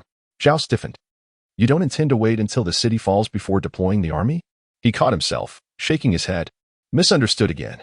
As one of the first to join the demon-slaying army, Zhao had witnessed every battle since its inception. He understood why Su Yuan, once indifferent, content to seclude himself with that girl, had transformed into this godlike commander straddling divinity and damnation. A memory flickered in Su Yuan's eyes, her gaze, initially frozen and unreadable, thawing gradually into vivid life. When displeased, she deep-powed and chid him, though her eyes seldom held true anger. When desiring something, those limpid pools would plead wordlessly, sorrowful and irresistible, until he relented. Then she hid a triumphant smirk, believing it unseen. At night, she once clung to his sleeve like a lifeline. Over time, her sleeping form grew bold, tangling around his legs. Were he not an avatar, remaining motionless till dawn would have left him numb. She had no fondness for the solemn doctrines she was meant to teach, those weighty matters of state and sorrow. In class, her gaze would inevitably drift inward, her eyes glazing over with distant thoughts before curling into an inexplicable smile. And oh, how radiant that smile was, though even more endearing were her moments of frustration, clutching her head in vexation. Thus Su Yuan could never resist teasing her, flicking her forehead lightly just to savor the petulant glare she shot his way. Truth be told, when she crept toward him like a cat, whispering her answer, yes, his heart had faltered for a fleeting instant. She had given her reply long ago. From the very beginning, Su Yuan forced his eyes shut, willing away the memory of those liquid, mesmerizing depths. When they opened again, only unshakable resolve remained. The demonic tribes will never attack the imperial capital, he murmured. Never. Commander Zhao's expression darkened, but comprehension dawned swiftly. With Su Yuan's words as a key, the scattered pieces of their journey fell into place. You mean, someone is colluding with the demons? Some agreement has already been struck? The cities we lost along the way, were they part of the bargain? All of this, just a performance for the world? He lacked Su Yuan's breadth of insight. Yet the revelation crystallized in an instant. Su Yuan exhaled, his voice barely louder than the wind. Humanity was weak, but not without hope. The late sword immortal might have left contingencies in the Empress's hands, trump cards too dire to deploy unless extinction loomed. Yet once unleashed, there would be no turning back. Since outright war was untenable, both sides sought advantage where they could. Mortals, in a sense, were but offerings to the gods. A few lives lost, a mere decade's recovery. The noble clans bowed to the Empress in name, yet their loyalties frayed in secret. Even among themselves, consensus was fragile, save for one matter, the divine sacrifice. For years had been ample time for the Empress's agents to track down the missing offering. How could an ordinary girl, devoid of cultivation, escape an event guarded by so many masters? The Empress and the clans were neither allies nor enemies, only players in a ceaseless game. All Su Yuan had done was pry open the cracks in their stalemate, widening fissures into chasms. And when the dust settled, he would forge an era of stability, a world where no more sacrifices were demanded. As long as I draw breath, as long as the demon-slaying army stands, she will never be bound by fate. No one will force her hand. Commander Zhao reeled at the depth of Su Yuan's deductions. Yet one question burned in his throat. If you possess such power, why not simply? But the words withered unspoken. For the answer would herald something far more terrible. This outcome was sufficient to instill a chilling dread within him, enough to obliterate all that he currently possessed. Enough to annihilate the demon-slaying army that had labored tirelessly to bring them to this juncture. It rendered mortals once again mere pawns on the chessboard, condemned to endure their numbed existence. Had Su Yuan possessed only the power of demon-slaying, devoid of his astonishing cultivation, one could only speculate how the noble families and the Empress would choose to address him. Fortunately, this was merely an uncertain prospect, until clarity was achieved. And before witnessing Su Yuan unleash his prowess upon the formidable experts of humanity, those who had witnessed him slaughter demons as effortlessly as one would butcher livestock dared not wager. This apprehension was particularly pronounced among the seasoned individuals of the noble families, especially considering that Su Yuan was not alone. He was accompanied by an entire legion of the demon-slaying army. Chapter 40. 50,000 blood sacrifices during the 3 days awaiting the return of the silver-haired elder commander. The demonic forces neither attacked the imperial capital nor ventured elsewhere. Everything unfolded precisely as Su Yuan had anticipated. When the elder commander departed, he took with him nearly 10,000 untested ordinary soldiers. 3 days later, he returned to report to Su Yuan. Commander, I have gathered 50,000 sinners. The elder commander declared, his voice resolute. Among them are death row convicts from nearby cities, bandits who pillaged and murdered under the cover of the demonic calamity, and scions of noble houses. His words sent a ripple of murmurs through the tent, crowded with high-ranking officers. Yet the elder commander pressed on undeterred. These noble scions, branches of the 8 great houses, grown bloated and arrogant over generations, have feasted upon the suffering of the common folk. Their crimes are beyond reckoning. What I recount now is but a fraction of their atrocities. With thunderous clarity, he listed their transgressions. First, they seized virtuous women. Then had their husbands beaten to death in prison when they dared seek justice. Second, they whipped crippled veterans returned from the frontier and poured swine slop into their begging bowls. Third, one by one, he laid bare their sins. Finally, he concluded, among these noble heirs, fewer than 1 in 10 are innocent. The rest are guilty. The sacrificial altar is prepared, awaiting only your command, Commander. Half the assembled officers erupted in furious protest, their voices clashing in vehement refusal to include the noble scions. The other half remained silent, their gazes fixed upon Su Yuan, watching for his reaction. Su Yuan listened without expression, his eyes calmly surveying the uproar before him. Then, one officer, unable to contain his rage, drew his blade and hurled insults at Su Yuan, denouncing him as an ignorant whelp who dared challenge the noble houses. In the next breath, blood sprayed across the faces of all present. Silence swallowed the tent as the offender collapsed, wide-eyed, to the ground. The clamor ceased instantly. Some among them remembered, belatedly, that this young man before them had felled demonic warriors as formidable as the noble house's grandmasters with a single stroke of his sword. When no further dissent arose, the officers slowly turned their attention back to Su Yuan. His voice was quiet, devoid of emotion. Tomorrow, we purge the demons. With that, he rose, retrieved the ancient short sword from the fallen man, and strode out of the tent. In the distance, the elder commander's soldiers were digging a pit vast as a small town. Lines of bound prisoners were herded into its depths. At the forefront stood a towering wooden altar, rising over 10 meters high, its silhouette stark against the horizon. By dusk, all was ready. Su Yuan ascended the altar step by step, reaching its pinnacle. Below, the officers stood in silent rows, their voices stilled. The air hung heavy with the weight of what was to come.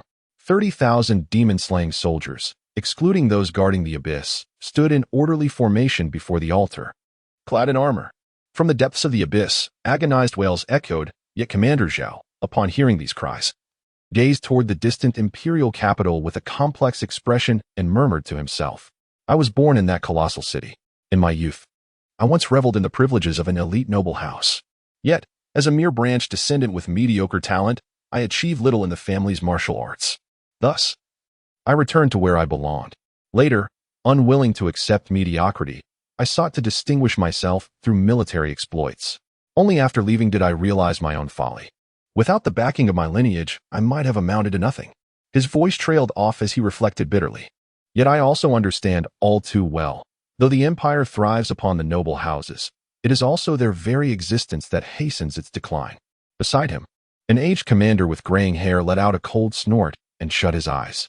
What echoed in his ears were not the cries from the abyss, but the desperate screams of the common folk from the city he once guarded. How many innocents have perished unjustly because of the noble houses? Countless millions. Even if we sacrificed this much, it would never atone for even a fraction of their suffering. Silence fell between them. The blood ritual soon commenced. Under the watchful eyes of 30,000 demon-slaying soldiers and nearly 1,000 officers, the ancient short sword in Su Yuan's hand darkened like the void of the cosmos. The setting sun in the distance seemed to dim unnaturally, hastening its descent. The heavens grew profoundly somber, and the night sky emerged prematurely.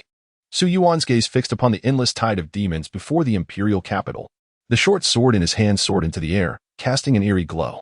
Before the assembled multitude, it plunged straight into the abyss. In an instant, countless pillars of blood erupted skyward, spiraling around the sword before converging into a single torrent. Absorbed entirely by the blade below, the sight burned into the eyes of every soldier and officer present, staining their vision with an unending crimson. Yet the next moment, an invisible tempest of unimaginable ferocity erupted around the ancient sword. At first, a single point of light flickered, then 100, 1,000, 10,000. Until the darkened night blazed as bright as day. These radiant motes descended around Su Yuan, and soon, streams of pure chi surged from the earth, coiling around him. The intersecting currents soared to the heavens, piercing through the clouds as if carrying a divine decree. On one side, the sanguine pillars converged into the sword, on the other, Su Yuan stood like a deity descended from the heavens. The juxtaposition of the sacred and the profane filled every onlooker with awe so profound that they nearly knelt in reverence. Even the distant demonic hordes and the denizens of the imperial capital were shaken. Dozens of powerful gazes turned toward the spectacle. The purifying chi of the demon-slaying army, soaring through the firmament, sent tremors through the countless demonic ranks. Even the owners of those formidable gazes wavered, their astonishment undeniable.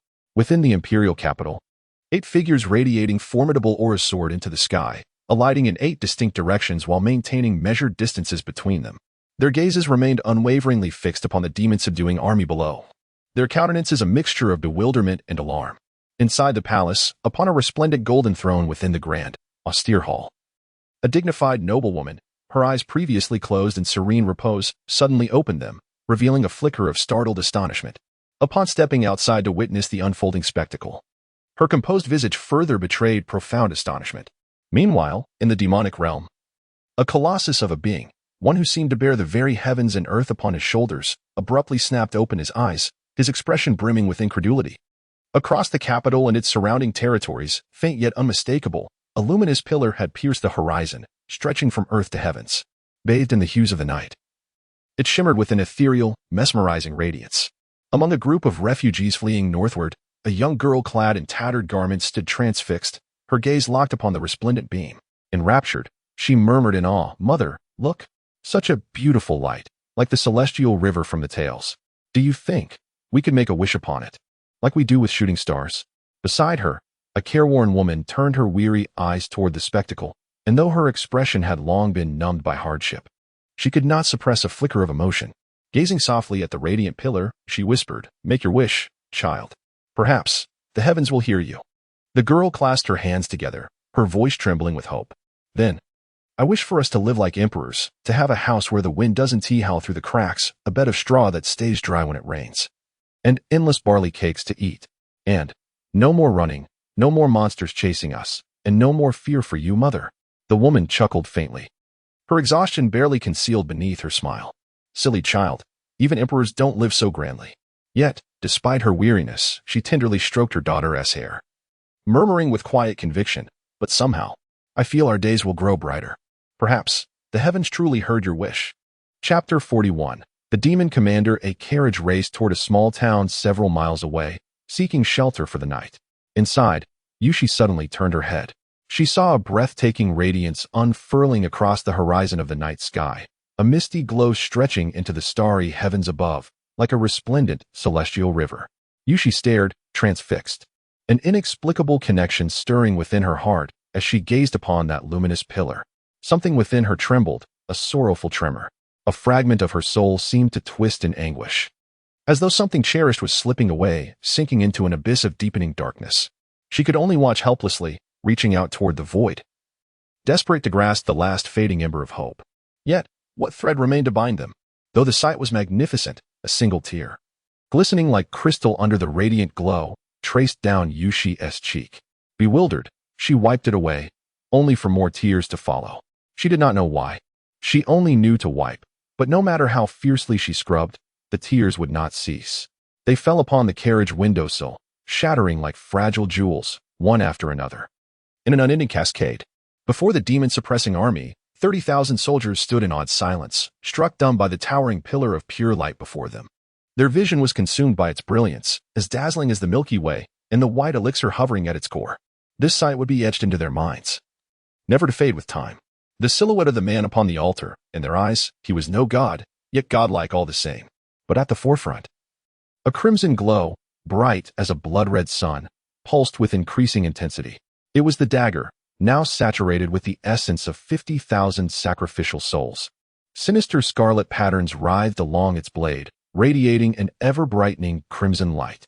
The red glow intertwined with the white purity of the luminous pillar, each suffusing the other, their radiance splitting the heavens in two. They were opposites, yet born of the same origin. A murmur rippled through the ranks of the demon-suppressing army. No one knew where it began, but someone whispered, "Demon Commander." The word spread like wildfire, carried on an unseen force, until every soldier found themselves repeating them in their hearts. Though reluctant to admit it, no title could be more fitting. He was their leader, the backbone that had pulled them from the depths of ignorance and numbness. The legend who had led them from the borderlands to the gates of the imperial capital. The one who had granted them the power to suppress demons, shielding them from the corruption of demonic energy. He was not a god, yet more divine than any deity. Not a demon, yet more fearsome than any fiend.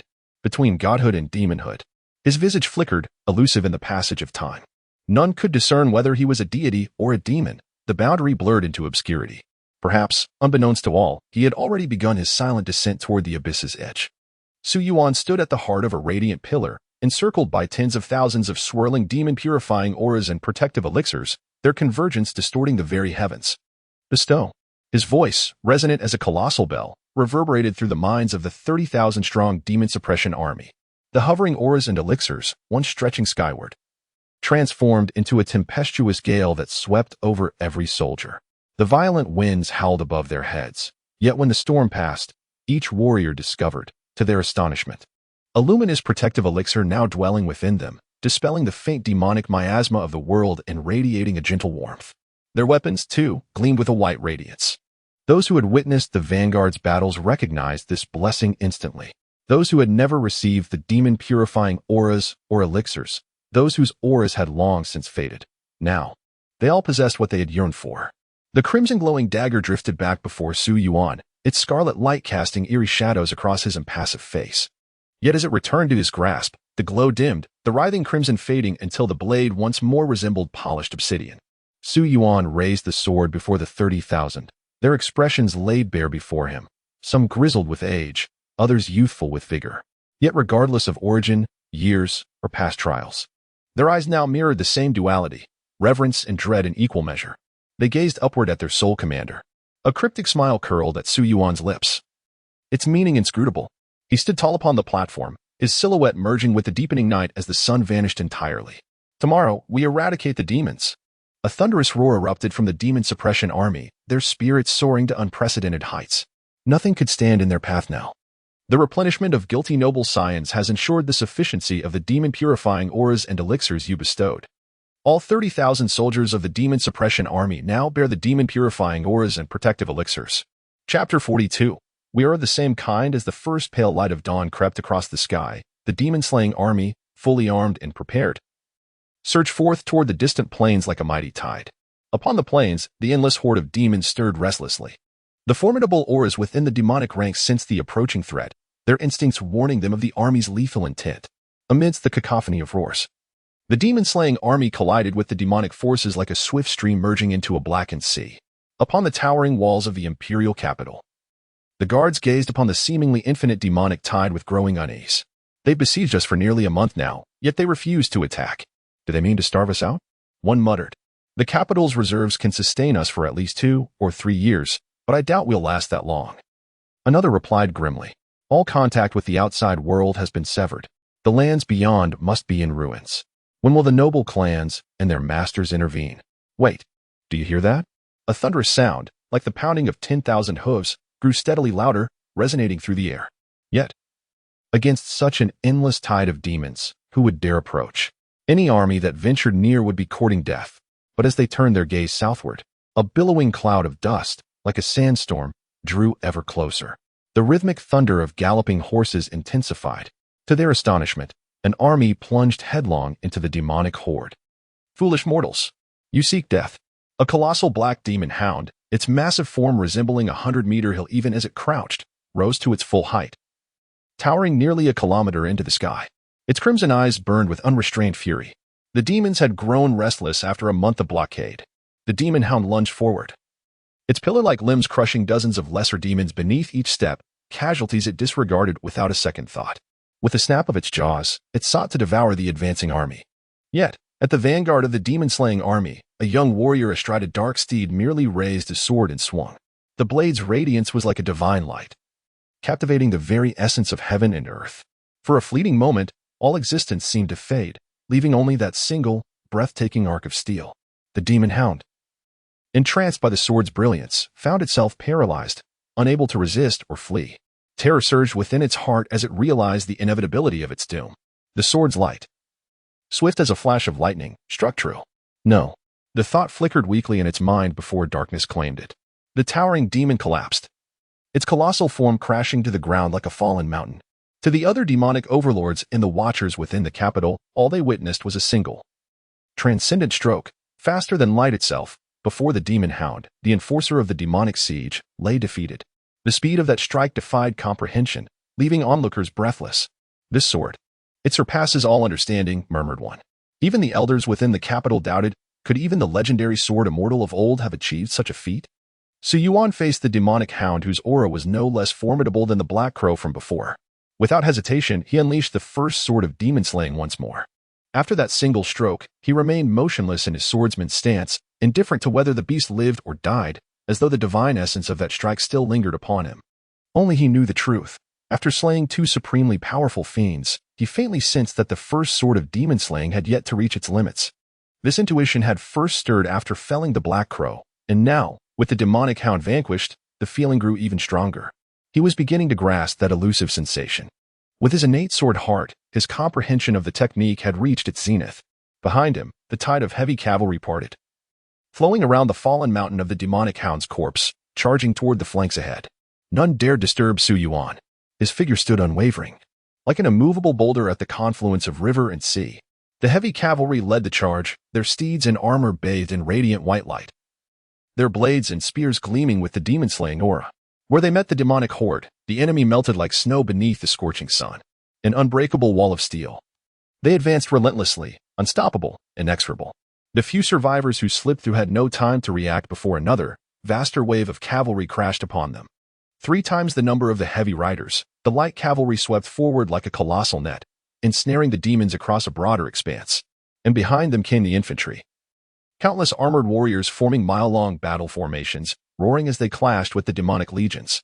The demon-slaying army was unstoppable, for now, the demons could offer no resistance, until they encountered the elite among the demon ranks. After the demonic hound's fall, these mighty fiends stood frozen in terror. The hound fell in a single stroke. Then what of us? The sword immortal reborn.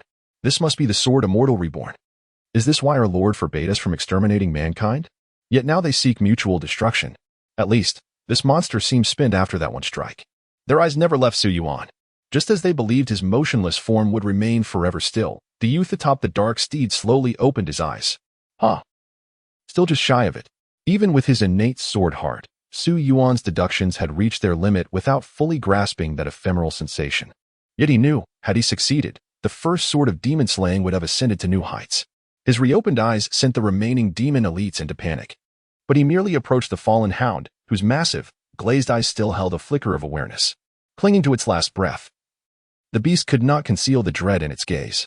Yesterday, the stirring I sensed was you, Su Yuan remarked with an air of indifference. It is indeed I, along with my demon-slaying army. I perceived the descent of the dark abyss. No one under heaven could accomplish this, except for you. The fear in the demon hound's eyes gradually dissipated, along with its last flicker of life, as the demonic energy ebbed from its mountainous form. It bared its teeth, nostrils flaring, preparing to utter its final words. Yet, I can discern that you and we are of the same kind. He. The demon hound emitted a chilling, discordant laughter. Su Yuan, however, merely smiled at its words, his gaze unwavering, quietly observing the fading vitality of the demon hound before driving his dagger straight into its skull. As the blade's surface illuminated with increasingly vivid crimson patterns, the demon hound's blood was entirely drained, its terrifying aura vanishing almost completely. Even the members of the demon-slaying army felt a weight lifted, as the oppressive presence of a formidable demon creature dissipated. In that instant, the army surged with renewed vigor, breaking through the ranks of the demon forces with devastating force. Su Yuan lightly swung his sword, refocusing his gaze on those demon elites. Wherever his eyes landed, the demon warriors met his gaze with palpable trepidation. Witnessing the fall of the demon hound, a sense of retreat began to stir deep within their hearts. Chapter 43, Slaughter Through the Demon Tide. Sword pointing at the imperial capital, Su Yuan rode leisurely upon his obsidian steed, traversing a battlefield strewn with the corpses of demons. Step by unhurried step, it was as though he wandered not through carnage, but along a tranquil riverside, a homebound general awaiting his crimson-gowned beloved. Each fall, light as a whisper yet resounding like a warhammer in the minds of the demonic elites, grew heavier, more relentless. One demon lord broke first, fleeing the field in terror. Others followed, scattering like leaves before a gale. Only a handful remained, and without even drawing his first sword stroke, Su Yuan reduced them to lifeless husks. With their leaders annihilated, the demonic hordes, bereft of reason or restraint, descended into mindless slaughter. Yet against the disciplined ranks of the 30,000 demon-slaying army, their numbers meant nothing. Blade met flesh with mechanical precision. And yet, when those same hardened warriors glanced at Su Yuan astride his dark steed, their eyes held only profound reverence. The mightiest hellhound of the demonic legions fell to your single stroke. The surviving demon lords fled in panic. The demon-slaying army shattered the enemy's defenses, carving northward through their heart like a scythe through wheat. None could tally the slain. The vanguard's blades dripped black, until at last they glimpsed demon-free plains. They had broken through. Wheeling like a tide, they turned and charged back into the fray. Again and again they carved their path, until the plains stretched endless with demonic dead, punctuated by scant few fallen warriors. The river flowing past the capital ran black as the abyss, thick with demon blood. Having reaped hundreds of thousands, the army reformed behind you. The once fertile lands lay drowned in darkness, the howling wind now tainted with demonic miasma. Yet each soldier stood tempered, impurities burned away, forged into unyielding steel. In perfect silence, they arrayed themselves behind Su Yuan. The army's killing intent, honed to its zenith, ascended to unprecedented heights. Su Yuan turned his mount slowly. Now, its gaze fixed upon the imperial gates. There, atop the ramparts, stood a figure of regal poise flanked by 8 elders. Their oppressive auras bore down like a mountain's weight, their eyes regarding him with cold supremacy. As Su Yuan commenced his movements, the demon-slaying army behind him silently shifted their direction. This battle-hardened force, tempered by iron and blood, subtly aligned their offensive stance towards the imperial capital. The palpable aura of murderous intent ascended, sharp enough to pierce the heavens. It shattered the oppressive atmosphere emanating from the castle gate, standing defiantly, offering no retreat. In the face of the gazes from 9 figures, Su Yuan gradually raised his head. His eyes sharp as those of a wolf, imbued with a subtle warning directed towards the central, dignified figure. His piercing gaze, laden with an inexplicable momentum, dispelled the air of superiority that lingered in their eyes, even instilling a vague sense of intimidation as if he could at any moment command the entire demon-slaying army to flatten the imperial capital before him. Upon the encounter between the 9 figures atop the castle and Su Yuan, they were momentarily taken aback. They could not fathom that such a young man, appearing as a frail scholar, could command such a formidable iron-willed army. Subsequently, a chill ran through them at the intensity of Su Yuan's gaze. Some elders, accustomed to wielding power from their lofty perches, felt a sense of displeasure at being treated thus. Yet, the memory of that breathtaking sword strike, reminiscent of a celestial being, silenced them. The fearsome demon hound had not even withstood a single blow, instantly becoming a soul claimed by the sword. The demon-slaying army, at the peak of their prowess, comprised 30,000 elite soldiers, whose very presence could contend against them. In light of this overwhelming combination, they found themselves devoid of confidence. The soldiers tasked with guarding the imperial capital grew increasingly tense in the face of this iron-willed army, which had just moments ago been purging the demon race, now redirecting their course. The oppressive aura was so daunting that even the faint-hearted struggled to maintain their footing. They had witnessed firsthand how this mere 30,000-strong force had pierced through a demon army that vastly outnumbered them. Should this army breach their defenses, a massacre was all but assured. Behind the 9 figures at the castle gate stood individuals adorned in opulent attire, each standing behind their respective elders, clearly members of noble families. Yet, under the sharp gaze of Su Yuan and the overwhelming presence of the demon-slaying army, some of these nobles were compelled to take 2 steps back in fear. A smirk, tinged with mockery, curled at the corners of Su Yuan's lips. He chuckled softly, raising his sword towards the dignified figure before him and making a feigned slash. Then, he turned back to his steed and proclaimed, "The demons have been vanquished. The siege of the imperial capital has been lifted. The feats of the demon-slaying army shall echo throughout the world." Instantly, a brighter spark ignited in the eyes of every soldier of the demon-slaying army. Every man who enters the military harbors the desire to protect their homeland and to resonate throughout the world. They erupted into thunderous cheers in response. Thus, a significant weight was lifted from Su Yuan's heart. The name of Yushi would henceforth be liberated from the label of sacrifice. With the excuse of the demon race's siege eradicated, the ritual of peace could never be invoked again. A new era of stability for humanity would commence under his guidance. His gaze stretched towards the north. Yet, this time, his gaze became remarkably tender and nostalgic, reminiscent of the countless days and nights when Yushi lay beside him. She no longer needed to conceal herself. Instead, she could live openly and freely in this world, pursuing her desires without reservation, regardless of what Su Yuan had done along this journey or the sacrifices he had made. Chapter 44. I shall abdicate. Su Yuan's actions on the city tower elicited an immense uproar. Those gathered around the graceful figure were visibly shaken. Your Majesty, this is a profound disrespect. This young man undoubtedly harbors treasonous intentions. He must be executed.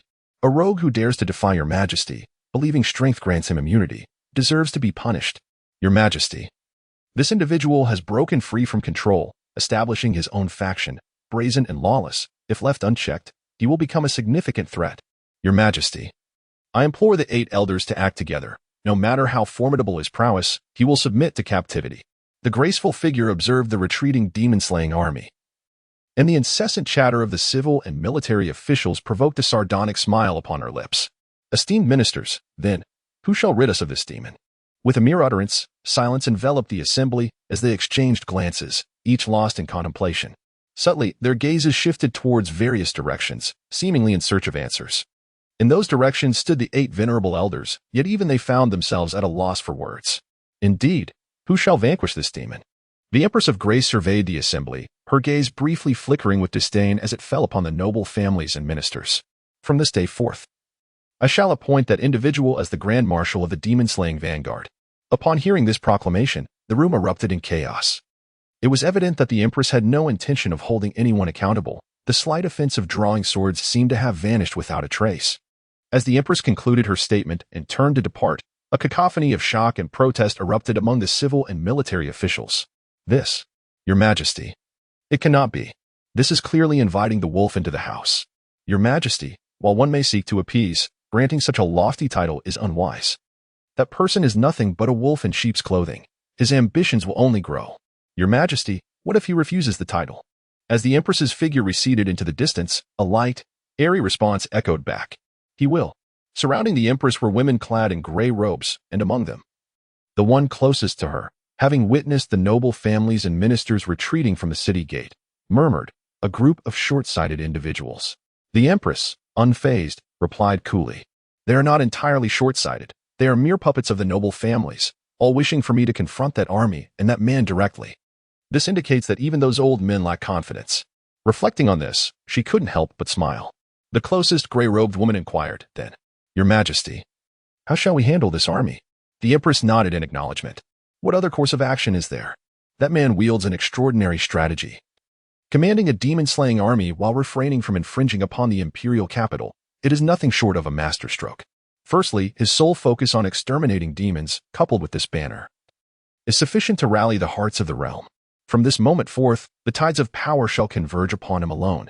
Anyone who opposes him commits an egregious transgression. Secondly, the individual's strength is unfathomable. Even the demonic hound fell to a single strike. The depths of his power remain a mystery, and his army possesses the ability to slay demons, with 30,000 soldiers capable of routing 100,000 demonic troops. His mere existence serves as a deterrent, a presence that instills fear in all. The woman in the gray robe beside her furrowed her brow. Your Majesty, I still sense something amiss. If he truly possesses the power to annihilate the demonic hound with one blow, then why? The Emperor smiled. Why does he not strike against us? Is it not? This serves as a deterrent lurking in the shadows. Before anyone dares to take the first step against him, who would be brave enough to touch his hidden vulnerabilities? Indeed, the consequences of such a confrontation are twofold. Either he is merely a paper tiger and nothing transpires, or the one who dares to reach out meets total annihilation. If it were you, would you take that gamble? The gray-robed woman's eyes brightened. Especially since the imperial capital is a veritable quagmire, and the 8 great families are hardly united. Who would be chosen to be the sacrificial pawn? Those 8 old men could easily turn on each other over this matter. The Empress nodded. The chosen pawn might be a fortunate soul, but they could equally be a wretched one. Yet the consequences of misfortune are evidently far graver than those of fortune, a loss outweighing any potential gain. The gray-robed woman could not help but commend. This individual is remarkably astute. Though he appears to be a naive scholar, he is unexpectedly shrewd. More critically, the Empress continued. In the past, mortals were mere playthings in the hands of the noble families, easily discarded at will. They were indifferent, for no matter how many mortals gathered, their collective strength could be effortlessly suppressed by the families. However, now there exists an enigmatic deterrent claiming to eradicate demons on behalf of the people. They find themselves unable to act. The momentum of the mortals has coalesced around him, and the interplay of their collective might with his inscrutable power creates a formidable force. Separately, either could be dealt with, but when combined, it is as if the heavens themselves are torn asunder. None could withstand such a force. "And what of the third point?" inquired the gray-robed woman. At that moment, a messenger arrived, breathless, exclaiming, "Your Majesty, the envoy has returned." A similarly clad gray-robed envoy, weary from travel, approached the Empress, presenting a scroll. "Your Majesty, His Highness Yushi has been located, and the details of other matters are recorded within." The Empress unfurled the scroll, scrutinizing its contents before casting it toward the gray-robed woman beside her. As the woman opened the scroll, she beheld a vivid monochrome painting depicting two individuals in a close embrace. One was a charming young girl, her eyes sparkling with affection for the other. The other was a composed young man, whose slight frame bore the essence of a scholar, yet radiated an innate confidence and serenity. This youth's visage was unmistakably that of the leader who stood with his sword before the gates of the imperial capital. The Empress, sensing the capriciousness of fate, remarked dreamily, "The third point pertains to the spirit offering ceremony. This may be his most pivotal objective."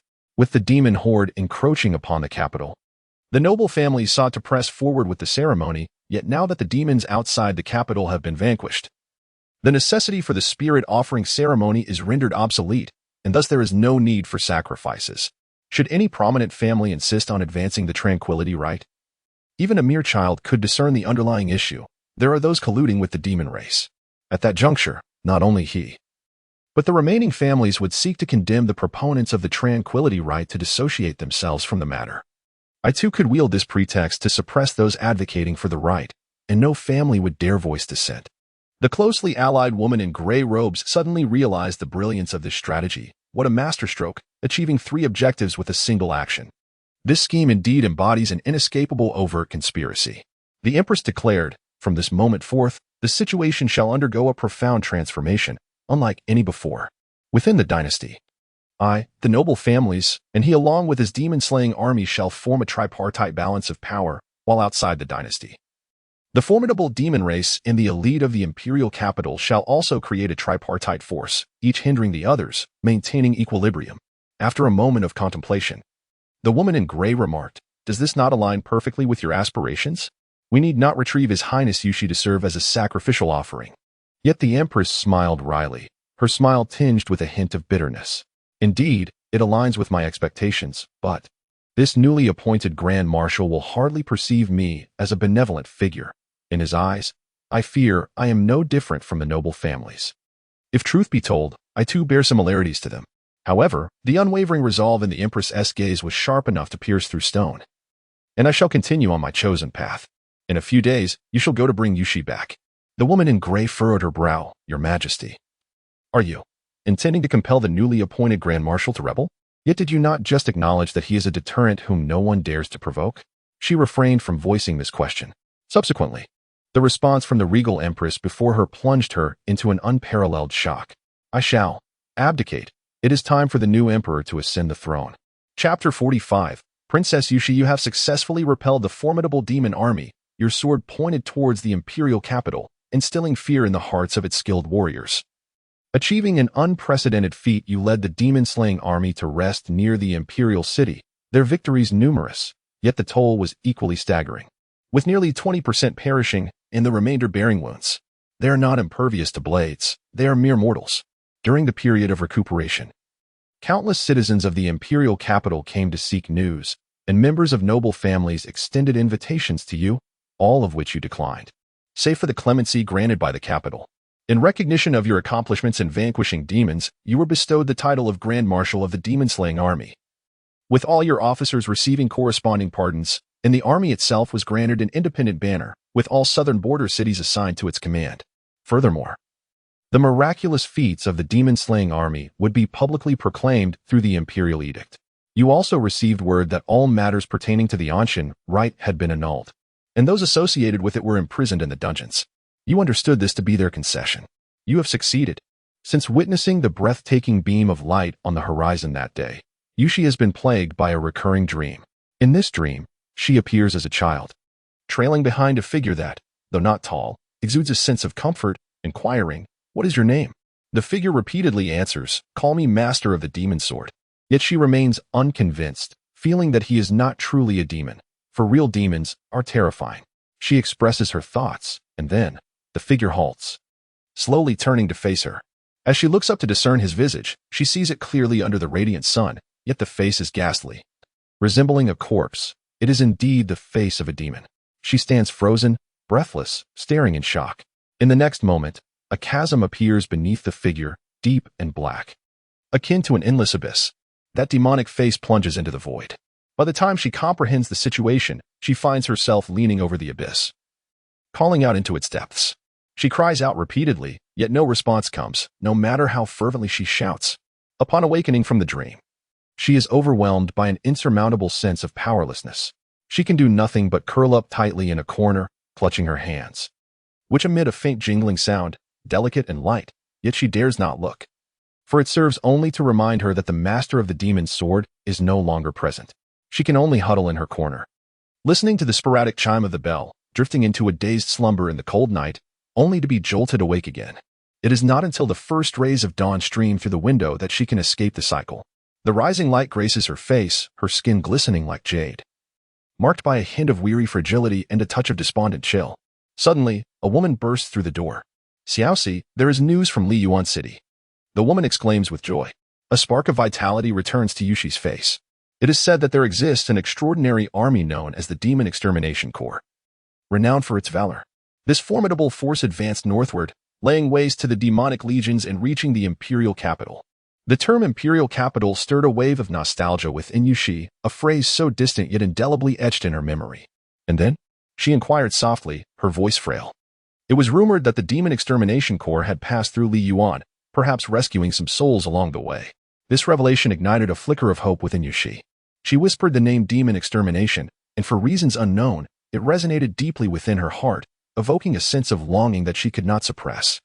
It felt as though fate intertwined her with this name. At that moment, a knock echoed from outside. When the woman opened the door, an astonishingly lavish procession came into view, led by a woman clad in a gray robe. The gray-robed figure exuded an air of stern authority, flanked by a cadre of armored soldiers. Ignoring the woman, she strode directly into the room. Yushi, lifting her gaze, was met with an unexpected sight. The gray-robed woman, upon seeing Yushi's haggard state, felt a pang of both compassion and relief. The girl she once knew had blossomed into a charming young lady. "Your Highness," she called out. The utterance of "Your Highness" jolted Yushi back to the one and only serene ritual she had once participated in. She had come to terms with her fate, yet someone had shattered the acceptance she had embraced. The gray-robed attendant before her had diverted her from the predetermined path, leading her to encounter the swordmaster who would irrevocably alter her destiny. Yushi faltered, feeling as though she were no longer in the humble wooden cabin but rather transported back to the grand palace adorned with red walls and yellow tiles. "You did not perish." The gray-robed woman beamed a radiant smile at Yushi. "Your Highness, it is all right now. It's time for your return, and there is no longer a need for the serene ritual." These words made Yushi shrink back slightly, her mind swirling in chaotic disarray, struggling to comprehend the suddenness and unexpected nature of it all. In that moment, she felt utterly lost. Suddenly, the gentle chime of a bell from her palm drew her attention back. Slowly, she parted her fingers to reveal a circle of red thread tied to a silver bell. "You owe me, and now the interest has increased. Remember this," he had said when gifting her the charm. Countless days and nights had been spent in a state of utter helplessness, plagued by anxiety and a fervent desire to protect, coupled with an unwavering wish for the sword master to remain by her side. She finally comprehended that her current self was incapable of fulfilling these desires, unless a newfound determination began to glimmer in Yushi's eyes. She emerged from her curled-up corner, her gaze ignited with a fierce resolve, and extended her hand toward the gray-robed woman. "I am Princess Yushi." Chapter 46. The Marshal heading south and the princess returning north after a month of recuperation near the imperial capital, you commanded your subordinates to recruit new soldiers, restoring the ranks of the exorcism army to its former glory of 30,000. The military exploits of the exorcism army were proclaimed by imperial edict, astonishing the world. The name of the exorcism army reverberated throughout the empire, igniting a fervor in countless young men, whose hearts, long dulled by the weakness of the human race, were rekindled with passion. In a scholarly family of the North that had served as officials for generations, the eldest son of the household contemplated deeply for 3 days after witnessing the imperial edict in the streets. The sound of books and scrolls crashing to the floor echoed from the study, where the head of the household, incensed, stormed out. "You impudent boy! How dare you consider joining the military without even having grown a proper beard? Why not devote yourself to your studies and serve as an official? Taking up arms is not uncommon, father. Do not mislead me. Defending our homeland can also lead to distinction, especially when it comes to exorcising demons. Get out. Exorcising demons is a perilous endeavor. If you seek death, I shall break your legs. The exorcism army is different. That illustrious marshal of exorcism, renowned for his unparalleled abilities, can vanquish demons with a single sword strike. He commands a gathering of exceptional talents, and 30,000 soldiers are sufficient to rival 1,000,000 demon troops. Furthermore, it is rumored that he personally imparts his celestial sword techniques. I wish to learn the finest art of demon slaying in existence. Do you truly believe the tales spun by storytellers? Alas, do not run away. Come back. Someone, stop him. At the desolate border of the northern desert, a city devoid of life stood. The vice commander stood alone at the city gate, facing a massive man whose physique was twice his own. The vice commander wore a pained expression. "General, you must think this through. Your actions could lead to disciplinary measures." The large man, visibly irritated, retorted, "Damn it. I joined the army to slay demons, not to be exiled to this forsaken place for speaking out against those useless aristocrats. I've had enough of this. Disciplinary measures? Huh. Go ahead and inform the marshal. He is the one leading a ragtag group to the imperial capital, yet he is still celebrated. What do I care for your military laws? Get out of my way." With muscles as solid as iron, the large man shoved the vice commander aside, who felt as if he had been struck by a boulder. The vice commander dared not intervene further. The man's body had been honed to perfection, teetering on the brink of mastery yet stymied for countless years. Offended by the aristocracy, they thwarted his desire to venture south to the border with the demon race, deliberately tormenting his spirit. As the large man stepped beyond the city gates, a throng of soldiers, their expressions vacant, gathered atop the gate tower, staring at him with lifeless eyes. The man stood outside the city and shouted to the heavens, "I shall join the exorcism army. Who among you wishes to accompany me to vanquish those wretched demons?"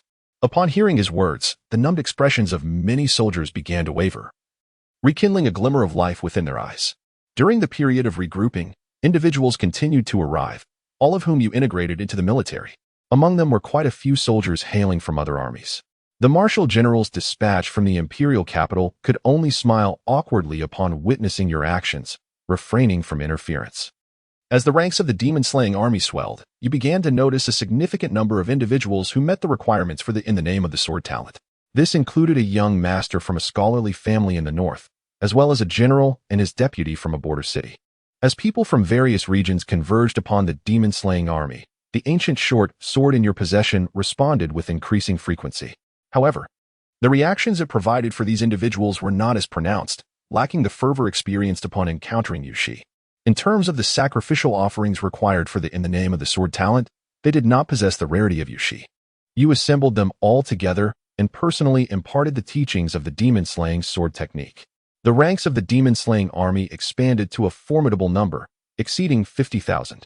You set forth with the army toward the south, sweeping away the demonic forces still entrenched in human cities and reclaiming the homeland. Not long after Su Yuan departed with the demon-slaying army, a lavish procession returned from the north to the imperial capital. At the center of this opulent entourage sat a young girl dressed in simple clothing. Despite her modest attire, her enchanting presence could not be concealed. Her skin gleamed like jade, her features were exquisitely crafted by nature, and her autumn-like eyes had the power to captivate countless souls with a mere glance. One could not help but wonder if the most cherished daughter of the celestial emperor had descended to the mortal realm. If not for her tense expression, she would have embodied the image of a perfectly spoiled princess. Yushi gazed upon the approaching gates of the imperial capital. Its majestic walls and formidable entrance once seemed so distant to her. The only time she had neared this place was when countless souls bid her farewell on the road to the mouth of the demon. Memories long buried resurfaced in her mind. The regal figure from her recollections had not spared her a glance, coldly pronouncing her fate. The civil and military officials surveyed her with delight, as if they were not gazing at a person but rather an object of exchange. Their expressions of covert joy suggested that by relinquishing this entity before them, they could attain endless riches and glory. The leaders of noble families nodded at her, not in acknowledgement, but in satisfaction. She could only accept her predetermined fate with a sense of indifference, unable to muster any resistance against it. In retrospect, she realized that she had merely been overwhelmed by a sense of powerlessness to the point of numbness. Yushi lowered her gaze to the red cord and bell that had never left her hand. This lesson, too, was learned from the demon sword master. Having experienced such profound helplessness, she understood once again. She repressed the emotions that would only surface when she looked at the red cord and bell, adopting a serene expression. Returning to a state of emotional neutrality, passing through the grand archway above. The opulent carriages and the dignitaries awaiting at the end of the broad street failed to pique her interest in the slightest. Gitu, I require your assistance in locating someone, she murmured to the figure in the gray robe beside her. Who? The gray-robed woman named Gitu paused momentarily. In truth, she was aware of whom Yushi was seeking. She merely concealed her knowledge adeptly. Yushi pondered briefly, refraining from mentioning Su Yuan's name directly, instead providing a general description of his appearance. Gitu tilted her head, listening attentively, and eventually nodded to indicate she had committed it to memory. She then inquired of Yushi, what is your relationship with him? Yushi tightened her grip on the red string. He taught me something profoundly significant, something I wish to convey to him. This sentiment was akin to a desire to protect him. Gitu's words pierced Yushi's heart suddenly, leaving her somewhat flustered and clearly unprepared. No, it is not as it seems. Chapter 47. Reclaiming the homeland. Gu merely smiled, a smile imbued with both satisfaction and resignation. It appeared that much had transpired in your life over the past 4 years, of which I am unaware. Nonetheless, I am genuinely pleased to witness your transformation. Though my words may be a blend of truth and pretense, the joy I feel is sincere. I recall the once cherubic girl, delicate as porcelain, who perpetually wore a solemn expression, behaving like a miniature adult, incessantly uttering phrases such as born to protect. Yet, I had never glimpsed any other emotion upon her face. It was as though she were not truly human, but rather an empty shell devoid of spirit. Gu too reminisced about the secret scroll she had received from His Majesty, adorned with an illustration of Yushi, whose smile radiated with brilliance. She found herself momentarily lost in thought, tinged with curiosity. What, indeed, has he imparted to you? I shall exert every effort to help you locate him, Gu too assured Yushi. She refrained from disclosing that, not long ago, a formidable army had marched southward beyond the city walls. The commander of that force had, a month prior, descended upon the imperial capital for her sake, single-handedly challenging the pinnacle of martial prowess in this realm. He had carved a path through the lifeless chasms, creating a piece of heaven.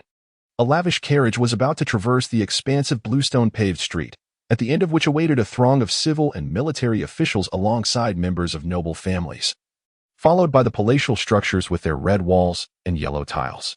The grand gates of the palace stood ajar, anticipating their arrival. Deep within, Gu too comprehended that the emperor's envoy had erased all traces of that great marshal. Once they crossed that threshold, Princess Yushi would be forever deprived of any knowledge regarding that individual. Until, as Yushi gazed upon the civil and military officials before her, particularly the members of the noble families, an unnamed spark ignited within her eyes. She yearned to grasp something with her own hands, even if it came at any cost. Gu too, do you think I can become like Mother? Gu too nodded emphatically. Indeed, you shall. You led an army of 50,000 demon-slaying soldiers southward, where you executed the formidable demonic beings outside the imperial capital. The blood sacrifice yielded a purifying essence and elixirs that barely sufficed to invigorate the original 30,000 troops, leaving a remnant of 20,000 soldiers awaiting further provisions. This contingent of 30,000 would, for at least a fortnight, become an unstoppable force. You swept through every city that had fallen to the demonic horde, eradicating every demon within.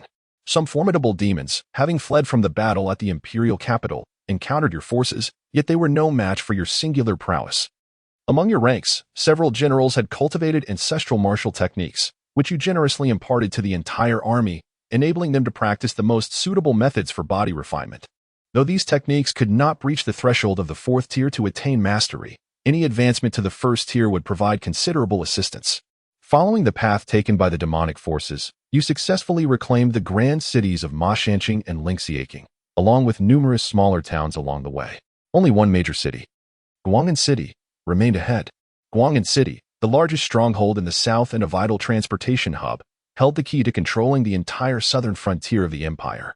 Commander, more than half of our ancestral cities have been reclaimed, yet another challenge looms, reported leader Zhao to Su Yuan. The ranks of the demon-slaying army had swelled, complicating management considerably.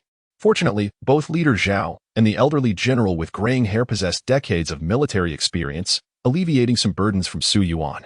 The soil within the cities had been tainted by demonic blood, rendering it into cursed earth. Except for the soldiers of the demon-slaying army who received elixirs, the common folk could not return for at least a century, as the cursed earth would require time to revert to its original state. Concern shadowed Leader Yao's face. If the cities were reclaimed yet the populace could not return, the effort would be rendered futile, and the former frontier defenses could not be restored. Advancing further south would lead them into perilous territory, deep within the heart of the demonic realm. Su Yuan listened quietly, his expression unchanged. Leader Zhao recognized that Su Yuan's contemplations diverged from his own, and he dared not interrupt, waiting patiently instead. At that moment, another thought crossed his mind. "Commander, a fortnight has already passed," he remarked, referring to the time elapsed since their departure from the imperial capital. This indicated that the purifying essence within the soldiers was nearing its expiration. Yet, the command to advance southward remained unrevoked, and the demon-slaying army continued its relentless march. Leader Zhao understood well that they lacked sufficient sacrificial offerings, even disregarding the additional 20,000 soldiers. The original 30,000 had all received elixirs and merely required the reprovisioning of purifying essence. This entailed a staggering 30,000 doses of the essence, necessitating a blood sacrifice from 30,000 individuals. Aside from the formidable demon slain during the battle at the imperial capital, which barely replenished previous losses, such ample opportunities were unlikely to arise again. Su Yuan remained lost in thought for an extended period before finally speaking. "We shall assault Guang'an City and then pause our advance there." Upon hearing the command, Commander Zhao instantly breathed a sigh of relief. His greatest fear was that Su Yuan would persist with the orders to advance southward, leading the demon-slaying army into the unfathomable depths of the demonic territory, surrounded by an endless sea of demons. Ultimately, it seemed that, apart from Su Yuan, none would return alive. Upon arriving at Guang'an City, the first task would be to address the issues concerning the demonic soil. Hearing Su Yuan's words, Commander Zhao couldn't help but smile from the heart. Indeed, just as Commander Zhao was about to take his leave, another figure entered, the elderly commander with gray hair. The old commander clasped his hands in salute to Su Yuan. "Marshal, I have received news that a substantial number of death row inmates have been sent from the imperial capital." This statement caused Commander Zhao, who was preparing to depart, to furrow his brow and glance at Su Yuan, only to find no sign of surprise on Su Yuan's face. Su Yuan nodded and rose to his feet. "Let us go and take a look." After exchanging glances with the elderly commander, Commander Zhao followed suit. As they stepped outside the military tent, standing atop a height and gazing toward the imperial capital, they beheld a contingent of soldiers from the capital escorting a long line of death row inmates approaching them. Commander Zhao was somewhat taken aback. "How did they know we needed death row inmates?" The elderly commander stroked his beard, showing no surprise whatsoever. "As we neared the imperial capital, my actions to purge the collateral branches of noble families were quite conspicuous. It would be hard not to notice. Such information can easily be uncovered by the Empress's secret envoy." Chapter 48. Merely the title of Demon Commander, the number of death row inmates is likely to exceed 10,000. Not only that, but prisoners from across the empire are now converging upon the imperial capital, being escorted here in waves. What lies before us is merely the first batch. Moreover, in the name of purging the court, Her Majesty has ordered the confiscation of properties belonging to numerous noble officials, branding them as death row inmates. These individuals are likely en route as well. Su Yuan paid little heed to the conversation between Commander Zhao and the old commander, quietly observing the interminable procession of condemned souls as they passed under the watchful eyes of the soldiers. It was only at the end that he glanced toward the direction of the imperial capital, instructing Commander Zhao to ensure the secure detention of all prisoners. Commander Zhao furrowed his brow, sensing an underlying disquiet, but upon liaising with the officers from the capital, he found no discrepancies. He suppressed his unease and complied with Su Yuan's orders. At the very least, the arrival of this batch of prisoners alleviated the immediate challenges they faced. Within a week, the dissipating energies of demon eradication would not plunge the demon eradication army into a predicament. Gazing at the prisoners, a sudden thought crossed Commander Zhao's mind, reminiscent of Su Yuan's blood sacrifice when he appeared both divine and demonic. A single title echoed in his mind. Refusing to fade, Demon Commander. With a sense of alarm, Commander Zhao hastily banished this notion, expending considerable effort to regain his composure. He could not afford to entertain such thoughts. He was now irrevocably entwined with the demon eradication army. Their fates were inextricably linked. reflecting on their arduous journey from the outskirts of Li Yuan to the imperial capital, where they conducted a grand ritual with 50,000 participants. And then to the defeat of the demonic legions, Commander Zhao realized that as they advanced, moving further away, many matters could no longer be dictated by mere whims. They had to be the demon eradication army. There was no room for retreat. The consequences of the army's dissolution were too dire to contemplate. Thus, the demon eradication army must remain the formidable force capable of vanquishing demons. The demon eradication army. You led the demon eradication army directly to Guang'an City, where the formidable demon warriors within were already terrified, leaving only the feeble remnants behind. The demon eradication army, composed of 10,000 light and heavy cavalry, shattered the 5,000-strong demon cavalry outside the city. The remaining forces surged through the already collapsed city walls, exterminating every demon in every corner.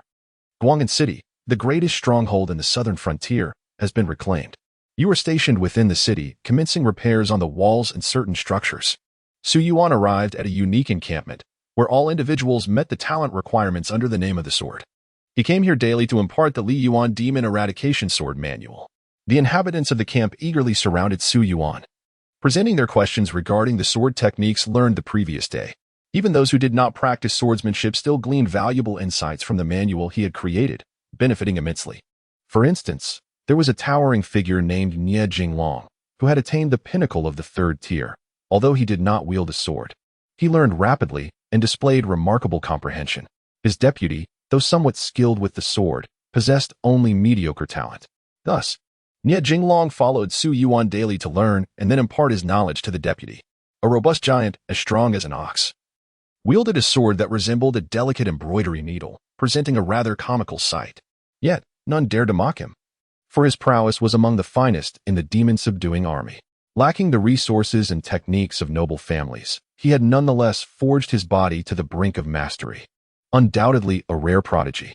Aside from Nie Jinglong, there was also a scholar from a cultured background named Yu Chuan. Although he had never wielded a weapon, he adapted swiftly, his comprehension second only to Nie Jinglong.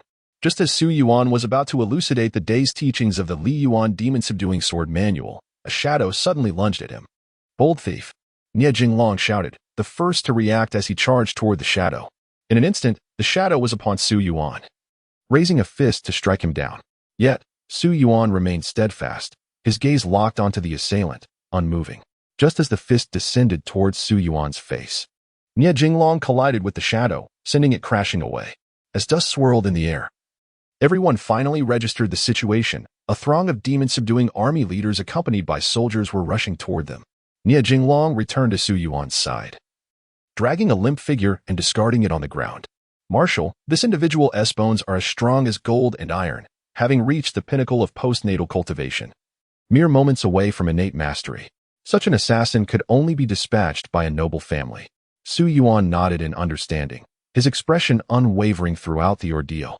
Countless eyes were fixed upon him, and his demeanor instilled confidence in those around him, suggesting that even without Nie Jinglong's intervention, he could effortlessly eliminate the assassin with a mere gesture.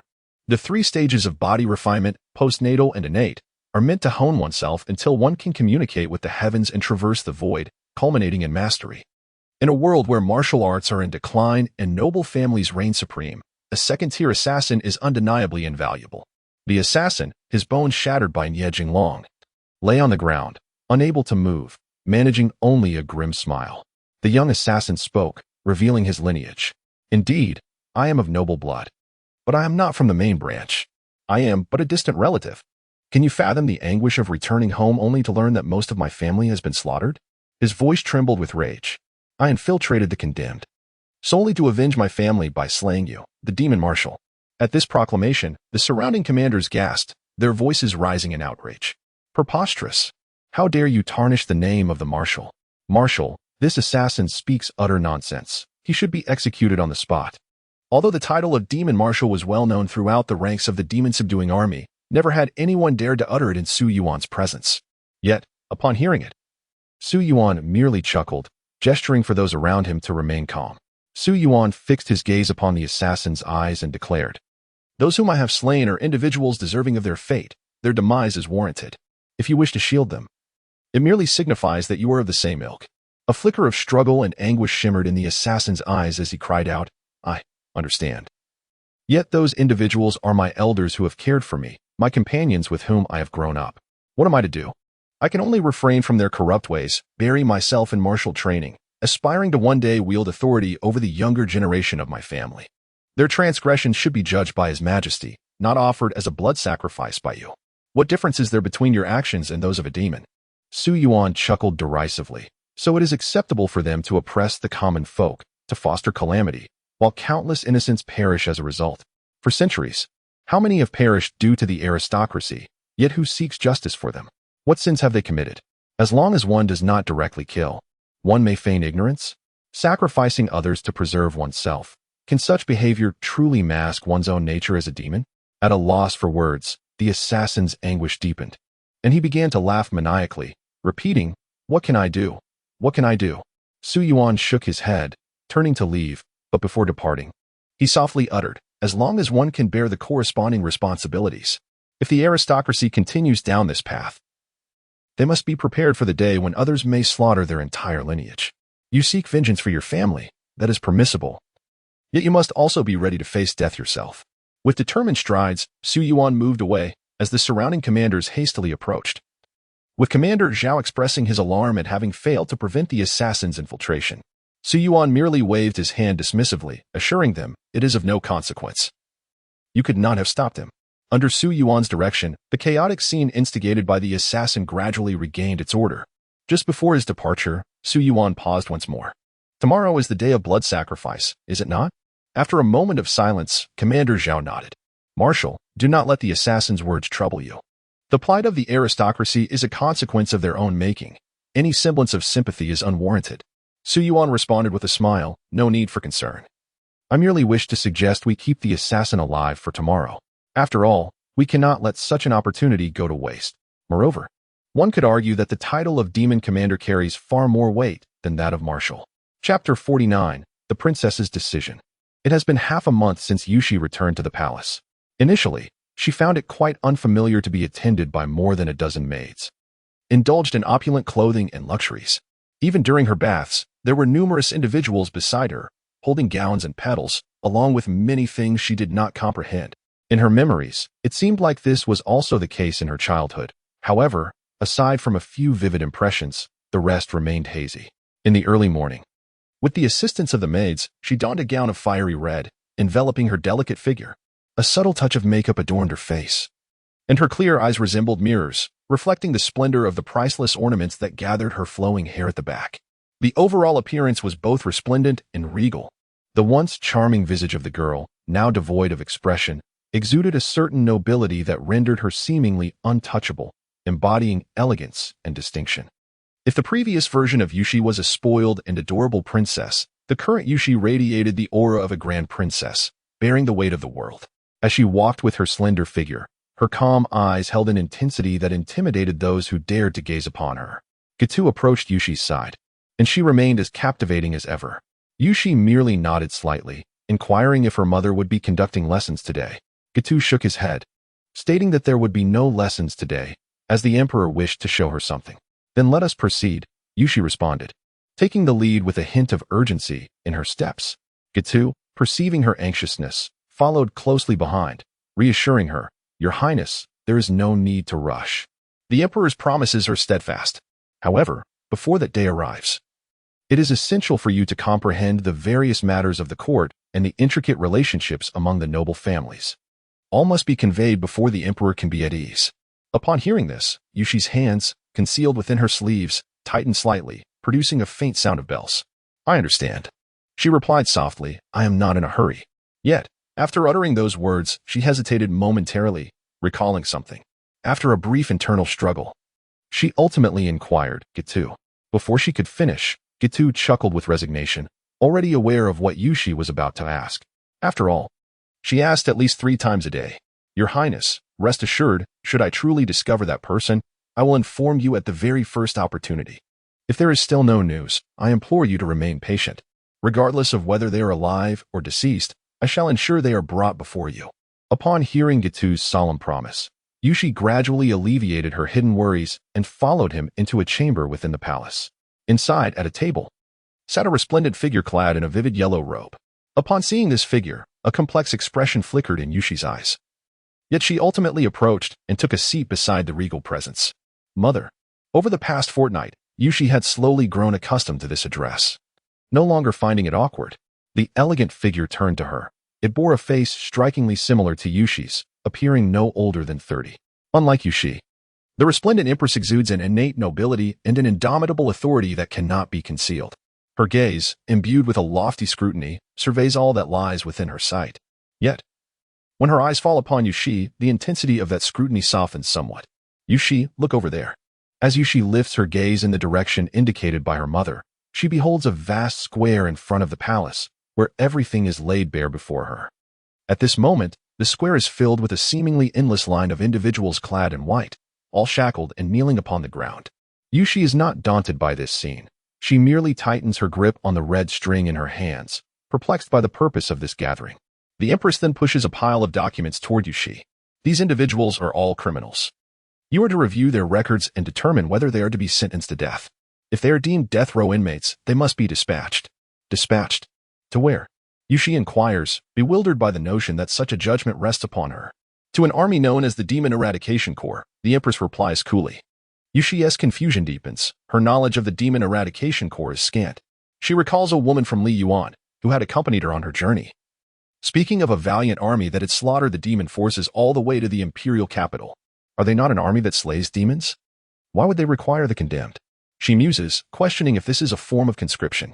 The Empress turns her gaze, locking eyes with Yushi. Her expression grave and earnest, causing Yushi to shy away from direct contact. No, they intend to offer these individuals as a blood sacrifice. The revelation sends an inexplicable shiver through Yushi's core. A blood sacrifice. The first image that flashes through her mind is of herself riding in a grand carriage, making her way to the demoness mouth under the gaze of countless onlookers. The offering of her own soul for peace. In a fleeting moment, a familiar silhouette dances in her memory. That figure walks ahead, its hand half-curled as if beckoning. She longs to follow, to grasp that hand, yet it remains just out of reach, receding further into the distance. She yearns to call out to this retreating figure, but her lips part, and though they tremble, no sound emerges, bringing her thoughts back to the present. She contemplates before responding, but if they are death row inmates, the Empress nods in affirmation thus. I have summoned you to adjudicate who among them is to be condemned to death. Chapter 50, Breakthrough to Mastery. Yushi lowered her head in contemplation, glancing at the pile of scrolls before her, and with a furrowed brow, inquired if there were any specific regulations. Well, that depends on you. The regal Empress replied, casting a profound gaze at Yushi. Today, your task is this. With that, she rose and departed, leaving Yushi to confront the mountain of scrolls alone. For a moment, Yushi felt utterly bewildered. Reflecting upon herself, could it be that she had the power to determine life and death at will? She turned her pleading eyes towards Gitu, but upon receiving a look of helplessness, he too took his leave. In the prime of her youth, the girl felt a tinge of distress. Yet, after the moment of worry, she was left with no choice but to face the daunting stack of scrolls. As she clenched her fists, a faint tinkling sound resonated, delicate and ethereal, as if it might dissipate with the slightest breeze in the vast hall. Hearing that gentle chime, a surge of strength welled up within her, invigorating her spirit. No matter what she had to confront, she would not surrender, if only to see him sooner. With this resolve, Yushi began to diligently peruse the scrolls. In the vast palace, she was the sole figure kneeling at the desk. A few strands of hair cascading down her forehead, swaying gently, accentuating her delicate features. Her meticulous examination of the scrolls rendered her even more enchanting. The morning sun streamed through the cracks in the door, illuminating the hall and casting a golden path behind her. Marshal, you summoned me for a reason? Nie Jinglong entered Su Yuan's tent, this unruly man only displaying reverence in the presence of Su Yuan. I know that the assassin from yesterday was certainly no match for you, but I acted impulsively in the heat of the moment. Haha, please don't take offense. Su Yuan shook his head. I did not summon you for that. Nie Jinglong straightened his expression and thumped his chest. If you have a task for me, Nie Jinglong will certainly not refuse. Do you wish to break through to mastery? Nie Jinglong trembled with excitement. Of course. How could I not desire it? Achieving mastery is my second greatest aspiration in life. I have pondered day and night, yet I can never find the method. I am so close. Upon hearing his candid words, Su Yuan could not help but smile. What is your greatest aspiration then? to slay demons. Su Yuan burst into hearty laughter, but soon turned serious, fixing his gaze upon Nie Jinglong. If I possess a method to aid your breakthrough. Before Su Yuan could finish, Nie Jinglong's eyes sparkled with intensity as he sprang to his feet, his robust frame nearly bursting through the tent. Marshal, if you can help me break through, even if it means I must die tomorrow, I would gladly accept, no matter the cost. If I could achieve mastery today, I would charge into the demon's territory tonight to challenge the demon lord. That would be a worthy death. Su Yuan fell silent for a moment, observing the burly man before him. It was unlikely that he would perish by dawn. Moreover, even if you were to ascend to the realm of a master, you would still be unable to contend with the demon lord. Nie Jinglong merely chuckled, remarking that the capacity to fight and the willingness to do so were two entirely different matters. With a steady hand, Su Yuan drew forth an ancient short sword, positioning it before him as he addressed Nie Jinglong. Extend your hand. Initially perplexed and somewhat apprehensive at Su Yuan's action, Nie Jinglong nonetheless resolutely chose to heed his command. Su Yuan gently traced the blade across the hardened hand that had been tempered to withstand blades and bullets. The ancient sword soon bore a smear of crimson. In that instant, Nie Jinglong felt an unfamiliar force welling up within him, an inexhaustible power erupting from his core. His internal barriers shattered, seamlessly connecting all his meridians into a singular entity that resonated with the cosmos. A faint golden hue enveloped his bones, muscles, and skin, rendering him as majestic as a celestial being descended to earth, his aura reaching its zenith. Initially taken aback by the transformation of his physique, Nie Jinglong soon grasped the magnitude of what had transpired. He erupted into a maniacal laughter, exclaiming, I have ascended to the level of a master?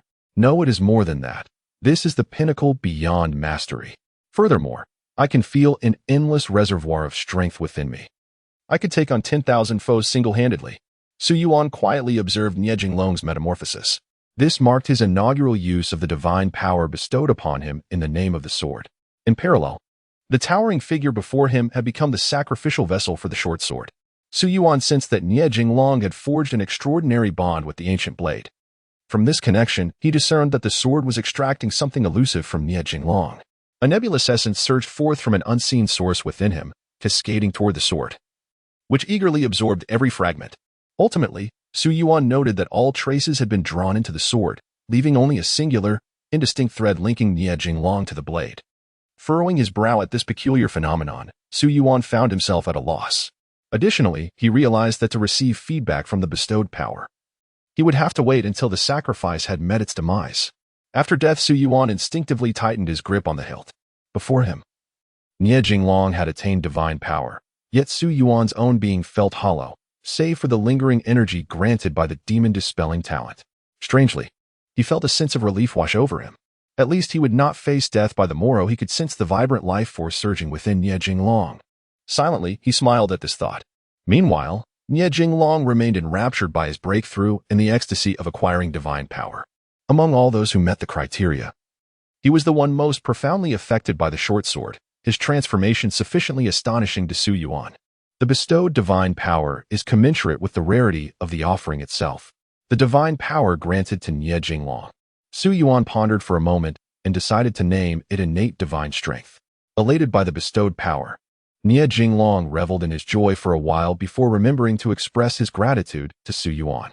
With eyes filled with reverence, he solemnly bowed to Su Yuan. Thanking the marshal, Su Yuan waved his hand, merely instructing Nie Jinglong to summon the others. With a heart full of delight, Nie Jinglong dashed outside. And in the next moment, his boisterous laughter echoed from the heavens, resonating from the north gate to the south gate of Guang'an City, reverberating repeatedly. The soldiers of the demon-subduing army, hearing the laughter in the air, initially presumed it to be the arrival of a prestigious clan master.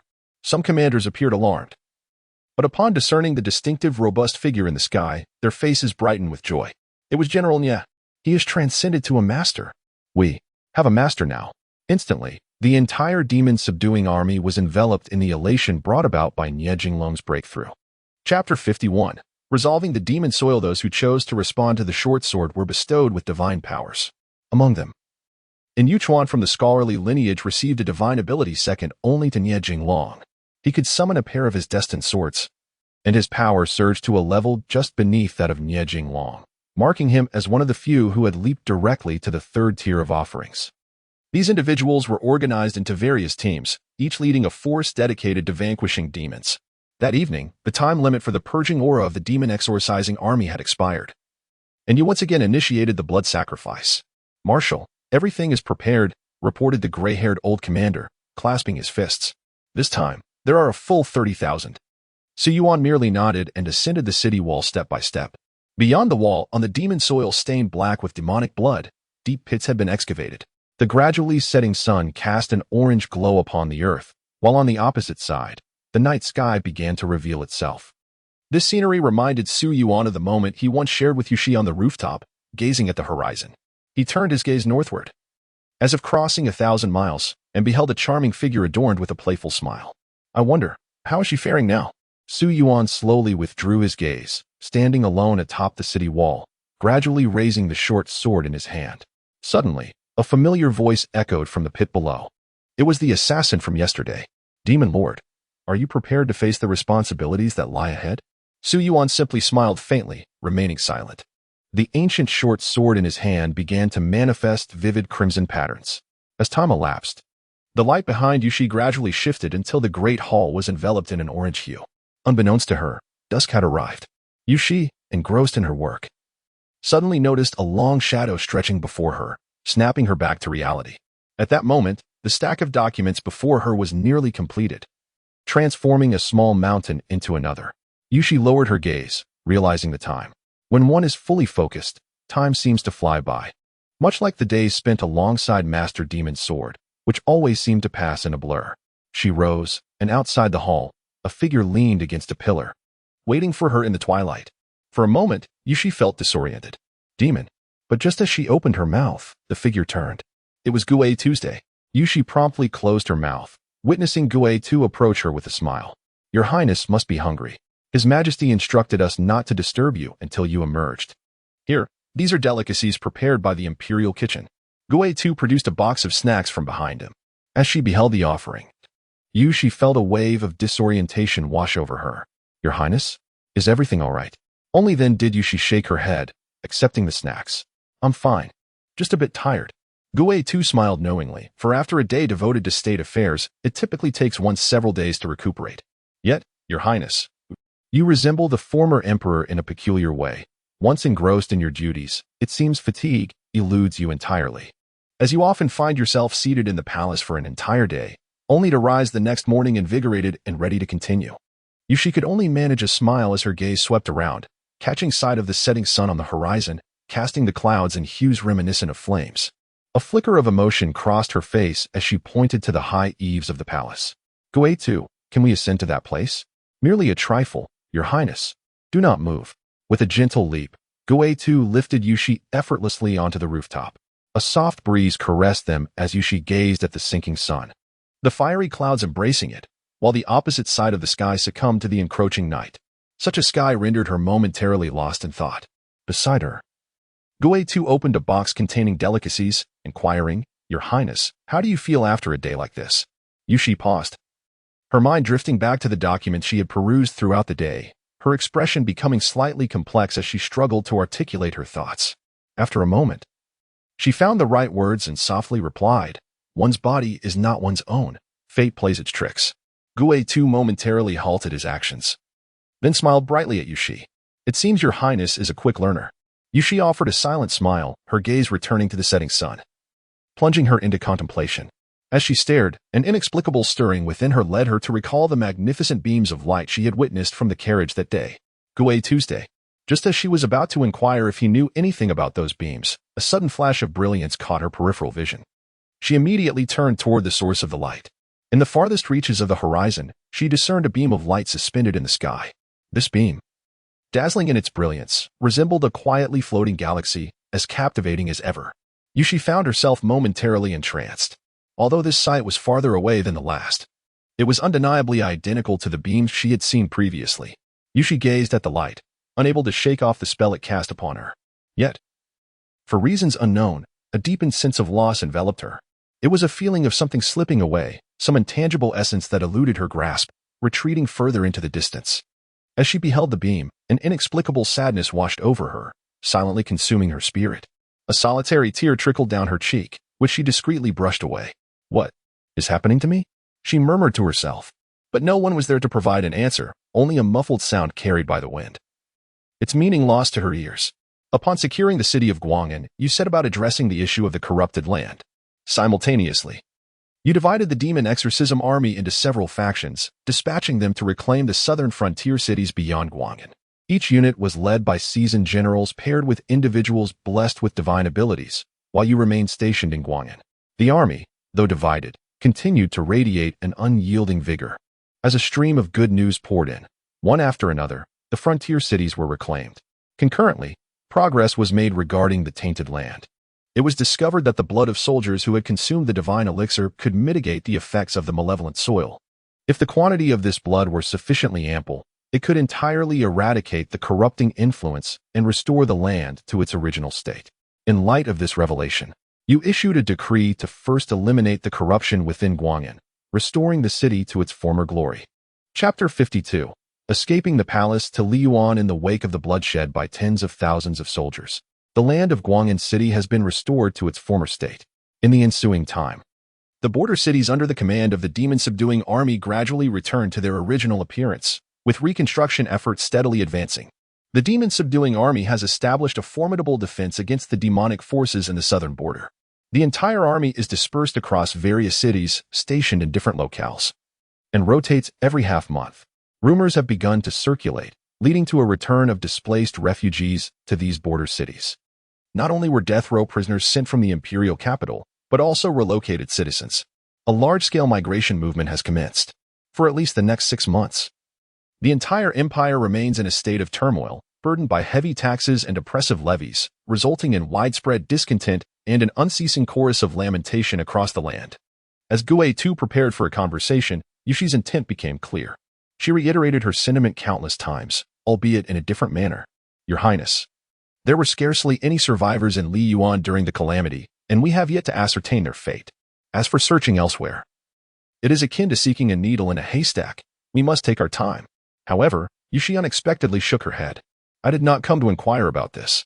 Her raven hair was neatly tied back, and her fitted attire accentuated her graceful curves.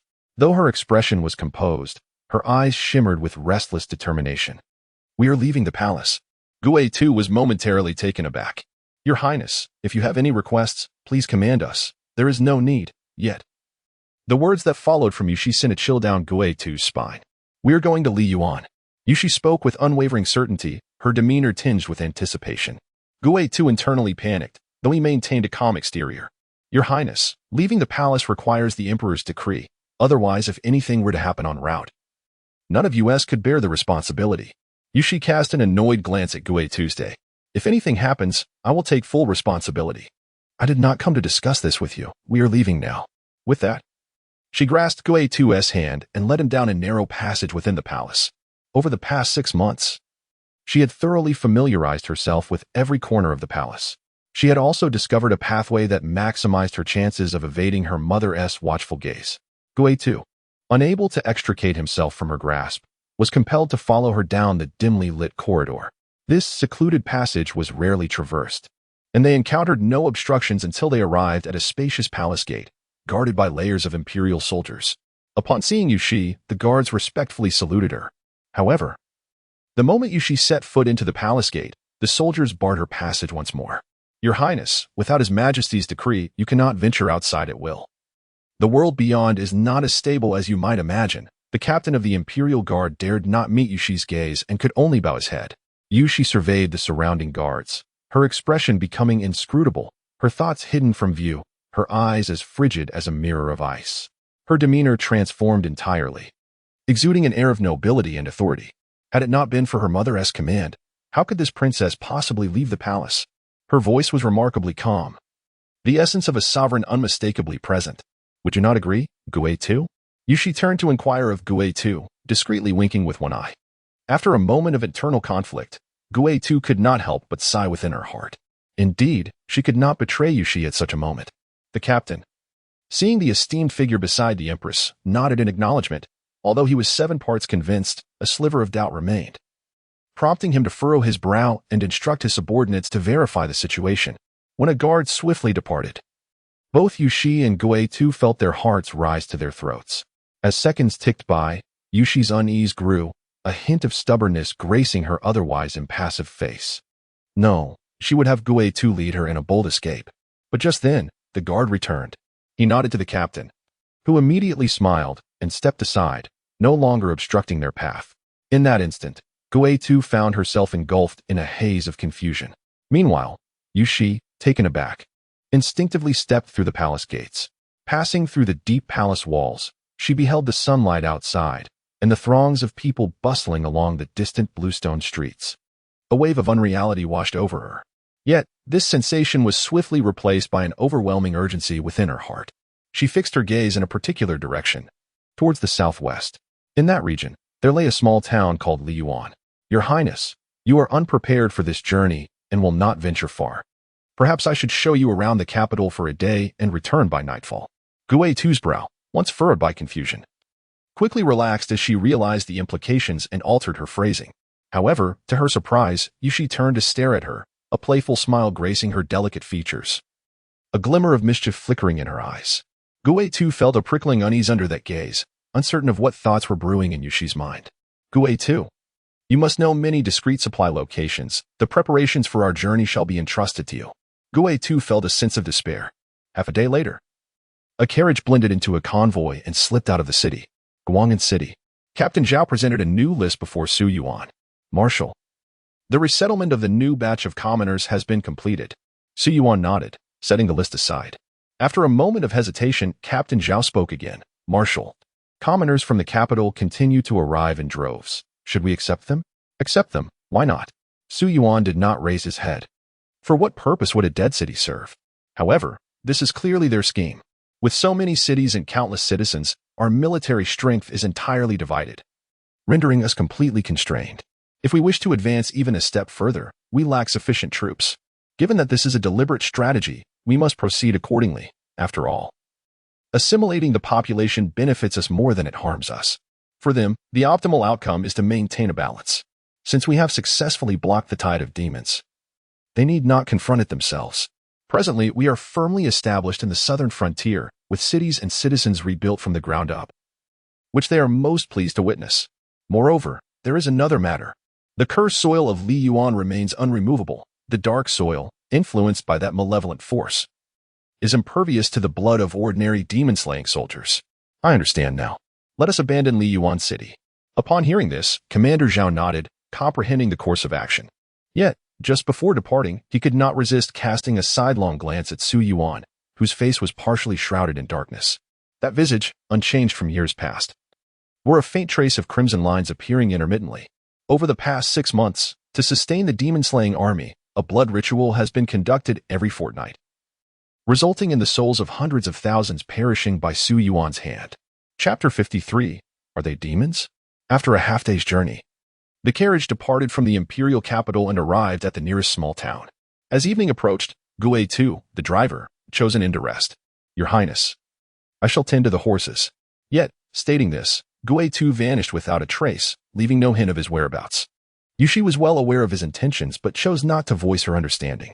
In fact, this suited her perfectly. Inside the inn, Yushi found a spot to sit. Even though she had dressed modestly in plain garments and her face bore a layer of dust, her commanding presence was simply too striking to be concealed. Her long hair cascaded beneath her loose robe, obscuring her graceful figure. However, her movements still caught the attention of many, leaving them momentarily stunned.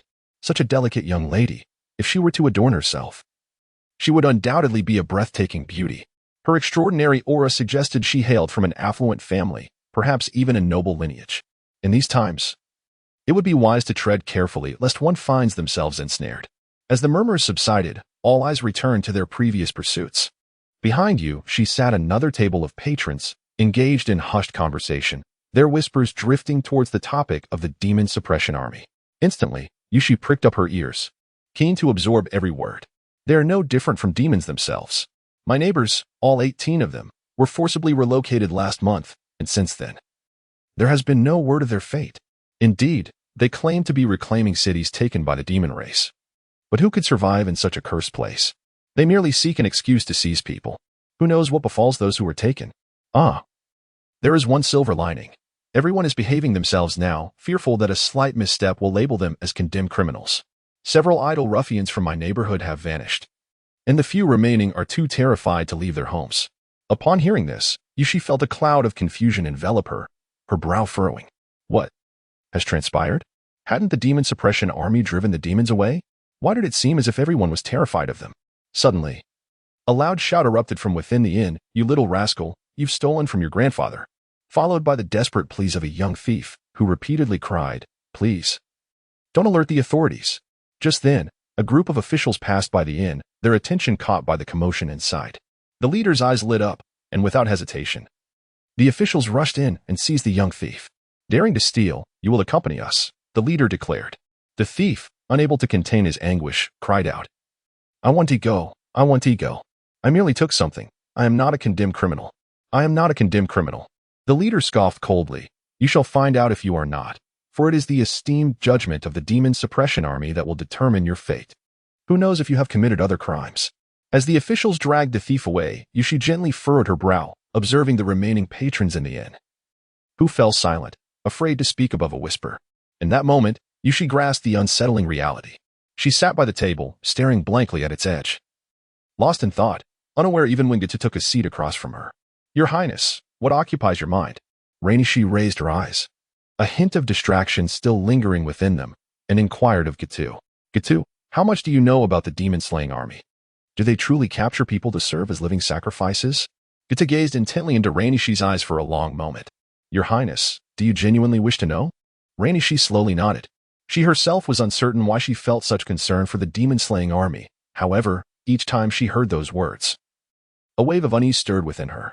She yearned to uncover information about them. Perhaps he was among the ranks of the demon-slaying army.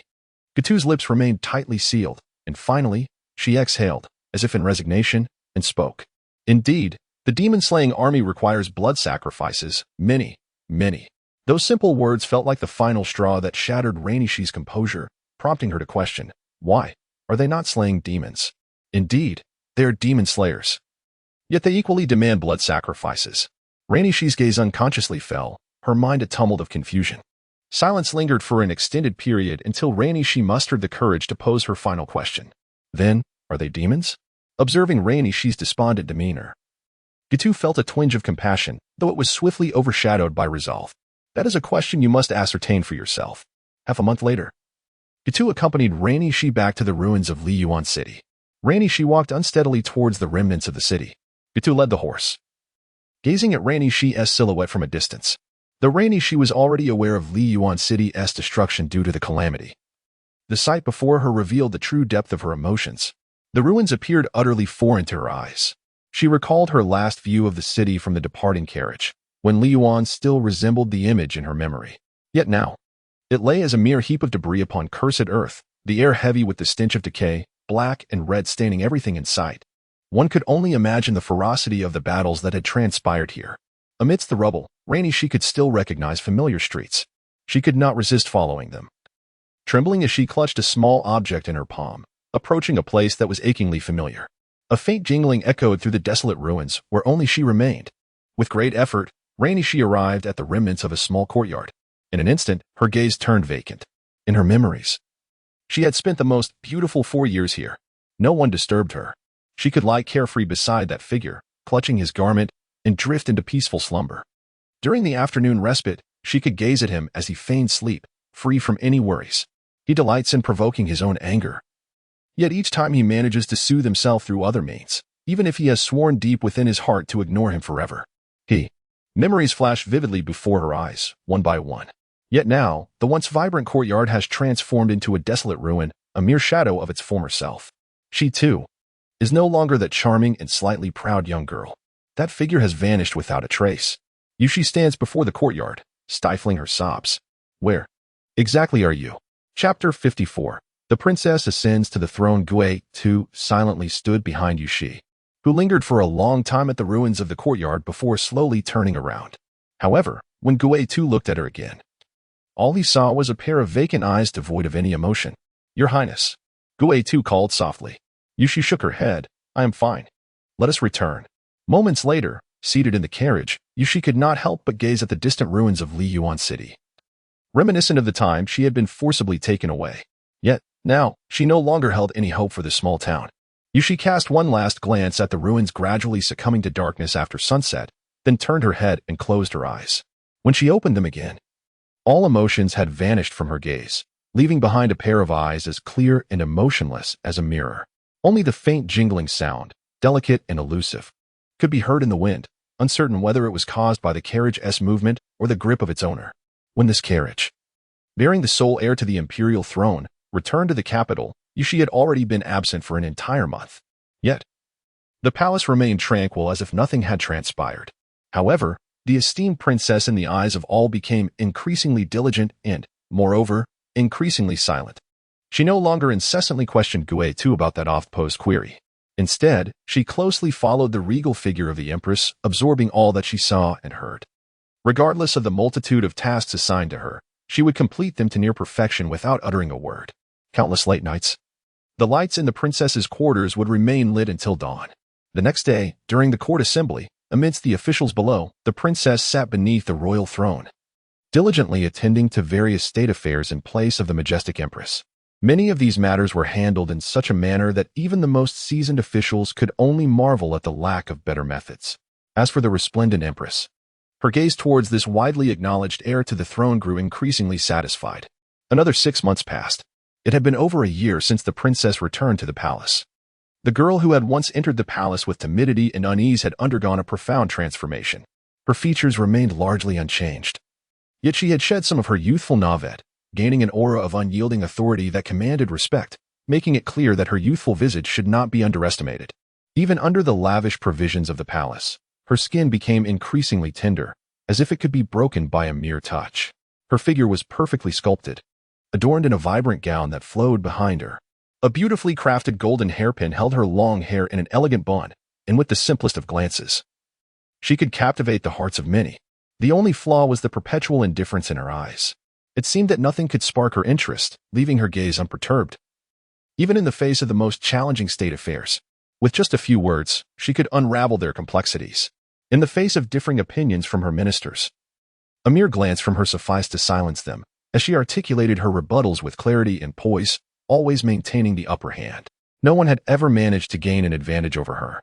Even those audacious enough to attempt a debate with the heir of the dynasty found themselves faltering under the weight of her fathomless gaze, unable to decipher the thoughts swirling within the mind of the princess before them. However, on one particular day, a minister proposed that before her ascension to the throne, a suitable consort should be selected for her to ensure the continuation of the lineage, thereby preventing any unforeseen complications related to childbirth after her coronation. He then suggested that Li Shuani, the young heir of the Li family, who had just turned 20 and was of a similar age to her, would be an excellent choice. As soon as he finished speaking, an oppressive silence enveloped the court, so profound that even the sound of a drop of water could be heard. The relationship between the aristocracy and the throne was always one of outward harmony, while beneath the surface lay unspoken tensions. Although the aristocracy held no official positions, their unique status meant that everyone present had their support. Yet, no one had ever dared to voice such sentiments aloud. Had the Li family lost their senses? Yushi did not hear the voice of the one seated on the throne behind her, and so her penetrating gaze shifted to the minister who had spoken. She then performed an act that astonished all present. With her eyes slightly lowered and a countenance devoid of expression, she stated in the most nonchalant tone, "This princess has someone in her heart. This matter need not be discussed further." Her demeanor suggested she was speaking of something entirely unrelated to herself, exuding an air of tranquility that was almost surreal. Yet, her words ignited an uproar within the court. Ignoring the clamor of her fellow ministers, Yushi turned to leave, only to encounter the lofty gaze from the throne, which bore a hint of scrutiny.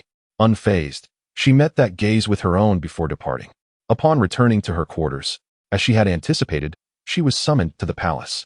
Within the confines of the palace, a regal figure sat gracefully in a chair, and a soft voice echoed through the air. "You should have managed this affair more adeptly." The tone carried no reproach, as if it merely addressed a trivial matter. Yushi remained silent, her lowered eyes betraying a glimmer of defiance.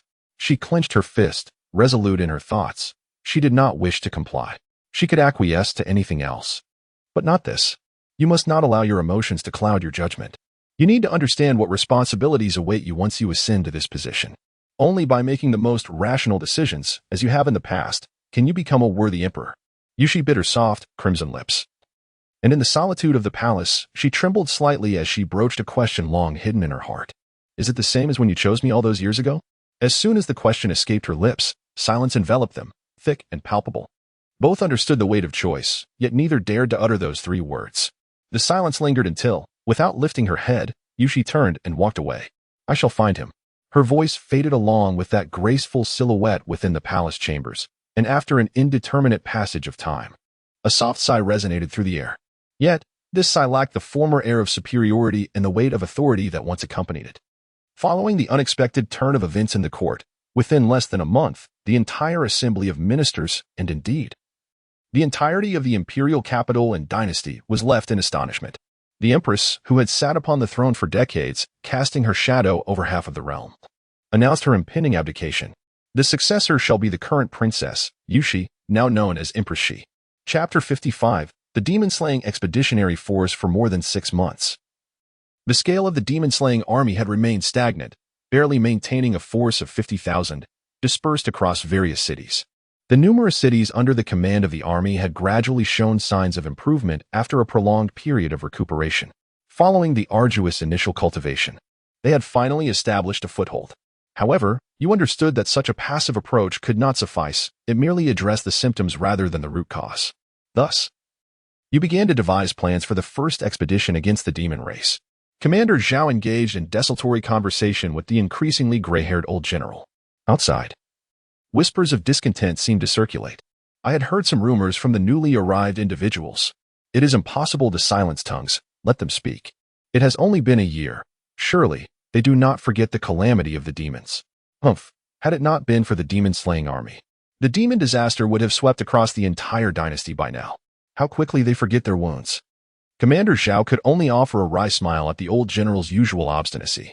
The marshal intends to assemble an expeditionary force to penetrate the heart of the demon territory. Yet, Commander Zhao hesitated, feeling that maintaining the status quo was sufficient, especially since the demon race had not dared to invade the borders for a full year. The old general contemplated, stating that the marshal's considerations were ultimately different from theirs. Since the marshal had made up his mind, they had no choice but to follow. Perhaps someone could voice their concerns. Who knows, the marshal might change his mind? Usually, many matters went unspoken before the marshal. Will you go? The old general shot a sidelong glance at Commander Zhao. At that moment, a figure, robust and imposing, appeared before them. Nie Jinglong grinned broadly upon seeing the two. The marshal has called for an expedition against the demon race. Finally, they could take to the battlefield and slay demons. This past year had been nothing but a defense of the city, and all their martial prowess had been wasted. Seeing Nie Jinglong's enthusiasm, Commander Zhao once again offered a wry smile. It seemed there was no need for him to provoke the marshal's ire. What do you mean? Nie Jinglong inquired while following the two, engaging in conversation as they approached a grand military tent. Before long, a figure clad in armor as deep as obsidian emerged from the tent. Upon sighting the armored figure, everyone simultaneously called out, "Marshal." Yet, most dared not look upon the figure's face. The armor bore a visage crisscrossed with red markings. Beneath these markings, one could still discern the youthful countenance of Su Yuan. Unchanged over the years, Su Yuan led numerous generals to the city gate, where a regiment of cavalry stood orderly below. Most of these armored soldiers had long grown accustomed to Su Yuan's presence, yet some could not refrain from stealing glances at his face, unperturbed by their furtive gazes. Su Yuan smiled nonchalantly and then announced the commencement of the first expedition of the demon-slaying army. Before departing, Su Yuan contemplated for a moment and decided to leave Nie Jinglong stationed at Guang'an City. Immediately, Nie Jinglong objected. "Marshal, I joined the demon-slaying army with the sole purpose of vanquishing demons, yet it has been a year and I have not even glimpsed a shadow of one. I can no longer endure this." Su Yuan shook his head. Guang'an City is no longer the desolate town it once was. It now harbors not only the demon-slaying army but also numerous citizens and supplies destined for the southern border's many cities. Should Guang'an fall, the repercussions would be dire. "Marshal, allowing those two to remain is also an option," Nie Jinglong suggested, gesturing towards Captain Zhao and the elder commander. "Humph. What if we encounter a master-level adversary seeking to sow chaos?" The elder commander retorted with a derisive laugh. "After all, General Nie is one of our few warriors above the master level. His presence in the city would bolster our defenses. Who can predict what unexpected events might transpire with the marshal's departure?" The eyes of various factions have never ceased to linger. Captain Zhao chuckled softly. "Ultimately, It was Su Yuan who spoke up. How do you think you would fare against a demon of the caliber of a demon hound? Nie Jinglong hesitated, unwilling to admit defeat. I would not prevail. Su Yuan nodded. Thus you shall remain in the city. This time, you will not accompany the expedition. On the next campaign, you shall take the lead. Upon receiving Su Yuan's promise, Nie Jinglong's eyes brightened. Excellent. Marshal, it is settled. You have maximally allocated the military forces currently possessed by Guang'an City, leaving a small contingent to defend the city. Nie Jinglong, as the second most formidable powerhouse of the current demon-slaying army, remains stationed at Guang'an City. You personally lead a contingent of 10,000 cavalry, advancing toward the heart of the demon realm. In your estimation, Nie Jinglong's strength is somewhat lackluster, akin to a double-edged sword. Additionally, you sense an inexplicable foreboding. Your 10,000 cavalry surge forward with remarkable momentum. During this inaugural expedition, grand achievements are not your primary objective.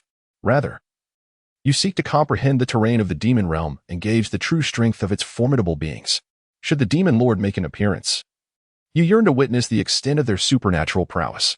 In the initial 200 miles, you encounter no obstacles, merely a scant few demons, who meet their demise beneath the iron hooves of your cavalry without requiring your intervention. Gradually, however, you begin to encounter demon armies.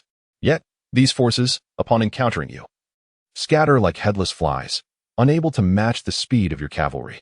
Occasionally, you cross paths with one or two demon powerhouses, but upon seeing you, they flee in terror as if confronted by a ghost. Your army of 10,000 cavalry advances unhindered, penetrating several hundred miles within a single day. Yet, you gradually sense something amiss. Based on your understanding of the demons, you discern that the demonic soil traversed thus far is not devoid of their presence. The air is thick with demonic energy, indicative of a vast number of demons lurking nearby. It is as if they have hurriedly vanished, leaving behind only the soil that attests to their existence. Your path leads not toward the borders of the empire, but deeper into the demon realm. And you realize that the demons are deliberately enticing you to proceed further. You command an immediate retreat back to Guang'an City. However, upon your return with the 10,000 cavalry, you discover that Guang'an City has been encircled by the demon army. Nie Jinglong stands alone outside the city, valiantly confronting numerous demon powerhouses. Facing 5 or 6 demons whose auras rival his own, Nie Jinglong exhibits no trace of fear. Instead, his eyes blaze with the fire of battle. It seems the commander possesses exceptional foresight. Unable to defeat him, the demons resort to cunning strategies. In response to Nie Jinglong's provocation, the demon powerhouses merely scoff. Just as Nie Jinglong bellows, ready to rend the demons to pieces, a dark cloud suddenly materializes in the sky. From it, a colossal hand, as massive as a mountain, reaches down toward him. Confronted by this titanic hand, Nie Jinglong feels himself ensnared, with no possibility of evasion. Realization dawns upon him, and he chuckles with a hint of irony. So, the demon lord has taken it upon themselves to intervene for my sake. What an honor. In the final moment, instead of retreating, he charges forward, colliding with the black hand like a meteor. Chapter 56. The Invitation to the Coronation. You gazed far ahead, witnessing the colossal hand reaching towards Guang'an City. As you galloped forth to the city's forefront, the hand released its grip, revealing amidst the besieging demonic forces a solitary, withered figure. This figure remained frozen in a pose, as if still striking a blow towards the heavens. Nie Jinglong had perished before your eyes. With a swift motion, you unleashed the first sword of demon slaying, channeling the accumulated essence of countless blood energies within your short blade. The innate sword heart propelled this strike to unprecedented heights, allowing you to grasp that elusive, profound sensation. You executed the mightiest of swords. The brilliance of your blade erupted like a celestial light, captivating the attention of all present, rendering them unable to avert their gaze. The sword light, unavoidable, cleaved through the colossal hand, leaving behind an unfathomable gash. A thunderous roar, neither bovine nor feline, reverberated from the heavens, its fury palpable. The dark aura enveloping the hand churned like a tempest, while the flesh around the gash writhed, striving to mend the wound. Yet, the immense scar remained steadfast upon the hand, impervious to the tumult of dark energy and the writhing flesh. In Su Yuan's eyes, only a chilling calmness resided. After delivering his self-crafted demon-slaying sword strike, he did not linger, but continued to wield several more strikes against the demonic assailants. These varied forms of demons, caught off guard by the fleeting brilliance of the celestial sword, could only witness the delicate sword light approaching them, helplessly shrieking in terror. "My lord, save me." Yet, the colossal hand remained unmoved, and in mere moments, numerous demonic warriors were reduced to lifeless husks. The colossal hand finally acknowledged the futility of dispelling the scar. A wound that had nearly penetrated its palm, destined to remain etched forever. Accompanied by a roar of utmost rage, the hand lunged once more towards Su Yuan. In this clash against the demonic hand, an overwhelming surge of demonic energy intertwined with the formidable pure essence, a fierce battle ensued, neither side yielding. Ordinary individuals could not even approach this fierce struggle. Within the city, soldiers relied upon the walls to fend off the demonic horde. Outside the city, a cavalry army surged forth, cutting through the ranks of the demonic forces, carving a path through the tide of demons. The demon-slaying army from surrounding cities, led by their respective commanders, arrived one after another, their battle cries echoing through the skies. No one could ascertain the duration of this fierce clash. It was a conflict of a scale far surpassing that of the imperial capital, as soldiers atop the walls severed the arms of climbing demons with their swords. The demons fell upon a mound of their own kind. When the cavalry outside the city vanquished their immediate foes, they beheld a demon tumbling down from the mound, cleaved in twain, only to realize they had arrived at the foot of Guang'an City. It was only then that they turned their gaze to the battlefield. Awash in an endless expanse of black and crimson, corpses lay strewn across the ground, dark streams of blood flowing along the terrain. Only at the center of the battlefield, where the colossal hand and the boundless pure essence collided, did the resounding echoes make one question whether a mere touch could reduce any opponent to mere pulp. Perhaps realizing that this assault had ultimately failed, or perhaps due to the incessant erosion of flesh and blood caused by the sword marks. The ominous black hand gradually lost its strength. Finally, with a fierce and chilling grunt, it retreated abruptly into the dense clouds. Su Yuan's figure reemerged before the eyes of all. The assembled tens of thousands of the demon-subduing army fixed their gazes upon him. Not far behind Su Yuan stood the imposing figure of Nie Jinglong, unwavering in stature. Su Yuan silently approached Nie Jinglong. He could sense the bond that had formed between them. The faint, tenuous line extending from Nie Jinglong had grown exceedingly faint. In his perceptual realm, this nearly imperceptible line connected him to Nie Jinglong and pulled him closer, as if awaiting his final reclamation. Gazing at Nie Jinglong, this robust man still brandished his fists defiantly towards the heavens, displaying no hint of regret or wavering in his resolve. Su Yuan placed a hand on his shoulder. In that instant, the tenuous line converged into a singular point. Nie Jinglong's formidable body withered instantaneously, leaving nothing behind but dust, dissipating into the sea of demonic corpses and blood. At that moment, Su Yuan's cultivation surged dramatically, breaking through 5 formidable barriers, ultimately halting at the 5th tier, granting him the prowess equivalent to that of an unparalleled warrior. Silently, Su Yuan watched as the robust figure before him gradually faded away. Beyond Nie Jinglong's silhouette, he beheld the multitude of soldiers from the demon-subduing army, their thousands of eyes fixed upon him, an undeniable fear having overtaken their initial reverence. Su Yuan cast a calm glance around, absorbing the intricate emotions brimming in their gazes. He offered no explanations, sheathing his dagger and striding towards the city, his feet treading upon the mingled crimson and black blood of both demons and men. The name of the demon commander subtly spread across the cities of the southern frontier, yet none dared to utter it in your presence. In the aftermath, you began to purge the spies from other factions within the demon-subduing army, uncovering numerous informants as you anticipated. You designated them all as prisoners destined for the next blood sacrifice. However, that very night, the elderly commander with graying hair sought you out. This commander, who had been by your side since the inception of your campaign, revealed that he might indeed be the true architect of the chaos. Marshal, General Nie, it is because of me that he perished, the resolute elder confessed. From the very moment he had gathered 5,000 death row inmates within 3 days, he had forged a collaboration with the Empress's clandestine envoy. The list in the envoy's possession enabled him to pinpoint thousands of collateral branches from noble families within that brief span, culminating in the grand blood sacrifice that established the foundation for victory in the capital's battle. Since then, he had maintained an exchange of information with the envoy, who only sought to know the movements of the demon-subduing army. The old commander seeks vengeance against the aristocrats. My daily and nightly fervor for their demise is such that only witnessing those nobles condemned to death could provide me with a semblance of solace. The expression on the old commander's face was inscrutable. Yet, I never anticipated their collusion with the demon lord, nor their siege on Guang'an City that ultimately led to General Nie's demise. I had believed that only the aristocrats were capable of such treachery. Su Yuan remained silently seated, his visage obscured by the flickering candlelight. After an extended silence, he finally spoke. Having made your choice, you must also be prepared to confront the consequences. Whether it be collaborating with the Empress's envoy or confiding in me about everything. The old commander chuckled softly, exhaled deeply, and replied with calmness, let the marshal decide.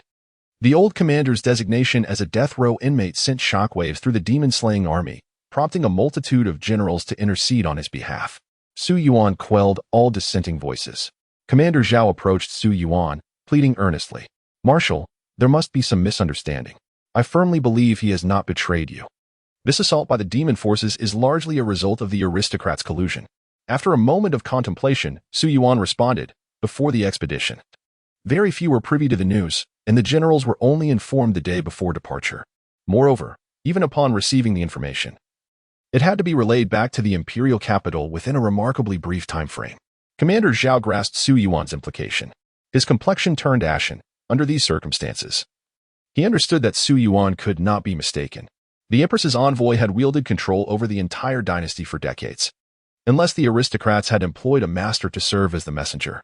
With a pained expression, Commander Zhao reflected on how both he and the old commander had witnessed the growth of the demon-slaying army.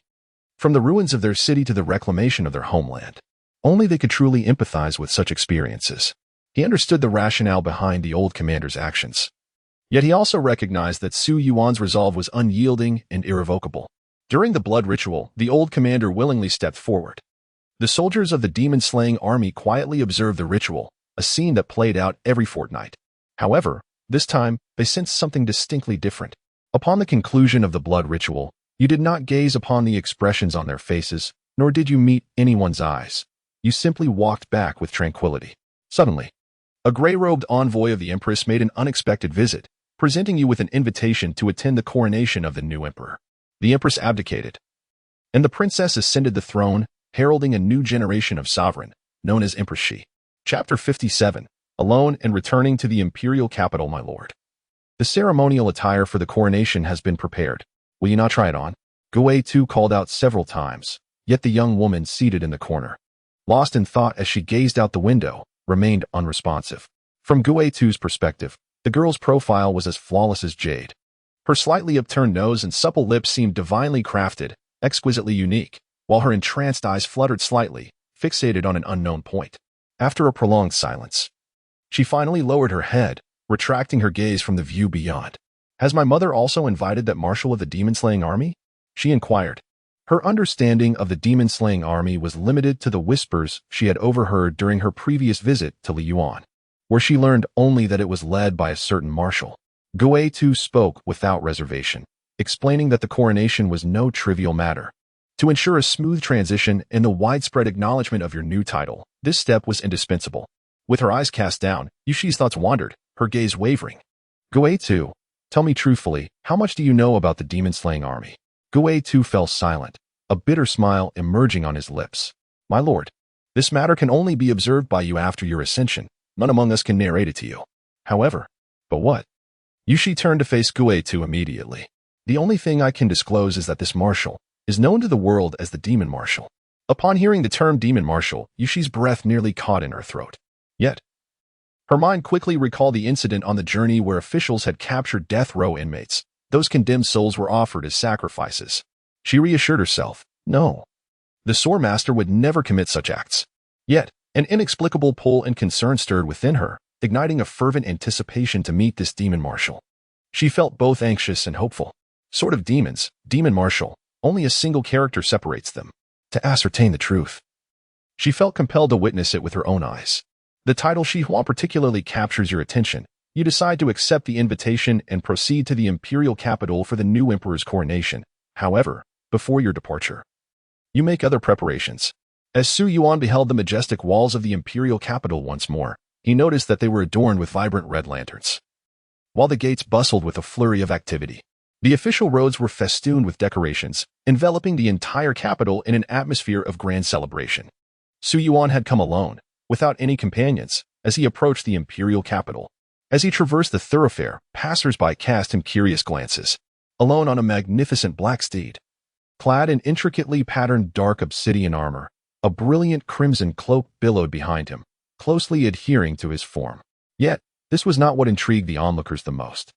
What astonished them even more was the dark silver iron mask adorning Su Yuan's face, intricately engraved with elaborate patterns resembling the visage of a beast, complete with greenish skin and protruding fangs, yet bearing the semblance of a human countenance. As the resonant sound of hooves echoed through the streets, passers-by instinctively turned to make way, their eyes casting varying gazes laden with meaning upon Su Yuan. Unperturbed by the scrutiny of those around him, his gaze remained steadfastly fixed on the grand gates of the imperial capital. His eyes traversed the towering gate, following the broad bluestone avenue that ran along the central axis of the capital, where the distant silhouette of the palace could be faintly discerned. Su Yuan's ostentatious approach had long been whispered throughout the imperial city, and at the gates, a contingent awaited in eager anticipation. As the sound of hooves grew ever closer, the welcoming party felt a mix of nervousness and excitement, finally poised to behold the fabled demon commander up close.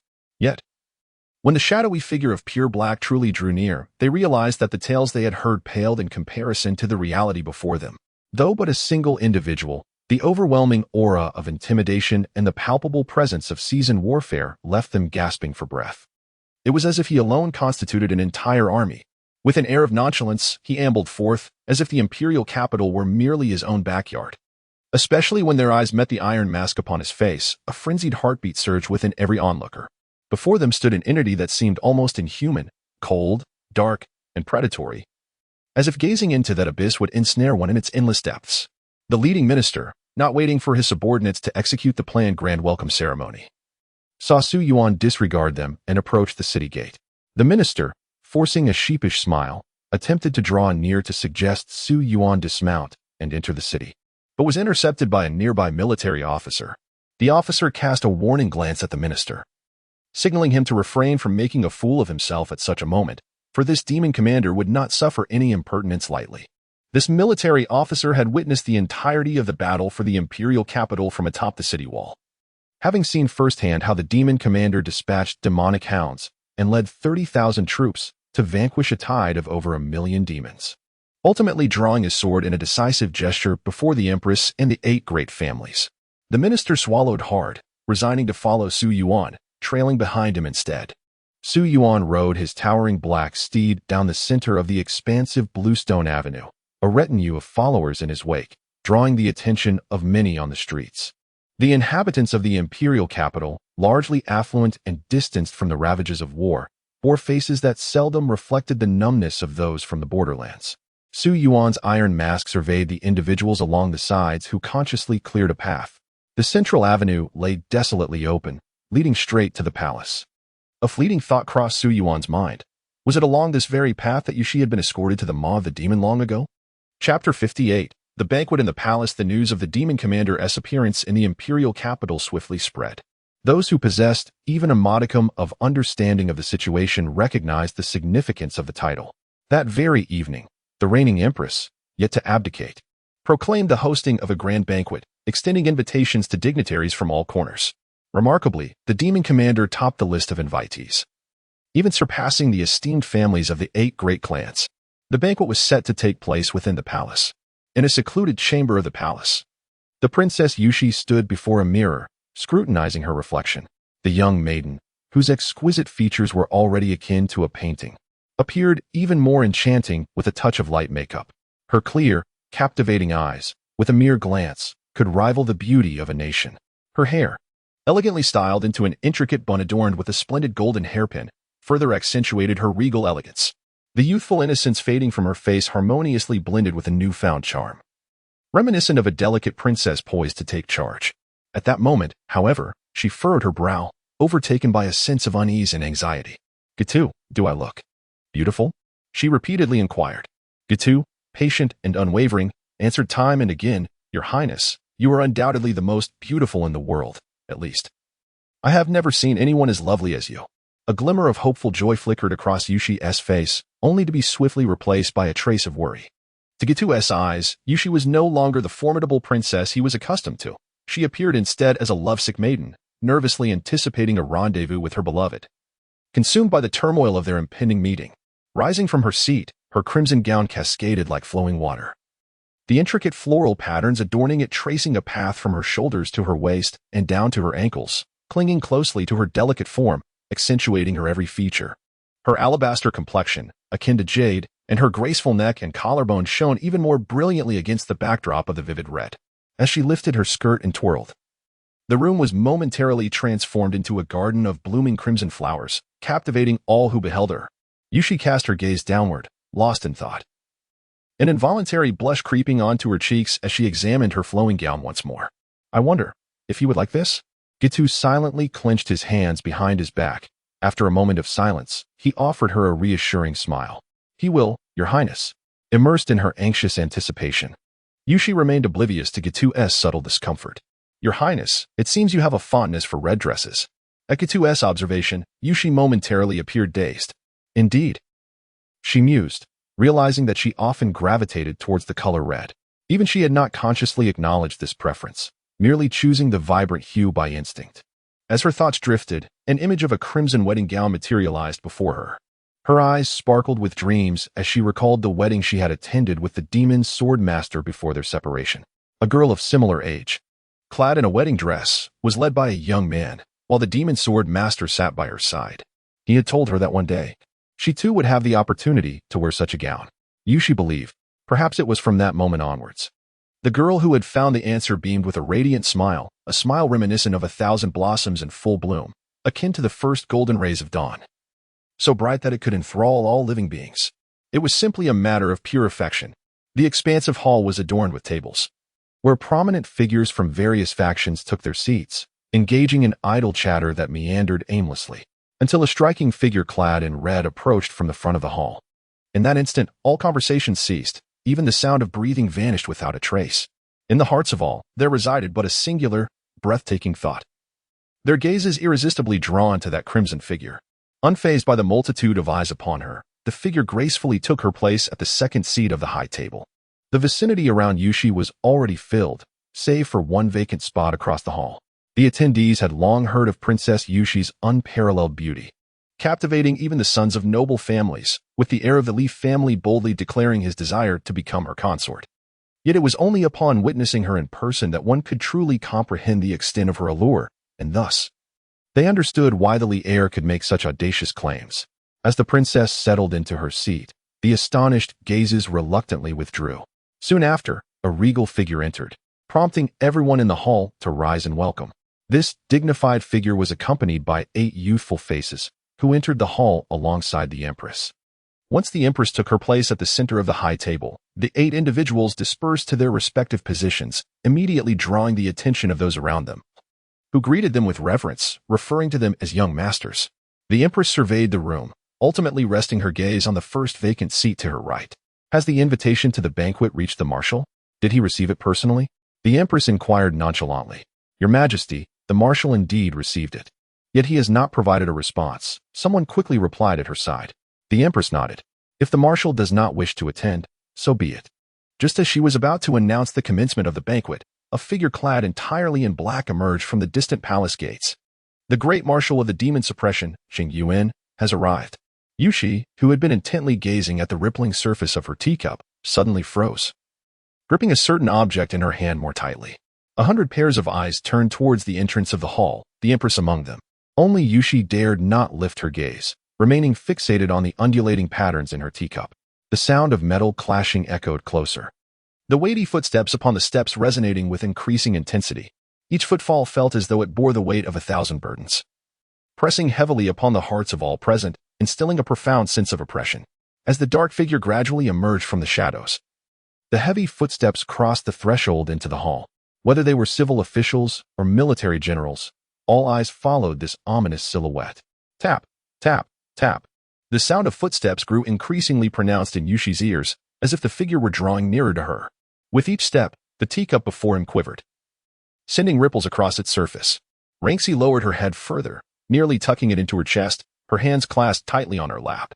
Yet, ultimately, the footsteps came to a halt at a distance from her. A dull voice, tinged with a faint echo, emerged from the shadowy figure. "I wonder when the banquet begins. I hope I am not late." In the face of such audacious remarks, no one dared to voice dissent. The Empress fixed her penetrating gaze upon the individual before her and gestured with a wave of her hand. "It matters not. The Marshal commands the demon-slaying army and keeps the fiends at bay from afar. His contributions are monumental. He is welcome at any time. Please, take a seat. Su Yuan diverted his gaze from the resplendent Empress, though a flicker of daze lingered in his eyes. Upon closer inspection, he noted that aside from her distinctly different aura, the Empress bore a striking resemblance to another figure. However, he merely cast a fleeting glance before averting his eyes, settling into the sole vacant seat indicated by the regal Empress. It was only then that Su Yuan's gaze fell upon the crimson figure across from him, whose head was bowed low. Even after nearly 2 years had passed, he could still recognize that silhouette at a glance, having identified it the moment he stepped into the hall. Chapter 59. Ultimately not him every night over the past 4 years. That delicate figure has curled up beside him in slumber. Yet, as he gazed upon the small head resembling that of an ostrich, Su Yuan could not help but let out a soft chuckle. However, after that fleeting amusement, he averted his gaze, as if what he beheld was a complete stranger, someone entirely unrelated to him. When she heard that sound, a sense of bewilderment arose within her. Although the tone was muffled and somewhat different, she could still discern a striking resemblance to the voice etched in her memory. Yet, it was imbued with numerous, inexplicable changes. She hesitated to confirm that the owner of that voice was indeed him. She needed to see for herself. But as she attempted to lift her gaze, she realized her heart was racing violently, and her body felt utterly devoid of strength. Her neck had grown so limp that she could scarcely raise it. She was afraid that what she would see was indeed the sword demon, and equally terrified that it was not. Sweat beaded in her palms, soaking the object she was clutching. The sounds of chatter gradually filled the grand hall, yet those voices seemed distant, as if she existed in an entirely separate realm. She was at a loss for what to do, until the faint sound of a bell from her palm jolted her back to reality, allowing her to once again merge with the surrounding clamor. She bit her soft, red lips, summoning her courage. Regardless of the outcome, she must confirm with her own eyes. Slowly, she raised her head, her eyes quietly seeking the figure across the way. Through her wavering gaze, a dark silhouette began to materialize. As she followed that shadowy form to its face, her resolve intensified. However, the figure she beheld was not what she had envisioned. It was a dark, silver iron mask, with vicious fangs exuding an intimidating authority amidst the dark armor that enveloped it. The gaze of that iron visage was not directed at her. It remained fixed upon the table before him, utterly indifferent to the world around him, as if he were from another realm entirely. The armor clung tightly to him, offering no clues, and despite her fervent efforts to reconcile the black silhouette before her with the figure that had always walked ahead of her, she found no semblance. She stared at the iron mask for what felt like an eternity before exhaling, as if all strength had drained from her. She withdrew her gaze, now filled with disappointment and complex emotions, and continued to focus on the ripples in her teacup, her mind swirling with chaotic thoughts. As the hall grew increasingly boisterous, the atmosphere of the banquet became more vibrant. At 2 tables, separated by the vast expanse of the hall, sat 2 individuals, each lost in their own thoughts, neither uttering a word. It was as if they had been transported to another world. During the festivities, no one approached them. It was as though they had been forgotten. The distance between them was merely a few paces, yet it felt like an insurmountable chasm. The banquet continued for an extended period, with the Empress departing midway. The remaining individuals not only refrained from dampening the spirits but rather grew more exuberant. They gathered around the noble families, toasting and exchanging cups as if in celebration of a new era's arrival, or perhaps laughing at one another's drunken antics. Yet, she remained unconvinced, her heart unwilling to surrender to belief until she witnessed that moment with her own eyes. Thus, she resolved to take action. She summoned Gui, who had been steadfastly by her side, and entrusted him with a cherished object she had clutched tightly in her palm. Gui, deliver this to the marshal, she instructed. It was a diminutive silver bell, bound by a red cord. The bell was so small that it emitted only the faintest of jingles, easily lost amidst the surrounding clamor if one did not listen attentively. The red cord, however, appeared somewhat dull, perhaps worn from time or stained by other substances. Its color altered through the mingling. Gui was taken aback. This item had always been regarded by Yushi as her most treasured possession, never to be relinquished even for a moment. Not even the rarest treasures of the world could persuade her to part with it. Your Highness, Gui began, but faltered, relinquishing her thought. She approached Su Yuan, presenting the somewhat coarse trinket. Marshal, Her Highness entrusted me with this for you.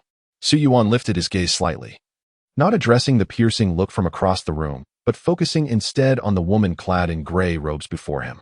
He accepted the familiar object from her hands, Upon sighting the red-corded bell, a silent smile broke upon Su Yuan's stern visage, imbued with nostalgia, resignation, and a touch of relief.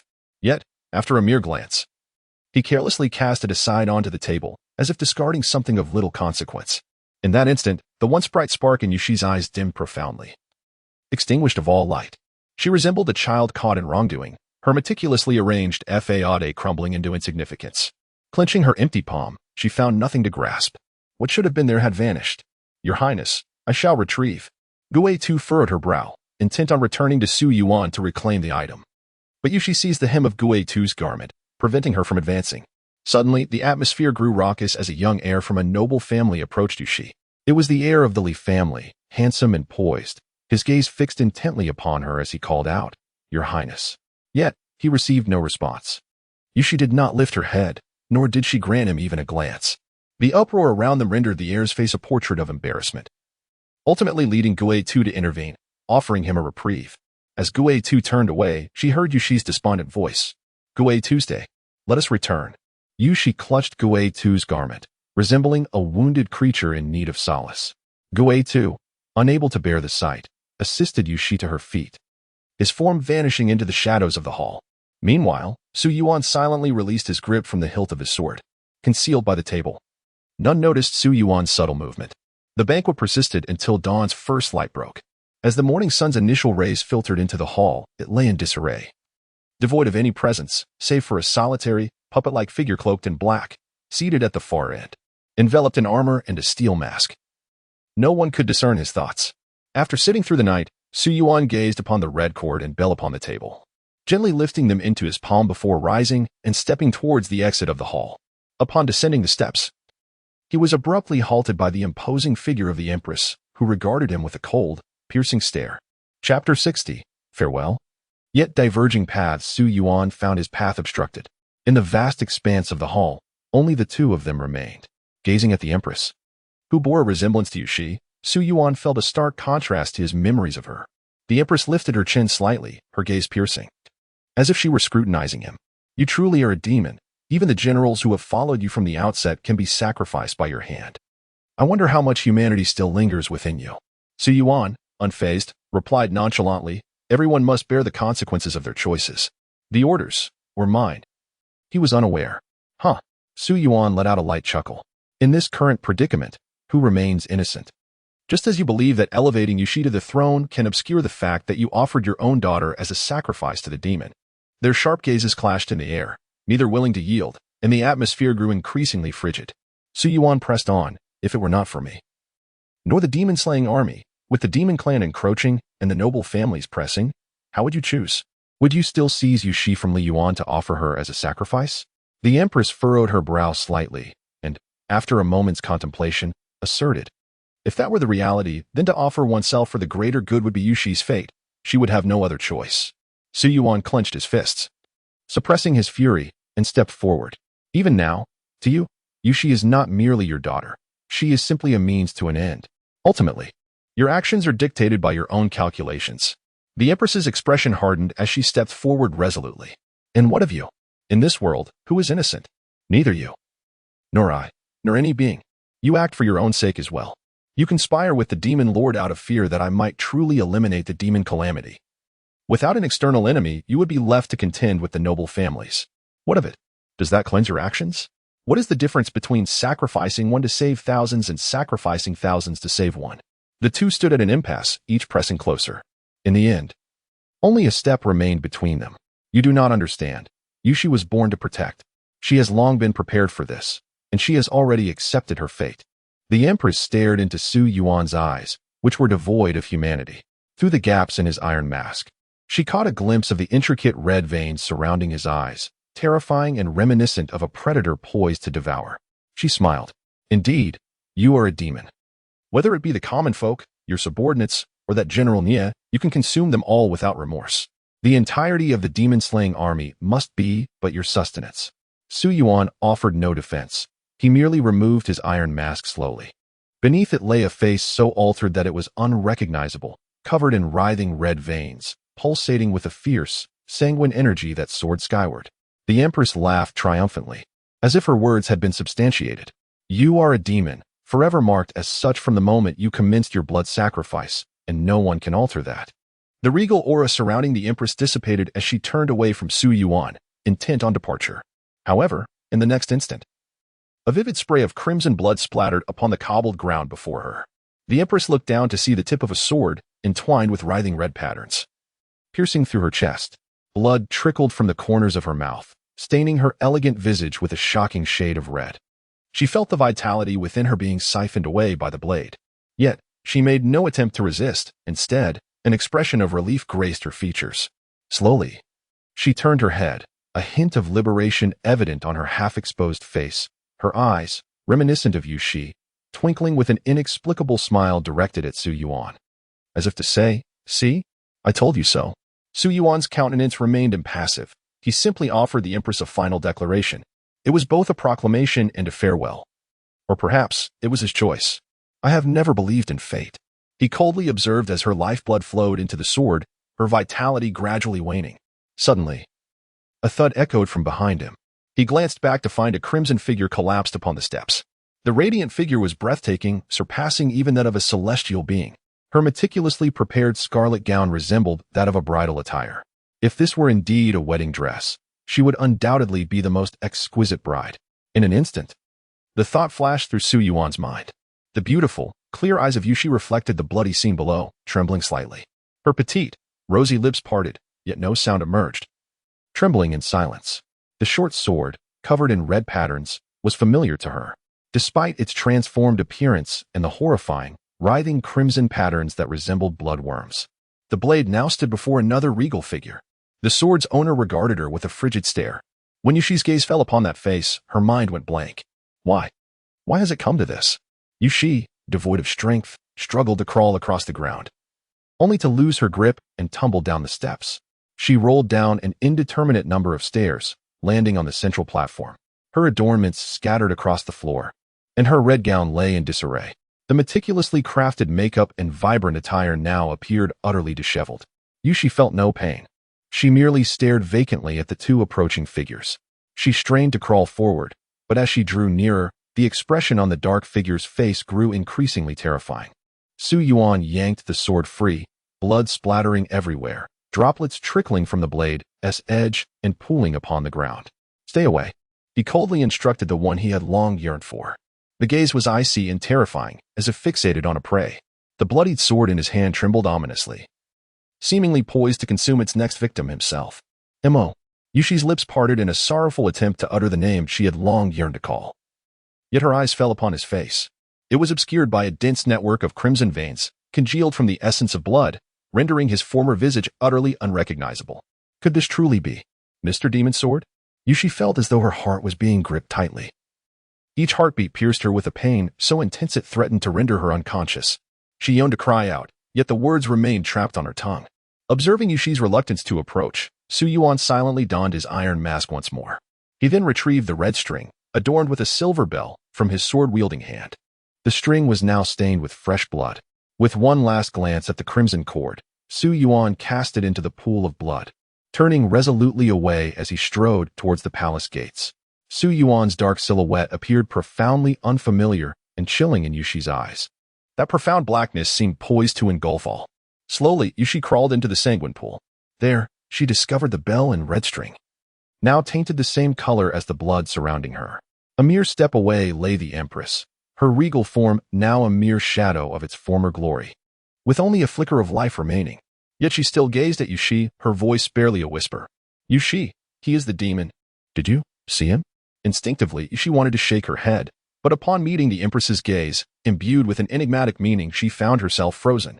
The authority that had once defined that gaze had vanished, replaced by a softness so profound that it was hard to believe. Yet this tenderness was resolute, tinged with an inexplicable sorrow. The one you seek has long since vanished. Chapter 61. The girl once again in confusion you strode forth, sword in hand, towards the palace gates. The guards along your path gazed at the bloodstains upon you with perplexed expressions, yet none dared to intervene. It was not until you reached the final threshold of the royal palace that a guard, steeling himself, attempted to halt your passage. However, in the next moment, a command resonated from within the palace. "Let him pass." You emerged from the palace, departing the imperial capital, and journeyed towards the southern frontier where you were meant to be. Shortly thereafter, news of a shocking revelation surged through the palace. Yet, there sat Yushi, silently at the edge of the bed, her eyes vacant, her half-parted crimson lips seemingly yearning to speak, yet when she opened her mouth, no words emerged. She was oblivious to how she had traversed from the hall to this place. On the bed lay a frail figure, emaciated to the point of disbelief. The cacophony of the imperial physicians echoed around her, yet their efforts proved futile to save the fading life upon the bed. The vitality within the withered form had long since waned, sustained only by a final breath. Suddenly, Yushi's hand was grasped by a skeletal hand.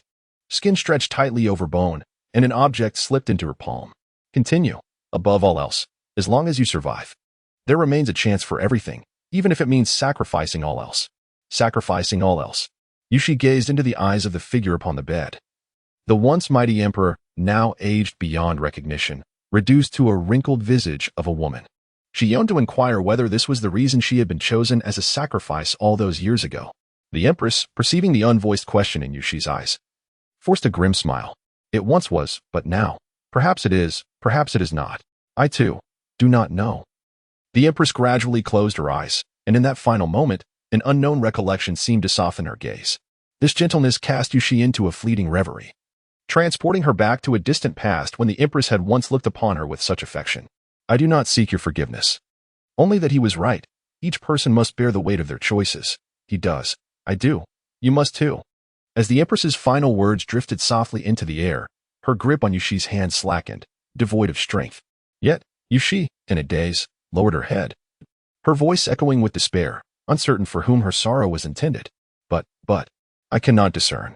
The imposing, unyielding empress before her began to merge with the gentle, adoring smile of the woman she had once known. They were unmistakably different, yet undeniably the same person. Moreover, the silhouette that walked ahead, providing an unparalleled sense of reassurance, merged seamlessly with the shadow that turned away coldly, devoid of any compassion. It was evidently the same individual, yet they appeared strikingly different. Yushi gazed at the object bestowed upon her by the empress in her final moments. It was a stone, smooth as jade, translucent like amber, encasing a spherical form reminiscent of a phoenix. The entire stone bore a striking resemblance to a phoenix's eye. Yushi could perceive the immense power contained within. With a mere thought, she could unleash it. This artifact had been cradled in the empress's palm until this moment. When she finally entrusted it to Yushi, a realization dawned upon Yushi, and in an instant, her expression became exceedingly intricate. Perhaps, by wielding this phoenix eye, she could survive, even alter the course of fate, leading to the demise of the master of the demon sword. Yet, such a path would render the empress an eternal executor, compelling her to continue sacrificing everything else, herself included. Tears began to trickle down, one drop after another, falling upon the phoenix eye. Why do you all behave this way?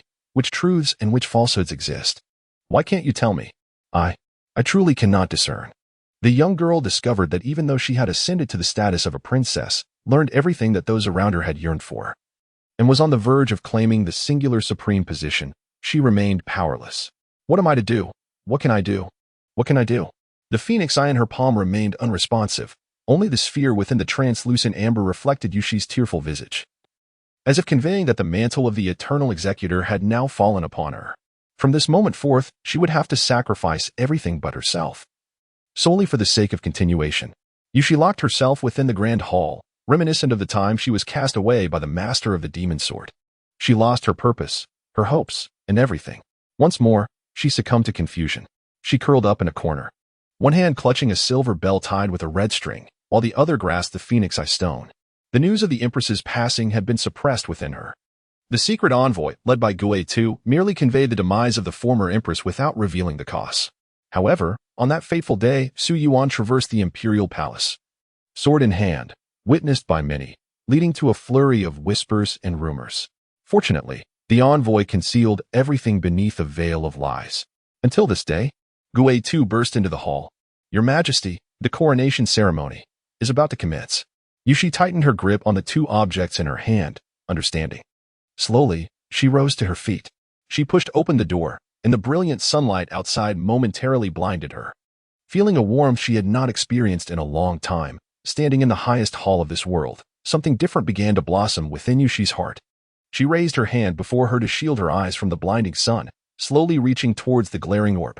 Outside the palace, the square was filled with an endless assembly of the imperial guards and civil and military officials. At this moment, a thunderous roar resonated, echoing through the heavens. Long live His Majesty, the Emperor. Chapter 62. The inevitable threat of fate. Upon returning to Guang'an City, you are met with an increasingly tumultuous tide of demons. The Empress has perished, and the demon lord appears to have gained a sense of liberation, becoming ever more brazen. Although he harbors a fear of your astonishing swordsmanship, each time he strikes, it is merely to entangle you further. In truth, the army of demons is overwhelming other border cities. You are unable to provide simultaneous support, and the valiant warriors stationed outside fall one by one. Each time you repel the demon lord and hasten to your troops, all that greets you is yet another lifeless body. You always reach out silently, and amidst the gazes of countless demon-slaying soldiers, their final remains slowly turn to ash in your hands.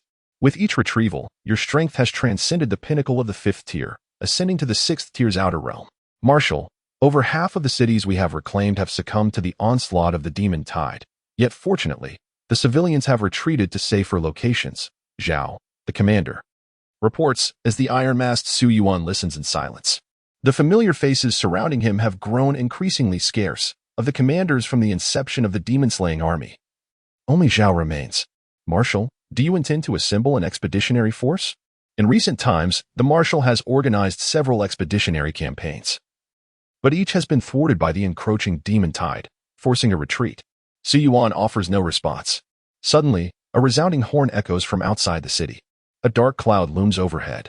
The demon tide surges forth once more. Su Yuan rises, recalling something, and inquires, has Yuan returned to Guang'an City? Zhao hesitates, furrowing his brow. General An was notified to return 3 days ago. Logically, he should have arrived by now, yet we have received no word without delay. Su Yuan strides out of the military tent and ascends into the air. A pristine demonic hand emerges from the cloud, and a glimmer of cold light flashes in Su Yuan's eyes. Begone. The edge of his sword begins to shimmer with exquisite radiance. Upon witnessing Su Yuan prepare to unleash his unparalleled strike, the demonic hand retreats without hesitation, vanishing into the dark cloud. With the obstruction removed, Su Yuan sheathes his short sword and swiftly propels himself towards a specific direction. However, he arrives a moment too late. Not far from Guang'an City lies a small town, now completely engulfed by the demon tide. A demonic hand, marked with sword scars, recedes into the clouds. Su Yuan reaches the town gate and finds Yuan. This scion of a scholarly family has transformed into a seasoned general. Armed with dual swords, he kneels before the gate. A mere step behind him lies the entrance. Su Yuan approaches Yuan. The gate stands unscathed, yet Yuan lies bloodied, with shattered meridians, clinging to the last vestiges of life. Upon hearing footsteps, Yuan wishes to raise his head but finds himself unable. Yet, he knows who has come. He can only rasp out a few syllables. Marshal, you have arrived. He is the last of all the gifted warriors. Su Yuan remains silent, refraining from questioning him about his disobedience to orders, merely observing him quietly. Yuan spoke on his own accord. Fortunate. To fulfill the mission, the citizens, or well, please, convey to my father, his son, has achieved prominence. Su Yuan uttered not a word, but stepped forward deliberately, extending his hand slowly. Yuan understood the impending confrontation. Yet, his visage bore no trace of fear. Summoning all his strength, he tremulously lifted his gaze to meet Su Yuan's face. A countenance marred by pulsating crimson veins, both terrifying and grotesque. As Su Yuan's hand gently settled upon Yuan's shoulder, he smiled and declared, "They all say you are a demon, yet I have never regretted joining the demon-slaying army." As the indistinct thread connecting Yuan to the blade shrank to a singular point, his vitality flickered out. In that moment, Su Yuan's cultivation surged to an unprecedented pinnacle. On the cusp of transcending the 6th tier to reach the 7th, a realm where the mortal and immortal diverge, akin to an earthly deity.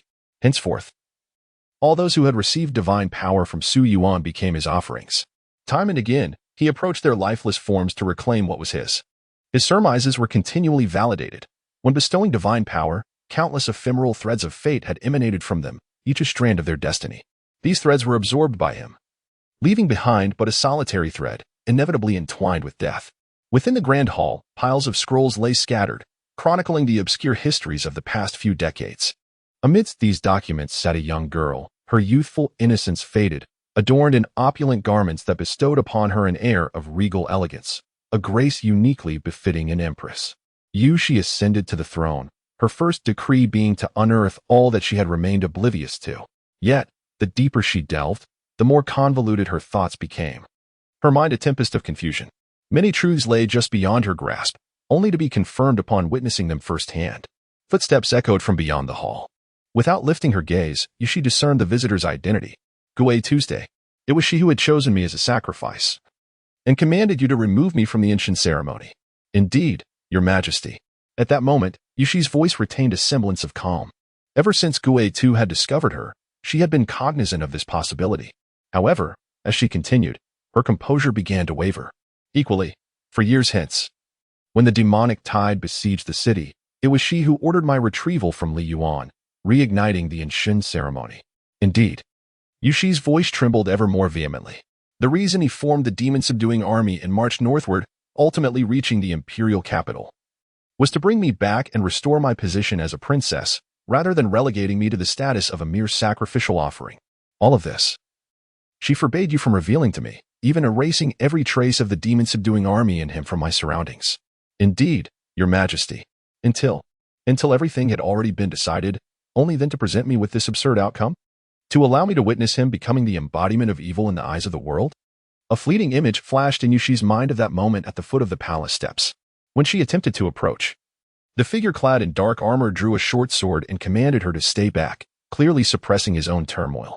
As he turned resolutely to depart, he did not cast a single glance in her direction, not merely abandoning her, but bidding farewell to her. All of this was a consequence of her own actions. She had orchestrated it all. The sins of the sword demon were, in truth, her own. In the end, it was because of her. Gui Tu said nothing, merely standing before Yushi, gazing at her with unwavering determination. The late emperor had entrusted me with a final lesson, she stated, referring not to Yushi, but to the deceased empress. Gui Tu continued, this final lesson is entitled The Noble Families. Chapter 63, Sacrificing Everything Else. A voice of announcement echoed from outside the hall. The esteemed families of Li, Qian, Zhao, Tang, and Su sought an audience. However, before the words could fully escape, a flurry of commotion erupted from outside the chamber. Soon, the sound of 8 pairs of footsteps, perfectly synchronized, drew nearer. Each step was executed with such precision that it was evident they had mastered the art of control. 8 elderly figures, their hair and beards as white as snow, floated into the hall like ethereal beings. They entered without awaiting permission from Yushi, as if the grand hall were a domain that could enter and exit at will. Yushi suppressed the tumult of emotions within her, restoring her regal demeanor in an instant. Her gaze cold as she regarded the 8 representatives of the noble families who approached in unison. We pay our respects to His Majesty, the Shi Emperor. The 8 elders merely inclined their heads slightly towards Yushi, their presence exuding an air of superiority, dismissing her entirely. Yet, Yushi tightened her grip on the Phoenix Eye, sensing that each of these individuals wielded power akin to her own. They were the foundation of the 8 great families, enduring through the ages. Unwilling to yield, Yushi coldly inquired, "What brings you here?" One elder, upon seeing Yushi, smiled and remarked, "Your Majesty indeed possesses a beauty that captivates the heavens, a divine grace. No wonder my disciple's very soul has been ensnared. I have a proposal. Would your Majesty consider marrying my disciple?" At this proclamation, an overwhelming fury surged within Yushi's eyes. Gui Tu, standing behind her, stepped forward, ready to act upon her command. The atmosphere grew palpably tense. However, Yushi gestured for Gui Tu to remain still. She understood that these individuals were merely testing her, gauging her response. They circled her like a pack of famished wolves, waiting for the slightest crack in her facade to pounce. Suppressing her ire, Yushi replied coldly, "Before I ascended to the throne, a minister broached a similar topic. Do you know his current fate?" "Oh, we are indeed unaware." "What was the outcome?" "On the very first day of my reign, an immense fortune of unknown origin was discovered in his household, leading to his family being imprisoned in the celestial dungeons as death row inmates." The elders were momentarily taken aback by Yushi's resolute response, exchanging surprised glances before erupting into unexpected laughter. It seemed they had realized that the new emperor was not a feeble, easily intimidated ruler, nor a ruler swayed by emotion. "Since your Majesty is so astute, we shall speak plainly. You must be aware that the demon commander audaciously attempted to assassinate within the palace, slaying the late emperor. Such heinous acts of treachery must be avenged. We implore your majesty to declare the demon commander a common enemy of the realm, announcing to the world that he is the one who murdered the emperor, who led the dynasty to prosperity for decades. Rally the soldiers of the demon-subduing army to pursue this villain, and should any soldiers disobey, they shall be deemed traitors, and we shall join forces to apprehend them. For a day without the eradication of this malevolent entity, we find ourselves in turmoil. The citizens of the imperial capital are unsettled, and indeed, the populace of the realm suffers likewise. Upon hearing the words of these individuals, a fire of rage, 100-fold more intense than before, ignited within Yushi's eyes. As for her own grievances, she could tolerate being spoken of by these people. Yet, when it came to the matter of the demon sword master, she found herself unable to endure. She rose abruptly, her eyes ablaze with an uncontainable fury and murderous intent. They sought not only to wield a blade against another, but aimed to strike at the very heart. Observing Yushi's stance, as though she were on the verge of action, the 8 elders responded with an air of calm. Your Majesty, the late emperor, may have left something for you, yet you must consider carefully whether it is truly wise at this juncture to defend a fiend who has slain his own mother and sacrificed countless innocents. A tremor coursed through Yushi's heart, her eyes momentarily clouded with sorrow. The burden of these truths weighed heavily upon her. They were, after all, her transgressions. However, she could not articulate this, for even if she desired to amend the situation, the established facts only pointed to the demon sword master as the sole perpetrator of these crimes. Noticing Yushi's apparent wavering, the elders pressed on. Moreover, the common folk seem to perceive matters differently than you, your Majesty. In the current dynasty, the name of the demon commander is well known. The demon-slaying army is no longer the same as it once was, with even those within its ranks acknowledging the title of demon commander. This commander does not merely spill the blood of innocents, but spares not even the generals among his ranks. Your Majesty, do you still wish to cling to your idealized vision, ignoring the sentiments of the realm? Each elder spoke in turn, their combined voices resonating with a sense of undeniable authority. In that instant, realization dawned upon Yushi. You capture the innocent and even those guilty of minor offenses to serve as scapegoats. It is not the long-departed figure of Yong Rong, but rather the actions of the noble families before us. The elders, perceiving her understanding, responded knowingly. Your Majesty has only recently assumed control of the empire, and it is natural that you remain unfamiliar with many matters. However, now that you occupy the throne, you are no longer merely a pawn. Understand this. In the grand game of strategy, every desire comes at a price. After all, one elder scoffed, unabashedly declaring, to slaughter thousands of my Su family's collateral branches is not without consequence. To take the life of a member of my clan in exchange for a commoner, this is but one form of trade. In the court, which minister is not backed by a noble family? The one who wields power over the throne can only do so through covert agents and the imperial guards. Beyond the imperial capital, in the military and in localities, where are there not individuals from noble families? The entire dynasty relies upon the machinations of these families. It is no mere rhetoric. Yushi fell silent for a moment, gazing intently at the elders. Is the demonic tide refraining from assaulting the imperial capital a result of your collusion with the demon lord? The elders laughed heartily. It is not collusion, but rather an exchange. After all, your moment of compassion in allowing what was meant to be a sacrificial offering to escape has enraged the demon lord, necessitating some form of compensation to soothe his wrath. The spirit-calming ritual was, after all, an exchange we had mutually agreed upon. Had it not been for the interference of the demon suppression army, you would have already succumbed to the allure of darkness, and the dynasty would have ushered in decades of tranquility. Regrettably, the late emperor ultimately failed to fulfill his promise, and his efforts collapsed in vain. The demon suppression army and the demon commander must be eradicated. These two entities cannot coexist. In return, you would be able to ascend to the throne with certainty, obtaining all that you desire, and be worthy of standing in the grand scheme. Otherwise, the aura emanating from them was on the verge of breaking through to the realm of the martial sage. And there was no need to engage in further discourse with this young empress. Yushi tightened her grip on the phoenix-eyed ornament, her gaze fixated on the repugnant individuals from the aristocracy before her. In that moment, she comprehended the ultimate intent of the frail woman lying on the bed. To sacrifice everything else was to compel Master Demon Sword to engage in a deadly confrontation with the noble families. This was a task that no one else could accomplish. Only she could. Chapter 64. This is unfair. The demon commander has transformed into a being of darkness, having irrevocably opposed the empire after the demise of the empress. As the reigning empress, Yuxi now finds herself unreservedly facing her singular choice. Bowing her graceful head, she comprehends the decision that lies before her, alongside the image of that regal figure fallen in a pool of blood, bearing a resolute yet regretful expression. The one you seek has long since vanished. The young empress finally grasps the profound truth of her predicament, yet it is too late. The powerful figures of the noble families remain indifferent to the silent demeanor of this youthful empress. Her attitude holds no significance. Her thoughts are inconsequential. What matters is only her actions. The demon commander, the late emperor, and all others share this understanding. They know that sooner or later, the new empress will make the same choice as her predecessor.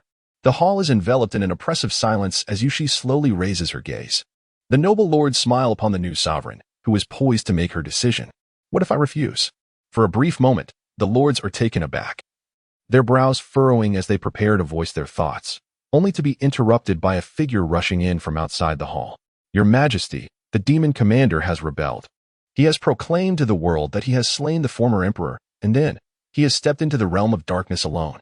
These words reverberate in Yuxi's mind like a resounding bell, plunging her thoughts into a void. Her gaze, vacant and distant, turns toward the hall's entrance, as if piercing through countless miles to behold the solitary silhouette retreating into the abyss of darkness. That figure grows ever more distant, ultimately disappearing from her sight. Yet, she finds herself unable to grasp anything, much like in the countless dreams that have haunted her. She can only watch helplessly as the reassuring figure before her transforms into a visage of malevolence, plummeting into the chasm. The 8 elders of the noble families observe the pallor and emptiness in the young empress's expression, though they too are momentarily taken aback by the sudden news. Nevertheless, their objectives have been achieved. It seems the demon commander has made his choice on your behalf. When the old sword immortal was still alive, we understood deeply that the demon lord could not be vanquished. With his passing, humanity should have faced extinction.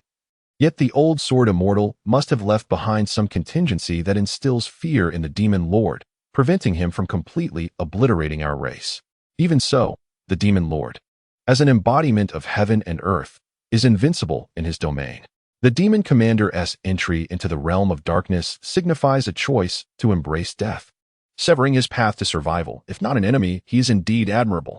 Though the outcome is rather unexpected, it suffices. From this moment forth, you shall be the sovereign of this empire, ushering in a new era, an era belonging to you, the Empress Yuxi. The lords exchange glances, laughing heartily as they exit the grand hall, having preemptively dismantled the scheme orchestrated by the late emperor before the young empress could make her decision. Once the greatest heartache was dispelled, the demon-slaying army and the demon lord ceased to pose a threat to the noble families. Only Yuxi remained, collapsed on the ground, staring blankly into the void. A voice, steeped in despair and solitude, echoed from within the hall. Why must everything befall you alone? This is unjust. Before Guang'an City, Su Yuan cast a glance back at the demon-slaying army he had nurtured. Apart from Commander Zhao, all that remained were faces he found utterly unfamiliar. The repeated onslaughts of demonic tides had eroded the original demon-slaying army, leaving behind mere shadows of its former self. In the gazes of these unfamiliar faces, Su Yuan discerned only fear, as if standing before a monstrous flood. He smiled lightly, indifferent, then turned his gaze northward.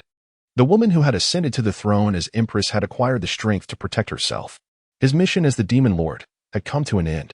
Commander Zhao approached, his expression imbued with complexity. What shall become of the demon-slaying army without you? Are we still the demon-slaying army?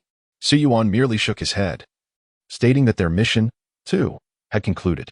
Why insist on such matters? If unspoken, they could still perceive it as. Su Yuan interrupted Commander Zhao, producing a tome. The cover bore the ancient characters of the sword canon of Li Yuan. He presented it to Commander Zhao. Within this volume lies the sword techniques I have comprehended. Distilled to their essence, perhaps one may grasp a single sword. As Commander Zhao leafed through the sword canon of Li Yuan, astonishment grew with each page. This was no mere sword technique. It was a method of transcending through swordsmanship, with a remarkably low threshold for entry, accessible to all. While the lower limit was minimal, the upper limit was boundless, dependent solely on one's comprehension. Upon reaching the final page, he found a single sword inscribed therein. This sword was named, "Killing life is not my intent." Memories of the breathtaking sword that illuminated the battlefield when Su Yuan faced the demon lord echoed in Commander Zhao's mind. So, this sword bore that name. He suddenly noticed that the tome bore no indication of its creator. He searched in vain for any attribution. Yuan. The words were on the tip of his tongue when Su Yuan shook his head, saying, "Do not attribute it to me, but simply to the sword." Commander Zhao was taken aback. Merely the word sword? Not a demon sword, nor a divine sword, just the singular word sword.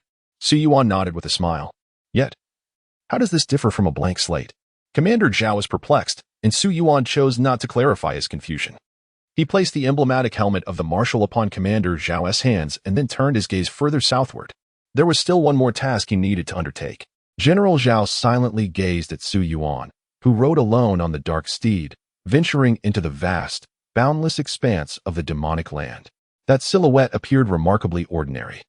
Neither a grand demon-slaying marshal nor a formidable demon lord, it resembled nothing more than an unremarkable figure, even as the man and horse vanished beyond the horizon. He continued to stare in that direction. Suddenly, General Zhao experienced a moment of enlightenment. He pondered that none of them possessed the authority to judge whether the receding figure before him was divine or demonic. Thus, it was nothing at all, merely a sword. From that moment onward, the demonic tide that had once troubled General Zhao never appeared again, not even once. Chapter 65. The following decade. A decade has elapsed since the malevolent fiend declared the assassination of the late emperor, becoming the common enemy of the realm. Many are left unaware of the fiend's fate, but they rejoice in the knowledge that the menace has vanished, liberating them from the perpetual dread of being seized for a blood sacrifice, an act even the former emperor could not escape. Over these 10 years, the land has been spared from demonic calamities, and the populace appears to have forgotten the despair they once faced against the tide of darkness. The demon scourge has become but a relic of history. The demon-slaying army, too, has faded into obscurity, seldom recalled by the masses, when it is. It is met with an ominous association tied to the fiend, with only a few structured legends remaining in certain southern cities. With the demise of the fiend, the calamity has also dissipated. All these changes commenced with the ascension of the new emperor. The people extol the wisdom of Emperor Shi, praising his adept governance and deep concern for his subjects. Under his reign, prosperity flourishes, the citizenry enjoys peace and contentment, with bountiful harvests ensuring ample sustenance, and strict laws preventing any officials from unlawfully imprisoning innocents as scapegoats. A peculiar sword technique has traveled from the south to the north, becoming as commonplace as wares in a marketplace, accessible to all. The origins of this enigmatic sword method remain shrouded in mystery, attributed merely to an anonymous alias, leading many to refrain from delving further into its provenance. Some regard this sword technique as worthless parchment, yielding nothing of value. Others, however, treasure it dearly. With masters emerging among the common folk, as the technique spreads, martial arts gradually flourish. Curiously, whenever this sword technique appears, local officials promptly confiscate it, deeming it a forbidden tome, yet mysteriously, hundreds or even thousands of copies resurface the following day, ensuring every household possesses one, an unending cycle. It is as if countless hidden masters delivered the technique to their doorsteps the previous night. The cause of this peculiar phenomenon remains unknown. Fortunately, as more common folk become masters, the sword technique ultimately permeates every corner of the empire. The new empress embodies her name, pristine and radiant like the morning sun after a refreshing rain, guiding her people towards a luminous future. The era ushered in by Emperor Shi is historically renowned as the Su Yuan reign. In the imperial capital, following a previously unparalleled era of clarity and prosperity, the current affluence is unmatched in the annals of humanity. Beneath the towering city gates, a bustling flow of carriages and pedestrians fills the thoroughfares, with smiles and hope illuminating the faces of all, both residents and visitors alike. On this day, however, the arriving populace is met with an extraordinary ceremony, its grandeur and scale rivaling even the coronation festivities of a decade prior. The expansive stone-paved avenue before the imperial palace, wide enough to accommodate several horse-drawn carriages side by side, now lies entirely sealed off. A towering altar, reaching towards the heavens, extends for miles, gradually rising to a pinnacle far exceeding the height of the city walls. In an inn, bewildered onlookers question the spectacle unfolding before them. What is the purpose of such a grand ceremony? I have never heard of it before. The inn is run by a mother and daughter. The mother's face is etched with the marks of hardship, yet her eyes sparkle with determination. The daughter, now in her teenage years, is at the prime of her youth, deftly attending to her tasks with remarkable efficiency.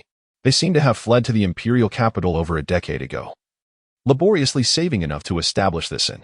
The daughter, accustomed to the presence of outsiders, casually explains while tidying up after a table of guests that this is a unique ritual known as the sword offering ceremony, held annually and presided over by His Majesty. Emperor Shi. It is intended to commemorate a great general from a decade ago, ensuring that his memory endures. However, every year, a multitude of dissenters vocally oppose the event, making it unsurprising that those from outside the capital remain unaware of it.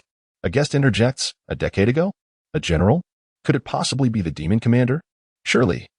He was no virtuous figure. How could the illustrious Emperor Shi wish to honor him? There must be some misunderstanding. How could His Majesty be associated with such darkness? In a corner, a burly man with graying temples, his face obscured by a wide-brimmed hat, is unable to suppress his urge to rise, yet he ultimately restrains himself. Several patrons within the inn, recognizing his posture and vigilant demeanor, speculate that he must have been a soldier. His attire suggests a desire to remain unnoticed. Upon mention of the demon commander, the chatter among the patrons intensifies as they eagerly share their thoughts. Yet, in the end, they can only recount the events they have personally witnessed, primarily the grim fate of many who were taken as death row inmates. As for the broader, more distant tales, they are left with only vague and inaccurate conjectures. Some assert that the demon commander was slain by the hand of Emperor Shi himself, while others claim he was taken away by celestial beings. Still, others suggest that he is imprisoned in some demonic realm, awaiting a fated individual to inherit his legacy and unleash chaos upon the empire once more. Finally, the industrious daughter, weary of the incessant prattle, addresses the loquacious guests. What does it matter who he was? All I know is that without His Majesty, our family would not enjoy the life we have today. Over a decade ago, we fled from the south, yearning for mere wheat cakes and a roof that kept the wind at bay, dreaming of a dry grass bed. Now, we feast on fine white flour pancakes and rest in spacious rooms with warm quilts. That is sufficient for me.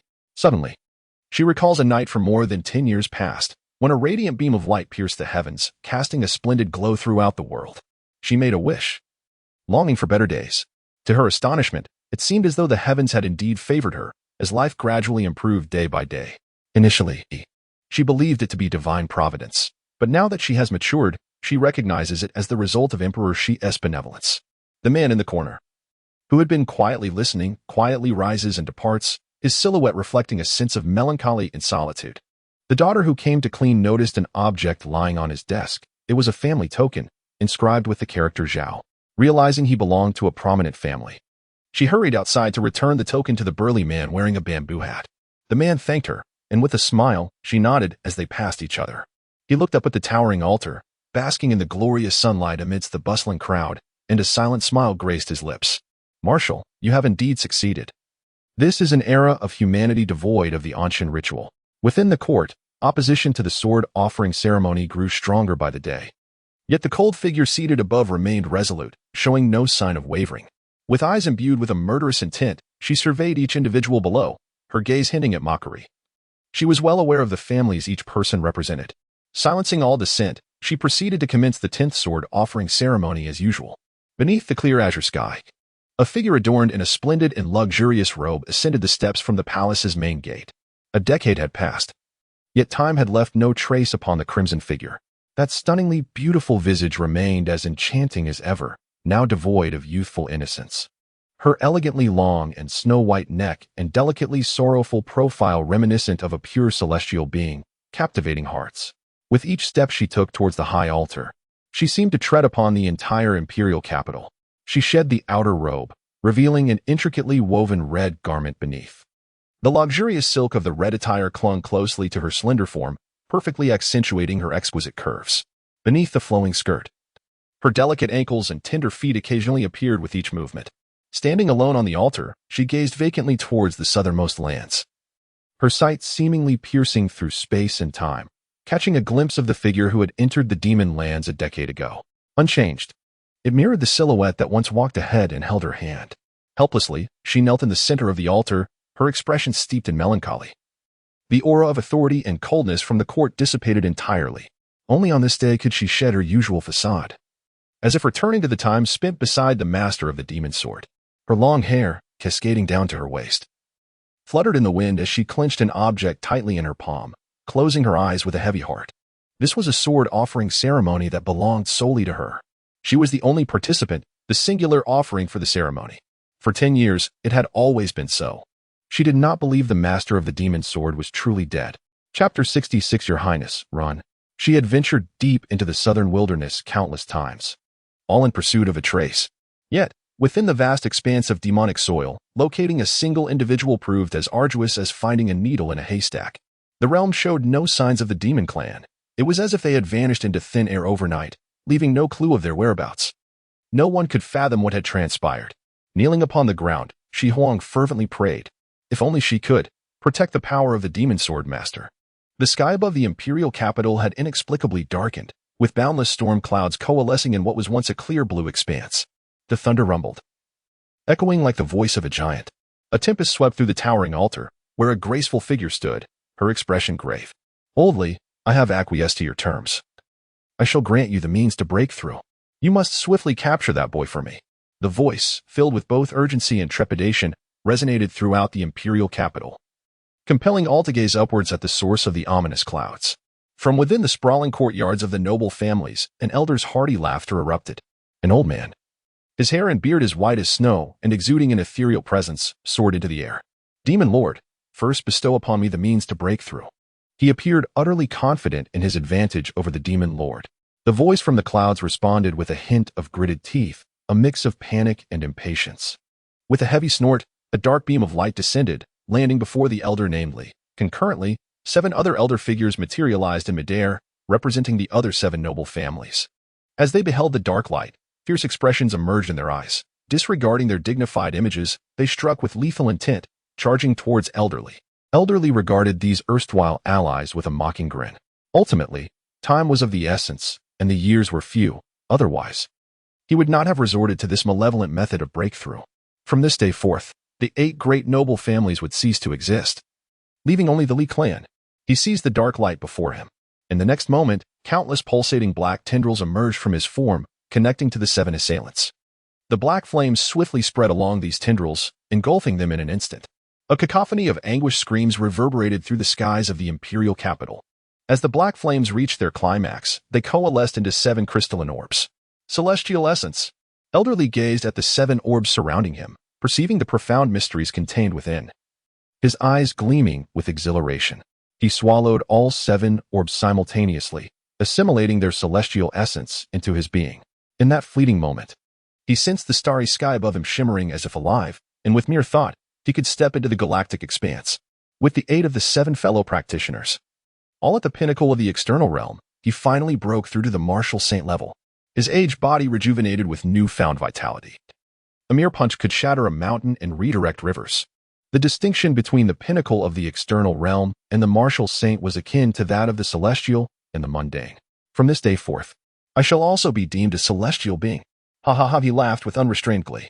For centuries, the great families have schemed solely to gain time for their own breakthroughs, sharing a common goal in this endeavor.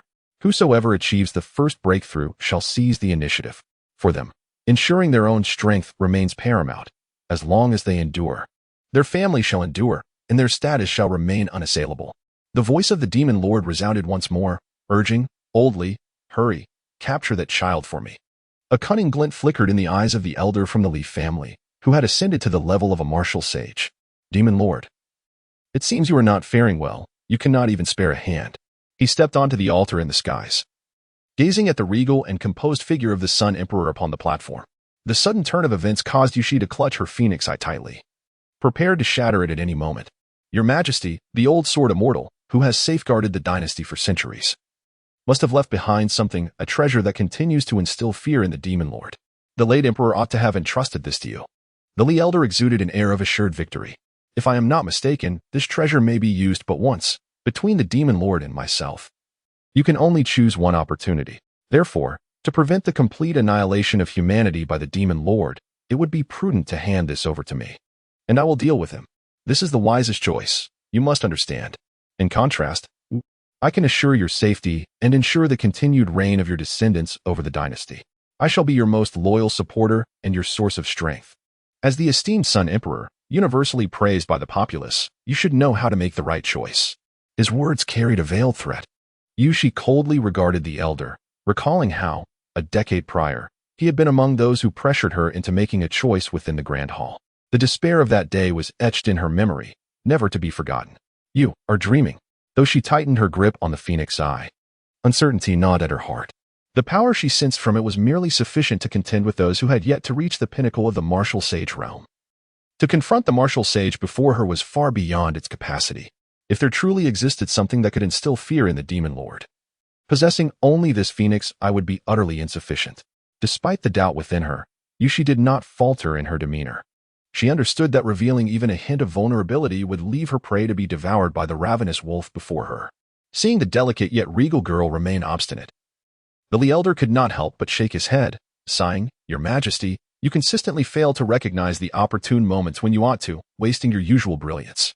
A glint of a cunning fox flickered in his eyes as he gently raised his fist, poised to strike. Yushi, unable to suppress her clenched teeth, knew that one blow would expose her. The overwhelming force of his punch gathered before her, yet she did not retreat an inch. Her cascading hair whipped up as she lifted her alabaster chin, bracing herself to face the earth-shattering might, prepared for whatever may come. At the very moment the punch coalesced into form, a figure sprang forth from behind Yushi. In that fleeting moment, Yushi beheld a figure shatter a piece of phoenix eye that mirrored the one in her hand, turning to her and fervently shouting something. The shape of the lips clearly formed the words, "Your Highness, run." In an instant, Yushi was transported back to the desolate wilderness of over a decade ago, where a far younger woman echoed the same urgent plea behind her. As Gue too turned, her gaze was imbued with both regret and hope. She had committed transgressions against the prince, yet in her eyes, he was not merely an emperor, but the dawn of a promising future. A fierce blaze erupted from Gue too, shielding Yushi from the impending force of the blow. Yet, in but a heartbeat, she was consumed alongside the assault. Just before her silhouette vanished, a voice resonated in Yushi's ears. "To endure, transcending all, now you are the sole one who cannot perish." Chapter 67. You came to find me in the depths of Yushi's pupils. A figure dissolving in crimson light was reflected, transitioning from existence to oblivion. She stared vacantly, then silently closed her sorrowful eyes. Escape. Where could one flee in the presence of the martial sage? Suddenly, the elder with the surname Li erupted into a maniacal laughter, his gaze betraying an air of triumphant omniscience. Indeed, just as it was foretold, the merciless former emperor was utterly determined to retain you, and the demon lord, too, would stop at nothing to compel the emperor to surrender you. It was also the year of your birth that saw the demise of the old sword immortal, who could have lived for at least another 50 years. What the old sword immortal left behind was never mere objects, but you, my sovereign. The elder's long-held conjectures were finally validated today. Rumor had it that the old sword immortal traversed realms and explored numerous worlds, acquiring a lifeless phoenix egg, birthed by the divine phoenix. It was uncertain how many benefits he derived from it, even creating an envoy to mass-produce such mystical warriors. Today, let me partake in it myself and ascertain whether it truly harbors such advantages. He laughed heartily, conjuring an ethereal hand to grasp the exquisite figure on the altar. The gaping maw, seemingly unable to contain its anticipation, awaited eagerly. From the stormy clouds above, a voice of wrath echoed. "Old Li, do you dare to contravene our pact?" The demon lord was not so easily deceived. Witnessing the elder's audacious attempt to seize the offering meant for himself, the demon lord activated his contingency plan. A surge of demonic fire erupted within the elder, consuming him at an alarming pace. A glimmer of fierce determination flashed in his eyes as the bloodline of the martial sage ignited, momentarily suppressing the ravenous flames. His colossal hand inched ever closer to the enchanting figure on the altar. If only he could devour her, everything would be restored. At this moment, that singular thought dominated his mind. Yet, the clouds above parted, revealing an unimaginable sight. Behind the darkened veil, the sky mirrored another realm, an endless abyss exuding demonic energy, where the cracked earth was littered with grotesque corpses and viscous black liquid. At the center stood a colossal black figure, seemingly bearing the weight of this dark world upon its shoulders. Its body was riddled with countless sword scars, writhing as if in battle with the blackened flesh and blood. An eternal struggle of fire and water. Despite this, the black giant remained undying. Suddenly, a sword of breathtaking brilliance, akin to the first light of dawn breaking through the night, emerged before the black giant. In an instant, the sword light pierced through the mirrored boundary of worlds, traversing the somber sky, carrying an unparalleled might as if to draw all existence towards it. In that fleeting moment, both the demon lord and elder Li found their minds irrevocably ensnared by the brilliance of the sword light, unable to divert their gaze. As you departed from Guang'an City, embarking on a solitary journey spanning countless miles, you discovered the entrance to the demon realm. Within this realm, you confronted the demon lord, thwarting all demons attempting to traverse from the entrance to the world of humanity. You engaged in relentless combat with the demon lord, disregarding all costs. as long as you could unleash your formidable technique, slaughter not me, upon him. The demon lord scoffed at your audacity, proclaiming himself the embodiment of heaven and earth, asserting his invincibility in the demon realm as long as he existed. You unleashed slaughter not me repeatedly. A year later, the demon lord began to exhibit signs of trepidation. You relentlessly wielded your sword, your manifestation extinguished countless times, yet as long as your sword remained intact, it would never cease. You continued to invoke slaughter not me. After 5 years, the demon lord sought to negotiate with you, but you offered no response. You persisted in executing slaughter not me. A decade passed, and the immense form of the demon lord was marred by the scars of your sword. Though he remained alive, his vitality was significantly diminished. Meanwhile, your sword had developed fine fissures unbeknownst to you. Reflected before the demon lord was a different sky, revealing the scenery of the imperial capital, where you glimpsed the solitary figure in red upon the towering altar. You found yourself beside her, and in a fleeting moment, the radiant sword light shattered the ethereal hand of the old manly. Initially taken aback, he soon steadied himself, sensing that though this sword light transcended his comprehension, its wielder's strength was beneath his own, at best reaching the pinnacle of the external realm. He, however, was a martial saint. Even with most of his power utilized to suppress the demon fire, the disparity was vast. It was merely a single strike. His gaze returned to the altar, searching anxiously. But it was desolate, devoid of any presence. With closed eyes, facing everything, she did not encounter the anticipated demise. Instead, she felt light as a feather, as if suspended in the clouds. Her slender waist was encircled by a pair of powerful hands. Slowly, she opened her eyes, nearing the heights of another world. Clad in a fiery red garment, she lay upon a familiar chest. Even after more than a decade, without needing to look up, she recognized him at once. Her clear pupils, lost in wonder, trembled slightly before she smiled and closed her eyes. A single tear fell. You have come to find me. In this fleeting moment of smile, a myriad of meanings intertwined, both bitter and sweet, simultaneously joyous and sorrowful. I have become a splendid queen, yet I cannot find you. Uncontrollable tears cascade down my face, which is adorned with smiles. No matter how I search, I cannot find you. She clings tightly to my chest, her soft murmurs resembling a wounded creature, imbued with an indescribable sorrow. Chapter 68. I am your soul sacrifice. As Su Yuan listened to the softly spoken words imbued with boundless longing, he fell into a profound silence. Clutching the delicate figure in his embrace, his hands firmly encircled her slender waist, holding her tightly, as if suppressing an overwhelming emotion, or perhaps attempting to atone for the past. Su Yuan opened his mouth, yet the sound that emerged was unfamiliar and obscure. After a decade of silence, he had nearly forgotten the sensation of speech. I cannot. His strangely altered voice echoed in Yushi's ears. Yet, she closed her eyes in tranquility, softly murmuring. Do you remember the beginning, when you asked me, do you desire power? I can finally answer you. I no longer wish to feel powerless. I not only wish to protect everything, but also, I aspire to possess the strength to safeguard you. She lifted her gaze to meet the person before her. Her choice had never wavered. It had always remained the same. Before her, there was never a demon lord. Nor was there any malevolence, only her sword-wielding companion. I am your soul sacrifice. In Yushi's voice resonated an unprecedented certainty and release. As her widened eyes beheld the figure before her, she saw not the grotesque face marred by veins of blood, but rather the gentle visage of the warm youth who had taught her everything under the bright sun of that small town.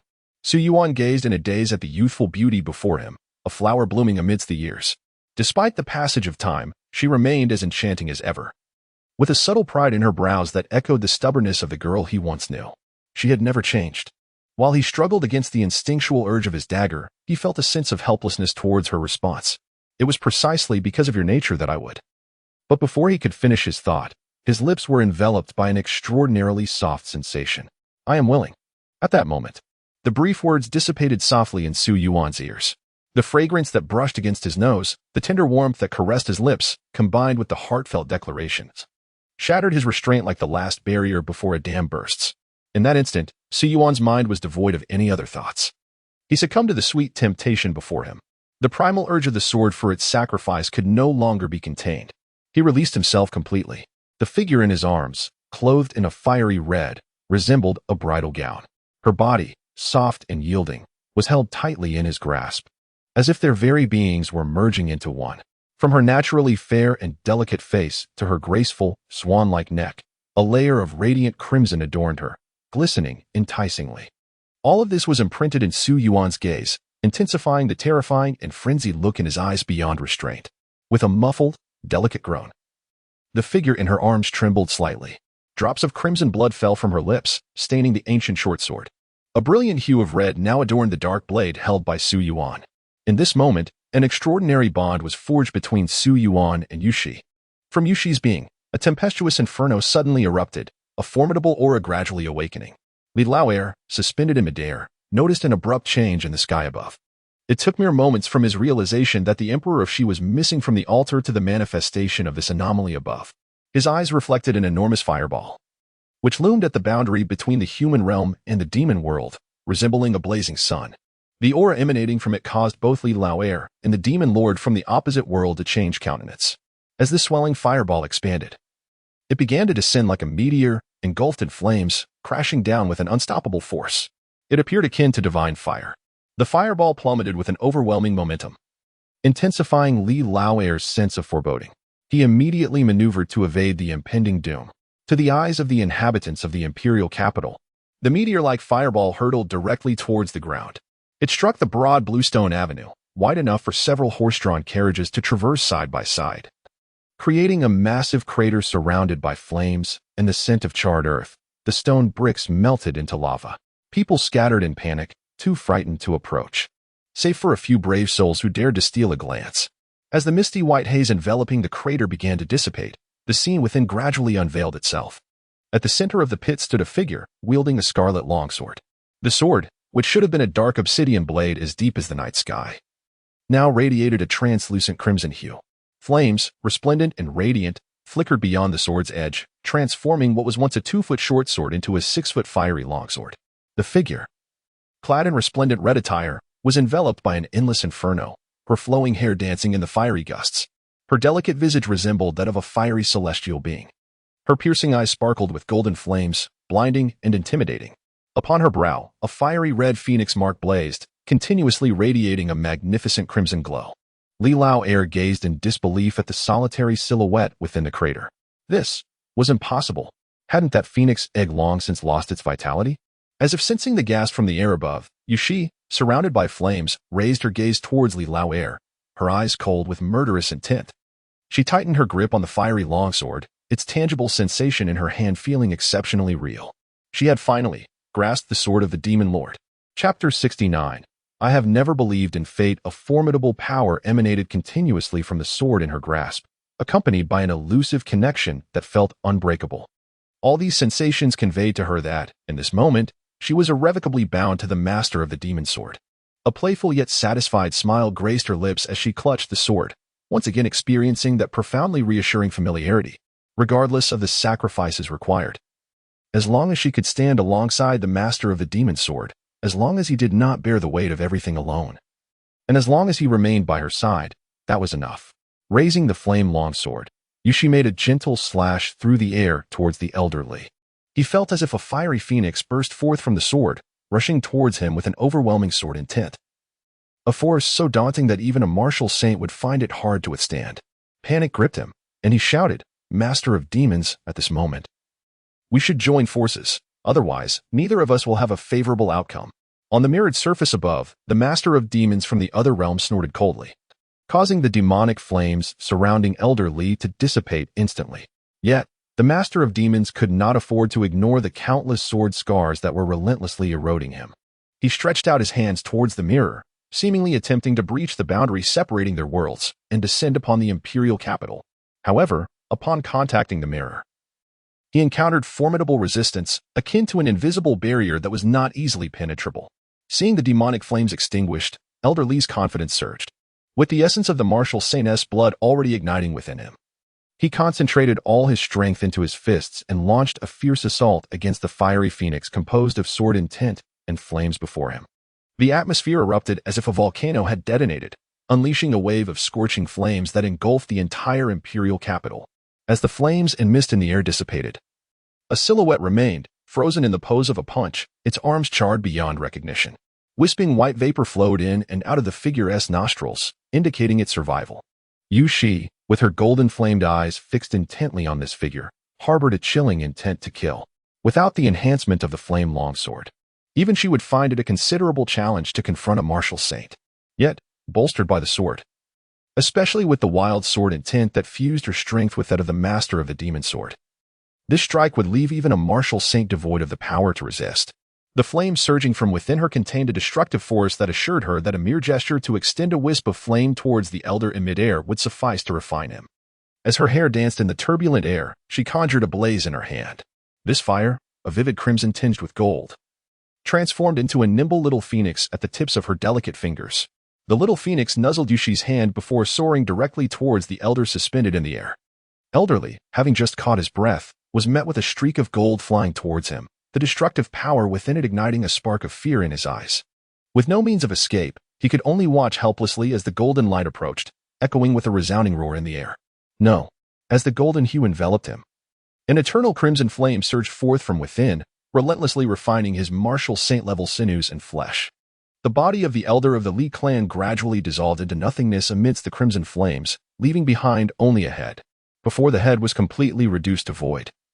The cunning glint in his fox-like eyes faded, replaced by a dazed gaze directed at the fiery silhouette below. He understood that, at this moment, all the noble families were doomed, including his only clan. Years of scheming had culminated in this moment of utter emptiness. As he gazed upon the splendid imperial capital, a place he had never wavered in faith, a trace of regret finally crept into his heart, with the elder's entire being consumed by the crimson flames. A wailing black mist was also refined away, giving birth to a crystalline jade from the body of this martial saint. The jade was drawn into the hands of Yushi, who sensed an enigmatic essence emanating from it. This was the essence of immortality. Yet, it was not over. A familiar youthful voice emanated from the blazing sword in her hand. Yushi looked up toward the mirrored ceiling. At the nexus of two worlds, the demon lord was incessantly tearing through, striving to break into this realm. Though now it was far weaker than in its prime and struggled immensely. The demon lord was the embodiment of the demon realm, unless it consumed this world. It could not fully descend. Likewise, as long as the demon realm persisted, the demon lord would remain unvanquished, relentlessly eroding other worlds, assimilating them into its own. Hearing these words, Yushi resolutely declared, "Then I shall forever guard the boundary between the two realms, never allowing the demon lord to set foot." She was confident that she could achieve this. Her body felt like an endless furnace, perpetually erupting with unmatched crimson flames, the power of which continued to strengthen and revive. "No," a calm voice emerged from the fiery sword. "You cannot accomplish this." Yushi's grip on the sword stiffened, her beautiful brows furrowing slightly as a foreboding feeling washed over her. "As long as I exist, you cannot." "What do you mean?" Yushi lowered her head, half of her face concealed in shadow. Su Yuan did not directly respond to her question. Instead, he materialized before her once more, embracing her slender figure along with her lowered head. "For the past decade, I have pondered one question. I have been considering how I might return to your side, even if only for a fleeting moment." Yushi did not comprehend the meaning behind his words. She could only cling tightly to his garment. The ominous feeling intensified. In a state of panic and helplessness, she murmured, "But everything is fine now, isn't it?" Su Yuan merely shook his head, gazing up at the other world reflected on the vaulted ceiling, one side brimming with the splendor of the imperial capital, the other shrouded in the darkness of the demon soil. The roar of the demon lord reverberated in everyone's ears. Later, a possibility dawned upon me. The potential to alter that immutable fate. From Su Yuan's perspective, he perceived the faint thread connecting him to Yushi, a singular line. He had indeed returned to Yushi's side, yet this singular destiny was forged. He lifted the head before him, meeting the gaze of those clear, autumn-like eyes. Just as in the days of yore, when that small figure picked up the short sword from the ground and looked up at him with those innocent eyes. Reflected within them was Su Yuan's countenance, unchanged through time. Su Yuan lowered his head and kissed the beloved tightly held in his embrace once more. Cold tears cascaded down that unparalleled visage. Yushi seemed to comprehend the reason behind it all. What should have been a tender moment turned excruciatingly cruel. With fierce determination, Su Yuan marked those exquisite lips with his own, then defiantly gazed upwards towards the heavens. It was uncertain whether he was looking towards the other realm of demons or the starlit sky beyond the dome. He vowed, "I have never believed in fate." His words abruptly ceased. That powerful embrace vanished as suddenly as it had come, as if it had never existed at all. In the next moment, a strike so sharp it could pierce the very stars erupted from the imperial city. A fleeting glimpse of sword light stirred a tempest capable of sweeping across the plains beyond the imperial city, penetrating the realm of humanity in the mirrored surfaces of two worlds, vanishing into the demon realm in the blink of an eye.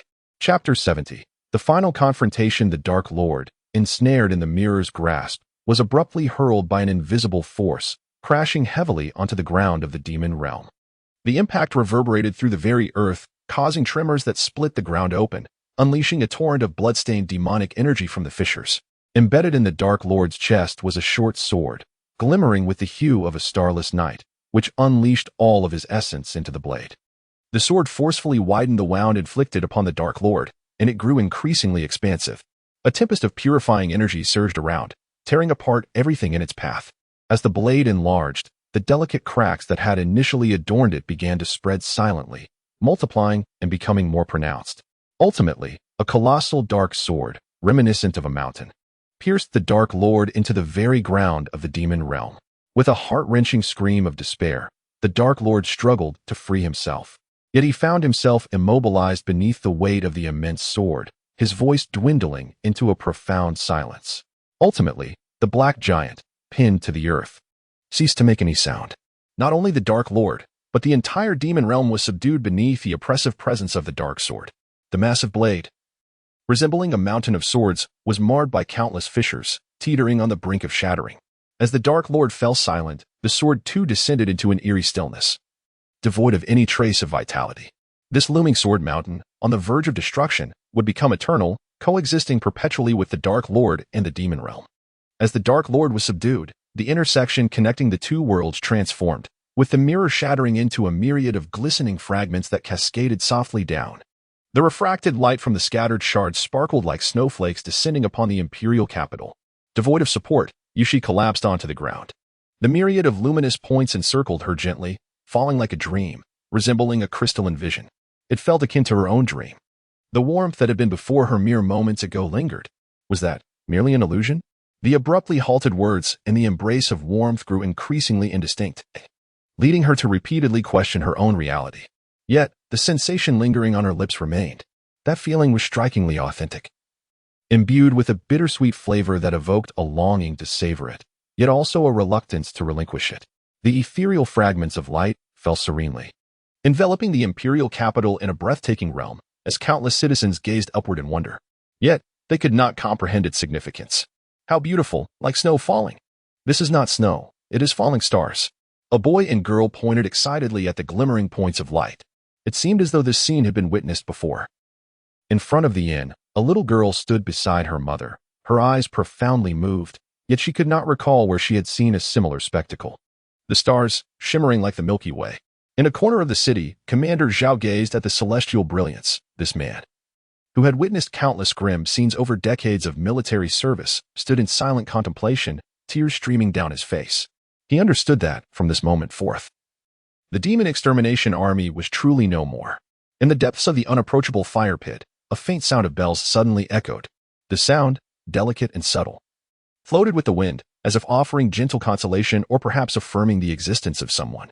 You have accepted the sacrifice of Yushi as the most precious offering. In the name of the sword has activated the most formidable divine power. The dormant bloodline within Yushi has reawakened, igniting a resplendent golden flame. The divine phoenix returns to its rightful place. An unbreakable bond has been forged between you. She grasped your hand. You activated the phoenix form with a single strike. Wielding the power of the phoenix, Yushi severely injured a martial saint. A martial saint has fallen. The demon lord remains in a state of wrath, seeking to breach the realms. You understand that only one method can provide a permanent solution. This is also the answer you have pondered to return to Yushi's side, your strike. Capable of piercing the stars, collapse the connection between two worlds, pinning the demon lord to the ground. You poured forth all your strength, choosing to eternalize the sword mountain, suppressing the demon realm for generations. Your sword body teetered on the brink of shattering, your consciousness fading. The simulation has concluded. When Su Yuan opened his eyes and beheld the landscape strewn with swords, a moment of disorientation washed over him. After a while, he regained his senses, reflecting on his current location. I am in the Sword Valley, selecting a sword. This simulation, with its experiences spanning over a decade, was profoundly etched in his memory. even more so than the previous century-long endeavor. The myriad events he encountered were too numerous to articulate. In the brief span of a few years, it unfolded with grandeur enough to rival the lives of countless individuals. Su Yuan reminisced about the moments shared with Yushi. From that frail, grimy little creature to her blossoming into a charming young woman, and ultimately ascending to become the exalted empress. He had witnessed every transformation with his own eyes. Contemplating this, Su Yuan turned his gaze to the ancient short sword he had chosen in the Sword Valley. It was this very sword that had activated the talent in the name of the sword. This truly deserved to be called a demon sword, he mused. Fortunately, Yushi was the final sacrifice. He had broken the inevitable fate of death at the cost of his own being. For him, it was merely the conclusion of a simulation. As for Yushi, she had rightfully become a ruler of unparalleled strength and prestige. Regarding his own sacrifices, Su Yuan merely smiled faintly. Those mattered little now. Suddenly, a familiar fragment flashed through his mind. He retrieved a piece of a once ornamental red string, evidently worn from being held countless times. Now tattered and barely recognizable, with only half of the red thread remaining, frayed and chaotic. Yet, Su Yuan still felt a sense of familiarity emanating from it. A visage of a cunning young girl flickered before him. Lady Su Yuan. Perhaps it was only a fleeting encounter with Lady Su Yuan. But the memory had long since faded into obscurity. Perhaps lost in the realm of simulation, he had momentarily forgotten. Yet, upon returning to reality, as Su Yuan reminisced about Su Yuan, the image of her playful visage began to merge with that of a charming young girl, illuminated by the radiant sunlight. Su Yuan lingered in this reverie for a considerable time before finally grasping the half-red string, disbelief coursing through him. No, they are not the same. He endeavored to recall Su Yuan's features, and in the haze of his thoughts, he discerned that her appearance was not reminiscent of Yushi's. From a distance, they bore a striking resemblance, yet Su Yuan's countenance appeared decidedly more ordinary when compared to Yushi's. The familiar sensation stemmed solely from their remarkably similar essence and temperament. To assert that they were one and the same based on this feeling alone was a conclusion Su Yuan dared not reach. He regarded the red string in his hand with a sense of perplexity, caught between thoughts of Yushi and Su Yuan. Chapter 71. The death of the Phoenix egg. On that fateful day, the aristocratic rebellion erupted, the demon lord descended upon the realm. And an unknown divine fire rained down from the heavens, wielding boundless power to suppress all in its path. From that moment forth, the oppression of the aristocracy ceased, and the incursions of the demon race were no more. Within the cold palace, upon the resplendent golden throne, the unparalleled beauty of the Empress gazed vacantly upon the events unfolding below. Your Majesty, please, no more killings. We had no choice. Do you intend to eradicate all the officials of the realm? The Empress, her expression devoid of emotion, did not even flutter her eyelids. Her mesmerizing eyes, so captivating they could ensnare souls, looked down yet seemed to drift aimlessly, never settling upon the pleading figures beneath her. The sound of flesh tearing echoed sharply. Blood splattered across the hall, painting the ground in crimson. Within the shadowed confines of the palace, a multitude of ministers lay lifeless, their blood pooling into rivers that flowed beneath the throne, a hue matching the Empress's crimson attire. Beyond the grand hall, on the steps below, a relentless sea of blood had already spread, filling the atmosphere with a palpable aura of despair. In the expansive plaza, at least tens of thousands of corpses lay piled high, the aristocrats having been mercilessly slaughtered. After this day, the 8 great families would be forever erased from existence. Yet, for the Empress seated upon the throne, none of this stirred even the slightest ripple within her soul. It seemed as though this was far from sufficient, far from compensating for all that had transpired. With a subtle lift of her finger, a flicker of flame erupted from her fingertip. Initially, it was but a small wisp, but soon the flames surged forth, transforming into a vividly lifelike phoenix of fire. The fiery phoenix unfurled its blazing wings and soared from the hall. Wherever it passed, the corpses and blood were incinerated cleanly, leaving no trace behind. As the phoenix circled above the plaza, everything returned to its original state, with only a faint metallic scent of blood lingering in the air, a testament to the chaos that had once reigned. The emergence of the high-temperature phoenix elevated the very atmosphere of the palace, the heat intensifying significantly. The phoenix spiraled upwards, its triumphant cry resonating throughout the imperial city and the surrounding world, its formidable presence enough to instill tremors of fear in even the mightiest martial masters. Eventually, as it ascended to the heavens, the fiery phoenix gradually extinguished, dissolving into nothingness. In her current state, the phoenix she conjured with ease could rival even the martial saints. Yet, this power could not stir even a flicker of emotion within her heart. Her once vibrant eyes, now devoid of life, remained fixed upon an empty space, gazing at the silhouette of a figure that had etched both profound sorrow and exquisite sweetness into her memory. Yet, time for her seemed to have halted, suspended at that very moment. In her mind's eye, that final strike replayed endlessly. It quelled all turmoil, while simultaneously robbing her of everything. The Empress upon the throne was now but a soulless puppet. It was unclear how much time had passed, but a fleeting glimmer of clarity flickered in her gaze, as though she had momentarily awakened from the depths of an interminable void.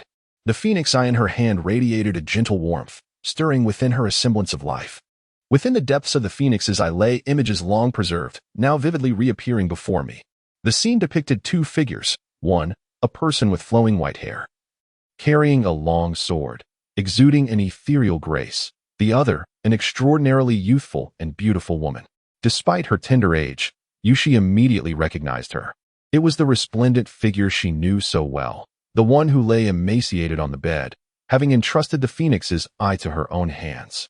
The graceful figure with the sword spoke, declaring, "My disciple, I have achieved the status of a martial sage, traversing several realms, even venturing into another celestial orbit. Though I have reaped benefits from that distant star trajectory, I have also attracted calamity. In one of the desolate worlds along that path, I discovered this lifeless egg, pristine in appearance yet devoid of vitality within. Before the young woman lay a bowl-sized egg of white jade. A being who claimed to be the demon lord pursued me relentlessly after I acquired this lifeless egg. I admit, it was my arrogance to think that I could contend with the demon lord solely through the power of this world. Master, this is not your fault. Who could have anticipated the existence of such beings beyond the heavens?" The graceful figure shook his head, saying, "I have already obtained the foundational essence of our world, becoming one with it. Should the demon lord consume me, our world would lose its anchor, vulnerable to being devoured at any moment. Now, I shall transfer this foundational essence into the egg." He drew forth a wisp of misty chaos from his chest, infusing it into the egg of white jade.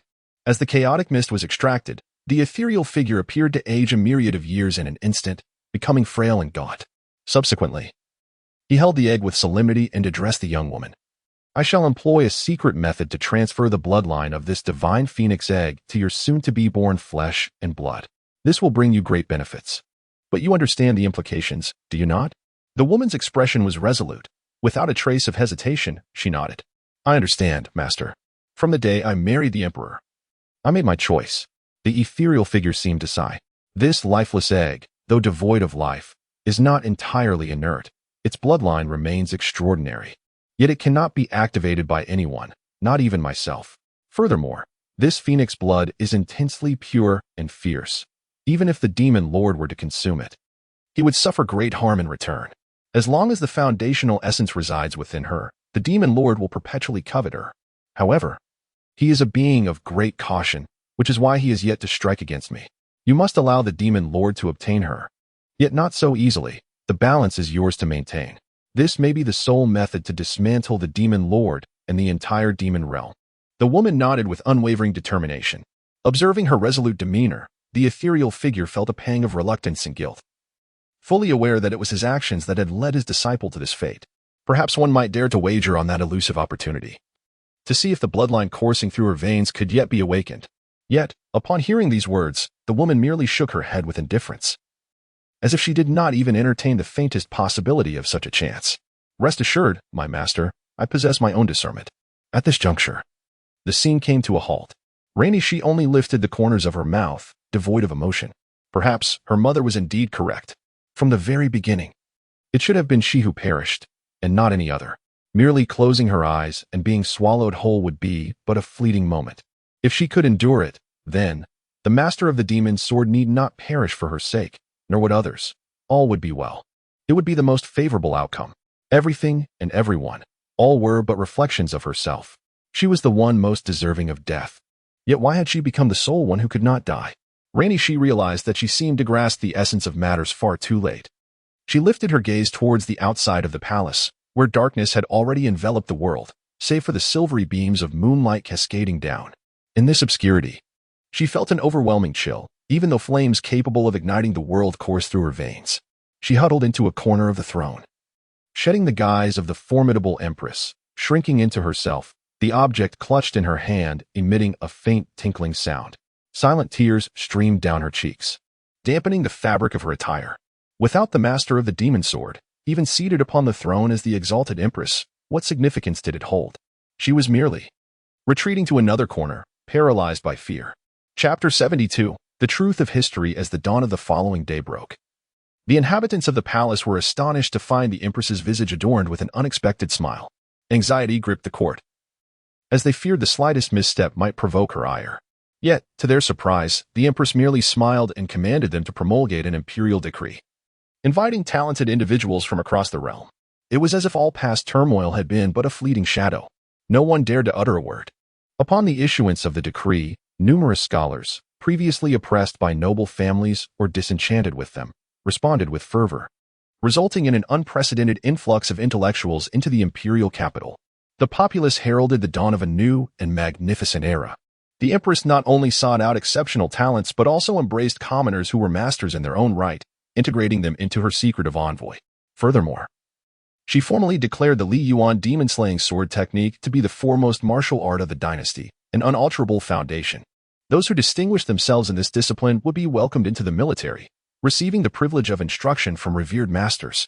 Simultaneously, the empress enacted a new statute, aimed solely at adjudicating a singular offense, the crime of forgetfulness.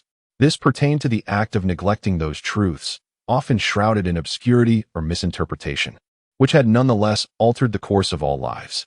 In the public sphere, influential common scholars began to emerge, passionately critiquing the actions of the noble families from the bygone era. They traveled widely, unearthing documents, gathering historical facts, and compiling them into tomes. During this process, they uncovered sensational revelations capable of reshaping the annals of history, particularly an alternative narrative regarding the infamous demon general, rumored to have slaughtered millions, including his own commanders. This rendition presented a starkly objective account, stripped of any emotional embellishment. In the year 768 of the imperial calendar, the venerable sword immortal, protector of the dynasty for centuries, passed away, leaving the realm vulnerable to the encroachment of demonic forces. On the night of his demise, the late emperor's daughter was born, the sole princess of the dynasty. Named Shi. By the year 779, the demonic army once again threatened the borders, and the 8 great families colluded to invade the palace, establishing a pact with the late emperor to select an offering for a pacification ritual intended for the 12-year-old princess. That same year, the princess fled from the sacrificial site, resulting in the ritual's failure, allowing the demons to invade, unleashing devastation. In 782, the city of Guang'an fell, its inhabitants consumed by demons, with scarcely a trace of their remains. The soldiers struggled against the demonic horde, needing a multitude to vanquish a single foe. And those who survived would endure the lingering torment of demonic energy for the rest of their lives. The southern stronghold succumbed, as the demonic forces advanced unimpeded towards the imperial capital, leaving a trail of over 1 million lives devoured, merely a recompense for the previous ritual's failure. The 8 great families forged a new pact with the demon lord, reviving the pacification ritual, while the late emperor issued covert orders to retrieve the princess. Disguised as a commoner, she escaped from Li Yuan once more, heading northward. Subsequently, with the fall of Li Yuan, a young swordsman stood valiantly at the city's forefront, leading 400 soldiers in a fierce battle, ultimately defending a corner of the city. In the ensuing months, this young man initiated a rebellion from Li Yuan, bearing the banner of the demon-slaying army, advancing towards the imperial capital and purging all demonic entities in the cities along his path, amassing a formidable force. In the span of several months, the demon-slaying army expanded from a mere few hundred to a formidable force of 10,000. However, the eradication of demons came at a grave cost. For each soldier bestowed with the power to vanquish demons, a blood sacrifice of 1 life was required. To safeguard their own, another life had to be offered. Initially, only condemned prisoners were used for these sacrifices, yet this alone proved insufficient. With the covert assistance of a secret envoy from the late emperor, the commanders of the demon-slaying army apprehended 50,000 guilty branch members from noble families and conducted a grand ritual outside the imperial capital. In June of the 782nd year of the dynasty, 30,000 soldiers of the demon-slaying army shattered a 1 million-strong demon horde on the plains of the imperial capital, quelling the demonic calamity. The young commander, Feng Dongmazhen Shirqing Yuan, was elevated to the rank of the illustrious Grand Marshal. The southern border cities were entirely awarded to the demon-slaying army, and countless individuals flocked to join their ranks, propelling the army to its zenith. The late emperor decreed the cessation of the tranquilizing rituals while secretly seeking the return of the imperial princess. Upon learning of the blood sacrifices of the thousands of branch members, the 8 prestigious martial families were both enraged and terrified by the overwhelming might of the demon-slaying army's commander. They conspired to undermine the army, ultimately deciding to secretly incite discord and diminish its strength. Beyond the imperial capital, they commenced a widespread hunt for condemned prisoners. Regardless of the severity of their crimes or their innocence, anyone in prison was deemed a condemned prisoner and sent to the southern regions for blood sacrifices to the demon-slaying army. The late emperor, fully aware of the situation, chose not to intervene. In the 783rd year of the dynasty, the demon-slaying army dismantled the demonic territories in the southern regions, reclaiming their homeland and fortifying the border cities. Outside the southern frontier, the populace lived in dread, fearing that they might be the next to be captured.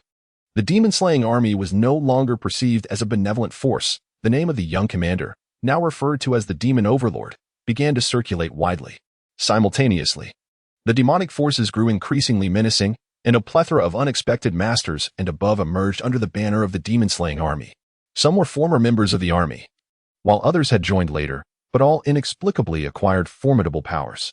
In August of the 783rd year, the young commander sought to form an expeditionary force to confront the demons. Sensing the timing was not yet ripe, the late emperor, anticipating his own defeat, leaked information to the noble families, compelling the demon lord to strike and forcing the young commander to retreat. The young commander collected the bodies of the powerful warriors who perished at the hands of the demon lord, gaining their powers, which came at a price witnessed by tens of thousands of the demon-slaying army. Concurrently, the late emperor announced his abdication, ushering in the ascension of the new emperor, known as Shi. The young commander returned alone to the imperial capital and assassinated the late emperor. With Shi's ascension, the late emperor's intricate schemes took shape. In the 784th year of the dynasty, the 8 noble families once again stormed the palace, coercing Emperor Shi into making a choice. Realizing that a path of unimpeded glory lay before her, Emperor Shi understood that the noble families and the demon-slaying army would engage in a fierce struggle, allowing her to reap the benefits. However, the young commander, now branded as the slayer of the late emperor, became a common enemy of the realm and subsequently ventured alone into the demonic lands. For the next decade, the demonic calamities ceased, and the populace no longer lived in fear. The sacrifices of condemned prisoners were no longer necessary. In the 793rd year of the dynasty, the demon lord re-emerged amidst turmoil within the noble families, with the Leaf family's patriarch rising to unparalleled power, achieving the rank of martial saint and attempting to usurp Emperor Shi. Once again, the young commander resurfaced, bestowing his power. On that day, a fiery phoenix descended, and the martial saint was instantaneously reduced to ashes. Though the demon lord persisted, the young commander transformed himself into a sword, eternally pacifying the demonic realm and establishing an enduring peace for generations to come. This historical record elucidates many queries posed by scholars studying the actions of the noble families. The rumors surrounding the demon commander and the demon-slaying army are shrouded in ominous tales. The earliest cohorts of the demon-slaying army have long since vanished amid the relentless tides of darkness, leaving but a few surviving veterans. The collective understanding of the demon commander and the demon-slaying army, among others, consists of monotonous hearsay, claiming the commander to be a man-eater, which holds little value as a reference. Many truths have become irretrievable. It turns out that the fleeting glory of the demon-slaying army was underpinned by a different narrative. It was not merely the tale of consuming flesh, but rather a matter of sacrifice. Under the influence of certain influential families, this narrative morphed into a widespread fear of cannibalism. This also elucidates why there are whispers of the demon commander consuming his own generals to bestow divine powers, which, indeed, comes at a cost. I find the authenticity of this historical account to be remarkably high. The question remains, is the so-called demon truly a demon, or merely a figment of human perception? Is this the reality of history? There is another chapter under review, likely to be available tomorrow. Chapter 73, Ultimate Liberation. Upon perusing this historical document, the scholars could not help but feel a profound sense of melancholy. If one were to inquire about the most illustrious figure in the present realm, the unequivocal answer would be His Majesty, Emperor Shi.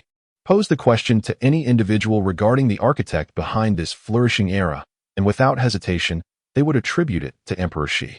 Yet, unbeknownst to many, there lies a convoluted narrative behind His Majesty. Within this document, certain elements remain shrouded in ambiguity. such as the intentions of the late emperor. Did she genuinely contemplate offering the young emperor she as a sacrifice, or was there another motive? If her intentions were indeed sincere, what prompted her to alter her decision, and at what moment did this change occur? Such matters are difficult to elucidate, after all. Who can truly discern the whims of the human heart? Moreover, it is not solely the late emperor whose motives invite scrutiny. The relationship between His Majesty and the enigmatic young commander seems to be of extraordinary significance. The document remains vague on this point as well. Noting their simultaneous presence in Su Yuan, from the escape of His Majesty to the Anshan festival to the fall of Su Yuan city, was there a span of 4 years in between? If a storyteller at a tea house were to pen a romantic chronicle of the young commander and Emperor Shi, I would wager it would achieve great acclaim. However, as historians, we must adhere to rigor and avoid embellishment. Perhaps we could title it for the sake of being a sacrifice. I would defy the world. No. Where did you acquire such an odd title? It would be more fitting to call it the Divine Phoenix Empress Chronicles. Hiss. Your suggestion seems even more peculiar. As the group engaged in this banter, they found it rather amusing and subsequently ceased their frivolity. They had spent several months meticulously exploring the locations detailed in the document, discovering that everything aligned perfectly. What astonished them further was the realization that many events had been deliberately concealed prior to the downfall of the noble families. Only now, under the omnipotent rule of Emperor Shi, do the facts reveal themselves in their entirety. Reflecting on the remarkable connection between the young commander of the demon-slaying army and Emperor Shi, they were struck by a staggering notion regarding the provenance of this document. They exchanged glances, contemplating its origins. Regardless of where this document originated, as long as it remained unadulterated and complete, it must be regarded as authentic. In the context of the matter, this holds true. After all, the young commander's actions are indeed commendable, and it could be argued that without him, the grandeur of Emperor Shi would not exist. If such a figure were to be unjustly vilified, perpetuating a distorted version of history, it would render the annals of history utterly ridiculous. Coincidentally, there exists a substantial gap of over a decade between the decline of the noble families and the current era of Emperor Shi, devoid of significant literary works. Thus, we shall collaboratively compile a new historical tome. However, who shall wield the pen? Our research focuses vary, as do our areas of expertise. Let each of us compose a chapter, and then we shall amalgamate our efforts. Such a plan is splendid. A month later, a monumental historical tome was unveiled. The tome meticulously and objectively chronicles the actions of noble families since the onset of the calamity, as well as the intricate dynamics within the imperial court, culminating in the emergence of the demon-slaying army. Every detail is laid bare, devoid of any concealment. This work has garnered the acclaim of numerous scholars and literati, primarily due to its unprecedented depth, so thorough that it immerses the reader in the narrative while maintaining a distance from overt personal bias. It leaves ample room for contemplation, inviting reflections on the merits and demerits of each faction's actions. Such judgments are left to the readers themselves. In contrast to the scholarly elite, as various misunderstandings were resolved, the epithet of the demon commander began to subtly transform. Initially, it spread through taverns and tea houses where the common folk congregated. The tales of the demon commander became a subject of lively discussion among the populace. No longer perceived solely as a figure of darkness, this personage, often depicted in a cloak of black and astride a formidable black steed, was recounted in a heroic light. Adults and children alike listened with rapt attention to the stirring and tumultuous stories of the commander of the demon-slaying army, each narrative igniting a boundless yearning and reverence within them. When the storyteller concluded a chapter, he noticed that, despite the audience's engrossment, they were reluctant to part with even a few coins. With a chuckle, he continued, "Now, dear listeners, let me recount the fierce struggle between the steadfast demon commander and the delicate Empress Shi Yuan on that stormy night, as they clashed for 800 rounds. The sword hilt shimmering in and out like a beacon, while the enchanting voice of the Empress resonated with unspoken tension. Instantly, the eyes of the audience sparkled with excitement, and a flurry of coins rained upon the storyteller as they cheered in unison. In the silent and solemn imperial throne room, Rainey Shi Yuan gazed at the scrolls before her, a gentle smile gracing her lips. Within that smile lay a hint of satisfaction and relief. She did not personally vindicate the demon sword master. She merely presented the facts as they were. The interpretation of those facts was left to others. Rainey Shi Yuan understood profoundly that this was the very intent of the demon sword master. She caressed the first volume of the demon-slaying sword scripture, penned by Su Yuan. The inscription of the word sword encapsulating all that Su Yuan represented, neither a deity nor a demon. As a smile graced her face, tears began to flow, her gaze drifting to the heavens where the once short sword had vanished. It felt as if her sight transcended the azure expanse, glimpsing another realm, one haunted by the crumbling peaks of a grand sword mountain. Rising to her feet, she opened her palm, revealing the last remaining phoenix eye nestled within. She exhaled softly toward it, releasing a nebulous essence of chaos. As this breath left her body, the world seemed to shudder in unrest. An almost imperceptible resonance of an upheaval echoing through the earth at a low frequency. The departure of this breath rendered her countenance momentarily pale. Yet she blended the chaotic essence with the phoenix eye, her expression one of profound liberation. As the indistinct chaos continued to morph, it appeared that the phoenix eye was undergoing a transformation, as if nurturing a new life. Within the transparent amber, a spherical form of a phoenix was encased, which suddenly ignited with a brilliant golden flame. This flame blazed ever more fiercely, shattering the outer layer of the transparent amber, transforming into a fire spirit that stood half a human height, resembling the form of a phoenix. The ethereal spirit, ablaze with flames, gradually took on a humanoid shape. As the fire subsided, aside from the features, the temperament and regal presence bore an uncanny resemblance to Yushi. With her visage veiled, she was unrecognizable, exuding the stature of a lofty empress. Apart from her hollow eyes, the newly manifested fire spirit appeared to be devoid of any awareness of its surroundings. After incinerating the remnants of the elder from the Leaf family, Yushi integrated the precious jade stone left behind into the essence of the fire spirit. The jade dissolved within the spirit, merging its celestial qualities into its being. The humanoid form of the fire spirit attained the prowess of a martial sage. Gradually, flickers of understanding sparked in its eyes, and under Yushi's guidance, the fire spirit comprehended its impending purpose. Meanwhile, Yushi, feeling a sense of liberation, turned away. Her gaze swept across the throne without a hint of nostalgia as she strode towards the palace exit. The fire spirit seated upon the throne, filled with a sense of bewilderment and curiosity, observed the figure walking barefoot out of the palace, pondering what her master intended to do next. Chapter 74. The phoenix branch entwines the sword. Upon arriving outside the palace, Yushi gazed upwards at the clear blue sky, her eyes filled with an ineffable tenderness and nostalgia.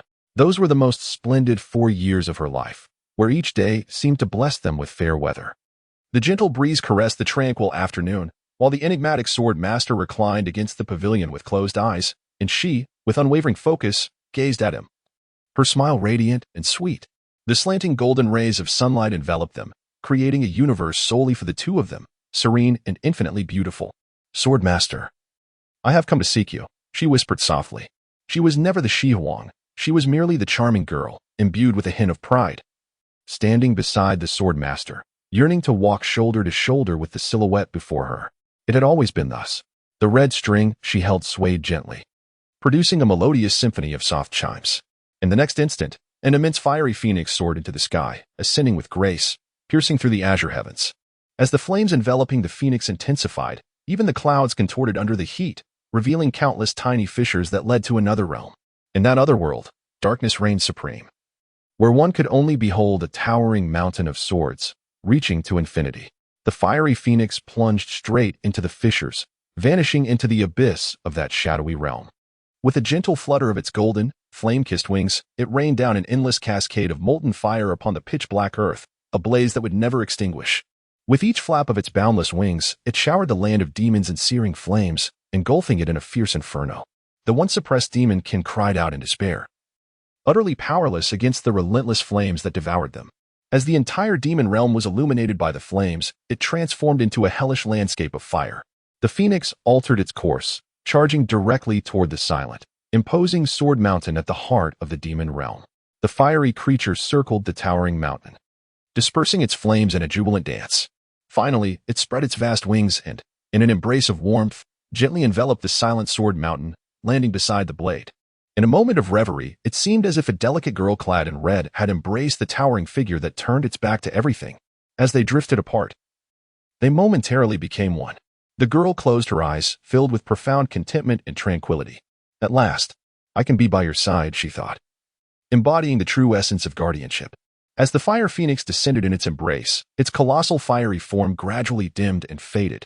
Life ebbed from its body, dissipating slowly until what remained transformed into a substance neither stone nor wood. From that place, a branch of phoenix wood sprouted forth, its sinews as roots, flesh and blood as branches, and phoenix feathers as leaves. Initially small, the phoenix wood stood in stark contrast to the towering sword mountain, resembling a child tethered by an unseen hand. Yet the phoenix wood entwined around the sword mountain, gradually spreading and growing in a serpentine manner. The fissures visible across the sword mountain were ensnared and embraced by the branches of the phoenix wood, firmly binding them together.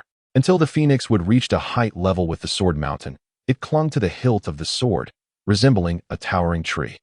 Between its leaves flickered a subtle golden flame, illuminating the dim and silent sword mountain. The two had become an inseparable entity. Atop the highest branch, a red ribbon was tied, and the silver bell at its base chimed softly as the phoenix wood swayed in the unbidden breeze, resonating through the darkened world illuminated by its glow. The sound was delicate and faint, yet it traveled far, accompanied by the bell's toll. It seemed as though the girl, with her eyes closed, could perceive the timeless silhouette before her slowly turning to face her, taking her hand. A gentle smile graced the ever-unchanging visage. In the boundless sea of stars, a brilliant star fell, landing in an unknown place where a baby girl cried out upon her arrival. The men and women, young and old, in the mansion looked on with eager anticipation at the newly born child. "Master, she has arrived. It is a girl." However, a striking red mark adorned the infant's forehead, drawing immediate attention. A middle-aged man approached slowly, cradling the child. Rather than expressing disdain, he gazed at the baby girl with tenderness and affection. "This is Xiangjiao." The mark resembled a phoenix or a bird, lightly flapping its wings in a proud display, although its hue was as deep as blood, initially appearing quite fearsome. The girl's large, spirited eyes lent it an unexpectedly charming quality. The middle-aged man pondered for a moment, joyfully holding the girl in his arms, and finally declared, "If that is the case, let us name you Su Yuan." Su Yuan, too, understood that the confusion of the moment would remain unanswered, so he chose to disregard the half-length red ribbon in his hand. Instead, he turned his gaze to the fruits of the current simulation. As the scene before him shifted, a painting unfurled like a rippling surface of water. It seemed as though the image was gently stirred by the wind, causing the elements within to rise and sway. There stood a tree of golden flames, soaring high enough to touch the heavens. This tree was neither stone nor wood. Its material was uncertain, its shape resembling an exalted phoenix. The leaves, akin to feathers, danced in the breeze, and faintly, the sound of a bell could be heard. A sense of foreboding arose within Su Yuan, causing his pupils to dilate. As he scrutinized the scene, he realized that at its center, enveloped by this towering phoenix wood, was the sword mountain he had transformed into during the simulation. The fissures upon the sword were now all entwined by the phoenix wood, interwoven tightly together. At the very bottom of the image, the demon lord, still suppressed, was engulfed in an eternal flame that would never extinguish. All these signs pointed to one conclusion. A conclusion that Su Yuan was deeply reluctant to confront. According to the results of your current simulation, a reminiscence is generated, phoenix branch entwined with sword, gold. Thou shalt be as a steadfast rock, whilst I shall be like the supple reed. The reed is resilient as silk, and the rock remains unyielding.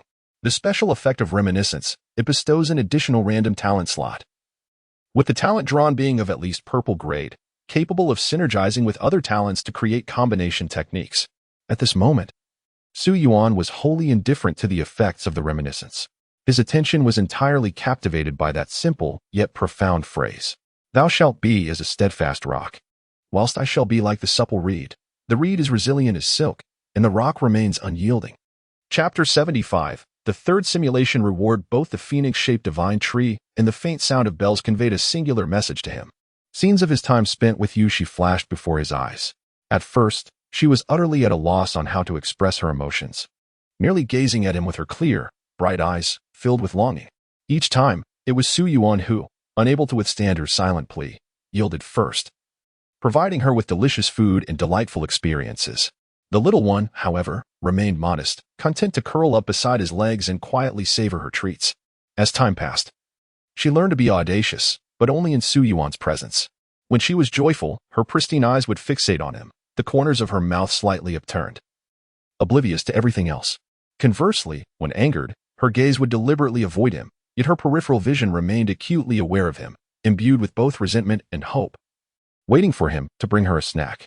Indeed, on the day prior to the coronation ceremony, from across the grand hall, Su Yuan noticed her sorrowful and lonely expression.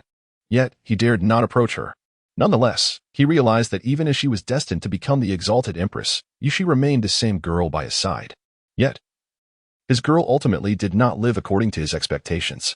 Yushi became an admirable empress, but she struggled to find herself.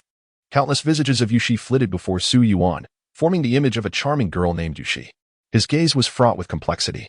How could you still be so naive? More than this realization, Su Yuan was haunted by another dread. He feared whether the immutable fate had truly altered. The intertwining of fate and choice. Was the path of the Phoenix branch and sword a decision made by Yushi herself, or merely an inevitable outcome dictated by fate? With this thought, Su Yuan glanced at the half-read string in his hand and tightened his grip. There were certain truths he needed to ascertain. Before that, the outcome of the simulation was already laid before him. In this simulation, you transformed into a demonic sword traversing the world in search of sacrifices. From the very beginning, the most powerful sacrifice lay before you. Yet, you hesitated. Your choices altered the destinies of many. Over 4 years of companionship. The most formidable sacrifice shared with you thousands of days and nights. Despite professing to consume her, you instead chose to protect her. Indeed, you taught her the essence of guardianship, but it seems the understanding she arrived at differed from your lesson. Where did the distortion occur? You have shared a bed for 579 days and nights, though your connection may only have been a gentle brushing of garments. The intimacy between you is sufficient to be likened to a couple married for 15 days, drawing you closer together, even as the young girl matures and reveals her affections. You resolutely cast her away. While it may be justifiable to dismiss her, you ought to embody the essence of one who has had their garments tugged at for over 1,000 days and nights. Time and fate bear witness.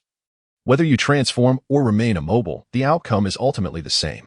You have fought valiantly for her, slaying demons and waging war even in the imperial capital. Yet destiny proves to be a cruel adversary, reducing her to a pawn in the game of power, leading you to become adversaries, drifting further apart. Having arrived at this juncture, one must find solace in acceptance. Since resisting fate is futile, it may be wiser to recline and await its relentless onslaught. You choose to subvert expectations, taking upon yourself the burdens of her sins, traversing the shadows alone, leaving the throne occupied by a resplendent, flawless empress. You and she are like the sun and moon, forever separated. You have bestowed upon her a true self, granting a once soulless vessel genuine identity. Yet this act has led to your acceptance of her as a sacrificial offering, the most formidable of offerings. Indeed, she possesses extraordinary capabilities. You disregard her intentions, bearing her fate upon your shoulders, eternally binding yourself to the realm of demons. But have you truly altered her destiny? The assessment, bearing the weight of fate, shouldering the consequences alone. This outcome does not surprise Su Yuan.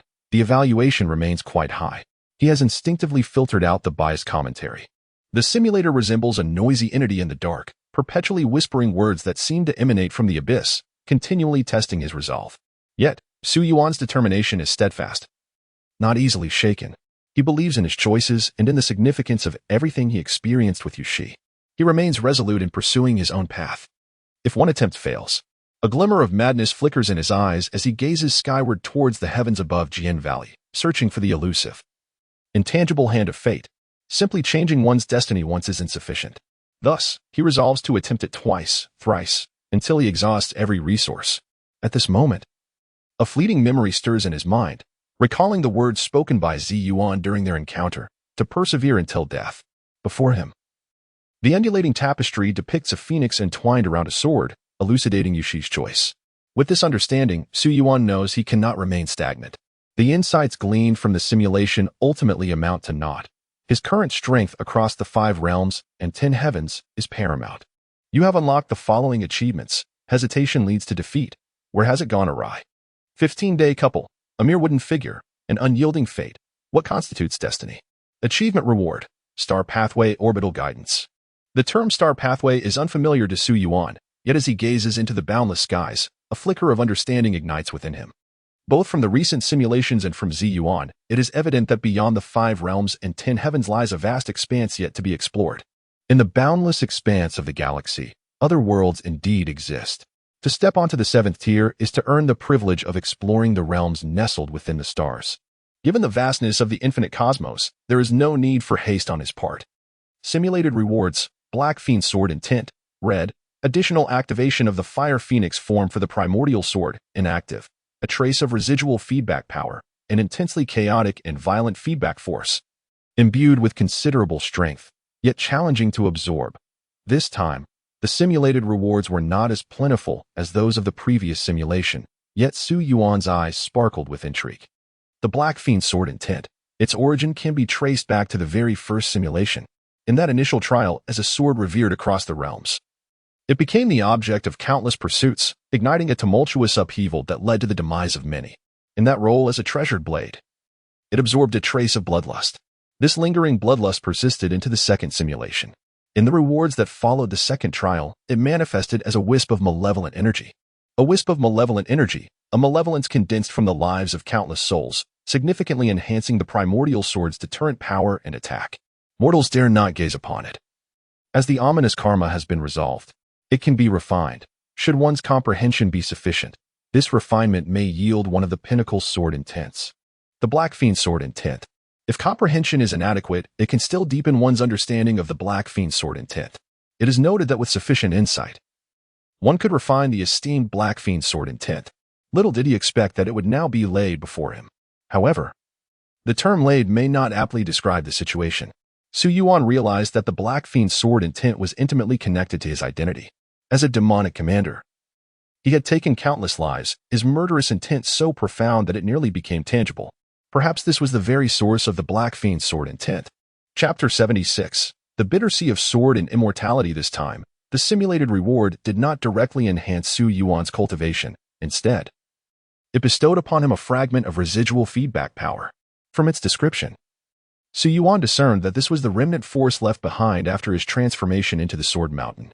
It was the feedback acquired from those who had embraced divine abilities.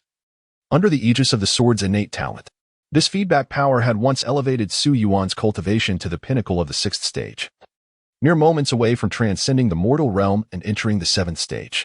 If combined with the feedback from Yushi, perhaps the 7th stage would merely be a prelude, with the 8th stage within reach. Yet, this potential remained an elusive dream for Su Yuan. The residual feedback power manifested before him as a chaotic orb of multicolored light, with energies intertwining, thick and thin, resembling a swarm of headless flies in flight. Su Yuan sensed that this feedback power harbored immense strength, yet absorbing it proved to be a formidable challenge. However, it was not entirely impossible to assimilate. He resolved to dedicate time to meticulously study it. Moreover, compared to the enhancement of his cultivation, the Black Shah Sword Intent took precedence. This sword intent was among the most elite, a rare treasure not easily encountered. Reflecting on the last reward, the Fire Phoenix form, he recalled that the previous simulation had unlocked the Ice Phoenix form, yet he had not had the opportunity to test it. However, he had gained a slight understanding of the Fire Phoenix form. When bestowed with boundless divine abilities, Yushi had wielded his sword, a mere 2-foot-long short sword engulfed in flames, transforming it into a 6-foot-long blazing sword. The might of this flaming sword was enough to severely wound a martial saint. Yet, Su Yuan sensed there was more to it. At that moment, he felt that the Fire Phoenix form had not unleashed its full potential. A considerable portion of its latent power remained dormant within the sword. The manifestation of this power was not merely flames. It likely required Su Yuan's exploration. Contemplating this exploration, Su Yuan's mind wandered to the delicate visage of Yushi, and from there, to Zi Yuan. It was indeed time to leave the Sword Valley and seek her by the lakeside. Their last serendipitous encounter had only granted him a fleeting glimpse of Zi Yuan, and when he sought her again, her presence had eluded him. With this thought, he rose, still grasping the ancient short sword he referred to as the Demon Sword. In comparison to the resplendent swords of the Sword Valley, which radiated brilliance or wielded formidable power, this short sword seemed unremarkable, appearing no more than an ordinary blade devoid of extraordinary qualities. Yet, Su Yuan was acutely aware that it was far more complex than it appeared. Stowing the short sword carefully, Su Yuan stood and attempted to attune himself to the newly acquired Black Shah Sword Intent. As a flicker of black-red energy flashed in his eyes, an ephemeral halo of black-red sword aura coiled around his palm. It exuded an overwhelming sense of pressure, as if confronting a mountain of corpses and a sea of blood, an endless abyss of crimson. His demeanor transformed abruptly, becoming cold and somber, akin to the depths of a boundless ocean or the ancient ice of the southern snow valley, with a palpable aura of malevolence emanating subtly from him. As the black-red sword aura manifested, the swords surrounding Su Yuan vibrated in unison, gravitating towards the radiant energy emanating from his palm, as if in reverent homage. Su Yuan was quite pleased with this effect. Just as he prepared to retract it, a sharp, piercing sound sliced through the air, heralding the arrival of a crimson flash emerging from the depths of the sword valley. In the blink of an eye, the blood-red light enveloped Su Yuan's hand, leaving behind a small crimson sword imprint. Hastily, Su Yuan dissipated the black-red sword aura, only to find the red hue of the imprint gradually fading like flowing water, extending into his palm and coalescing into an elegant blood-red longsword, reminiscent of a growing stream. He was taken aback. Could it be? Was a celestial sword truly beckoning to him? As he scrutinized the blood-red longsword, he noted its impressive length of 7 feet. The blade, forged from an unknown material, resembled a semi-translucent crystal blade, glinting with an otherworldly brilliance under the sunlight. This mesmerizing radiance was both eerie and captivating, drawing the eye in a spellbinding manner. Gripping the blood-red longsword, Su Yuan momentarily envisioned an ancient battlefield drenched in crimson. Amidst the carnage, a mountain of corpses and a sea of blood lay scattered, with broken weapons standing as grim sentinels. At the center, a solitary figure knelt defiantly, clutching the blood-red longsword as if it were an anchor, exuding an overwhelming aura of murderous intent and unyielding resentment that seemed almost palpable, consuming all in its wake. You are called the Sea of Suffering. Su Yuan gazed at the archaic characters inscribed upon the hilt, pondering their significance. A glimmer of light flickered across the Sea of Suffering sword, as if in response to his thoughts. Indeed, this sword was a celestial weapon. However, a pang of disappointment washed over Su Yuan upon further reflection. It was a celestial sword, yet not the one he had envisioned. In comparison to his former self, the fragmented celestial sword, this Sea of Suffering was considerably weaker. After all, not everyone possesses the breath of creation. Nevertheless, the power contained within the Sea of Suffering should not be underestimated. It was undoubtedly a formidable weapon, on par with the celestial swords wielded by his master during the tribulation period. This unexpected boon was a pleasant surprise for Su Yuan. Yet it also left him in a quandary. He was uncertain if he could carry 2 swords out of the sword valley. The ancient short sword was indispensable to him. And now, with the blood-red longsword merging into his grasp, he found himself reluctant to part with either. Thus, he steeled himself and proceeded toward the exit of the sword valley. As Su Yuan emerged from the valley, multiple figures rushed towards him. Among them was his senior sister, Qin Shu, and to his astonishment, he also spotted the figure of his master. The group quickly converged before Su Yuan, and Qin Shu, with palpable excitement, grasped his arm, her face a mask of concern. Xiao Yuan, you finally made it out. You've been in the Sword Valley for 7 days. Upon hearing Qin Shu's words, Su Yuan's heart skipped a beat, but he maintained a calm smile. It was a long story he had never anticipated. Before he could finish, the middle-aged female cultivator who had guarded the entrance to the Sword Valley seized Su Yuan's hand, revealing the unmistakable crimson sword imprint on his palm. Did you obtain the Sea of Suffering sword? Upon the utterance of these words, the expressions of the others transformed into a spectacle of intrigue, their gazes directed towards Su Yuan becoming fervently intense. The Bitter Sea sword. Is it the celestial blade forged from the essence of blood, as described in the sword manual? Such news must be reported to the palace master. This disciple cannot simply remain in your heavenly gate palace. He must be allowed to choose anew, for our Earth Axis palace is far more suited to his talents. Humph. You may convey that to the palace master. Alive, he belongs to my heavenly gate palace, and dead, he shall remain a ghost of my heavenly gate palace. We shall not permit him to depart. Meanwhile, Su Yuan's master, Wan Changtian, astonished yet amused, stroked his beard and chuckled, wearing a smug expression of entitlement. Enough of this talk of yours and mine. He is my disciple. Do you understand? My disciple. The remaining elders glared at Wan Changtian with gritted teeth, knowing that whoever bore witness to this would be laughing in their sleep. After the initial shock, they could not help but shake their heads and lament, each thumping their chests in frustration. Old Wan's fortune is astounding. After misjudging so many times, has he finally seen correctly? Alas, perhaps this is a form of compensation from the heavens. Foolishness. They had thought he would misjudge once more, only to find such a talent squandered in his hands. Wan Changtian, immediately incensed, furiously retorted at those speaking against him. Who misjudged? I have never erred in my judgment. Had it not been for my discerning eye, recognizing Su Yuan as a pillar of potential, he would have been buried under the oversight of you old ghosts. Chapter 77. The interpretation of astral orbits. Qin Shu, rather unfazed, gazed at Su Yuan with a sense of relief, gently patting his head. It's a relief to see you back. I was beginning to think that my newly arrived junior disciple would become a lost soul in the Sword Valley. Even if you hadn't obtained the immortal sword, no one would have blamed you. Do not risk your life recklessly. Qin Shu had presumed that Su Yuan's unspeakable struggles were due to the immense effort expended in acquiring the bitter sea sword. The middle-aged female cultivator regarded Su Yuan with a gaze that held profound admiration and astonishment. It had been over a century since an immortal sword had appeared within the sect. Since you received the acknowledgement of the bitter sea sword, you must possess extraordinary qualities. The 7 days of toil were indeed worthwhile. Wan Tianchong has certainly gained a commendable disciple. She remained composed, unlike others, as she stood closest to the Sword Valley. Yet, her eyes still betrayed a hint of surprise and envy. Su Yuan had intended to clarify that the sword had come to him willingly. However, after some contemplation, he withheld his words.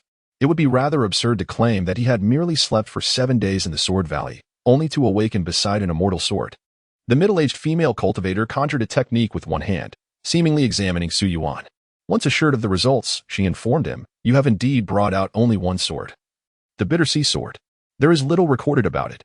It is known to excel in the path of slaughter, and is difficult for ordinary people to wield. A moment of carelessness could lead to becoming a mere puppet, consumed by the instinct to kill. Having obtained the immortal sword, do not let pride cloud your judgment. Be cautious and ask for nothing in excess." The revelation that he had only brought out one sword sent a chill through Su Yuan's heart. In response to the middle-aged female cultivator's earnest counsel, he expressed his gratitude politely. Observing Su Yuan's humility and understanding of decorum despite wielding an immortal sword, her appreciation for him deepened, and she nodded with a smile. "Since you have acquired the immortal sword, and there is nothing else amiss, you may return to your master." The outside world will surely be in an uproar. It has been many years since our sect experienced such excitement. The elderly companions of Wan Tianchong, having exchanged banter, had now dispersed. The news of the immortal sword's emergence would soon spread throughout the sect. Wan Tianchong chuckled as he clasped his hands in respect to the middle-aged female cultivator, then led Su Yuan and Qin Shu to a mountain peak, which had been designated as Su Yuan's dwelling. Though Su Yuan had only recently begun his journey and spent most of his time in the Sword Valley, Wan Tianchong regarded him as his own. With a serious demeanor, he imparted a warning. "Xiao Yuan, acquiring the immortal sword brings both fortune and peril. With your current abilities, you must not leave the sect until you ascend to the heavenly tier." This statement promptly extinguished Su Yuan's desire to seek out Zi Yuan. However, the news of his acquisition of the immortal sword could not be concealed. Su Yuan accepted this reality, understanding his master's intentions. Wan Tianchong had further words to share but ultimately chose silence, sweeping his sleeve to leave behind numerous secret scrolls and jade stones for Su Yuan. This passage encompasses insights from predecessors regarding sword cultivation and various other cultivation systems. One should delve deeper into these perspectives before deciding which auxiliary cultivation system to adopt. Furthermore, arrangements concerning swordsmanship training will soon be made, and any inquiries that arise thereafter may certainly be directed towards me. Upon concluding his remarks, Wan Tian intended to depart. Yet Su Yuan called out to him once more. "Master, I have heard that upon entering the 7th tier, one can traverse realms. What does this experience entail?" Wan Tian stroked his beard, contemplating that sharing such knowledge might serve to inspire Su Yuan, and thus he replied, "In the realms of the 5 worlds and 10 heavens. This is hardly a secret. Above the dome, there exist numerous other worlds, each cultivation system holding legends that suggest each star corresponds to a world. Buddhism speaks of 3,000 worlds, while Taoism refers to the realms of caves and blessed lands. These myriad worlds are scattered like stars. Their true number remains elusive, however. The arrangement of these worlds is not as abundant as they may appear from the night sky. The configuration of the worlds must adhere to specific trajectories, and along these paths, one world follows another. These trajectories are known as the stellar cartography orbits.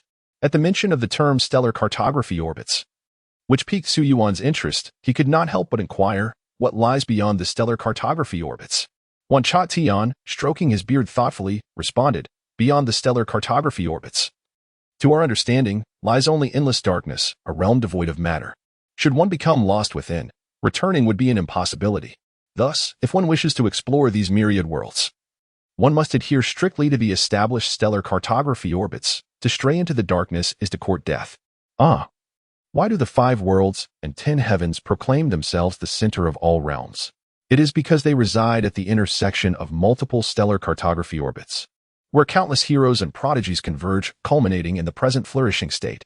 Moreover, there exists disparity among the worlds, in some smaller worlds. Merely stepping in could lead to catastrophic consequences, whereas the 5 worlds and 10 heavens, having developed to this day, possess an overwhelming momentum that dwarfs those lesser realms. Su Yuan silently committed these insights to memory. "I understand," he declared.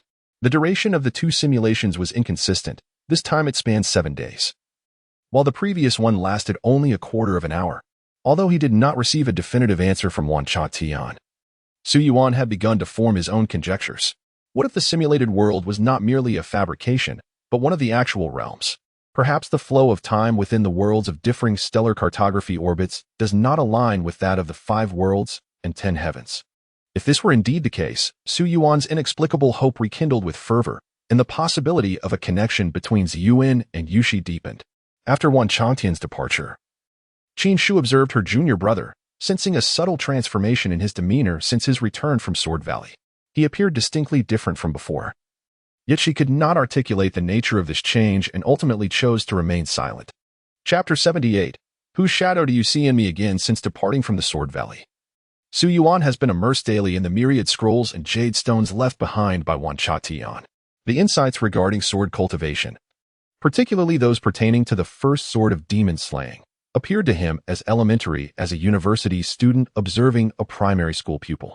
After all, he not only mastered the first sword of demon slaying but also advanced further, carving out his own ultimate strike.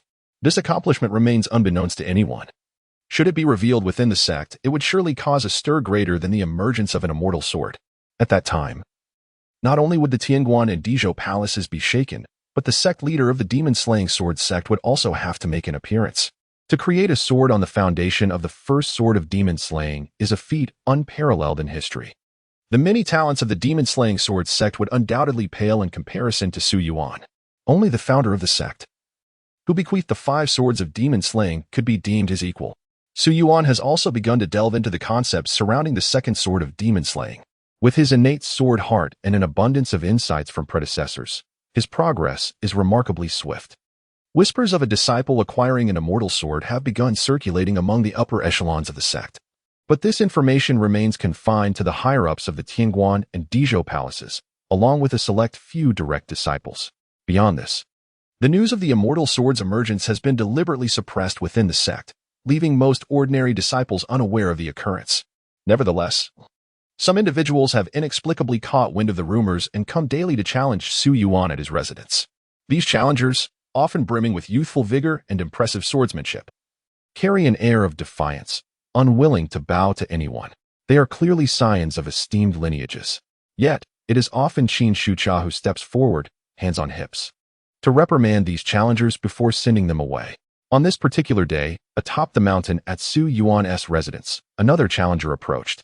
A man, bare-armed and bearing a massive, heavy sword upon his back like a woodsman, ascended step by step. Upon seeing him, even Qin Shucha obediently stepped aside. This woodsman-like figure bore a resolute gaze, resembling an unyielding mountain, firmly rooted in the earth. Each step he took left a profound imprint, as if he carried the very heavens upon his shoulders. He walked directly to Su Yuan, who was immersed in the study of the concepts of the second style of demon slaying. "You have acquired the sword of the bitter sea?" Su Yuan replied with a solemn nod, feeling as though an imposing mountain loomed before him, making it difficult to breathe. The woodsman shook his head with a sigh, as if releasing a long-held wish. Even the top 10 immortal swords on the sword rankings are not akin to celestial beings, forever untouched by the mortal realm.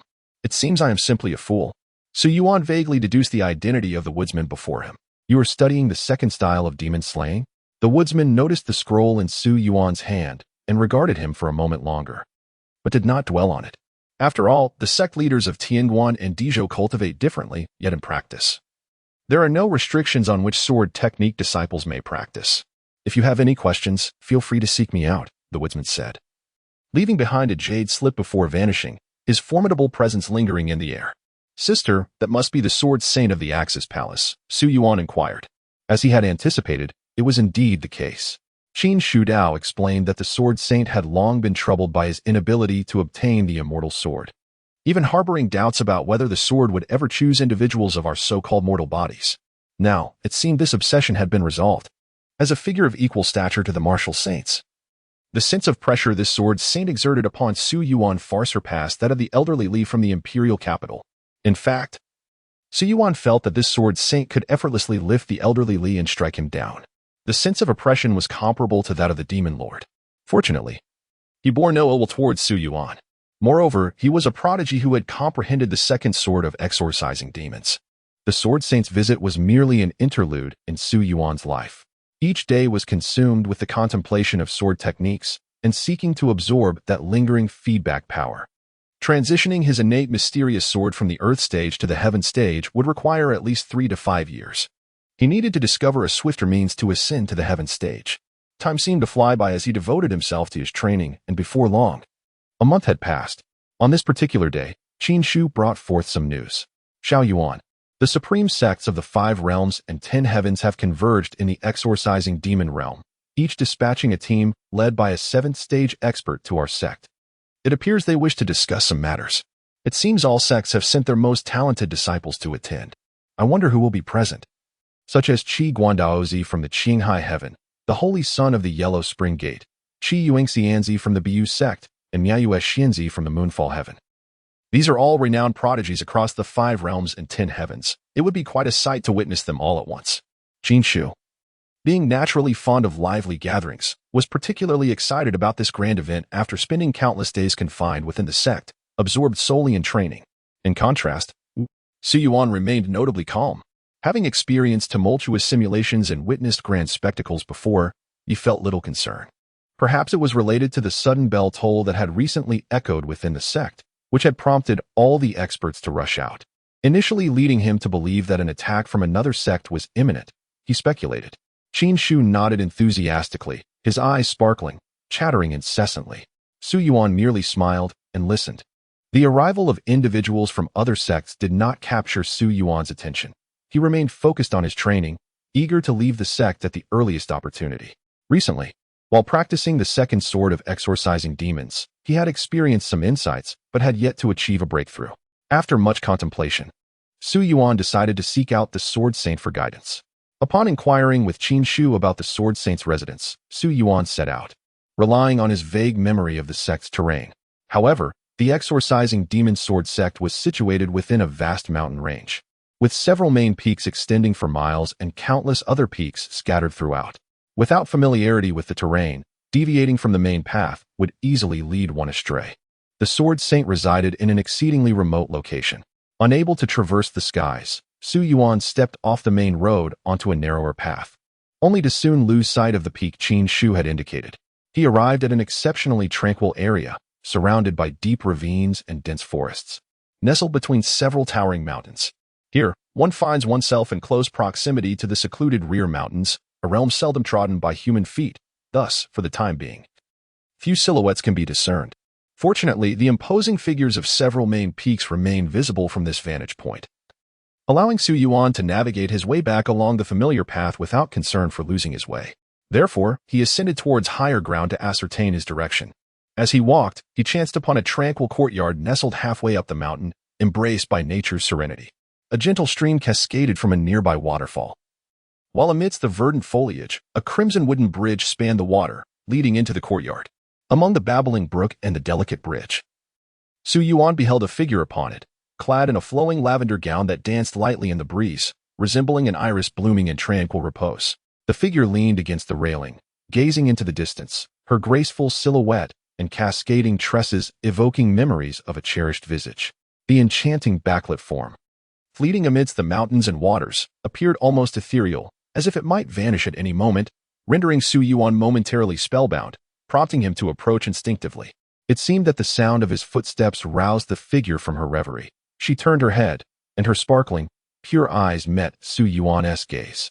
Those eyes were crystalline, devoid of any impurities, framed by a gently radiant face adorned with a smile that hinted at an unspoken longing. In that instant, Su Yuan felt his heart tighten, whispering softly, "Yushi." The figure initially showed a flicker of surprise, followed by a glimmer of mischief in her eyes, before breaking into a joyous laugh.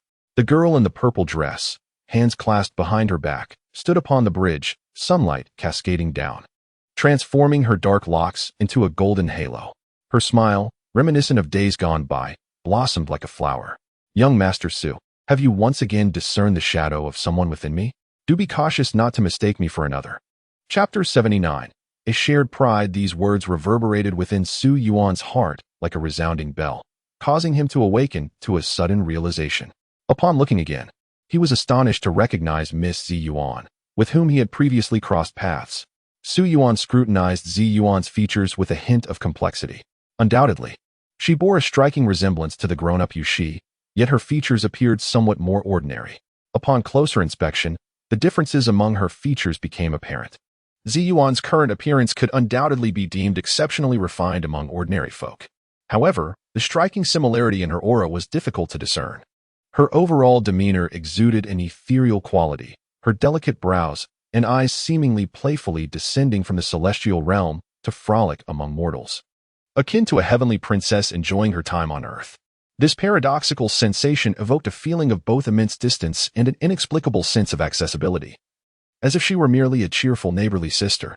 This contradictory feeling was utterly irresistible, as if she were always just within reach. Miss Su Yuan?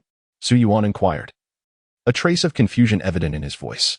Su Yuan approached him, lifting the slightly damp hem of her skirt, curiously observing the attire of the disciples from the D.M. Sword sect. So, you are a disciple of the Sword sect. To encounter you again, could this be fate? But, do remember, Su Gongzi, do not mistake me for someone else. Though Su Yuan gazed intently at her, she noticed that his eyes lacked the lecherous glint typically found in the gazes of lustful men. Instead, his gaze bore a hint of inexplicable sadness and an unnameable complexity, as if a myriad of intricate stories were encapsulated within a single glance. It was enigmatic and ineffable, igniting her curiosity and compelling her to know more. This innate allure was something even she could not quite comprehend. Yet, she was certain she bore no aversion towards the man before her. I am not the girl you yearn for day and night. If you were to betray her, to be fickle, not only would she not let you off the hook, but I too would not spare such a heartless man. These words left Su Yuan momentarily speechless. The situation was far too complex and peculiar for him to articulate. He had no idea how to respond. The she that Su Yuan referred to was both the object of Su Yuan's longing and yet not the same girl he missed.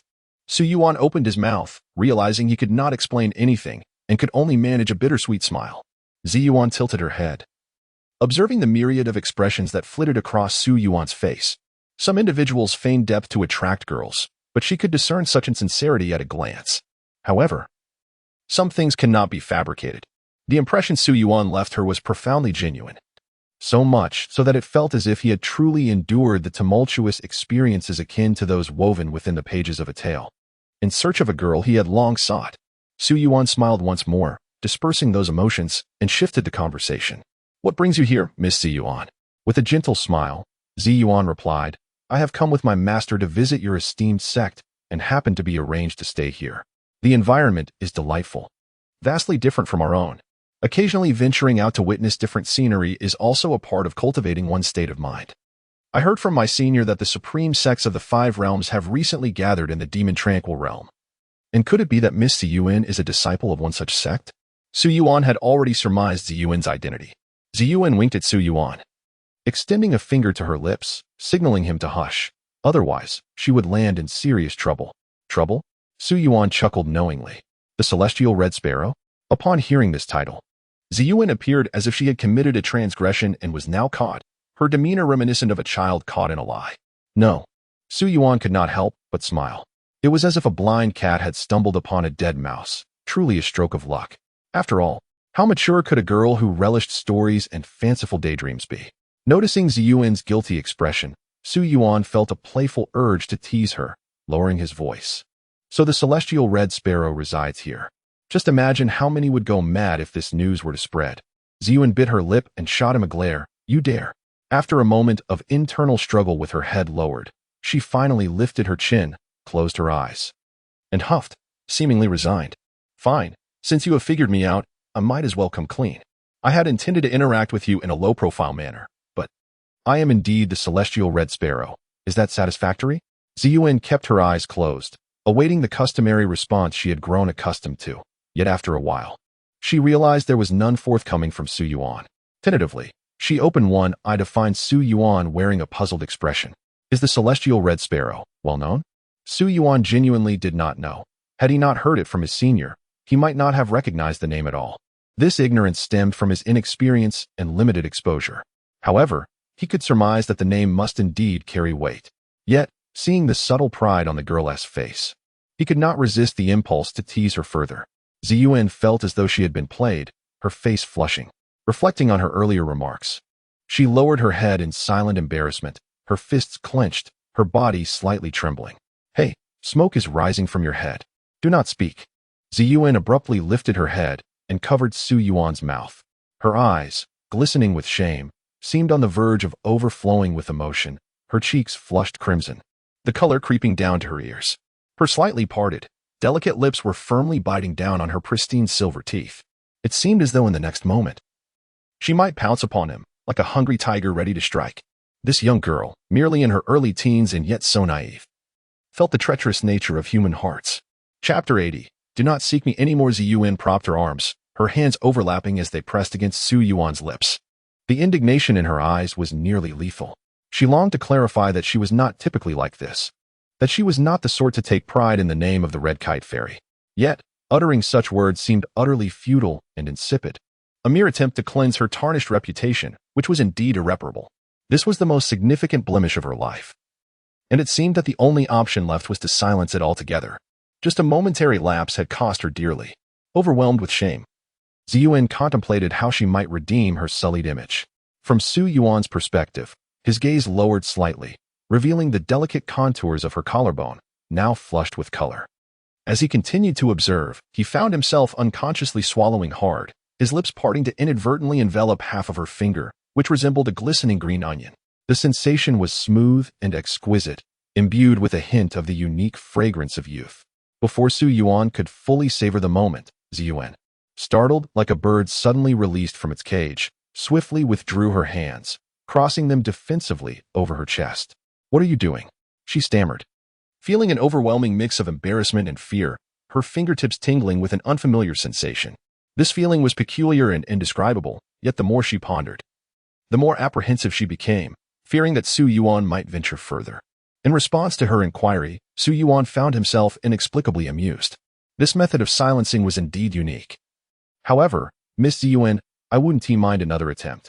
Biting her silver teeth in frustration, Su Yuan suddenly flung her sleeve and turned away, leaving only a profile behind. Her expression appeared to regain composure, as if the earlier events were merely a coincidence, of no consequence to her. Yet the slight flush in her cheeks betrayed her inner turmoil, revealing that she was not as indifferent as she pretended. Please take your leave, Su Gongzi. Our meeting today was merely accidental. I am not the one you yearn for. Su Yuan attempted to respond with a calm demeanor, striving to revert to her usual self. However, despite her efforts, she found it disconcertingly easy to relax in this man's presence, inadvertently exposing her true nature, which contrasted starkly with the lofty image of the Red Kite Fairy in the eyes of others. It was indeed strange, though her heart remained unsettled.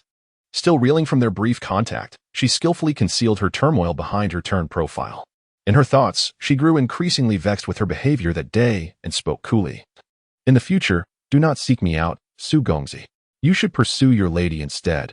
As a disciple of the sword sect, your future is boundless, and you are sure to become an enviable pair with her.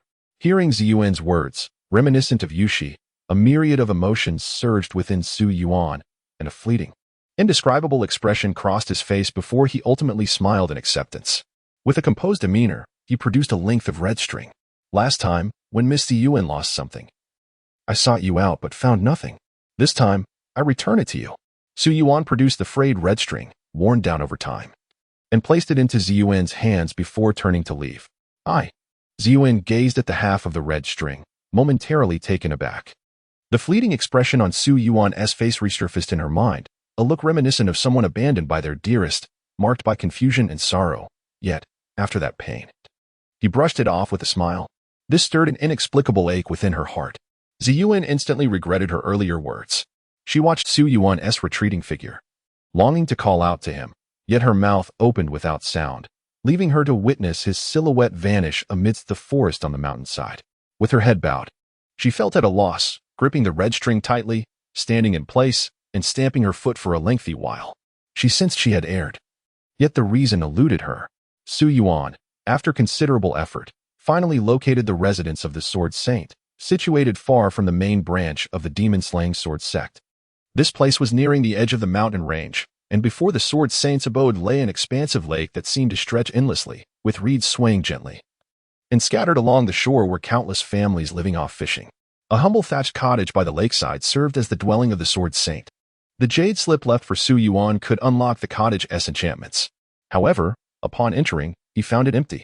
Suddenly, a continuous sound of waves echoed from the lakeside.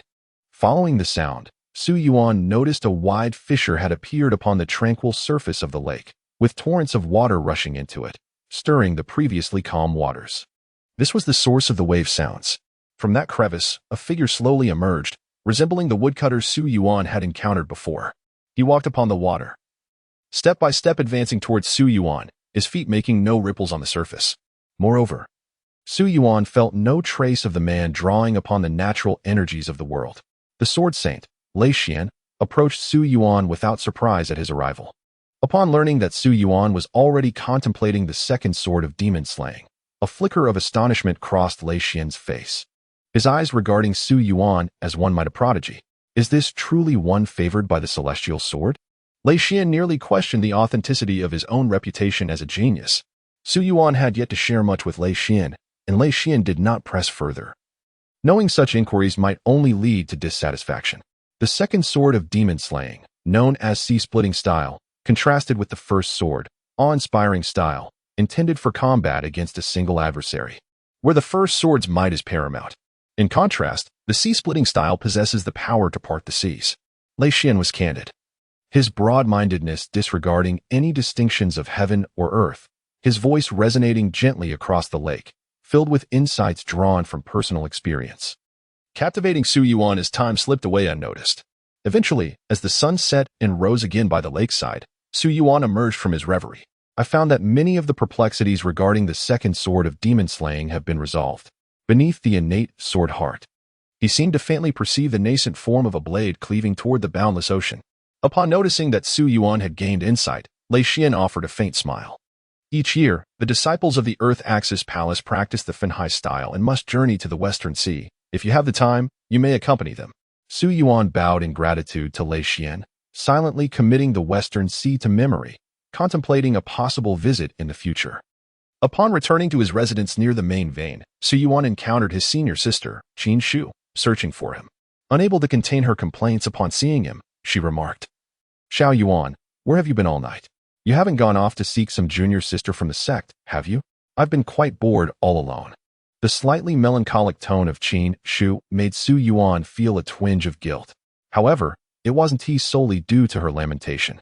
After spending numerous days in each other's company, he discovered that Qin Shu had a carefree and exuberant personality, relishing in the company of others.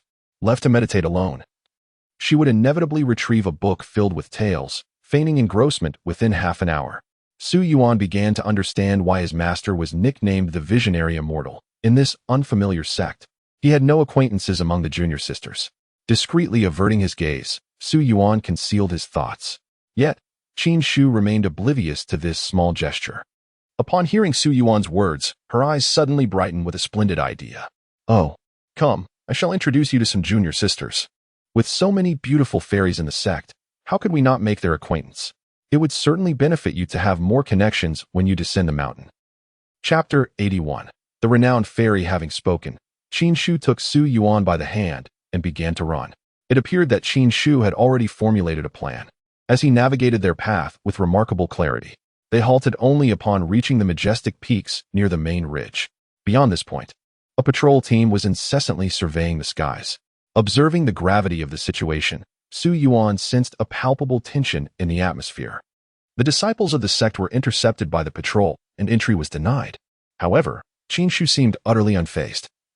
He led Su Yuan around to the rear of the main ridge, ascending the mountain via a narrow path. "Sister, is this truly wise?" Su Yuan inquired. "Oh, fret not. We are not heading to the summit where discussions are held. This area is designated for visitors. I know several inner sect disciples who ascend via this route, seeking to engage with the renowned prodigies. Perhaps they seek to witness the fairies under the guise of sparring. Not entirely. Challenges in sparring are often veiled in secrecy within the sect to maintain its reputation. Regardless of the outcome, it is easier to claim mutual respect in private. I've heard that those talented disciples seldom face defeat, showcasing their immense prowess. Sister, indeed, this seems to be your true intention. Ah, little Yuan. You know our bond is akin to that of siblings. I guarded you outside the Sword Valley for 7 days, firmly believing you would emerge with the celestial sword. I consider you the destined future lord of the palace. The path to strength is seldom smooth. It is fraught with trials.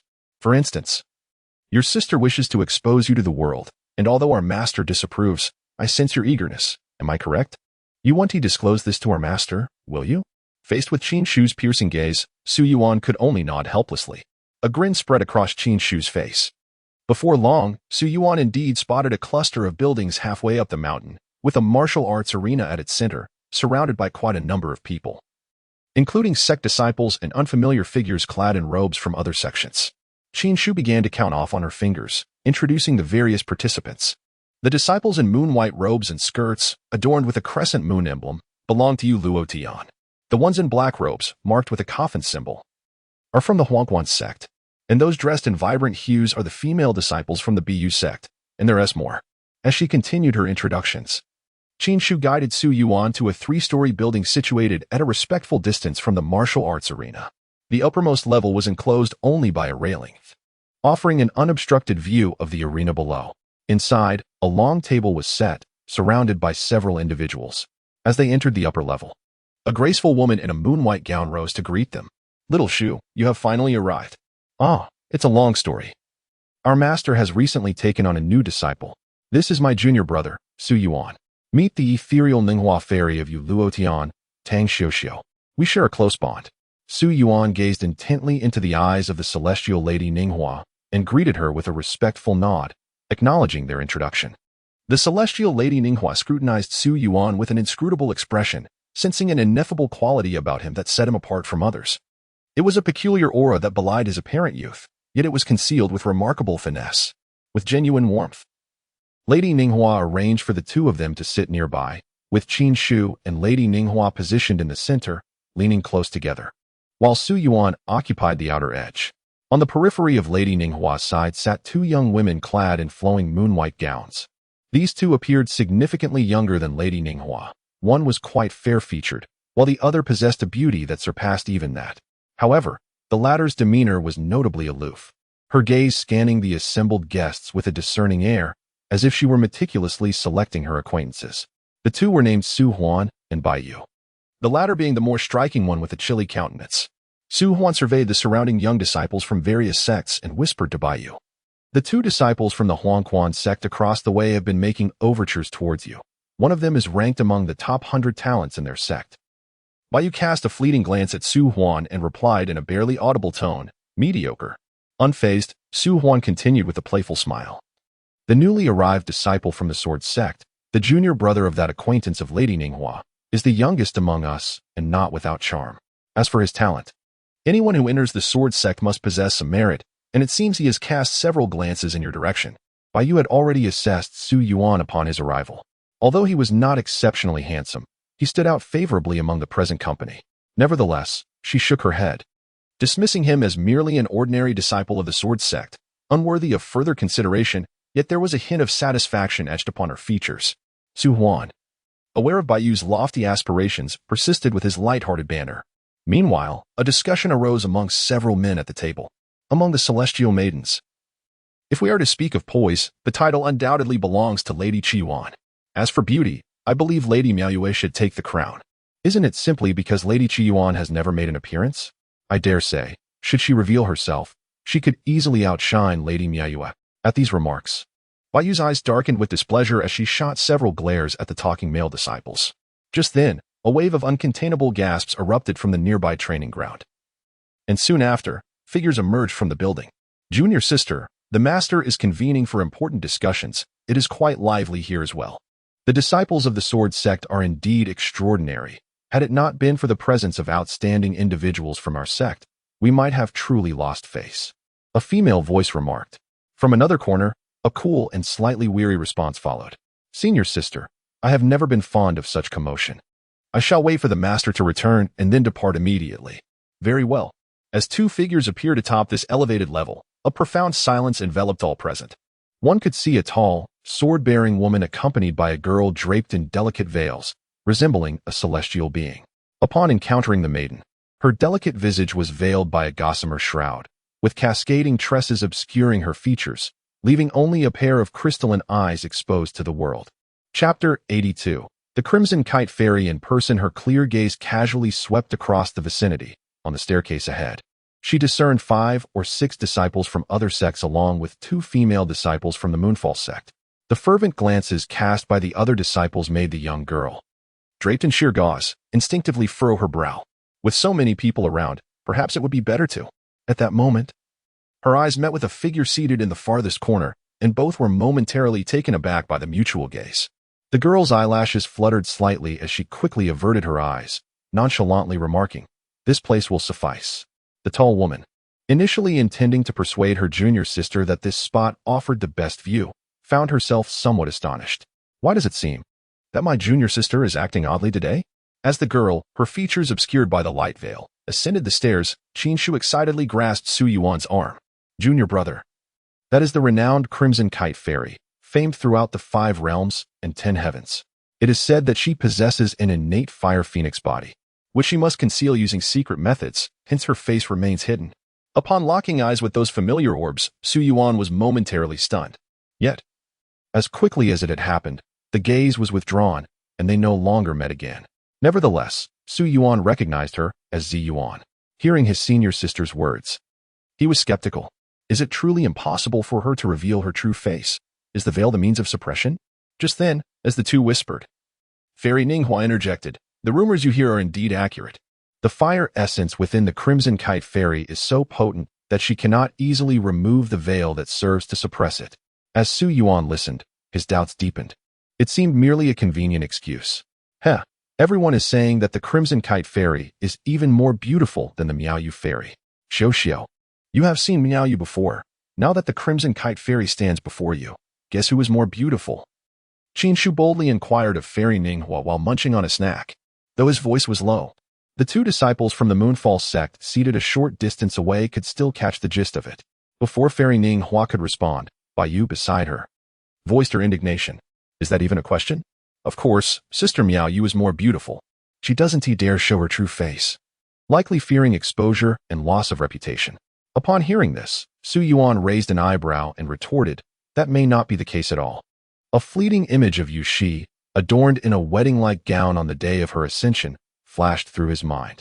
With a touch of light makeup, her beauty was captivating, and her regal attire struck the perfect balance, exuding both youthful allure and royal grace. Enough to leave anyone utterly awestruck if she were to stand here. Baiyu, upon hearing Su Yuan's confident assertion, noted his calm demeanor, seemingly dismissive of their Moonfall sect's Miaoyu Fairy. Within Baiyu's heart, a flicker of irritation surged forth, laced with a hint of sarcasm. "As if you have truly seen her true visage. Should you have, I would personally warm your bed tonight." Su Yuan was momentarily taken aback. "That won't be necessary." Although having multiple bedwarmers might seem appealing, Su Yuan, was not that kind of person. Yet, on the other hand, Baiyu suddenly felt the weight of an oppressive gaze bearing down upon her. Unbeknownst to her, the illustrious Qi Yuan Fairy and her senior sister, Chao Feng, had approached. Baiyu noticed that the veiled maiden, though silent, bore a pair of eyes fixated upon her, emanating an aura so oppressive that it could be felt even through the veil. In that instant, Baiyu felt a flutter of anxiety, as if struggling to breathe under the weight of that stare. But the next moment, she regained her composure, clenched her teeth, and defiantly glared back. However, the veiled maiden merely cast a dispassionate glance before diverting her gaze, ignoring Baiyu entirely. No matter how fiercely Baiyu glared in return, it had no effect on her. In the eyes of the onlookers, Baiyu felt as if she had suffered a defeat. Surely, the other had become envious upon hearing her claim that Sister Miaoyu was more beautiful. A bitter thought coursed through her mind. At the opposite end of the long table, the male disciples were all fixated on the Qi Yuan Fairy, while she, in turn, directed her gaze towards Su Yuan. She noticed him stroking his chin, seemingly lost in contemplation. Instantly, a surge of indignation welled up within her. Did he truly dare to entertain thoughts of someone warming his bed? How utterly shameless! The Qi Yuan Fairy tightened her fist, a flicker of displeasure crossing her features. A chill crept over Su Yuan inexplicably. Chao Feng, who had spent the most time with the Qi Yuan Fairy, keenly sensed that something was amiss with her junior sister. Though young, her junior sister always maintained an air of aloof maturity before outsiders. No amount of gossip could shake her resolve. Yet today, it felt distinctly different. The carefully curated facade of coldness she typically upheld was gradually crumbling. Zhao Feng settled at a table not far from Luo Tian and her companions, with a long table dividing the male disciples from the female ones. The female disciples were subtly divided into two factions, and Su Yuan found himself perfectly positioned in the middle. He could feel the envious and resentful glances of the male disciples, wishing fervently for him to vacate his seat so they could claim it for themselves. Flanked by the fairies of Luo Tian on one side and the Qi Yuan fairy on the other, he mused that sitting there would be worth a lifetime. Yet this lad remained eerily calm, utterly devoid of humanity. Qin Shu also sensed the unusual atmosphere. Xiao, is that Qi Yuan fairy looking at us? Oh, she has come over to our side. Wait, is she gazing at? Qin Shu followed the Qi Yuan fairy's line of sight to observe his junior brother.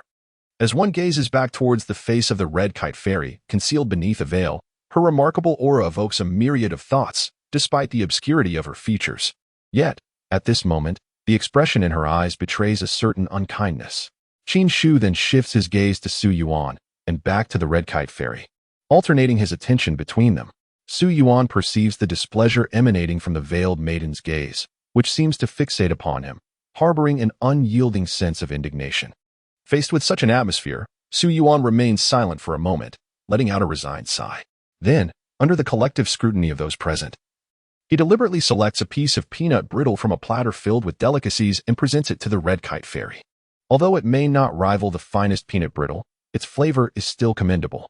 Su Yuan speaks in a calm manner, as if discussing the most mundane of topics. However, the others seated around him are so taken aback that their jaws drop, plunging the once lively gathering into an eerie silence. Chapter 83. Irresistible delicacies. A male disciple's eyes glinted with mockery. Who could that be? It is none other than the illustrious fairy Qi Yuan.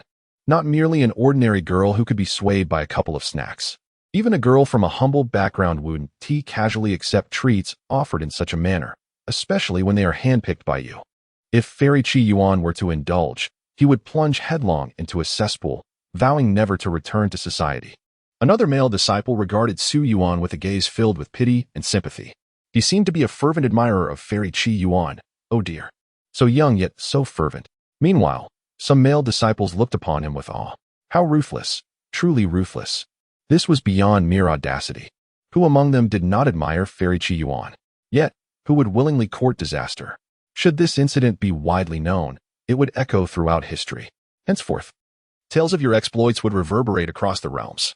Baiju's lips curled into a smirk, eagerly anticipating Su Yuan's impending humiliation. Just moments ago, he had spoken in defense of fairy Qi Yuan, and now, retribution had arrived with such swiftness. Did he truly believe that uttering a few kind words on her behalf would be met with gratitude? She might feign politeness. Yet he was foolish enough to present his face for a slap. Oh, is this what they call karma? Zhao Feng, along with Ning Hua and others, watched in bewilderment as Su Yuan's actions unfolded, their mouths agape, widening to the point where an egg could fit within. A bead of cold sweat trickled down Zhao Feng's brow, for he was equally concerned for his junior sister and the disciple of the sword sect. He understood her temperament well. Though this disciple had spoken kindly on her behalf, she would merely nod in acknowledgement. Yet, this disciple had brazenly thrust the snacks towards her. Surely, she would be incensed. Zhao Feng regretted bringing his junior sister here, fearing that any ensuing chaos could sour relations between the two sects. Turning a trivial matter into a significant issue, he pondered how to alleviate the situation. Perhaps he should intervene on behalf of his junior sister. Qin Shu thought, "What are you doing, junior brother?" She was on the verge of calling out in alarm. Given fairy Qi Yuan's haughty nature, how embarrassing this would be. Yet, considering he was her junior brother, she felt compelled to protect his dignity. Gritting her teeth, she resolved to snatch the delicacies away, hoping to salvage her junior brother's reputation and prevent the situation from stagnating. However, amidst the myriad of gazes, Zi Yuan stood transfixed, staring at the peanut brittle being offered, her eyes flickering with an unsettling familiarity. Why did this feel so reminiscent? As though she had encountered this countless times before. Each time, it was the same. After becoming upset, there was always someone to present her with peanut brittle. While she might be furious, The sight of that person offering her favorite treat would inevitably lead her to forgive them. Indeed, who was that person? An indescribable emotion surged forth. Su Yuan found everything before her exceedingly blurred, yearning to discern something that resembled a figure, yet she could not see it clearly. She was unable to comprehend, and equally incapable of refusing. Su Yuan noticed that the scarlet kite fairy was dazed, fixating on the peanut brittle in his hand, sitting still with no reaction. He could not help but remark, "Shall I not feed the fish then?" Amidst countless incredulous gazes, the scarlet kite fairy slowly extended her fingers, as pure and white as jade, to grasp a piece of peanut brittle and slipped it beneath her veil. The crisp sound of her teeth breaking the brittle resonated clearly in the ears of all present. After all, it was taken from Su Yuan's hand. Was it not equivalent to saying that this nameless disciple had touched the lips of the fairy? In that instant, everyone felt as though the heavens had collapsed. Ah, not my buddy. Impossible. A male disciple, unwilling to accept the reality, fainted with darkness enveloping his vision. Both Xiaofeng and Qin Shu, reaching out their hands mid-air, suddenly froze. Baiyu, who had been eagerly anticipating the spectacle, found her expression abruptly frozen. Her gaze filled with terror as if she had witnessed the most improbable occurrence. To draw a comparison, it would be akin to senior sister Miao Yue marrying a dog. She trembled in disbelief, exclaiming, "How can this be possible?" Su Yuan observed Su Yuan, who was quietly chewing with her head bowed, and could not help but chuckle. A sound imbued with countless unspoken emotions. Each time he inadvertently angered Yushi, offering her a couple of her favorite peanut brittles sufficed, even if she would chew while casting him reproachful glances. Although the scarlet kite fairy before him merely kept her head down, lost in thought. Her lack of refusal was already the most affirmative response. Su Yuan noticed Xiaofeng beside Su Yuan and Qin Shu beside himself simultaneously reaching out, seemingly attempting to procure the peanut brittle from his hand. "Do you both wish for some?" he inquired, gesturing towards the plate, which still held more. The two pairs of hands hovering in midair paused in unison before awkwardly retracting.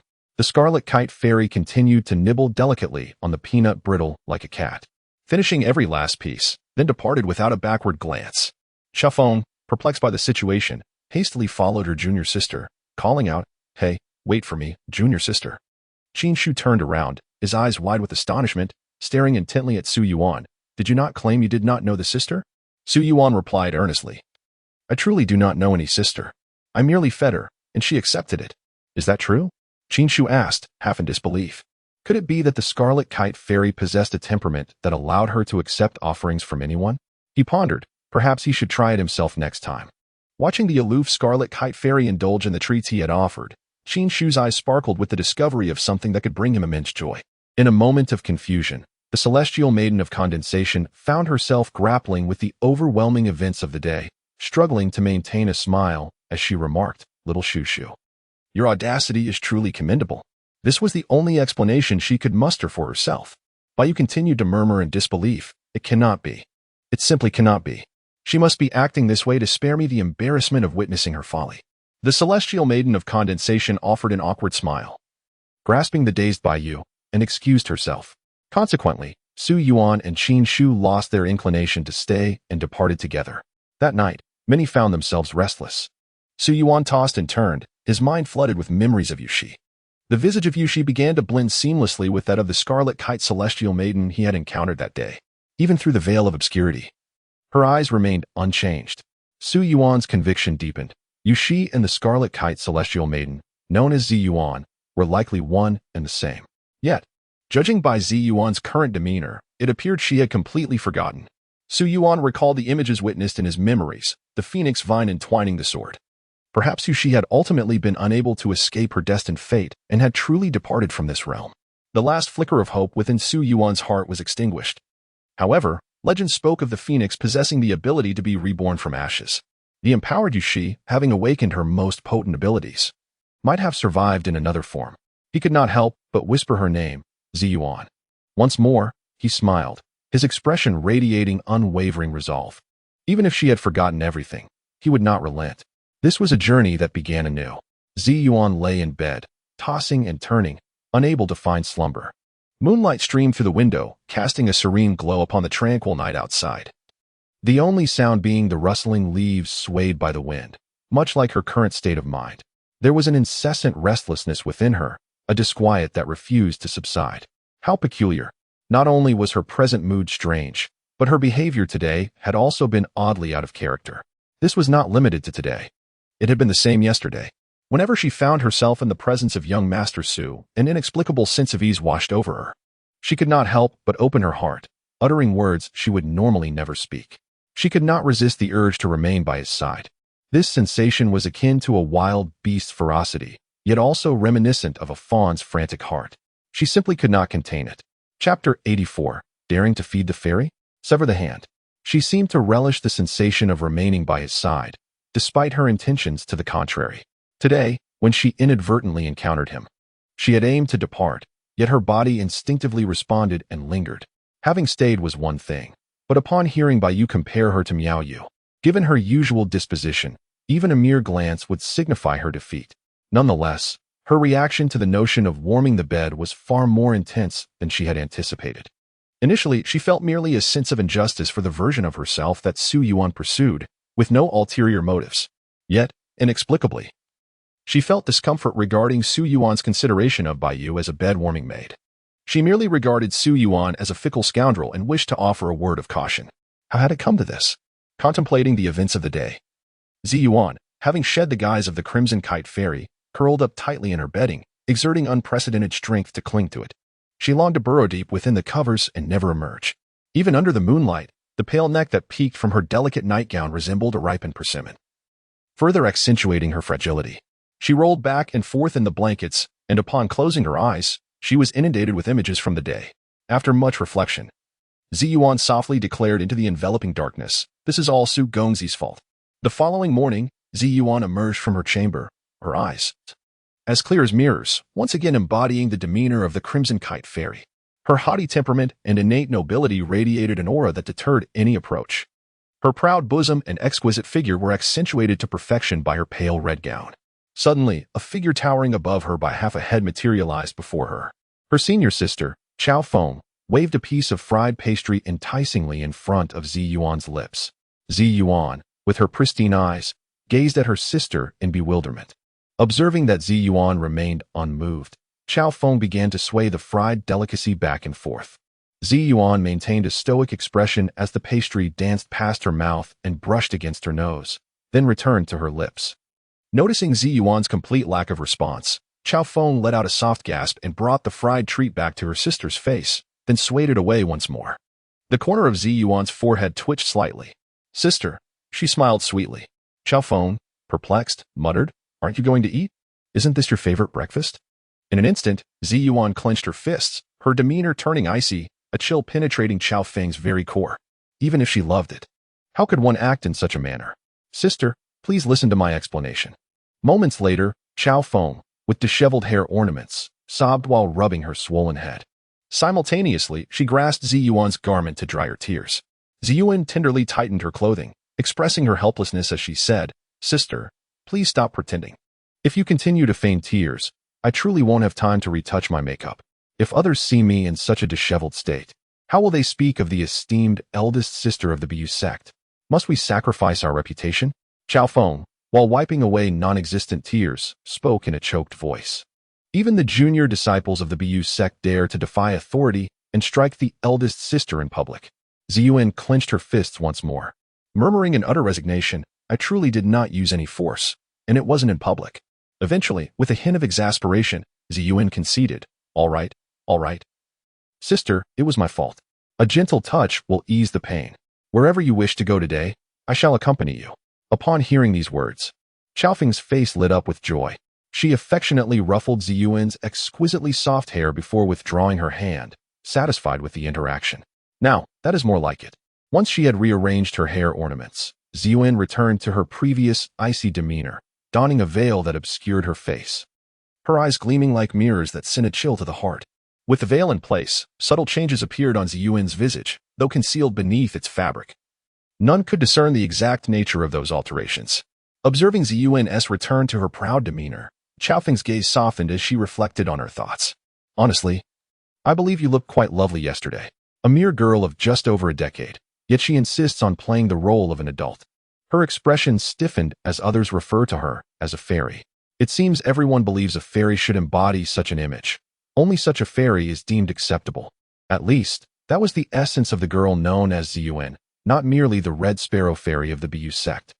Chuffong adjusted the slightly askew veil and smoothed Su Yuan's stray locks that framed her forehead, ensuring that everything was in place save for her eyes. Hearing her sister's words, Su Yuan lowered her gaze, lost in contemplation. After a moment, her beautifully shaped brows lifted once more, and with conviction, she declared, "Since I am the preeminent Red Sparrow Fairy of the Bu sect, I must fulfill my responsibilities in this role. It is my duty." Xiaofeng shook her head with a smile, replying, "The Bu sect has never lacked for Red Sparrow Fairies." Meanwhile, Su Yuan, having spent a sleepless night, was dozing in the warm sunlight when he was abruptly awakened by his sister's piercing scream. My hand! My hand! The fairy has hurt her hand." Su Yuan's body jolted, nearly causing him to tumble. "What do you mean, hurt? What has happened to the fairy?" A flurry of questions compelled Su Yuan to quickly glance over, only to see Qin Shu rushing toward him, clutching her hand. Su Yuan's expression turned grave at once. "Who dares to harm our people? This is a path to death."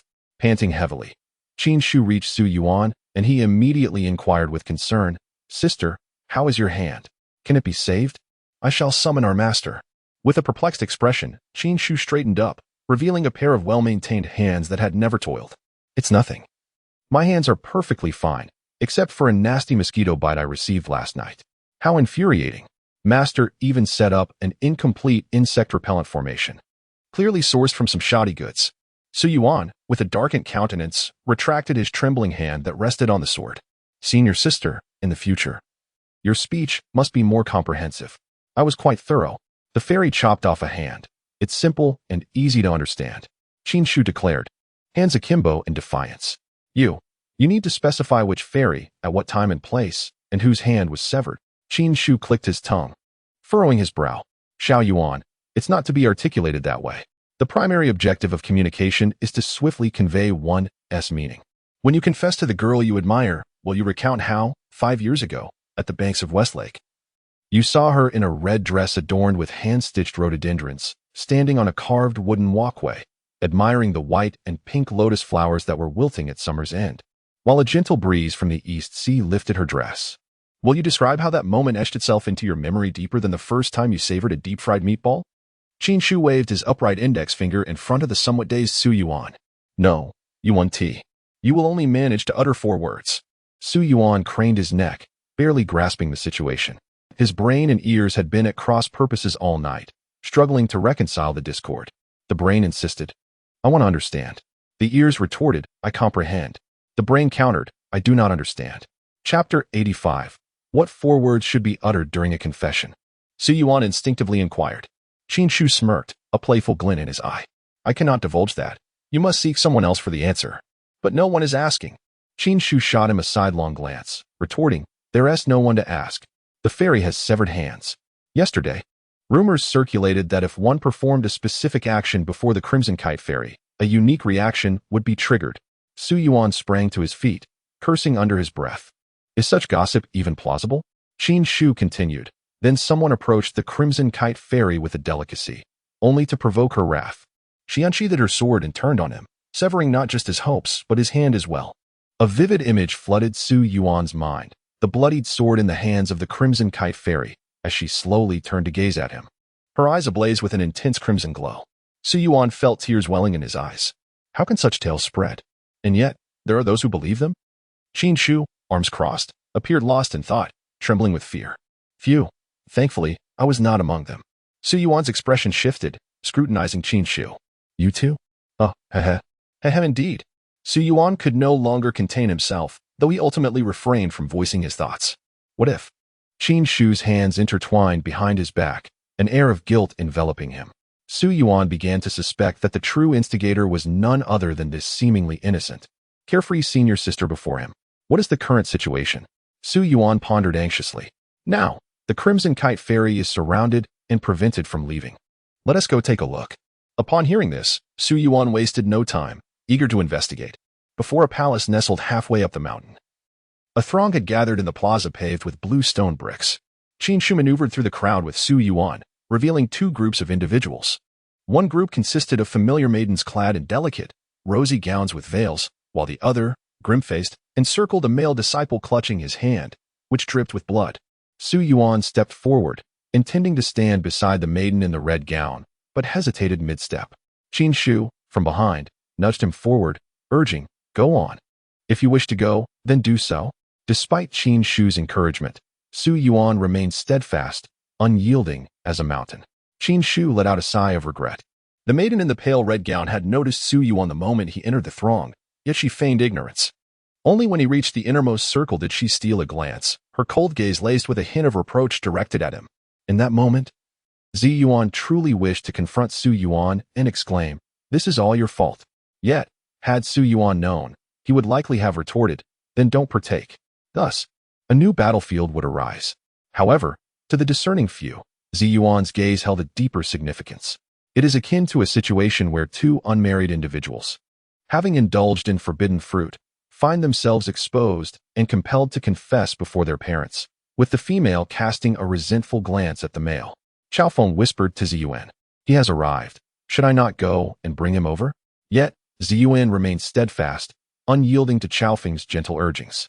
Su Yuan scrutinized the disciple before him, noting that he was not clad in the attire of the demon-slaying sword sect. "Who is that?" Su Yuan inquired of his senior sister. Qin Shu pondered for a moment, slowly counting on her fingers as she replied, "He appears to be a close friend of the suitor of Little Zhua from the Sunfire sect, who has reportedly become infatuated with the Crimson Kite Fairy to an extreme degree." Su Yuan succinctly translated this as, in essence, he is a disciple of the Sunfire sect who cannot even be deemed a mere sycophant. At that moment, the gathering comprised solely of disciples, all of whom were prodigies from the most prestigious sects across the 5 realms and 10 heavens, eagerly awaiting the unfolding spectacle.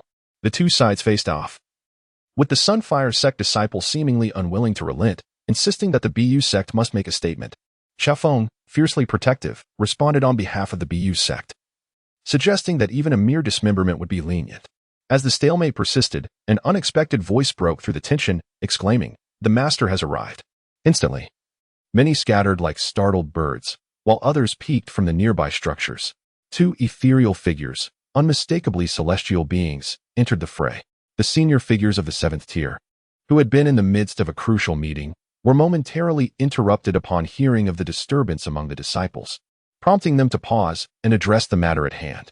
The eminent woman from the BU sect was unfazed by the situation, for it was common knowledge that the female disciples within the sect were all exceptionally beautiful, and even more so, the select few who stood out as true fairies. She surveyed the injuries sustained by the opposing disciples and directly interrogated the elder from the Sunfire sect, clad in an orange-yellow robe. "Your disciple has committed such an affront. How shall this be dealt with?" The elder, glaring at the group of Sunfire disciples below, scoffed, "What a disgrace." With a swift motion, he brandished a whip from his robes, striking the bloodied Sunfire disciple. "Get back to where you came from." Those Sunfire disciples, once filled with righteous indignation, now retreated like dogs deprived of their home, their spirits crushed. The woman from the BU sect let out a cold huff. "Letting them depart just like that is a disservice to our dignity. They may have lost a bit of face, but the hand could easily have been preserved." As for the matter of dismemberment, no high-ranking figure seemed to take such trivialities to heart, allowing it to fade from consideration. This left Su Yuan feeling a shade embarrassed, relieved that it had not escalated further. Otherwise, he would have had to invoke the name of his own master to mediate the situation. However, upon reflection, he recalled his senior sister mentioning that any trouble his master attracted was inconsequential. One more or one less mattered little. Would that mean he was always at their beck and call? Yet, Su Yuan felt that such a notion would be too presumptuous, and thus he dismissed it. As the matter concluded, the 2 high-ranking individuals resumed their discussions of pressing affairs, leaving only the Crimson Kite Fairy and Chao Feng, along with the jostling Qin Shu and Su Yuan, amidst the remnants of the tumult. Dressed in a striking red gown, the enchanting and aloof immortal Qi Yuan felt a surge of irritation upon encountering Su Yuan. With a tilt of her head and a gentle closing of her eyes, she chose to ignore him. Su Yuan, sensing the awkwardness of their next meeting, resolved to return on another day. However, unexpectedly, Qin Shu pulled him forward and addressed Qi Yuan directly. Immortal, my junior brother has a question to pose to you." The tilted head of Qi Yuan offered no response, yet Feng smiled warmly and inquired, "What is the question?" With a mischievous grin, Qin Shu asked, "What 4 words should one utter to express genuine feelings to the one they admire?" At this moment, Both Su Yuan and Qi Yuan nearly expelled their dinner from the previous night in surprise. An appeal for favorable reviews, the rating mechanism on the platform is indeed influenced by the volume of feedback, with higher quantities yielding better scores. Currently, the book title has been less attractive and hasn't garnered sufficient attention. It is truly the unwavering support of friends and family that has allowed the data to reach its current state, and for that, I am exceedingly grateful. I also deeply appreciate the gifts from everyone. Thank you. In a few days, I plan to change the book title and see the impact. As we are nearing the transition into the third chapter, the first chapter focuses on self-reliance. The second on guardianship. What do you think the third chapter will entail? Chapter 86. Pioneering a new astral path. Is it not enough, senior sister? Do you wish to be struck down as well? Su Yuan tugged Qin Shu aside. Qin Shu blinked innocently. Not at all. I merely wished to pose a question. Moreover, Fairy Qi Yuan has not raised any objections. Su Yuan found himself at a loss for words in retort. Senior sister, why do you even bother with them? Zi Yuan could not help but express her frustration to the nearby Chao Feng. Chao Feng, appearing quite innocent, replied in surprise. Oh, I was merely responding on your behalf. You never said I couldn't engage with them. Zi Yuan had no counter to this. Ultimately, she reluctantly took Chao Feng's hand, and they made a hasty retreat. Su Yuan was not far behind. Although Zi Yuan had initially intended to ask Su Yuan something, the commotion had caused her to abandon her inquiry. As for Su Yuan's question, it was instinctively overlooked, for such jesting remarks hardly warranted serious consideration. Once they had departed together, Su Yuan's expression darkened. Senior sister. I must inform master. Panic struck Qin Shu. Please, junior brother, don't. At that moment, as Su Yuan was musing about their master, they encountered someone searching for them. A figure clad in the attire of the demon-slaying sword sex patrol approached them with a gleam in his eye upon spotting the duo. Junior sister Qin, your master has been looking for you both. His gaze toward Qin Shu was fervent, yet she merely nodded, slightly displeased. I understand. Thank you, Brother Feng, for the information. After exchanging pleasantries, the patrol member wished to escort them, but Qin Shu declined the offer. Upon returning to their abode atop the mountain, a familiar white-haired figure came into view. Upon seeing Su Yuan and Qin Shu, Wan Changtian immediately commanded, Hurry, hurry. A mission has been assigned within the sect. What mission? Qin Shu inquired with curiosity. Do you recall the bell that echoed throughout the sect some time ago? It originated from the star observation platform and pertains to the deviation of the astral maps. Amidst that turmoil, it seems a new passage has emerged within one of the astral paths connecting the 5 realms and 10 heavens, establishing a new astral route. A new astral route? Is it man-made? Su Yuan asked, astonished. His interest in matters concerning astral paths was always piqued. To his surprise, Wan Changtian shook his head. Not necessarily. Preliminary investigations by various sects suggest that this astral path may have existed for an indeterminate duration, merely lacking a direct connection to the established route between the 5 realms and 10 heavens. The recent upheaval fortuitously facilitated a connection between the two. Wan Changtian continued. This new astral path signifies countless unexplored worlds. I intend to accompany the sect's teams to explore it. Little Shu, you shall accompany me, while little Yuan. It is best you remain within the sect. Until you reach the celestial stage, you must not venture outside. Su Yuan had hoped that following his master might allow him to explore as well, but those words dashed his hopes. Instead, Qin Shu appeared eager, her face alight with excitement. Thus, the gathering of the various sects at the demon-slaying sword sect is to deliberate this matter. If the discussions conclude, does that not mean we will depart soon? Su Yuan suddenly realized. Indeed, Wan Changtian confirmed. Wan Changtian nodded slightly. Although there was no immediate urgency, time was indeed of the essence. This instilled an inexplicable sense of urgency in Su Yuan. After his master and senior sister departed, he remained alone on the mountain, continuing to extract the lingering feedback energy in an attempt to harness its power, but to little avail. In recent days, he had not neglected his own cultivation. However, the progress of conventional training could not be achieved in just a day or two, regardless of the methods Su Yuan employed.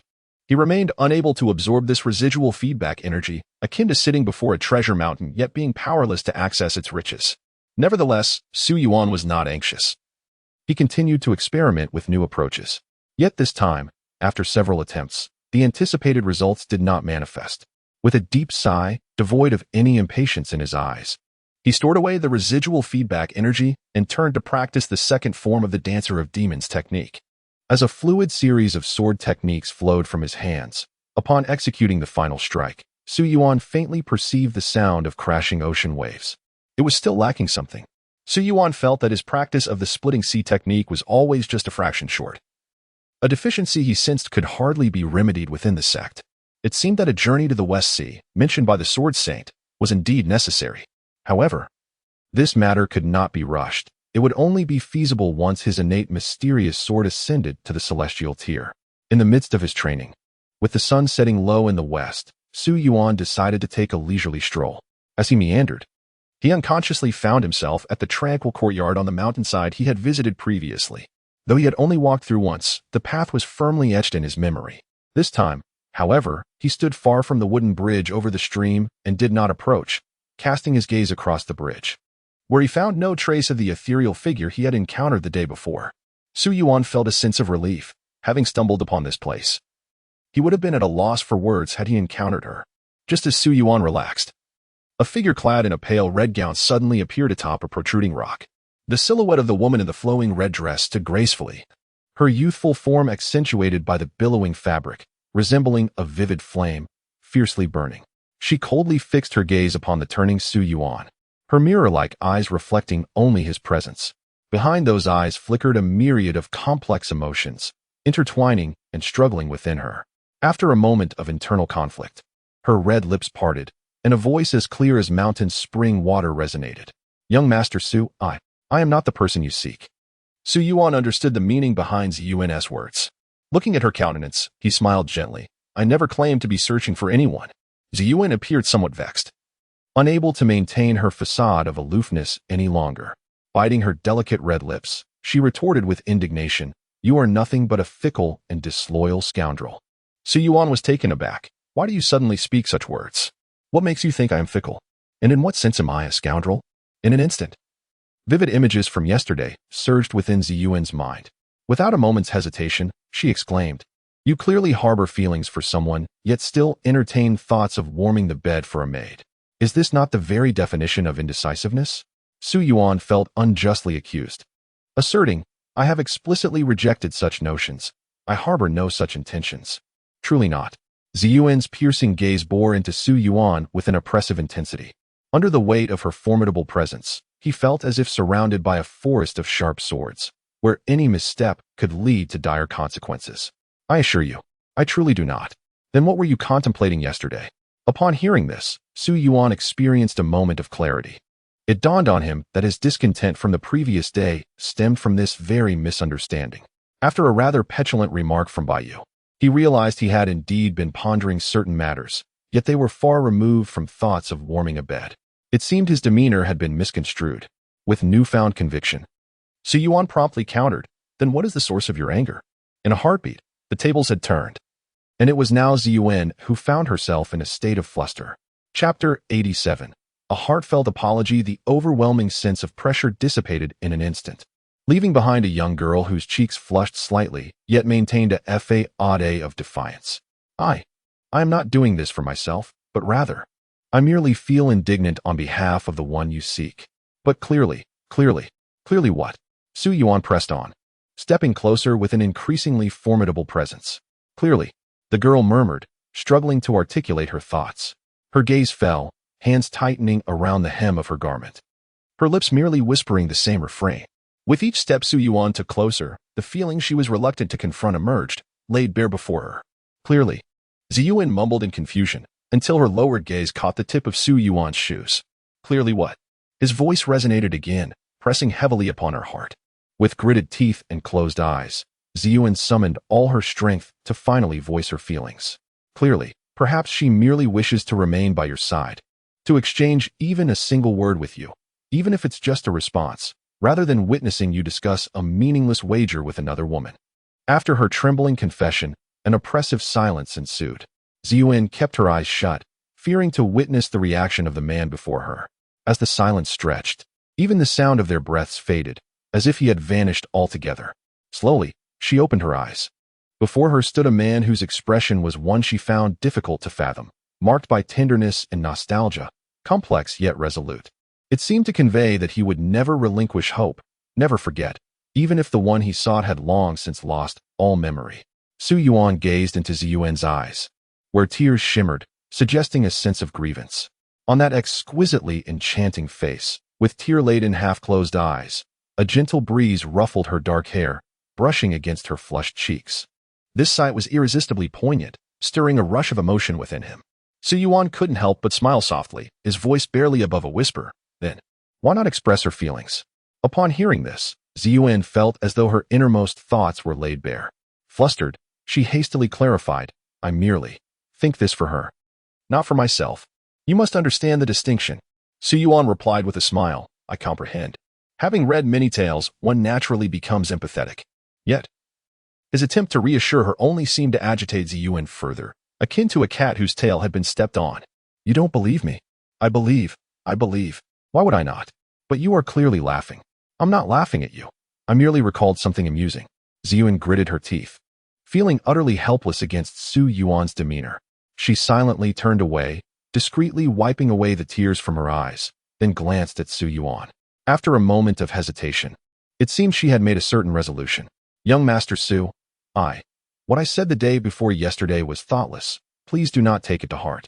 It was then that Su Yuan remembered their chance encounter with Su Yuan, during which she had, in a fit of anger, told him not to seek her out again. Was she now apologizing to herself? Su Yuan revealed only half of her face, her expression a blend of melancholy and regret. Speaking in a vague manner, I just feel that those words are inappropriate regardless of the audience, not just directed at you, young Master Su. So, Su Yuan nodded, indicating his understanding, assuring her that he would not dwell on such matters. Upon hearing Su Yuan's response, it seemed as though a heavy burden had been lifted from Su Yuan's heart. The lingering guilt that had shadowed her since she had spoken those words to Su Yuan began to dissipate as they exchanged their thoughts. In that instant, the nature of their relationship grew exceedingly peculiar. They were neither friends nor strangers, yet not quite lovers, entangled in a manner that defied clear definition.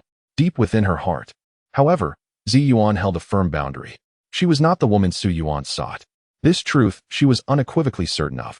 From the moment they first met by the lakeside, she had etched into her memory the expression that crossed Su Yuan's face upon seeing her. It was not one of eager joy for a long-sought companion, but rather a profound disappointment and a sense of loss. In a fleeting moment, Su Yuan found herself envious of the woman Su Yuan relentlessly pursued. How wonderful it must be. After that day, Su Yuan boldly sought out Su Yuan. Each morning, as the first rays of sunlight streamed into his room, he would embark on the familiar path to the tranquil courtyard nestled halfway up the mountain. He would always find a figure, even more awake than himself, standing gracefully on the wooden bridge. The morning sun illuminated her silhouette, casting her hair in golden hues. Her delicate brows and eyes adorned with a gentle smile, as if she awaited something with great anticipation, her spirits high. Su Yuan acquiesced to Su Yuan's visits, casually pretending to stand on the wooden bridge and encounter him by chance. When her peripheral vision caught sight of that familiar and inexplicably hopeful figure, she feigned ignorance, only turning in surprise once Su Yuan greeted her first. They maintained a certain distance, akin to newly acquainted friends, upholding a facade of polite detachment. Yet, there existed an unparalleled tacit understanding between them. In many instances, they would instinctively mirror each other's actions, their bodies making decisions even before their minds could comprehend them. What troubled Su Yuan even more were those occasional, unintentional transgressions, a fleeting gaze, an inadvertent smile from Su Yuan, or an accidental touch that made her increasingly aware of a long-familiar affinity. Each unintentional crossing of boundaries sent delightful shivers through her heart. Yet, such a fluttering of the heart feels utterly familiar, as if it were destined to be this way from the very beginning. Everything unfolds with an effortless grace. For Su Yuan, it is no different. His deep-seated conviction grows stronger with each passing day. Ultimately, only the final piece of evidence remains, which will allow him to ascertain the truth with absolute certainty. Chapter 88. The true face of the Crimson Kite Fairy. For several consecutive days, Su Yuan found himself caught in a delightful routine, flitting between the serene courtyard of Su Yuan and his own dwelling atop the mountain. He lived in a state of blissful distraction, completely absorbed in the pleasures of the moment. Numerous times during the day, Qin Shu sought him out, only to be met with the absence of his presence. It was not until the late hours of the night, with a lingering smile gracing his face, that Su Yuan returned home, where he discovered Qin Shu waiting at his doorstep, her expression one of deep melancholy. Beneath her feet lay countless circles drawn in the earth. Su Yuan mused that had he delayed his return even further, perhaps his sister would have conjured an intricate formation beneath their home with her bare hands. My dear little Yuan, I have awaited your return all day. Qin Shu's voice drifted through the moonlit night, hauntingly ethereal and profoundly unsettling. Having grown accustomed to his sister's temperament, Su Yuan chose to disregard her lamentations. With an unflinching demeanor, he replied, Sister, I was preoccupied with learning sword techniques from the Sword Saint. As you know, his demands are exceedingly rigorous. He would not permit my return before this hour. At the edge of the mountains, Lei Xian, engrossed in his meditative practice, felt an inexplicable heaviness on his back, yet could not ascertain the reason. How peculiar, he pondered. Why does it seem as though something has been added to my burden? Despite having ascended to the rank of martial saint, he remained oblivious to the specifics of the matter, only sensing that the added weight posed no threat to him, merely detracting from his overall appearance. After much contemplation yielded no answers, he resolved to dismiss the thought. The Sword Saint seeks to poach disciples from my Heavenly Gate Palace? Qin Shu, devoid of any doubt regarding this notion, could only mutter her grievances softly. Little did she realize that Su Yuan was engaged in clandestine meetings with the Crimson Kite Fairy. Sister, I must depart with my master the day after tomorrow. Qin Shu finally divulged her purpose for visiting. You must diligently cultivate within the sect and not grow complacent. Should any unforeseen circumstances arise, you may seek assistance from my master's esteemed acquaintances. Our support within the sect is formidable. Qin Shu meticulously outlined various matters. As the duties often fell upon her shoulders in the absence of Wan Changtian's oversight, she possessed knowledge that even surpassed Wan Changtian's awareness. Upon learning that her sister had come specifically to impart this information, and recalling how he had just deceived her and made her wait at the door all day, Su Yuan felt a twinge of guilt. After an extended conversation with his sister, he bid her farewell and returned to his own quarters. Reflecting on his conduct over the past few days, during this time, he had even neglected his training. It had been several days since he had properly nurtured his innate profound sword. Realization struck him, and he internally chastised himself. Su Yuan, how could you allow yourself to fall into such decay? Have you become so complacent merely due to the allure of soft comforts? This cannot continue. The following morning, as the first rays of sunlight graced the land, Su Yuan rose early, determined to seek out Zi Yuan. Dew still clung to the branches, and the forest lay in tranquil silence, where a figure, radiant as a vibrant red flower, awaited him on the bridge. Despite the morning chill that pervaded the air, the fervent energy within her dispelled the cold. Within Zi Yuan's eyes flickered a hint of struggle and remorse. Ah, Zi Yuan, you must not continue to descend into despair. It was merely a desire to clarify a misunderstanding, yet it has devolved into this. This cannot persist. As my thoughts remained unbroken, a familiar call resonated nearby. Miss Zi Yuan. Instantly, Zi Yuan turned her gaze towards the speaker, a flicker of joy unconsciously igniting in her eyes. What a coincidence. Does young Master Su still adhere to his early rising habit? Su Yuan, with a solemn demeanor, replied, Indeed, I often cultivate here. Neither of them dared to address the unspoken truth, instead seeking refuge in their own justifications, feeling increasingly at ease. After exchanging a few pleasantries, Zi Yuan, with a glimmer of hope in her eyes, inquired, Where shall we go today? But she quickly recognized the flaw in her question and hastily amended, Surely. It cannot be that we are destined for the same destination? Su Yuan nodded with a smile. Indeed, the weather is splendid today, and there exists a picturesque spot perfect for watching the sunset. I have also brought some snacks. Would you care to partake, Miss Zi Yuan? Well, if that is the case, then it cannot be helped. Neither of them employed their cultivation abilities, instead walking along the mountain path as ordinary individuals. Some paths were paved with blue stones, making them relatively easy to traverse, while others were muddy, with only a few stones scattered to serve as stepping points. Su Yuan stood on the first stone. Extending his hand towards Zi Yuan, she instinctively reached out, but halted mid-air, sensing something amiss. Unexpectedly, Su Yuan furrowed his brow and remarked, Does Miss Zi Yuan truly believe that crossing stones would soil her skirt? Or do you wish to be carried across? Zi Yuan hastily grasped his outstretched hand, fearing that if she hesitated, he might sweep her into his arms. Simultaneously, she retorted, I could have crossed by myself. Having achieved his aim, Su Yuan gently squeezed her delicate, jade-like hand, which felt soft and pliable, transforming under his touch. The warmth of his grip was utterly enchanting. Were it not for reaching the end of the path, Zi Yuan's hand would have remained in his grasp indefinitely, flushed with both anger and embarrassment. Her unadorned face bore a faint blush, and she contemplated turning back immediately. However, upon glancing at the stony path, she was taken aback when Su Yuan remarked, "Ah, does Miss Su Yuan wish to traverse it once more? Go away." Su Yuan huffed, crossing her arms to conceal the hand that had been caressed. The pale skin still bearing faint red marks, lingering with the sensation of being enveloped in his grip. Her downcast eyes, with their clear pupils, subtly quivered in a place unseen. The two walked for the entirety of the morning, finally arriving at their destination by midday. Before them lay an expansive plain.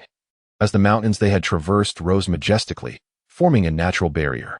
As they gazed upon the magnificent scenery, words escaped them.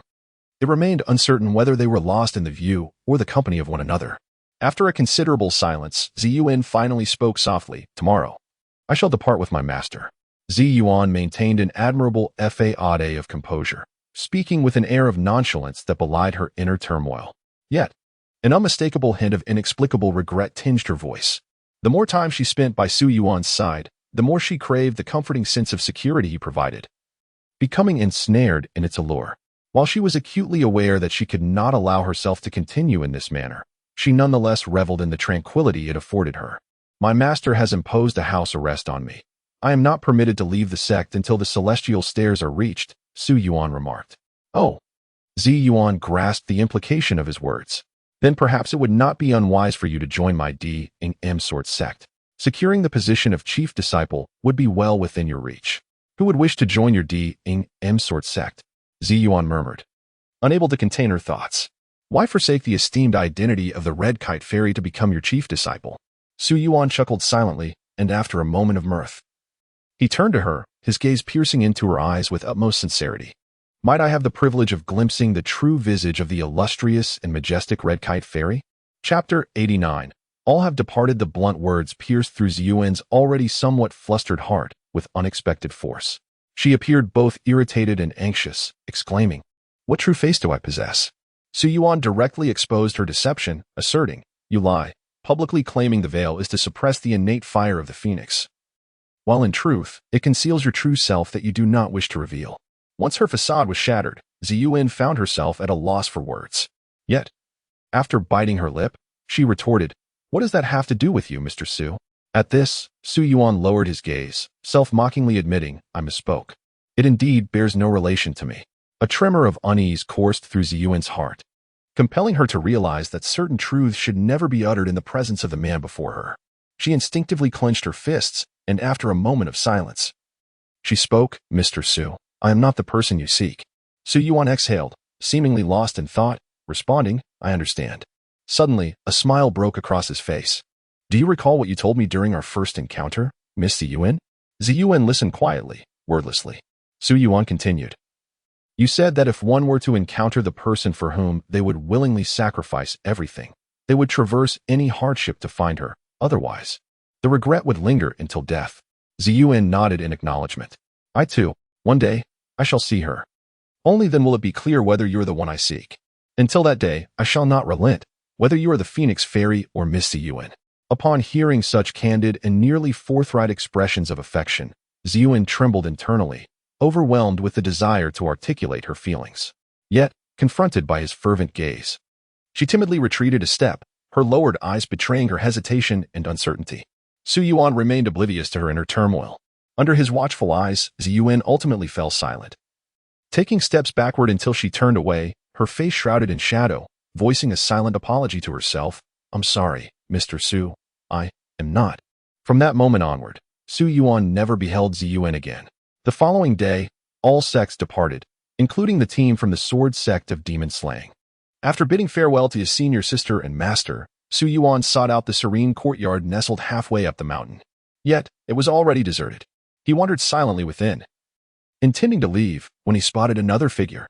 It was Su Yuan's senior sister, Chefeng. Upon seeing Su Yuan, her eyes reflected a myriad of helplessness. "Mr. Su, I come on behalf of my junior sister to express my apologies. She has already departed before us." Su Yuan was not surprised by this outcome and nodded to acknowledge her words.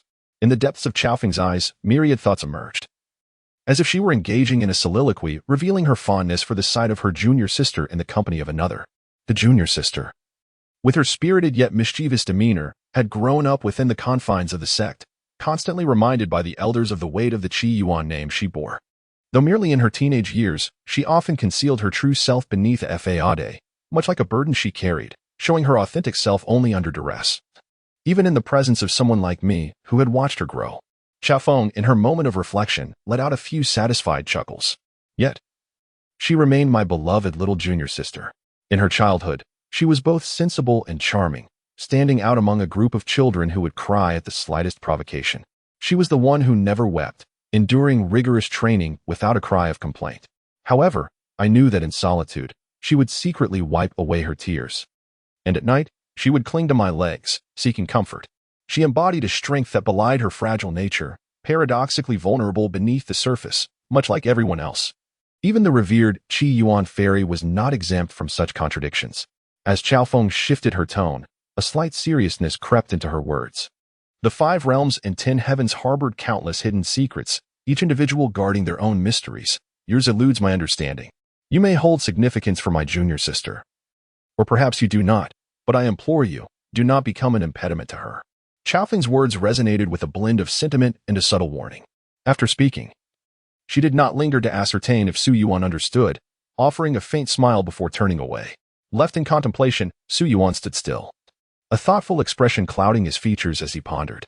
On his return journey, he fortuitously encountered a procession clad in moon-white robes, among whom a haughty young woman, Baiyu, took notice of him.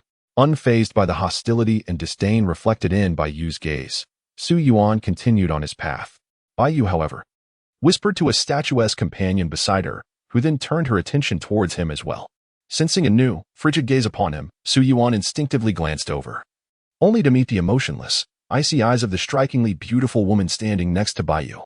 The cold aura emanating from her was suffocating, and the two locked eyes in an unspoken confrontation.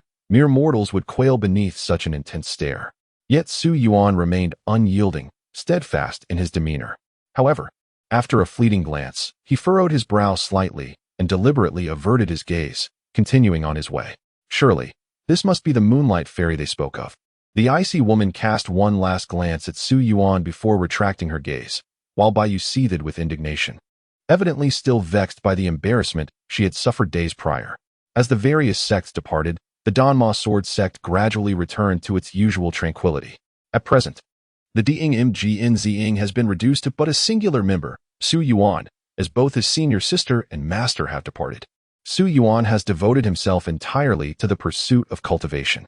The recent emergence of new celestial trajectories, coupled with the departure of Su Yuan, has only heightened his sense of urgency. This time, he vows to elevate his innate mystic sword to the celestial tier. The most immediate course of action lies in the residual power of feedback. After careful consideration, Su Yuan ultimately resolves to utilize the somewhat reluctant choice of the ancient short sword. Beyond this method, all others have been thoroughly exhausted. Chapter 90. The final step into the celestial realm. When the dusky, obsidian-like short sword reappeared before him, Su Yuan caressed its blade, feeling a sensation unlike that of metal or iron. Grasping the sword, he sensed more vividly the chaotic and intricate power contained within the feedback force. If he could absorb it entirely, Su Yuan anticipated that he would achieve at least half of his goal of advancing his innate sword into the celestial realm. Using the dark short sword as a conduit, Su Yuan began to untangle the feedback force.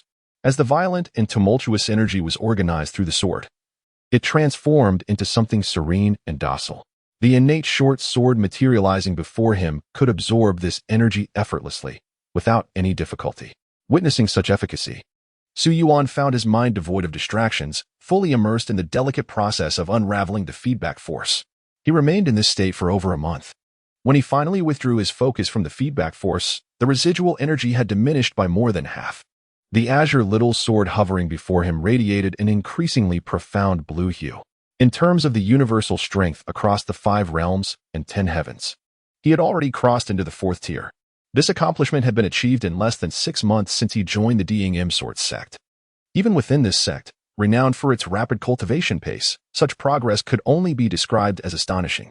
Rising to his feet, Su Yuan brushed off the dust from his clothes. He attempted to wield his innate sword, as it transformed into a fleeting streak of white light. It shattered the space around it, drawing upon the forces of the universe, descending with the might of nature itself. Its lethality had increased exponentially. The distinction between the third and fourth tiers was akin to a watershed moment, and the same held true for sword cultivators. Pleased with the power of his innate sword, Su Yuan opened the door only to discover several messages inscribed on jade stones left by friends of his master. Some had come to visit him, but upon finding the protective array active and realizing he was in seclusion, they left messages indicating there was no urgency and departed. Among the messages was one from Sword Saint Lei Xian, who noted Su Yuan's prolonged absence from discussions on sword techniques. After observing the closed array, he had also left. In his message, Lei Xian mentioned that the newly opened celestial navigation route had yielded harvests far beyond the expectations of various sections. Numerous 7th-tier experts had been dispatched, and Lei Xian was no exception. He had already set off for the new celestial route, advising Su Yuan not to waste his journey. Upon emerging from his seclusion, Su Yuan found the Ding Im Sword sect to be eerily quiet, with the number of people reduced by more than half, creating an atmosphere of solitude. As he walked along the main thoroughfare of the sect, he encountered unfamiliar faces.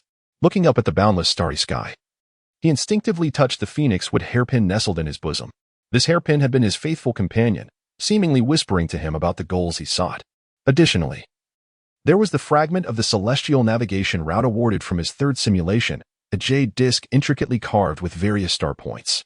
At its center lay what appeared to be the ultimate destination. Yet, these were realms he could not yet access. However, Su Yuan became increasingly eager about it. Upon arriving at the location responsible for distributing the daily cultivation resources for inner disciples along the main thoroughfare, he deliberately acquired a 3-month supply of body refining liquid, specifically designated for disciples who chose the path of physical enhancement. Su Yuan had also firmly decided upon his secondary path. When absorbing the power of feedback, he discovered it contained a significant amount of vitality essential for strengthening his physique. Regrettably, lacking a suitable martial foundation, he could not fully harness its potential. Seizing this opportunity, Su Yuan resolved to embark upon the martial path.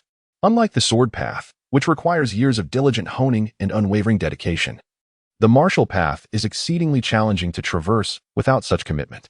Yet, this is precisely where Su Yuan excelled. His mindset was not an issue at all. Upon returning to his residence, Su Yuan commenced the dual cultivation of his innate dark sword and himself. He poured the body refining liquid into a basin, sat within it, and grasped an ancient short sword to channel the remaining half of the feedback power. As threads of tranquil feedback energy were guided into his body from the sword, his innate dark sword continued to grow, its azure hue becoming ever more vibrant. Simultaneously, the emerald body refining liquid in the basin began to take effect, permeating Su Yuan's flesh and bones to reshape them. The vitality extracted from the feedback power also infused his skeletal structure, creating a dual refinement process through internal and external forces. 3 months swiftly passed. When the final wisp of feedback power was absorbed, the remaining energy dissipated entirely. A small sword, suspended in the air, emerged from Su Yuan's body, its blade now a profound blue, with a hint of faint purple threatening to break through. Only a final push remained before ascending to the celestial stage. As the celestial stage drew near, a flicker of excitement flashed in Su Yuan's eyes. Rising from the basin, droplets of water cascading from his form revealed a physique perfectly sculpted, devoid of any excess flesh. His body exhibited precisely the right amount of muscle, neither overly developed nor superfluous. With a mere casual punch, he felt the muscles from his arms to his shoulders and down to his waist mobilizing effortlessly, summoning more than 80% of his strength with ease. This physique bestowed upon Su Yuan the sensation of being exquisitely suited for combat, crafted solely to unleash power. This was the essence of body refining.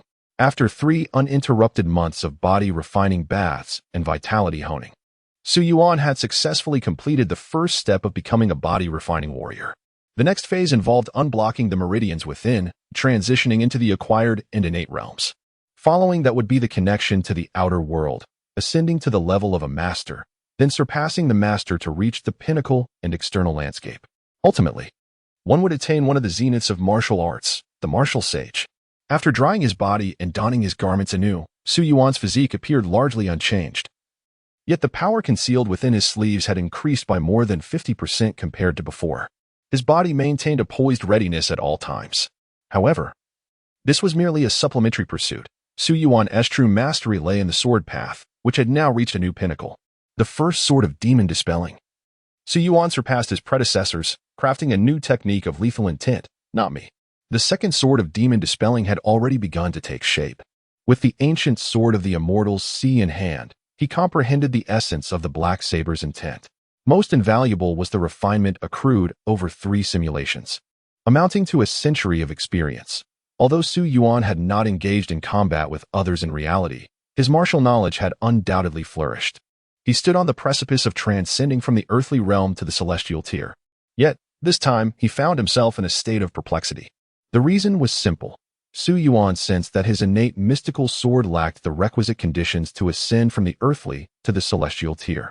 This final step remained stubbornly elusive, as if something essential was missing. Chapter 91. The resumption of simulation. Su Yuan recalled the jade slips left by his master, which documented the diverse methods through which predecessors transcended their limitations. Some individuals spent their days beneath a waterfall, observing the water cascade from the tip of their swords, only to undergo a sudden transformation. Others devoted decades by a furnace, laboring to forge a blade that met their satisfaction, with the completion of the sword marking their ascension to a higher realm. There were those who traversed myriad worlds, collecting renowned swords and the ephemeral sword intent of esteemed sword masters. Once they gathered 9 illustrious blades and 49 enduring sword intents within their sword case, enlightenment struck, propelling them into the heavens. For sword practitioners, the transition from the earth stage to the celestial stage was a leap far greater than the differences between the 3rd and 4th levels of the conventional cultivation system. It was akin to the stark contrast between the 6th and 7th levels, a chasm of distinction.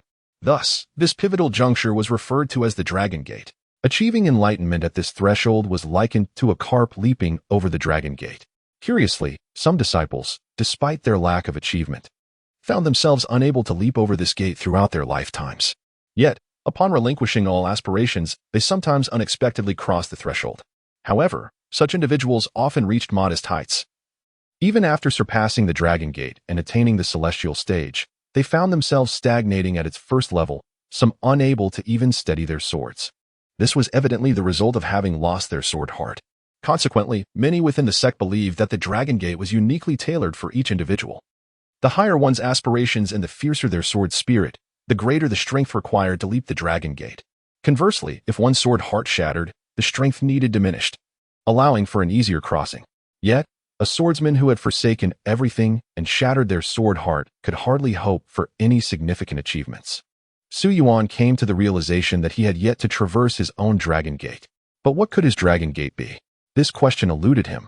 For even with the records of predecessors' breakthroughs and the guidance of countless esteemed seniors within the sect, including the assistance of his master, Wan Cha Tian, and Sword Saint Lei Xian, he understood that the answer lay solely within himself.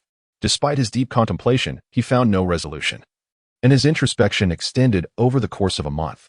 Day after day, Su Yuan sat cross-legged atop the mountain, gazing at the undulating sea of clouds, watching ethereal figures emerge from the cloud banks, embodying the essence of immortals.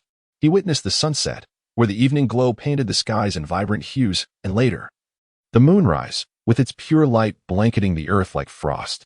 Until the dawn broke anew, adorning all of nature in golden robes, the cycle continued. Yet he remained unable to discern his own Dragon Gate or the path forward. Though endowed with boundless strength, he found no outlet for it. Until one day, an epiphany struck him. Rather than remain seated in contemplation of this abstract dilemma, he would be better served by taking action. As he focused on the ground beneath him, he resolved that perhaps, in the act of walking, he might inadvertently surpass his own Dragon Gate. With that thought, Su Yuan activated the simulator.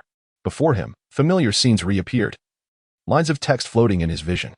Current destiny talent, embodiment of the sword, blue. In the name of the sword, purple. Embodiment of the sword, blue. You are a slightly mystical treasure sword, undeniably a rare gem in the mortal realm. In the name of the sword, purple. Whenever corresponding offerings are made, you can bestow equivalent power through the divine abilities of the sword, with feedback to yourself. The rarer the offering, the more potent the bestowed divine power, and the greater the feedback you receive.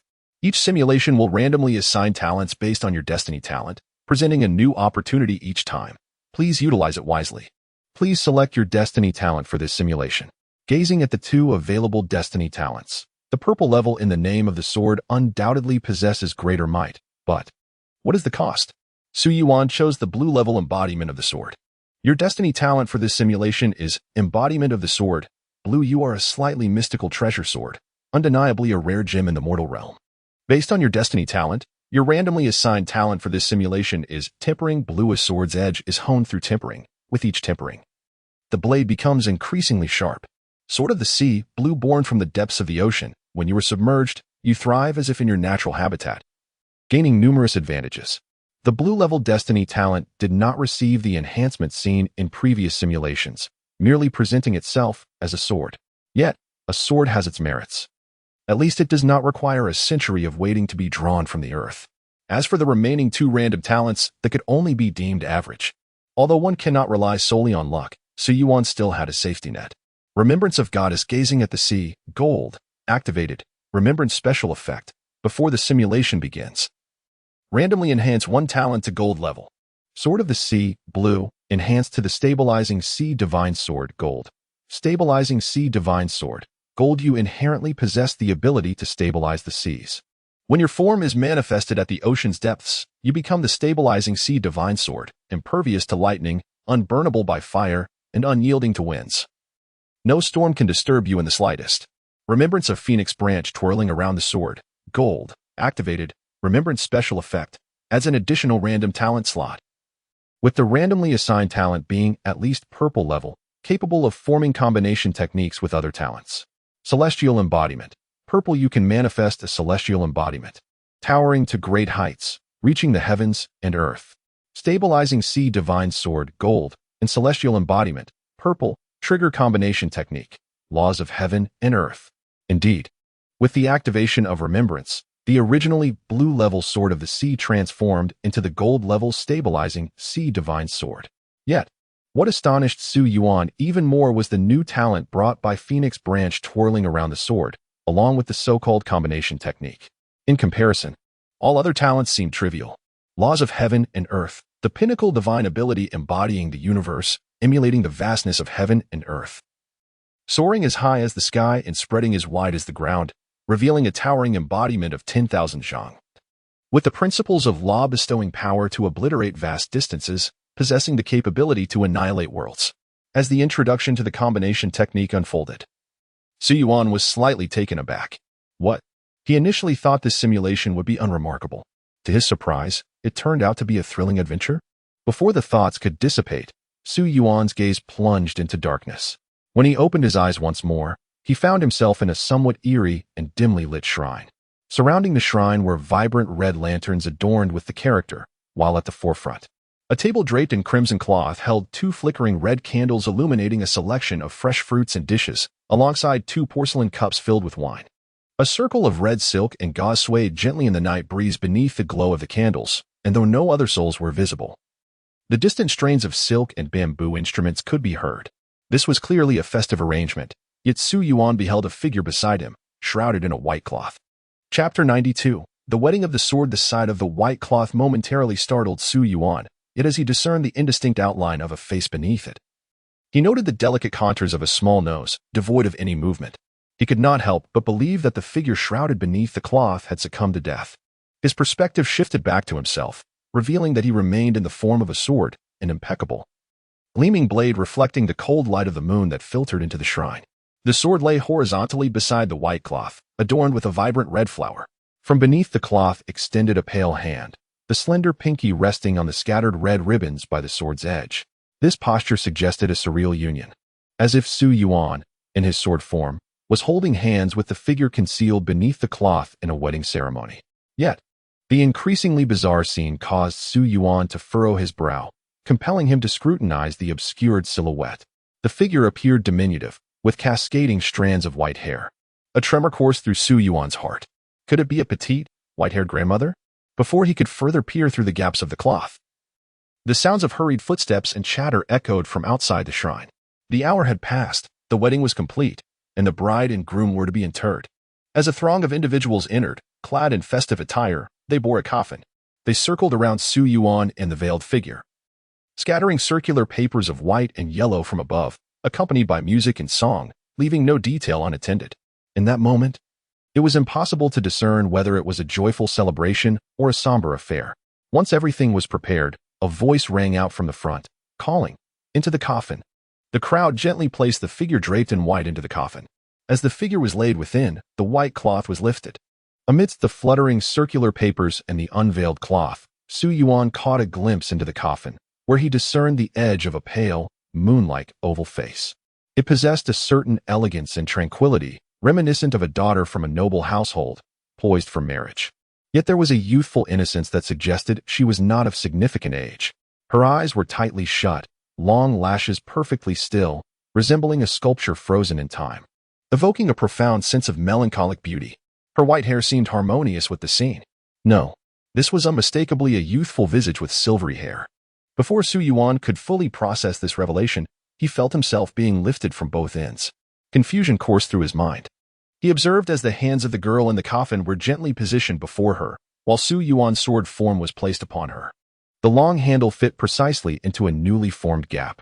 The girl's hands were then crossed over Su Yuan's body, situated between the sword's hilt and blade. The girl in the coffin remained motionless, her eyes closed, hands neatly resting on the sword, bathed in serene moonlight, an image of tranquility and beauty. Yet, as the coffin lid descended, gradually obscuring the moonlight, everything within fell into darkness. At that moment, Su Yuan felt far from beautiful. This time, he was indeed a mobile sword, and if he were to be sealed within the coffin, would he not be doomed to eternal confinement? He would have to wait for an eternity, perhaps until the year of the monkey and the month of the horse, for a band of tomb raiders to fortuitously unearth him and allow him to see the light of day once more. Su Yuan initially contemplated disregarding the individuals before him and simply soaring through the narrow gap left in the coffin lid. However, suddenly, the delicate hand of the girl resting upon him stirred slightly, a lone knuckle inexplicably moving before returning to its lifeless state. This subtle motion captured Su Yuan's attention. Yet when he turned to gaze into the darkness at her youthful, oval face, he discerned no breath that might affirm her vitality. This momentary delay resulted in the coffin lid being fully closed, followed by the sound of nails being driven into its corners. In the enveloping darkness, Su Yuan fell silent once more. Since events had unfolded thus, he decided it would be best to remain tranquil. After all, it was merely a matter of decades or even centuries passing. He had already experienced such sensations once before and felt no urgency. Yet, during this simulation, Su Yuan sensed something peculiar. He harbored an elusive feeling of not truly being immersed within the simulation, as if he were floating above it, unable to touch solid ground, ethereally adrift. Yet, he could not quite discern the reason for this sensation. Inside the coffin, Su Yuan felt the tumult of being lifted, the coffin beginning to sway gently. Even through the coffin, the sounds of music and song from outside resonated clearly. This was Su Yuan's inaugural experience of being laid to rest within a coffin. However, since the simulation began, he had encountered countless firsts. Yet, he noted that outside the coffin, there seemed to be no cries of mourning, only a chorus of joyous laughter, suggesting that this was indeed a moment of great celebration. As the swaying coffin traveled an indeterminate distance, the music eventually ceased, and the swaying came to a halt. With a dull thud, the coffin met the ground, and the sound of earth being disturbed resounded around him, as soil cascaded down upon the coffin. After nearly a quarter of an hour, the noise of the earth settling gradually diminished, leaving only the sound of dirt being piled atop. However, this too quickly subsided. It appeared that the layer of earth was quite shallow, Su Yuan mused to himself. There were still some concluding sounds from outside, footsteps and conversations mingling together. At this moment, the voices filtering in from outside seemed exceedingly distant, as if the world beyond the coffin and the one within were two disparate realms. After approximately an hour, all sounds ceased, and the surrounding world fell into a serene silence, akin to an uninhabited expanse. Inside the coffin, Su Yuan remained in the initial position, with the girl's delicate hands resting upon him. Her icy little hands lay upon the equally cold sword body. In the darkness, devoid of any light, Su Yuan could not discern the girl's features. He wished to shift his position, yet the sword hilt was perfectly wedged, leaving no extra space in the narrow gap. He felt that fidgeting would be somewhat impolite, as any movement might disturb the delicate balance. Thus, he resolved to maintain equanimity. Internally, he offered a silent apology. Standing upright, Su Yuan freed himself from the girl's hands resting upon him, leaning slightly against the coffin, half-standing.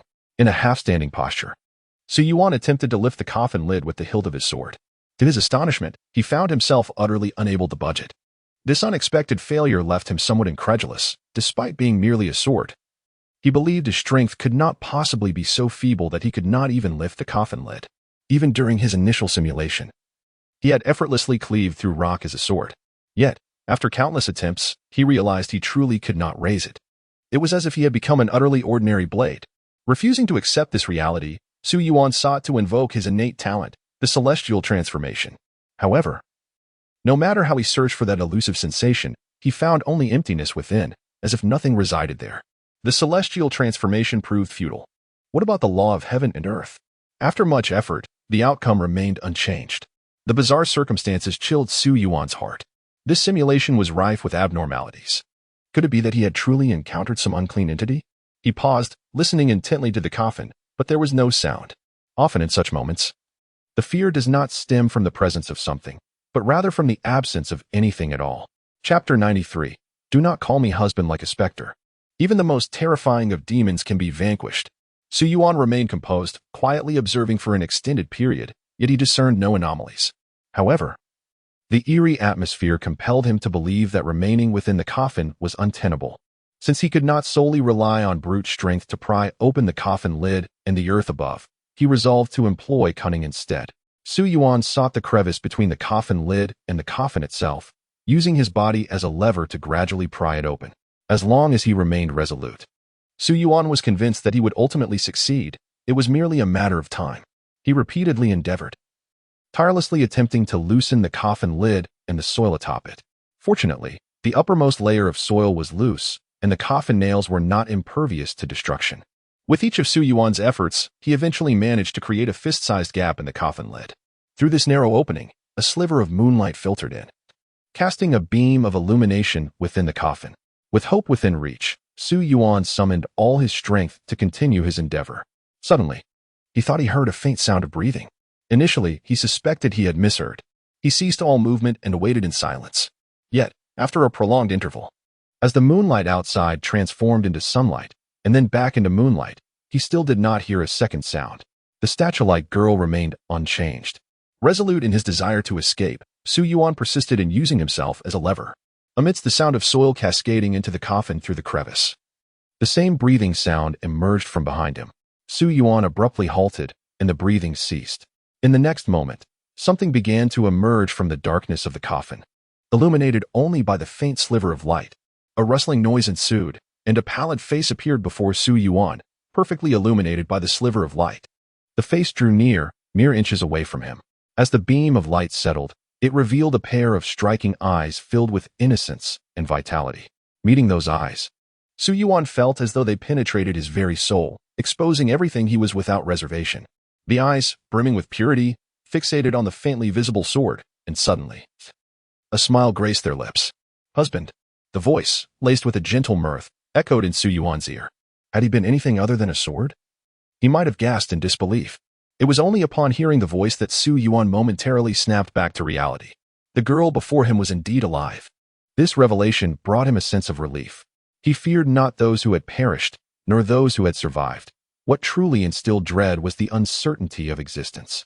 You are still alive? Su Yuan's voice regained its composure. Did I frighten you, husband?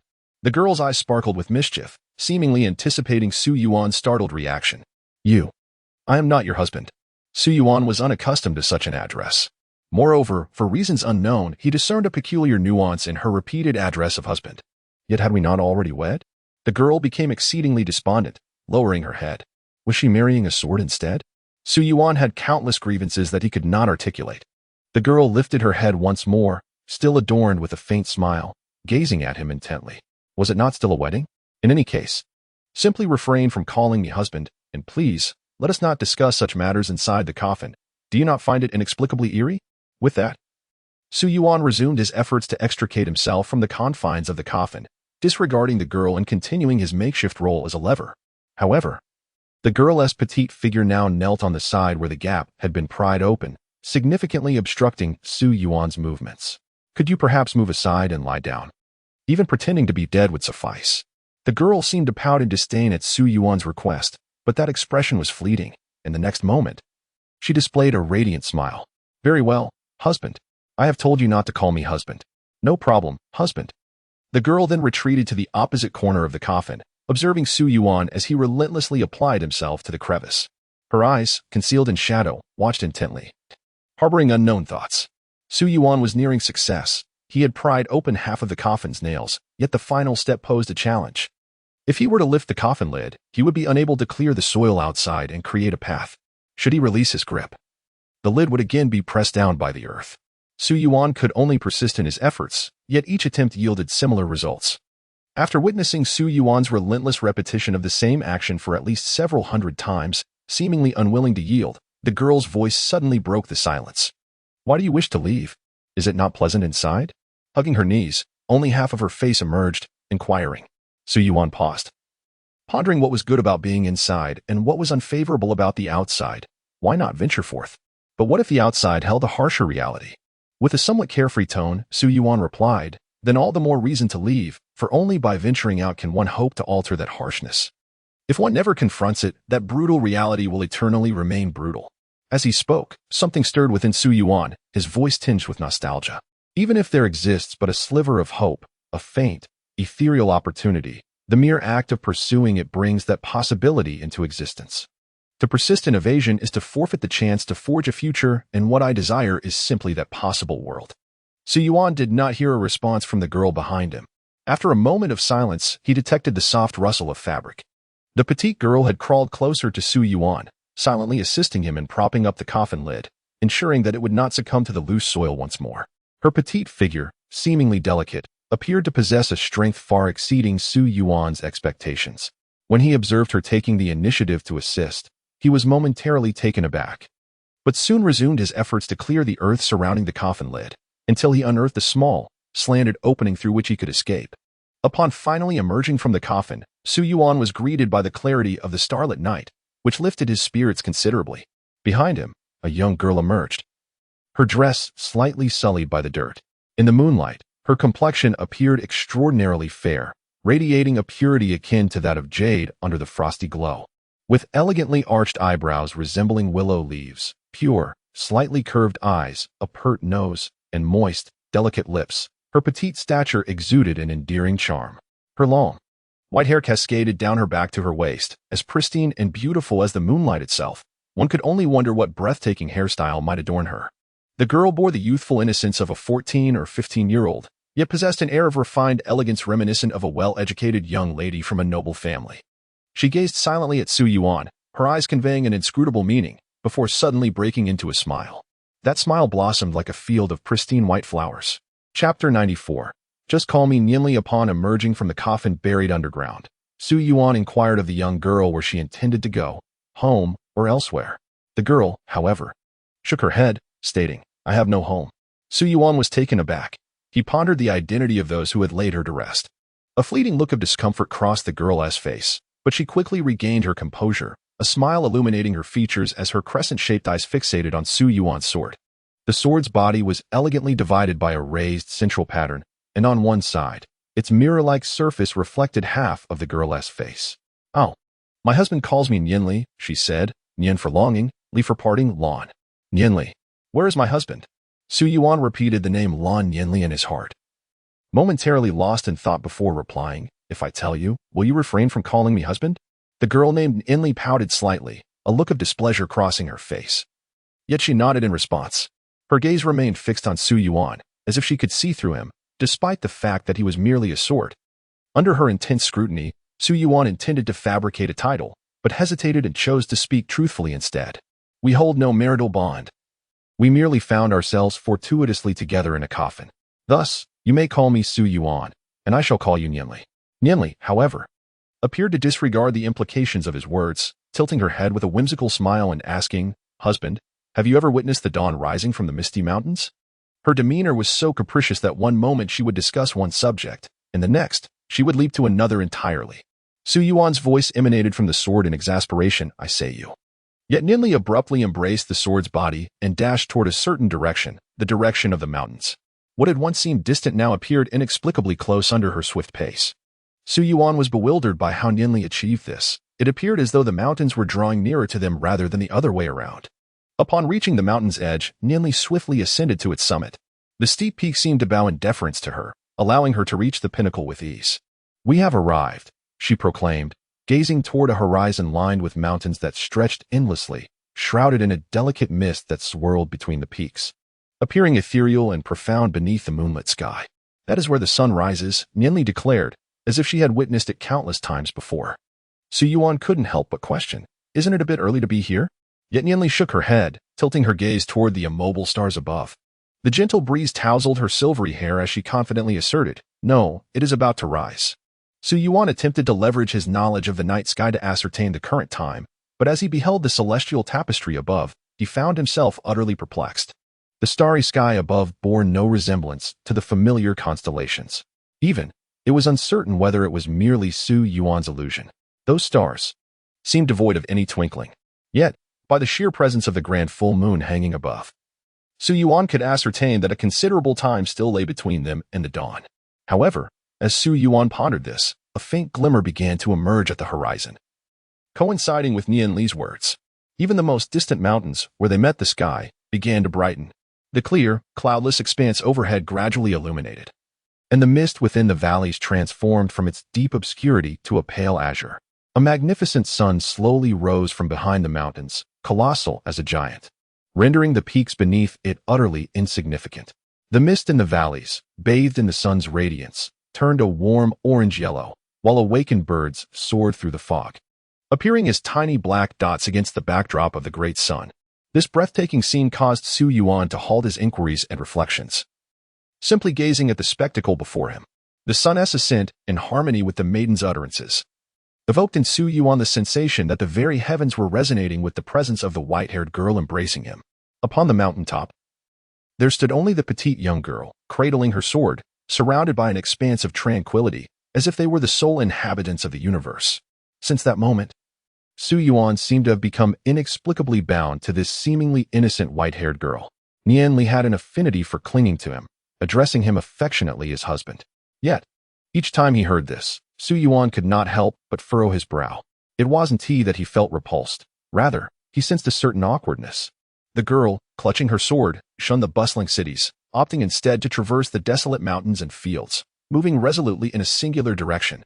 Where are you headed? Su Yuan inquired. The girl with the sword and white hair smiled brightly, her eyes sparkling with delight. I am bound for the edge of the world.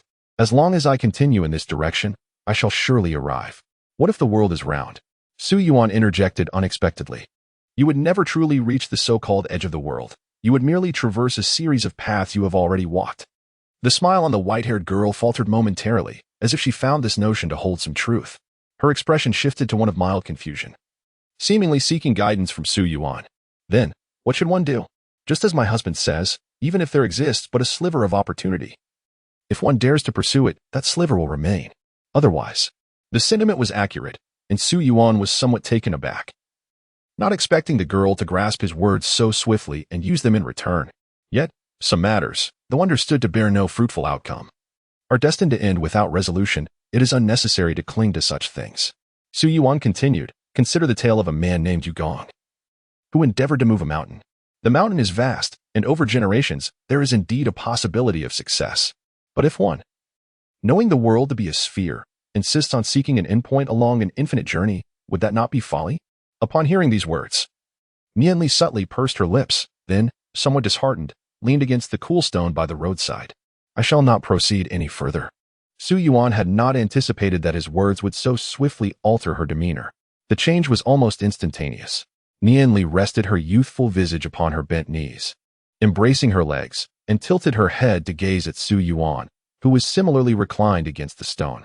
The half-drawn sword reflected her image, and in her eyes lingered a hint of dissatisfaction, her slightly pouted lips seemingly conveying her displeasure to Su Yuan. Chapter 95. Is it true that thoughts can manifest? Hiss. Su Yuan pondered inwardly. Must I once again indulge a child? Yet, it seems this is the skill in which Su Yuan excels, albeit passively. However, the essence that Nianli exudes does not possess the innocence typical of a child. There is always a hint of awkwardness, leaving him momentarily at a loss for words. Su Yuan could only gaze at Nianli's turned profile. A cascade of harmonious white hair flowed down her delicate, petite waist, while her striking black and white eyes sparkled with luminous glimmers, radiant as starlight.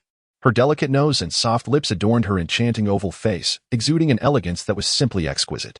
In a few years, as she matures and dons a light-colored, ethereal gown, seated gracefully while playing the zither, if she were to casually turn her head. Revealing that serene and refined visage, the mere silhouette would undoubtedly captivate countless souls. Su Yuan pulled himself back from his increasingly distant reverie. All right. I do not intend to imply your ignorance. I merely wish to illustrate a point. Moreover, my assertions are not infallible. What if the world is not indeed round? Su Yuan softened his tone. And, you need not heed my words. Often, I merely ramble. Pursue what you desire as you see fit in a moment of days. Su Yuan felt that the girl before him was an extreme contrast to the vivacious girl who had previously stood before him. One stubbornly disregarded his words, while the other could readily apply them. Nian Li's eyes reflected the blade of Su Yuan's sword, and she silently pouted, yet the next instant, her smile returned. My husband is quite knowledgeable indeed. If you continue with such sarcasm, our conversation may falter. Also, do not refer to me as my husband. Yet, Nian Li chose to disregard his latter comment. Husband, would you like to bathe? She inquired, rising as she embraced Su Yuan and resumed their journey. As she spoke, not far ahead appeared a steaming hot spring. Bubbling water erupted from the spring head, gathering in a depression to form a small pool of warmth. Su Yuan was momentarily taken aback. This was not the first occurrence of such phenomena. What sort of ability is this? Is it the manifestation of spoken words? Or perhaps the favor of fate? To have one's thoughts effortlessly materialize wherever one goes, is it? Nian Li, undeterred by Su Yuan's sudden astonishment, tenderly set her bare, pale feet into the hot spring as she embraced the blade of his sword. As her petite figure submerged into the water, the edges of her garments floated upon the surface. The warm spring water cleansed the slight dirt from Nian Li's feet. She gently swayed them, allowing the impurities to drift away, restoring the delightful pink and white hue to her small feet. Nian Li leaned Su Yuan's sword against the edge of the spring and then gracefully dove straight into the water, leaving only her clothes adrift while she vanished amidst the mist. In the next moment, a small, white-haired head emerged from the side. She gazed in Su Yuan's direction, a flicker of shyness flashing through her radiant eyes. However, this shyness was soon suppressed within her.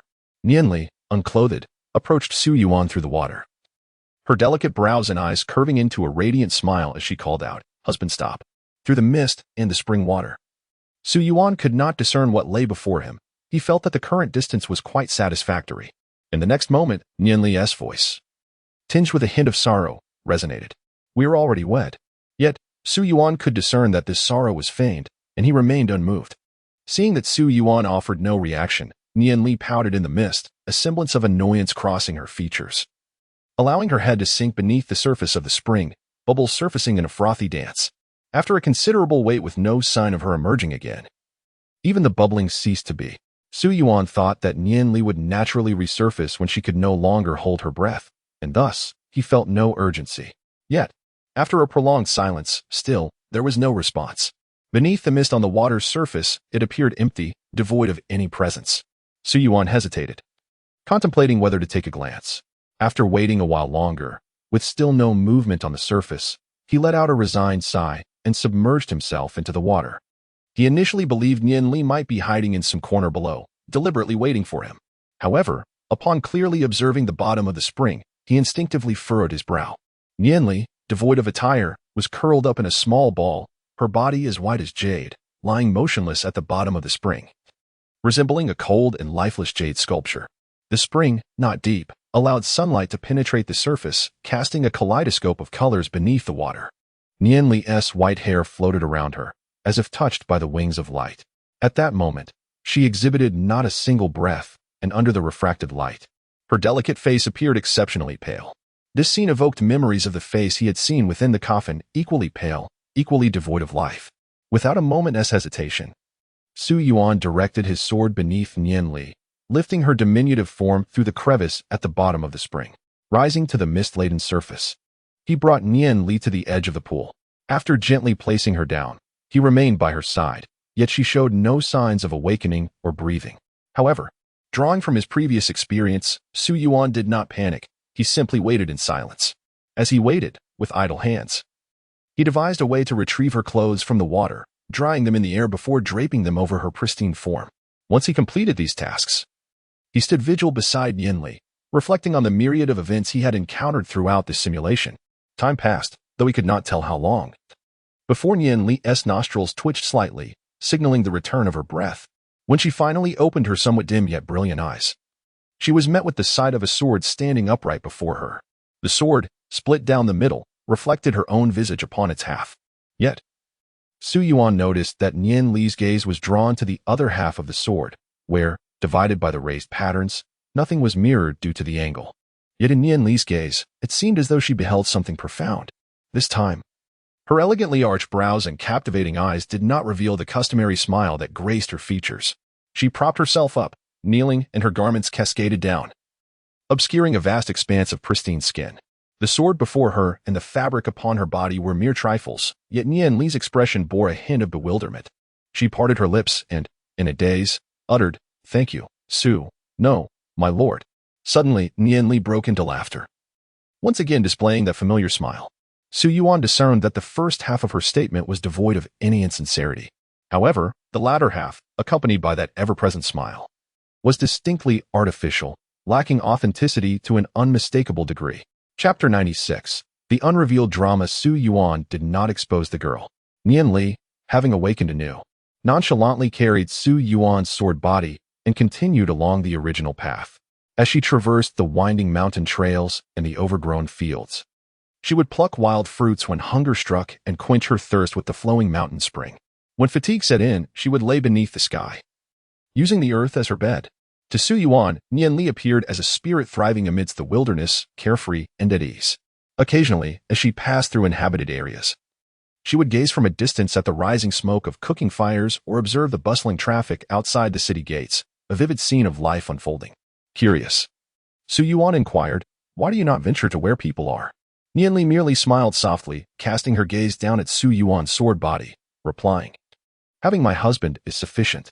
Su Yuan stifled the urge to immediately refute her words, thinking, "How many times must I say it? I am not your husband."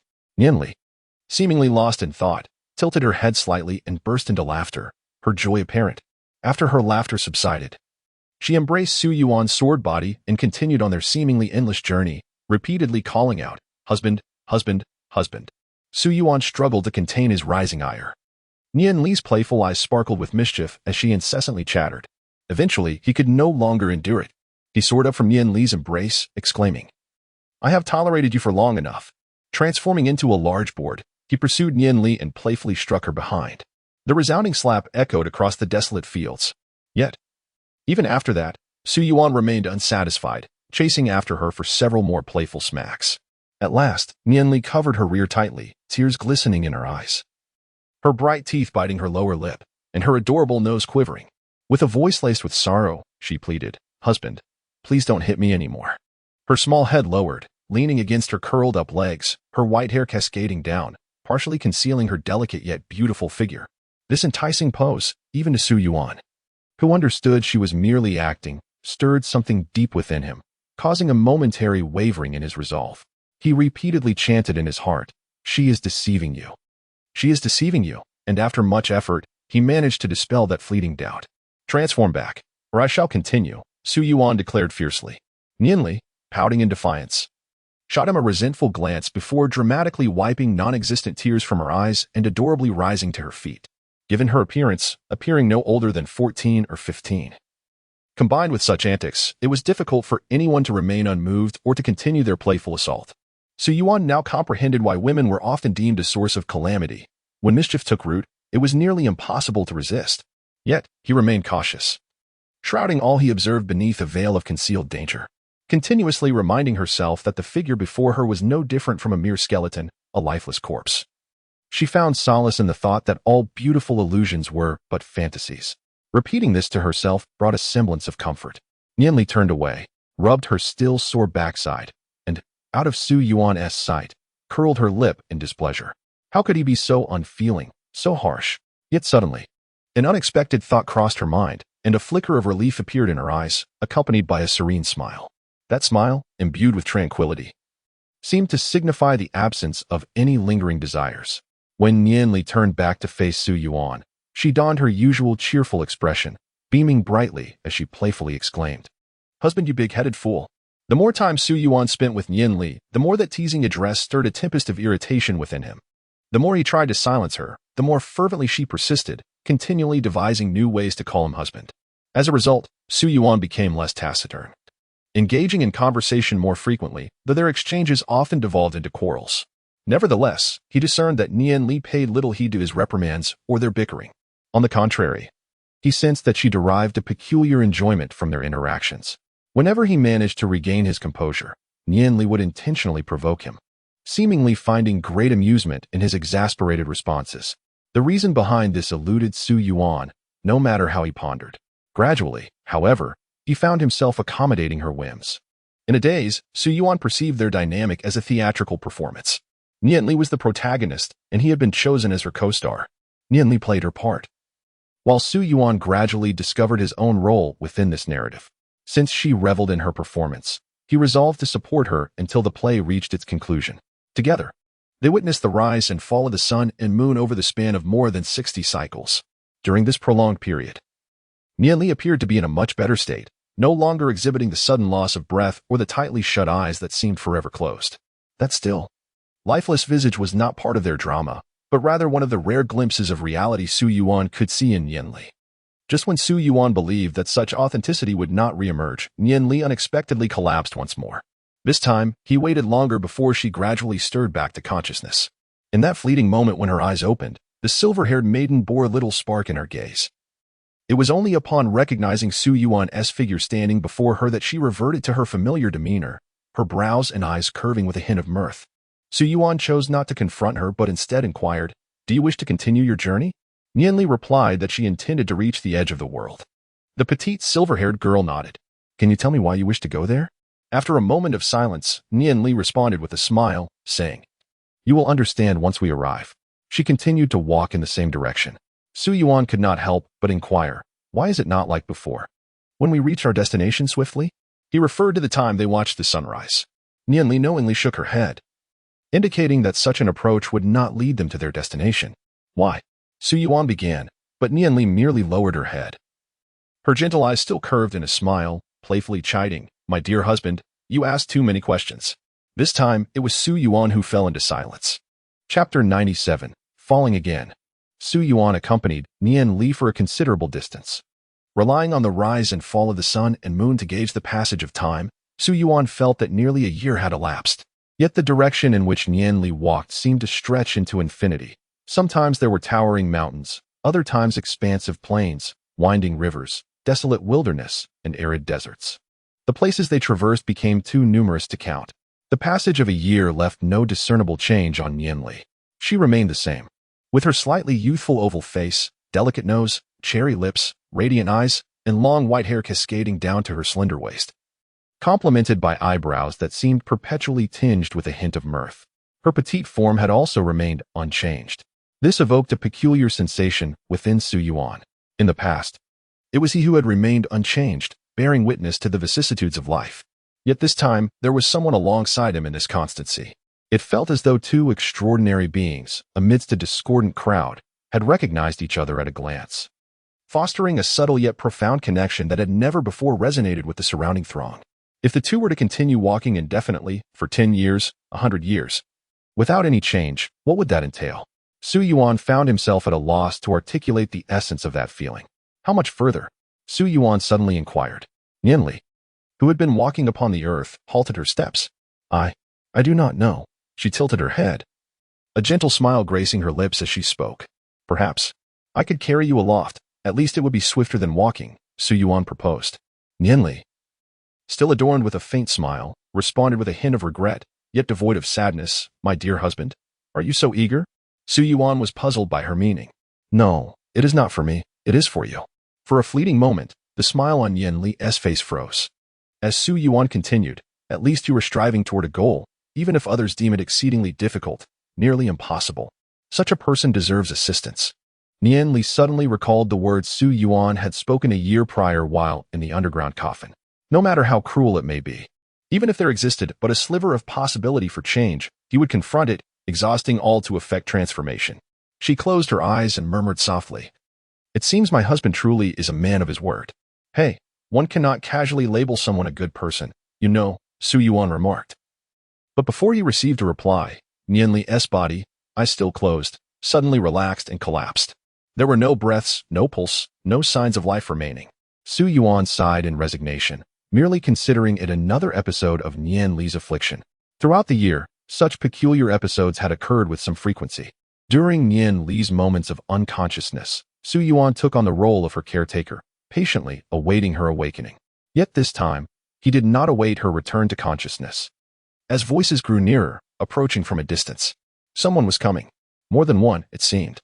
Su Yuan transformed into an unremarkable sword, laying beside Nian Li. The voices drawing near indeed gravitated towards Nian Li's direction, where they discovered her lying amidst the grass, accompanied by an exquisitely sharp sword. This group, adorned in the garb of a merchant caravan, included women and children, their attire modest, indicating they were mere travelers journeying with the caravan to some destination.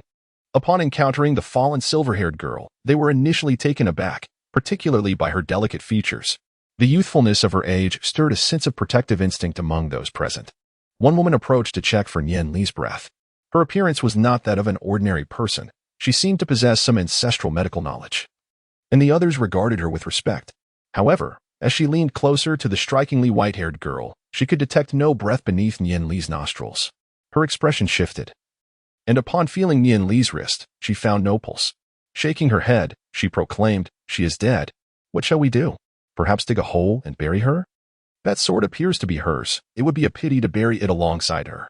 We could keep it as a token for having laid her to rest, using it to honor her final journey."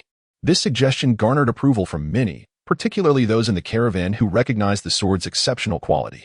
Yet, the woman shot a disapproving glance at them, her fingers brushing against the girl's neck, where warmth still lingered. Effortlessly, she lifted the petite, silver-haired girl into her arms and made her way toward her carriage, instructing others to bring the sword along. Due to the woman's esteemed standing within the caravan, the bystanders dared not voice their objections, obediently following her commands. This caused Su Yuan to secretly breathe a sigh of relief. At least he need not intervene. Had they carelessly chosen to dig a grave for Nian Li without a coffin, he would have undoubtedly stepped in. The woman's carriage was ample. Accommodating Nian Li posed no challenge. Su Yuan pondered how long it would take for Nian Li to awaken.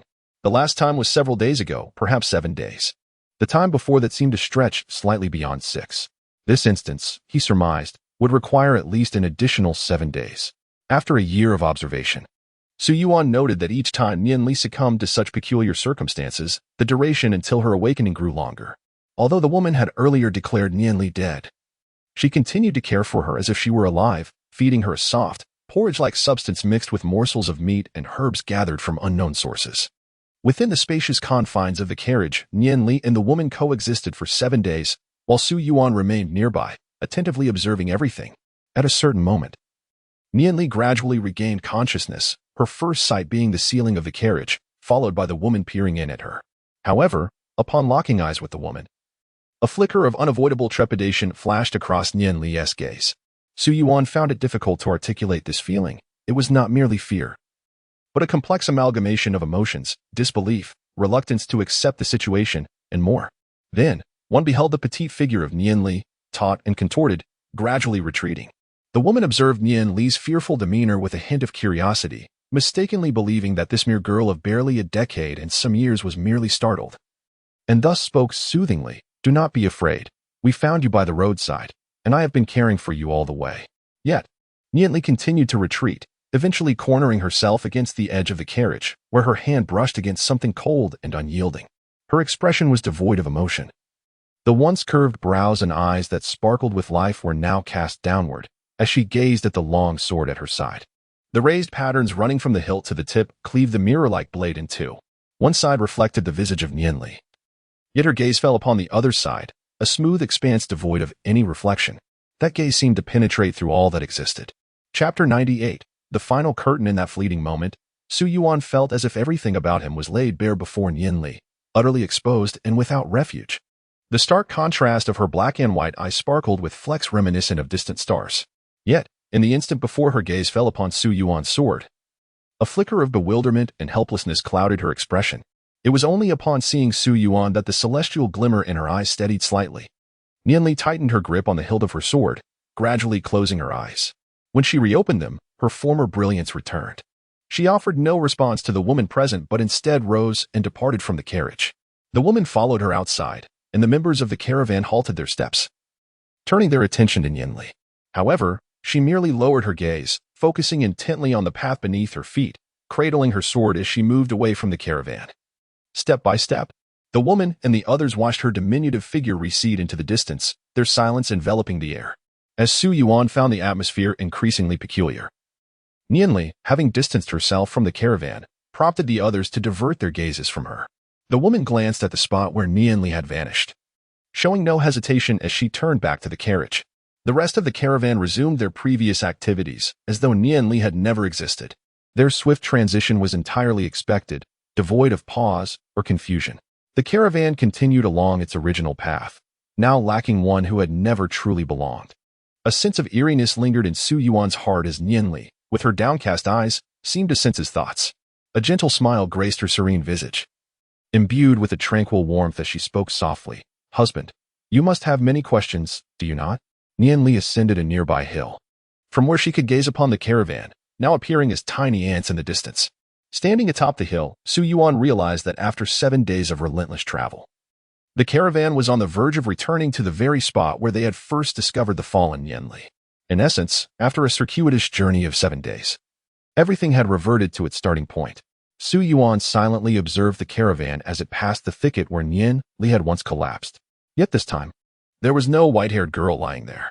The caravan members did not pause, as if this were the authentic script of reality, and Nianli was merely the variable that had disrupted the order. Nianli stood quietly for a moment before a soft smile broke across her face. "Husband, let us continue our journey. We have yet to reach the edge of the world." Without uttering much more, Su Yuan, enveloped in silence, joined the young woman in her pursuit of the world's edge. As they advanced further, Su Yuan sensed that they were drawing closer to the boundary Nianli had mentioned. He was unfamiliar with the path ahead, yet he recognized that each time Nianli fell into that profound silence, the duration of her stillness lengthened. Upon awakening, she would don an expression as if nothing had transpired, bestowing upon Su Yuan her ever-present smile and calling him husband with increasing frequency. As time passed, Su Yuan gradually became numb. When Nianli called him husband, he would simply respond. If Nianli was upset, he would fulfill his duties as a husband and comfort her. When Nianli grew weary, he would weave various little tales, rambling on until she fell asleep, resting her head upon his sword-like body. When Nianli was fatigued, he would transform into a gentle servant, massaging her exquisitely shaped calves and delicate feet. Their relationship seemed to have blossomed into an intimate union, resembling that of a true married couple. She was the serene and gentle wife, while he was the composed and taciturn husband. As time flowed on, they became increasingly familiar with this bond, almost reaching a level of flawless performance. Should anyone observe them, they might struggle to discern whether this was a genuine couple or merely an illusion. "Husband, the story you told yesterday about the heir of a righteous sect kissing the injured little bird, only to discover it was a princess of the Phoenix clan, has yet to reveal its conclusion. Husband, I can hardly move. Husband, does this hairstyle look pretty? Husband, husband." The stars outside seem to twinkle, and during summer, one can see an endless river of stars, as if it were a luminous ribbon stretching across the sky. Upon hearing Nianli suddenly mention the stars, Su Yuan instinctively gazed upward. Yet the starry sky above resembled a still curtain, hardly shifting, with a lamentably sparse number of stars, making it impossible to form a river of stars.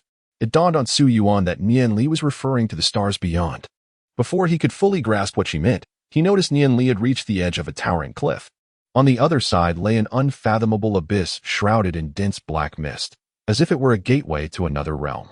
The cliffs on either side loomed like insurmountable barriers, resembling an endless wall that confined everything within. Was this the boundary of the world? Su Yuan was unaware of how long Nianli had been walking. In this realm, where time was measured only by the rise and fall of the sun and moon, he had initially kept track of the days, but eventually relinquished the effort.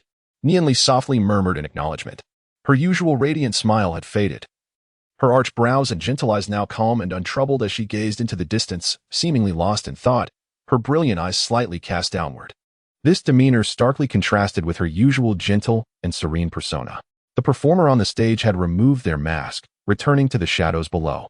Su Yuan seemed to sense that the curtain would eventually fall. Now was the moment for the mystery to be unveiled. There was no trace of regret on Nianli's face, nor any signs of great sorrow or joy. Her eyes reflected a complexity that was difficult to discern. Before settling back into tranquility, she spoke softly. "I'm sorry. You need not apologize."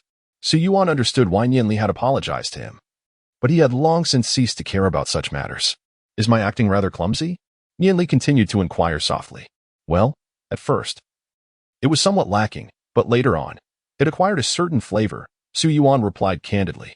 Nian did not expect Su Yuan to be so forthright, and she couldn't help but laugh. However, after her laughter subsided, she tugged at the corner of her mouth, expressing a hint of disdain as she muttered softly.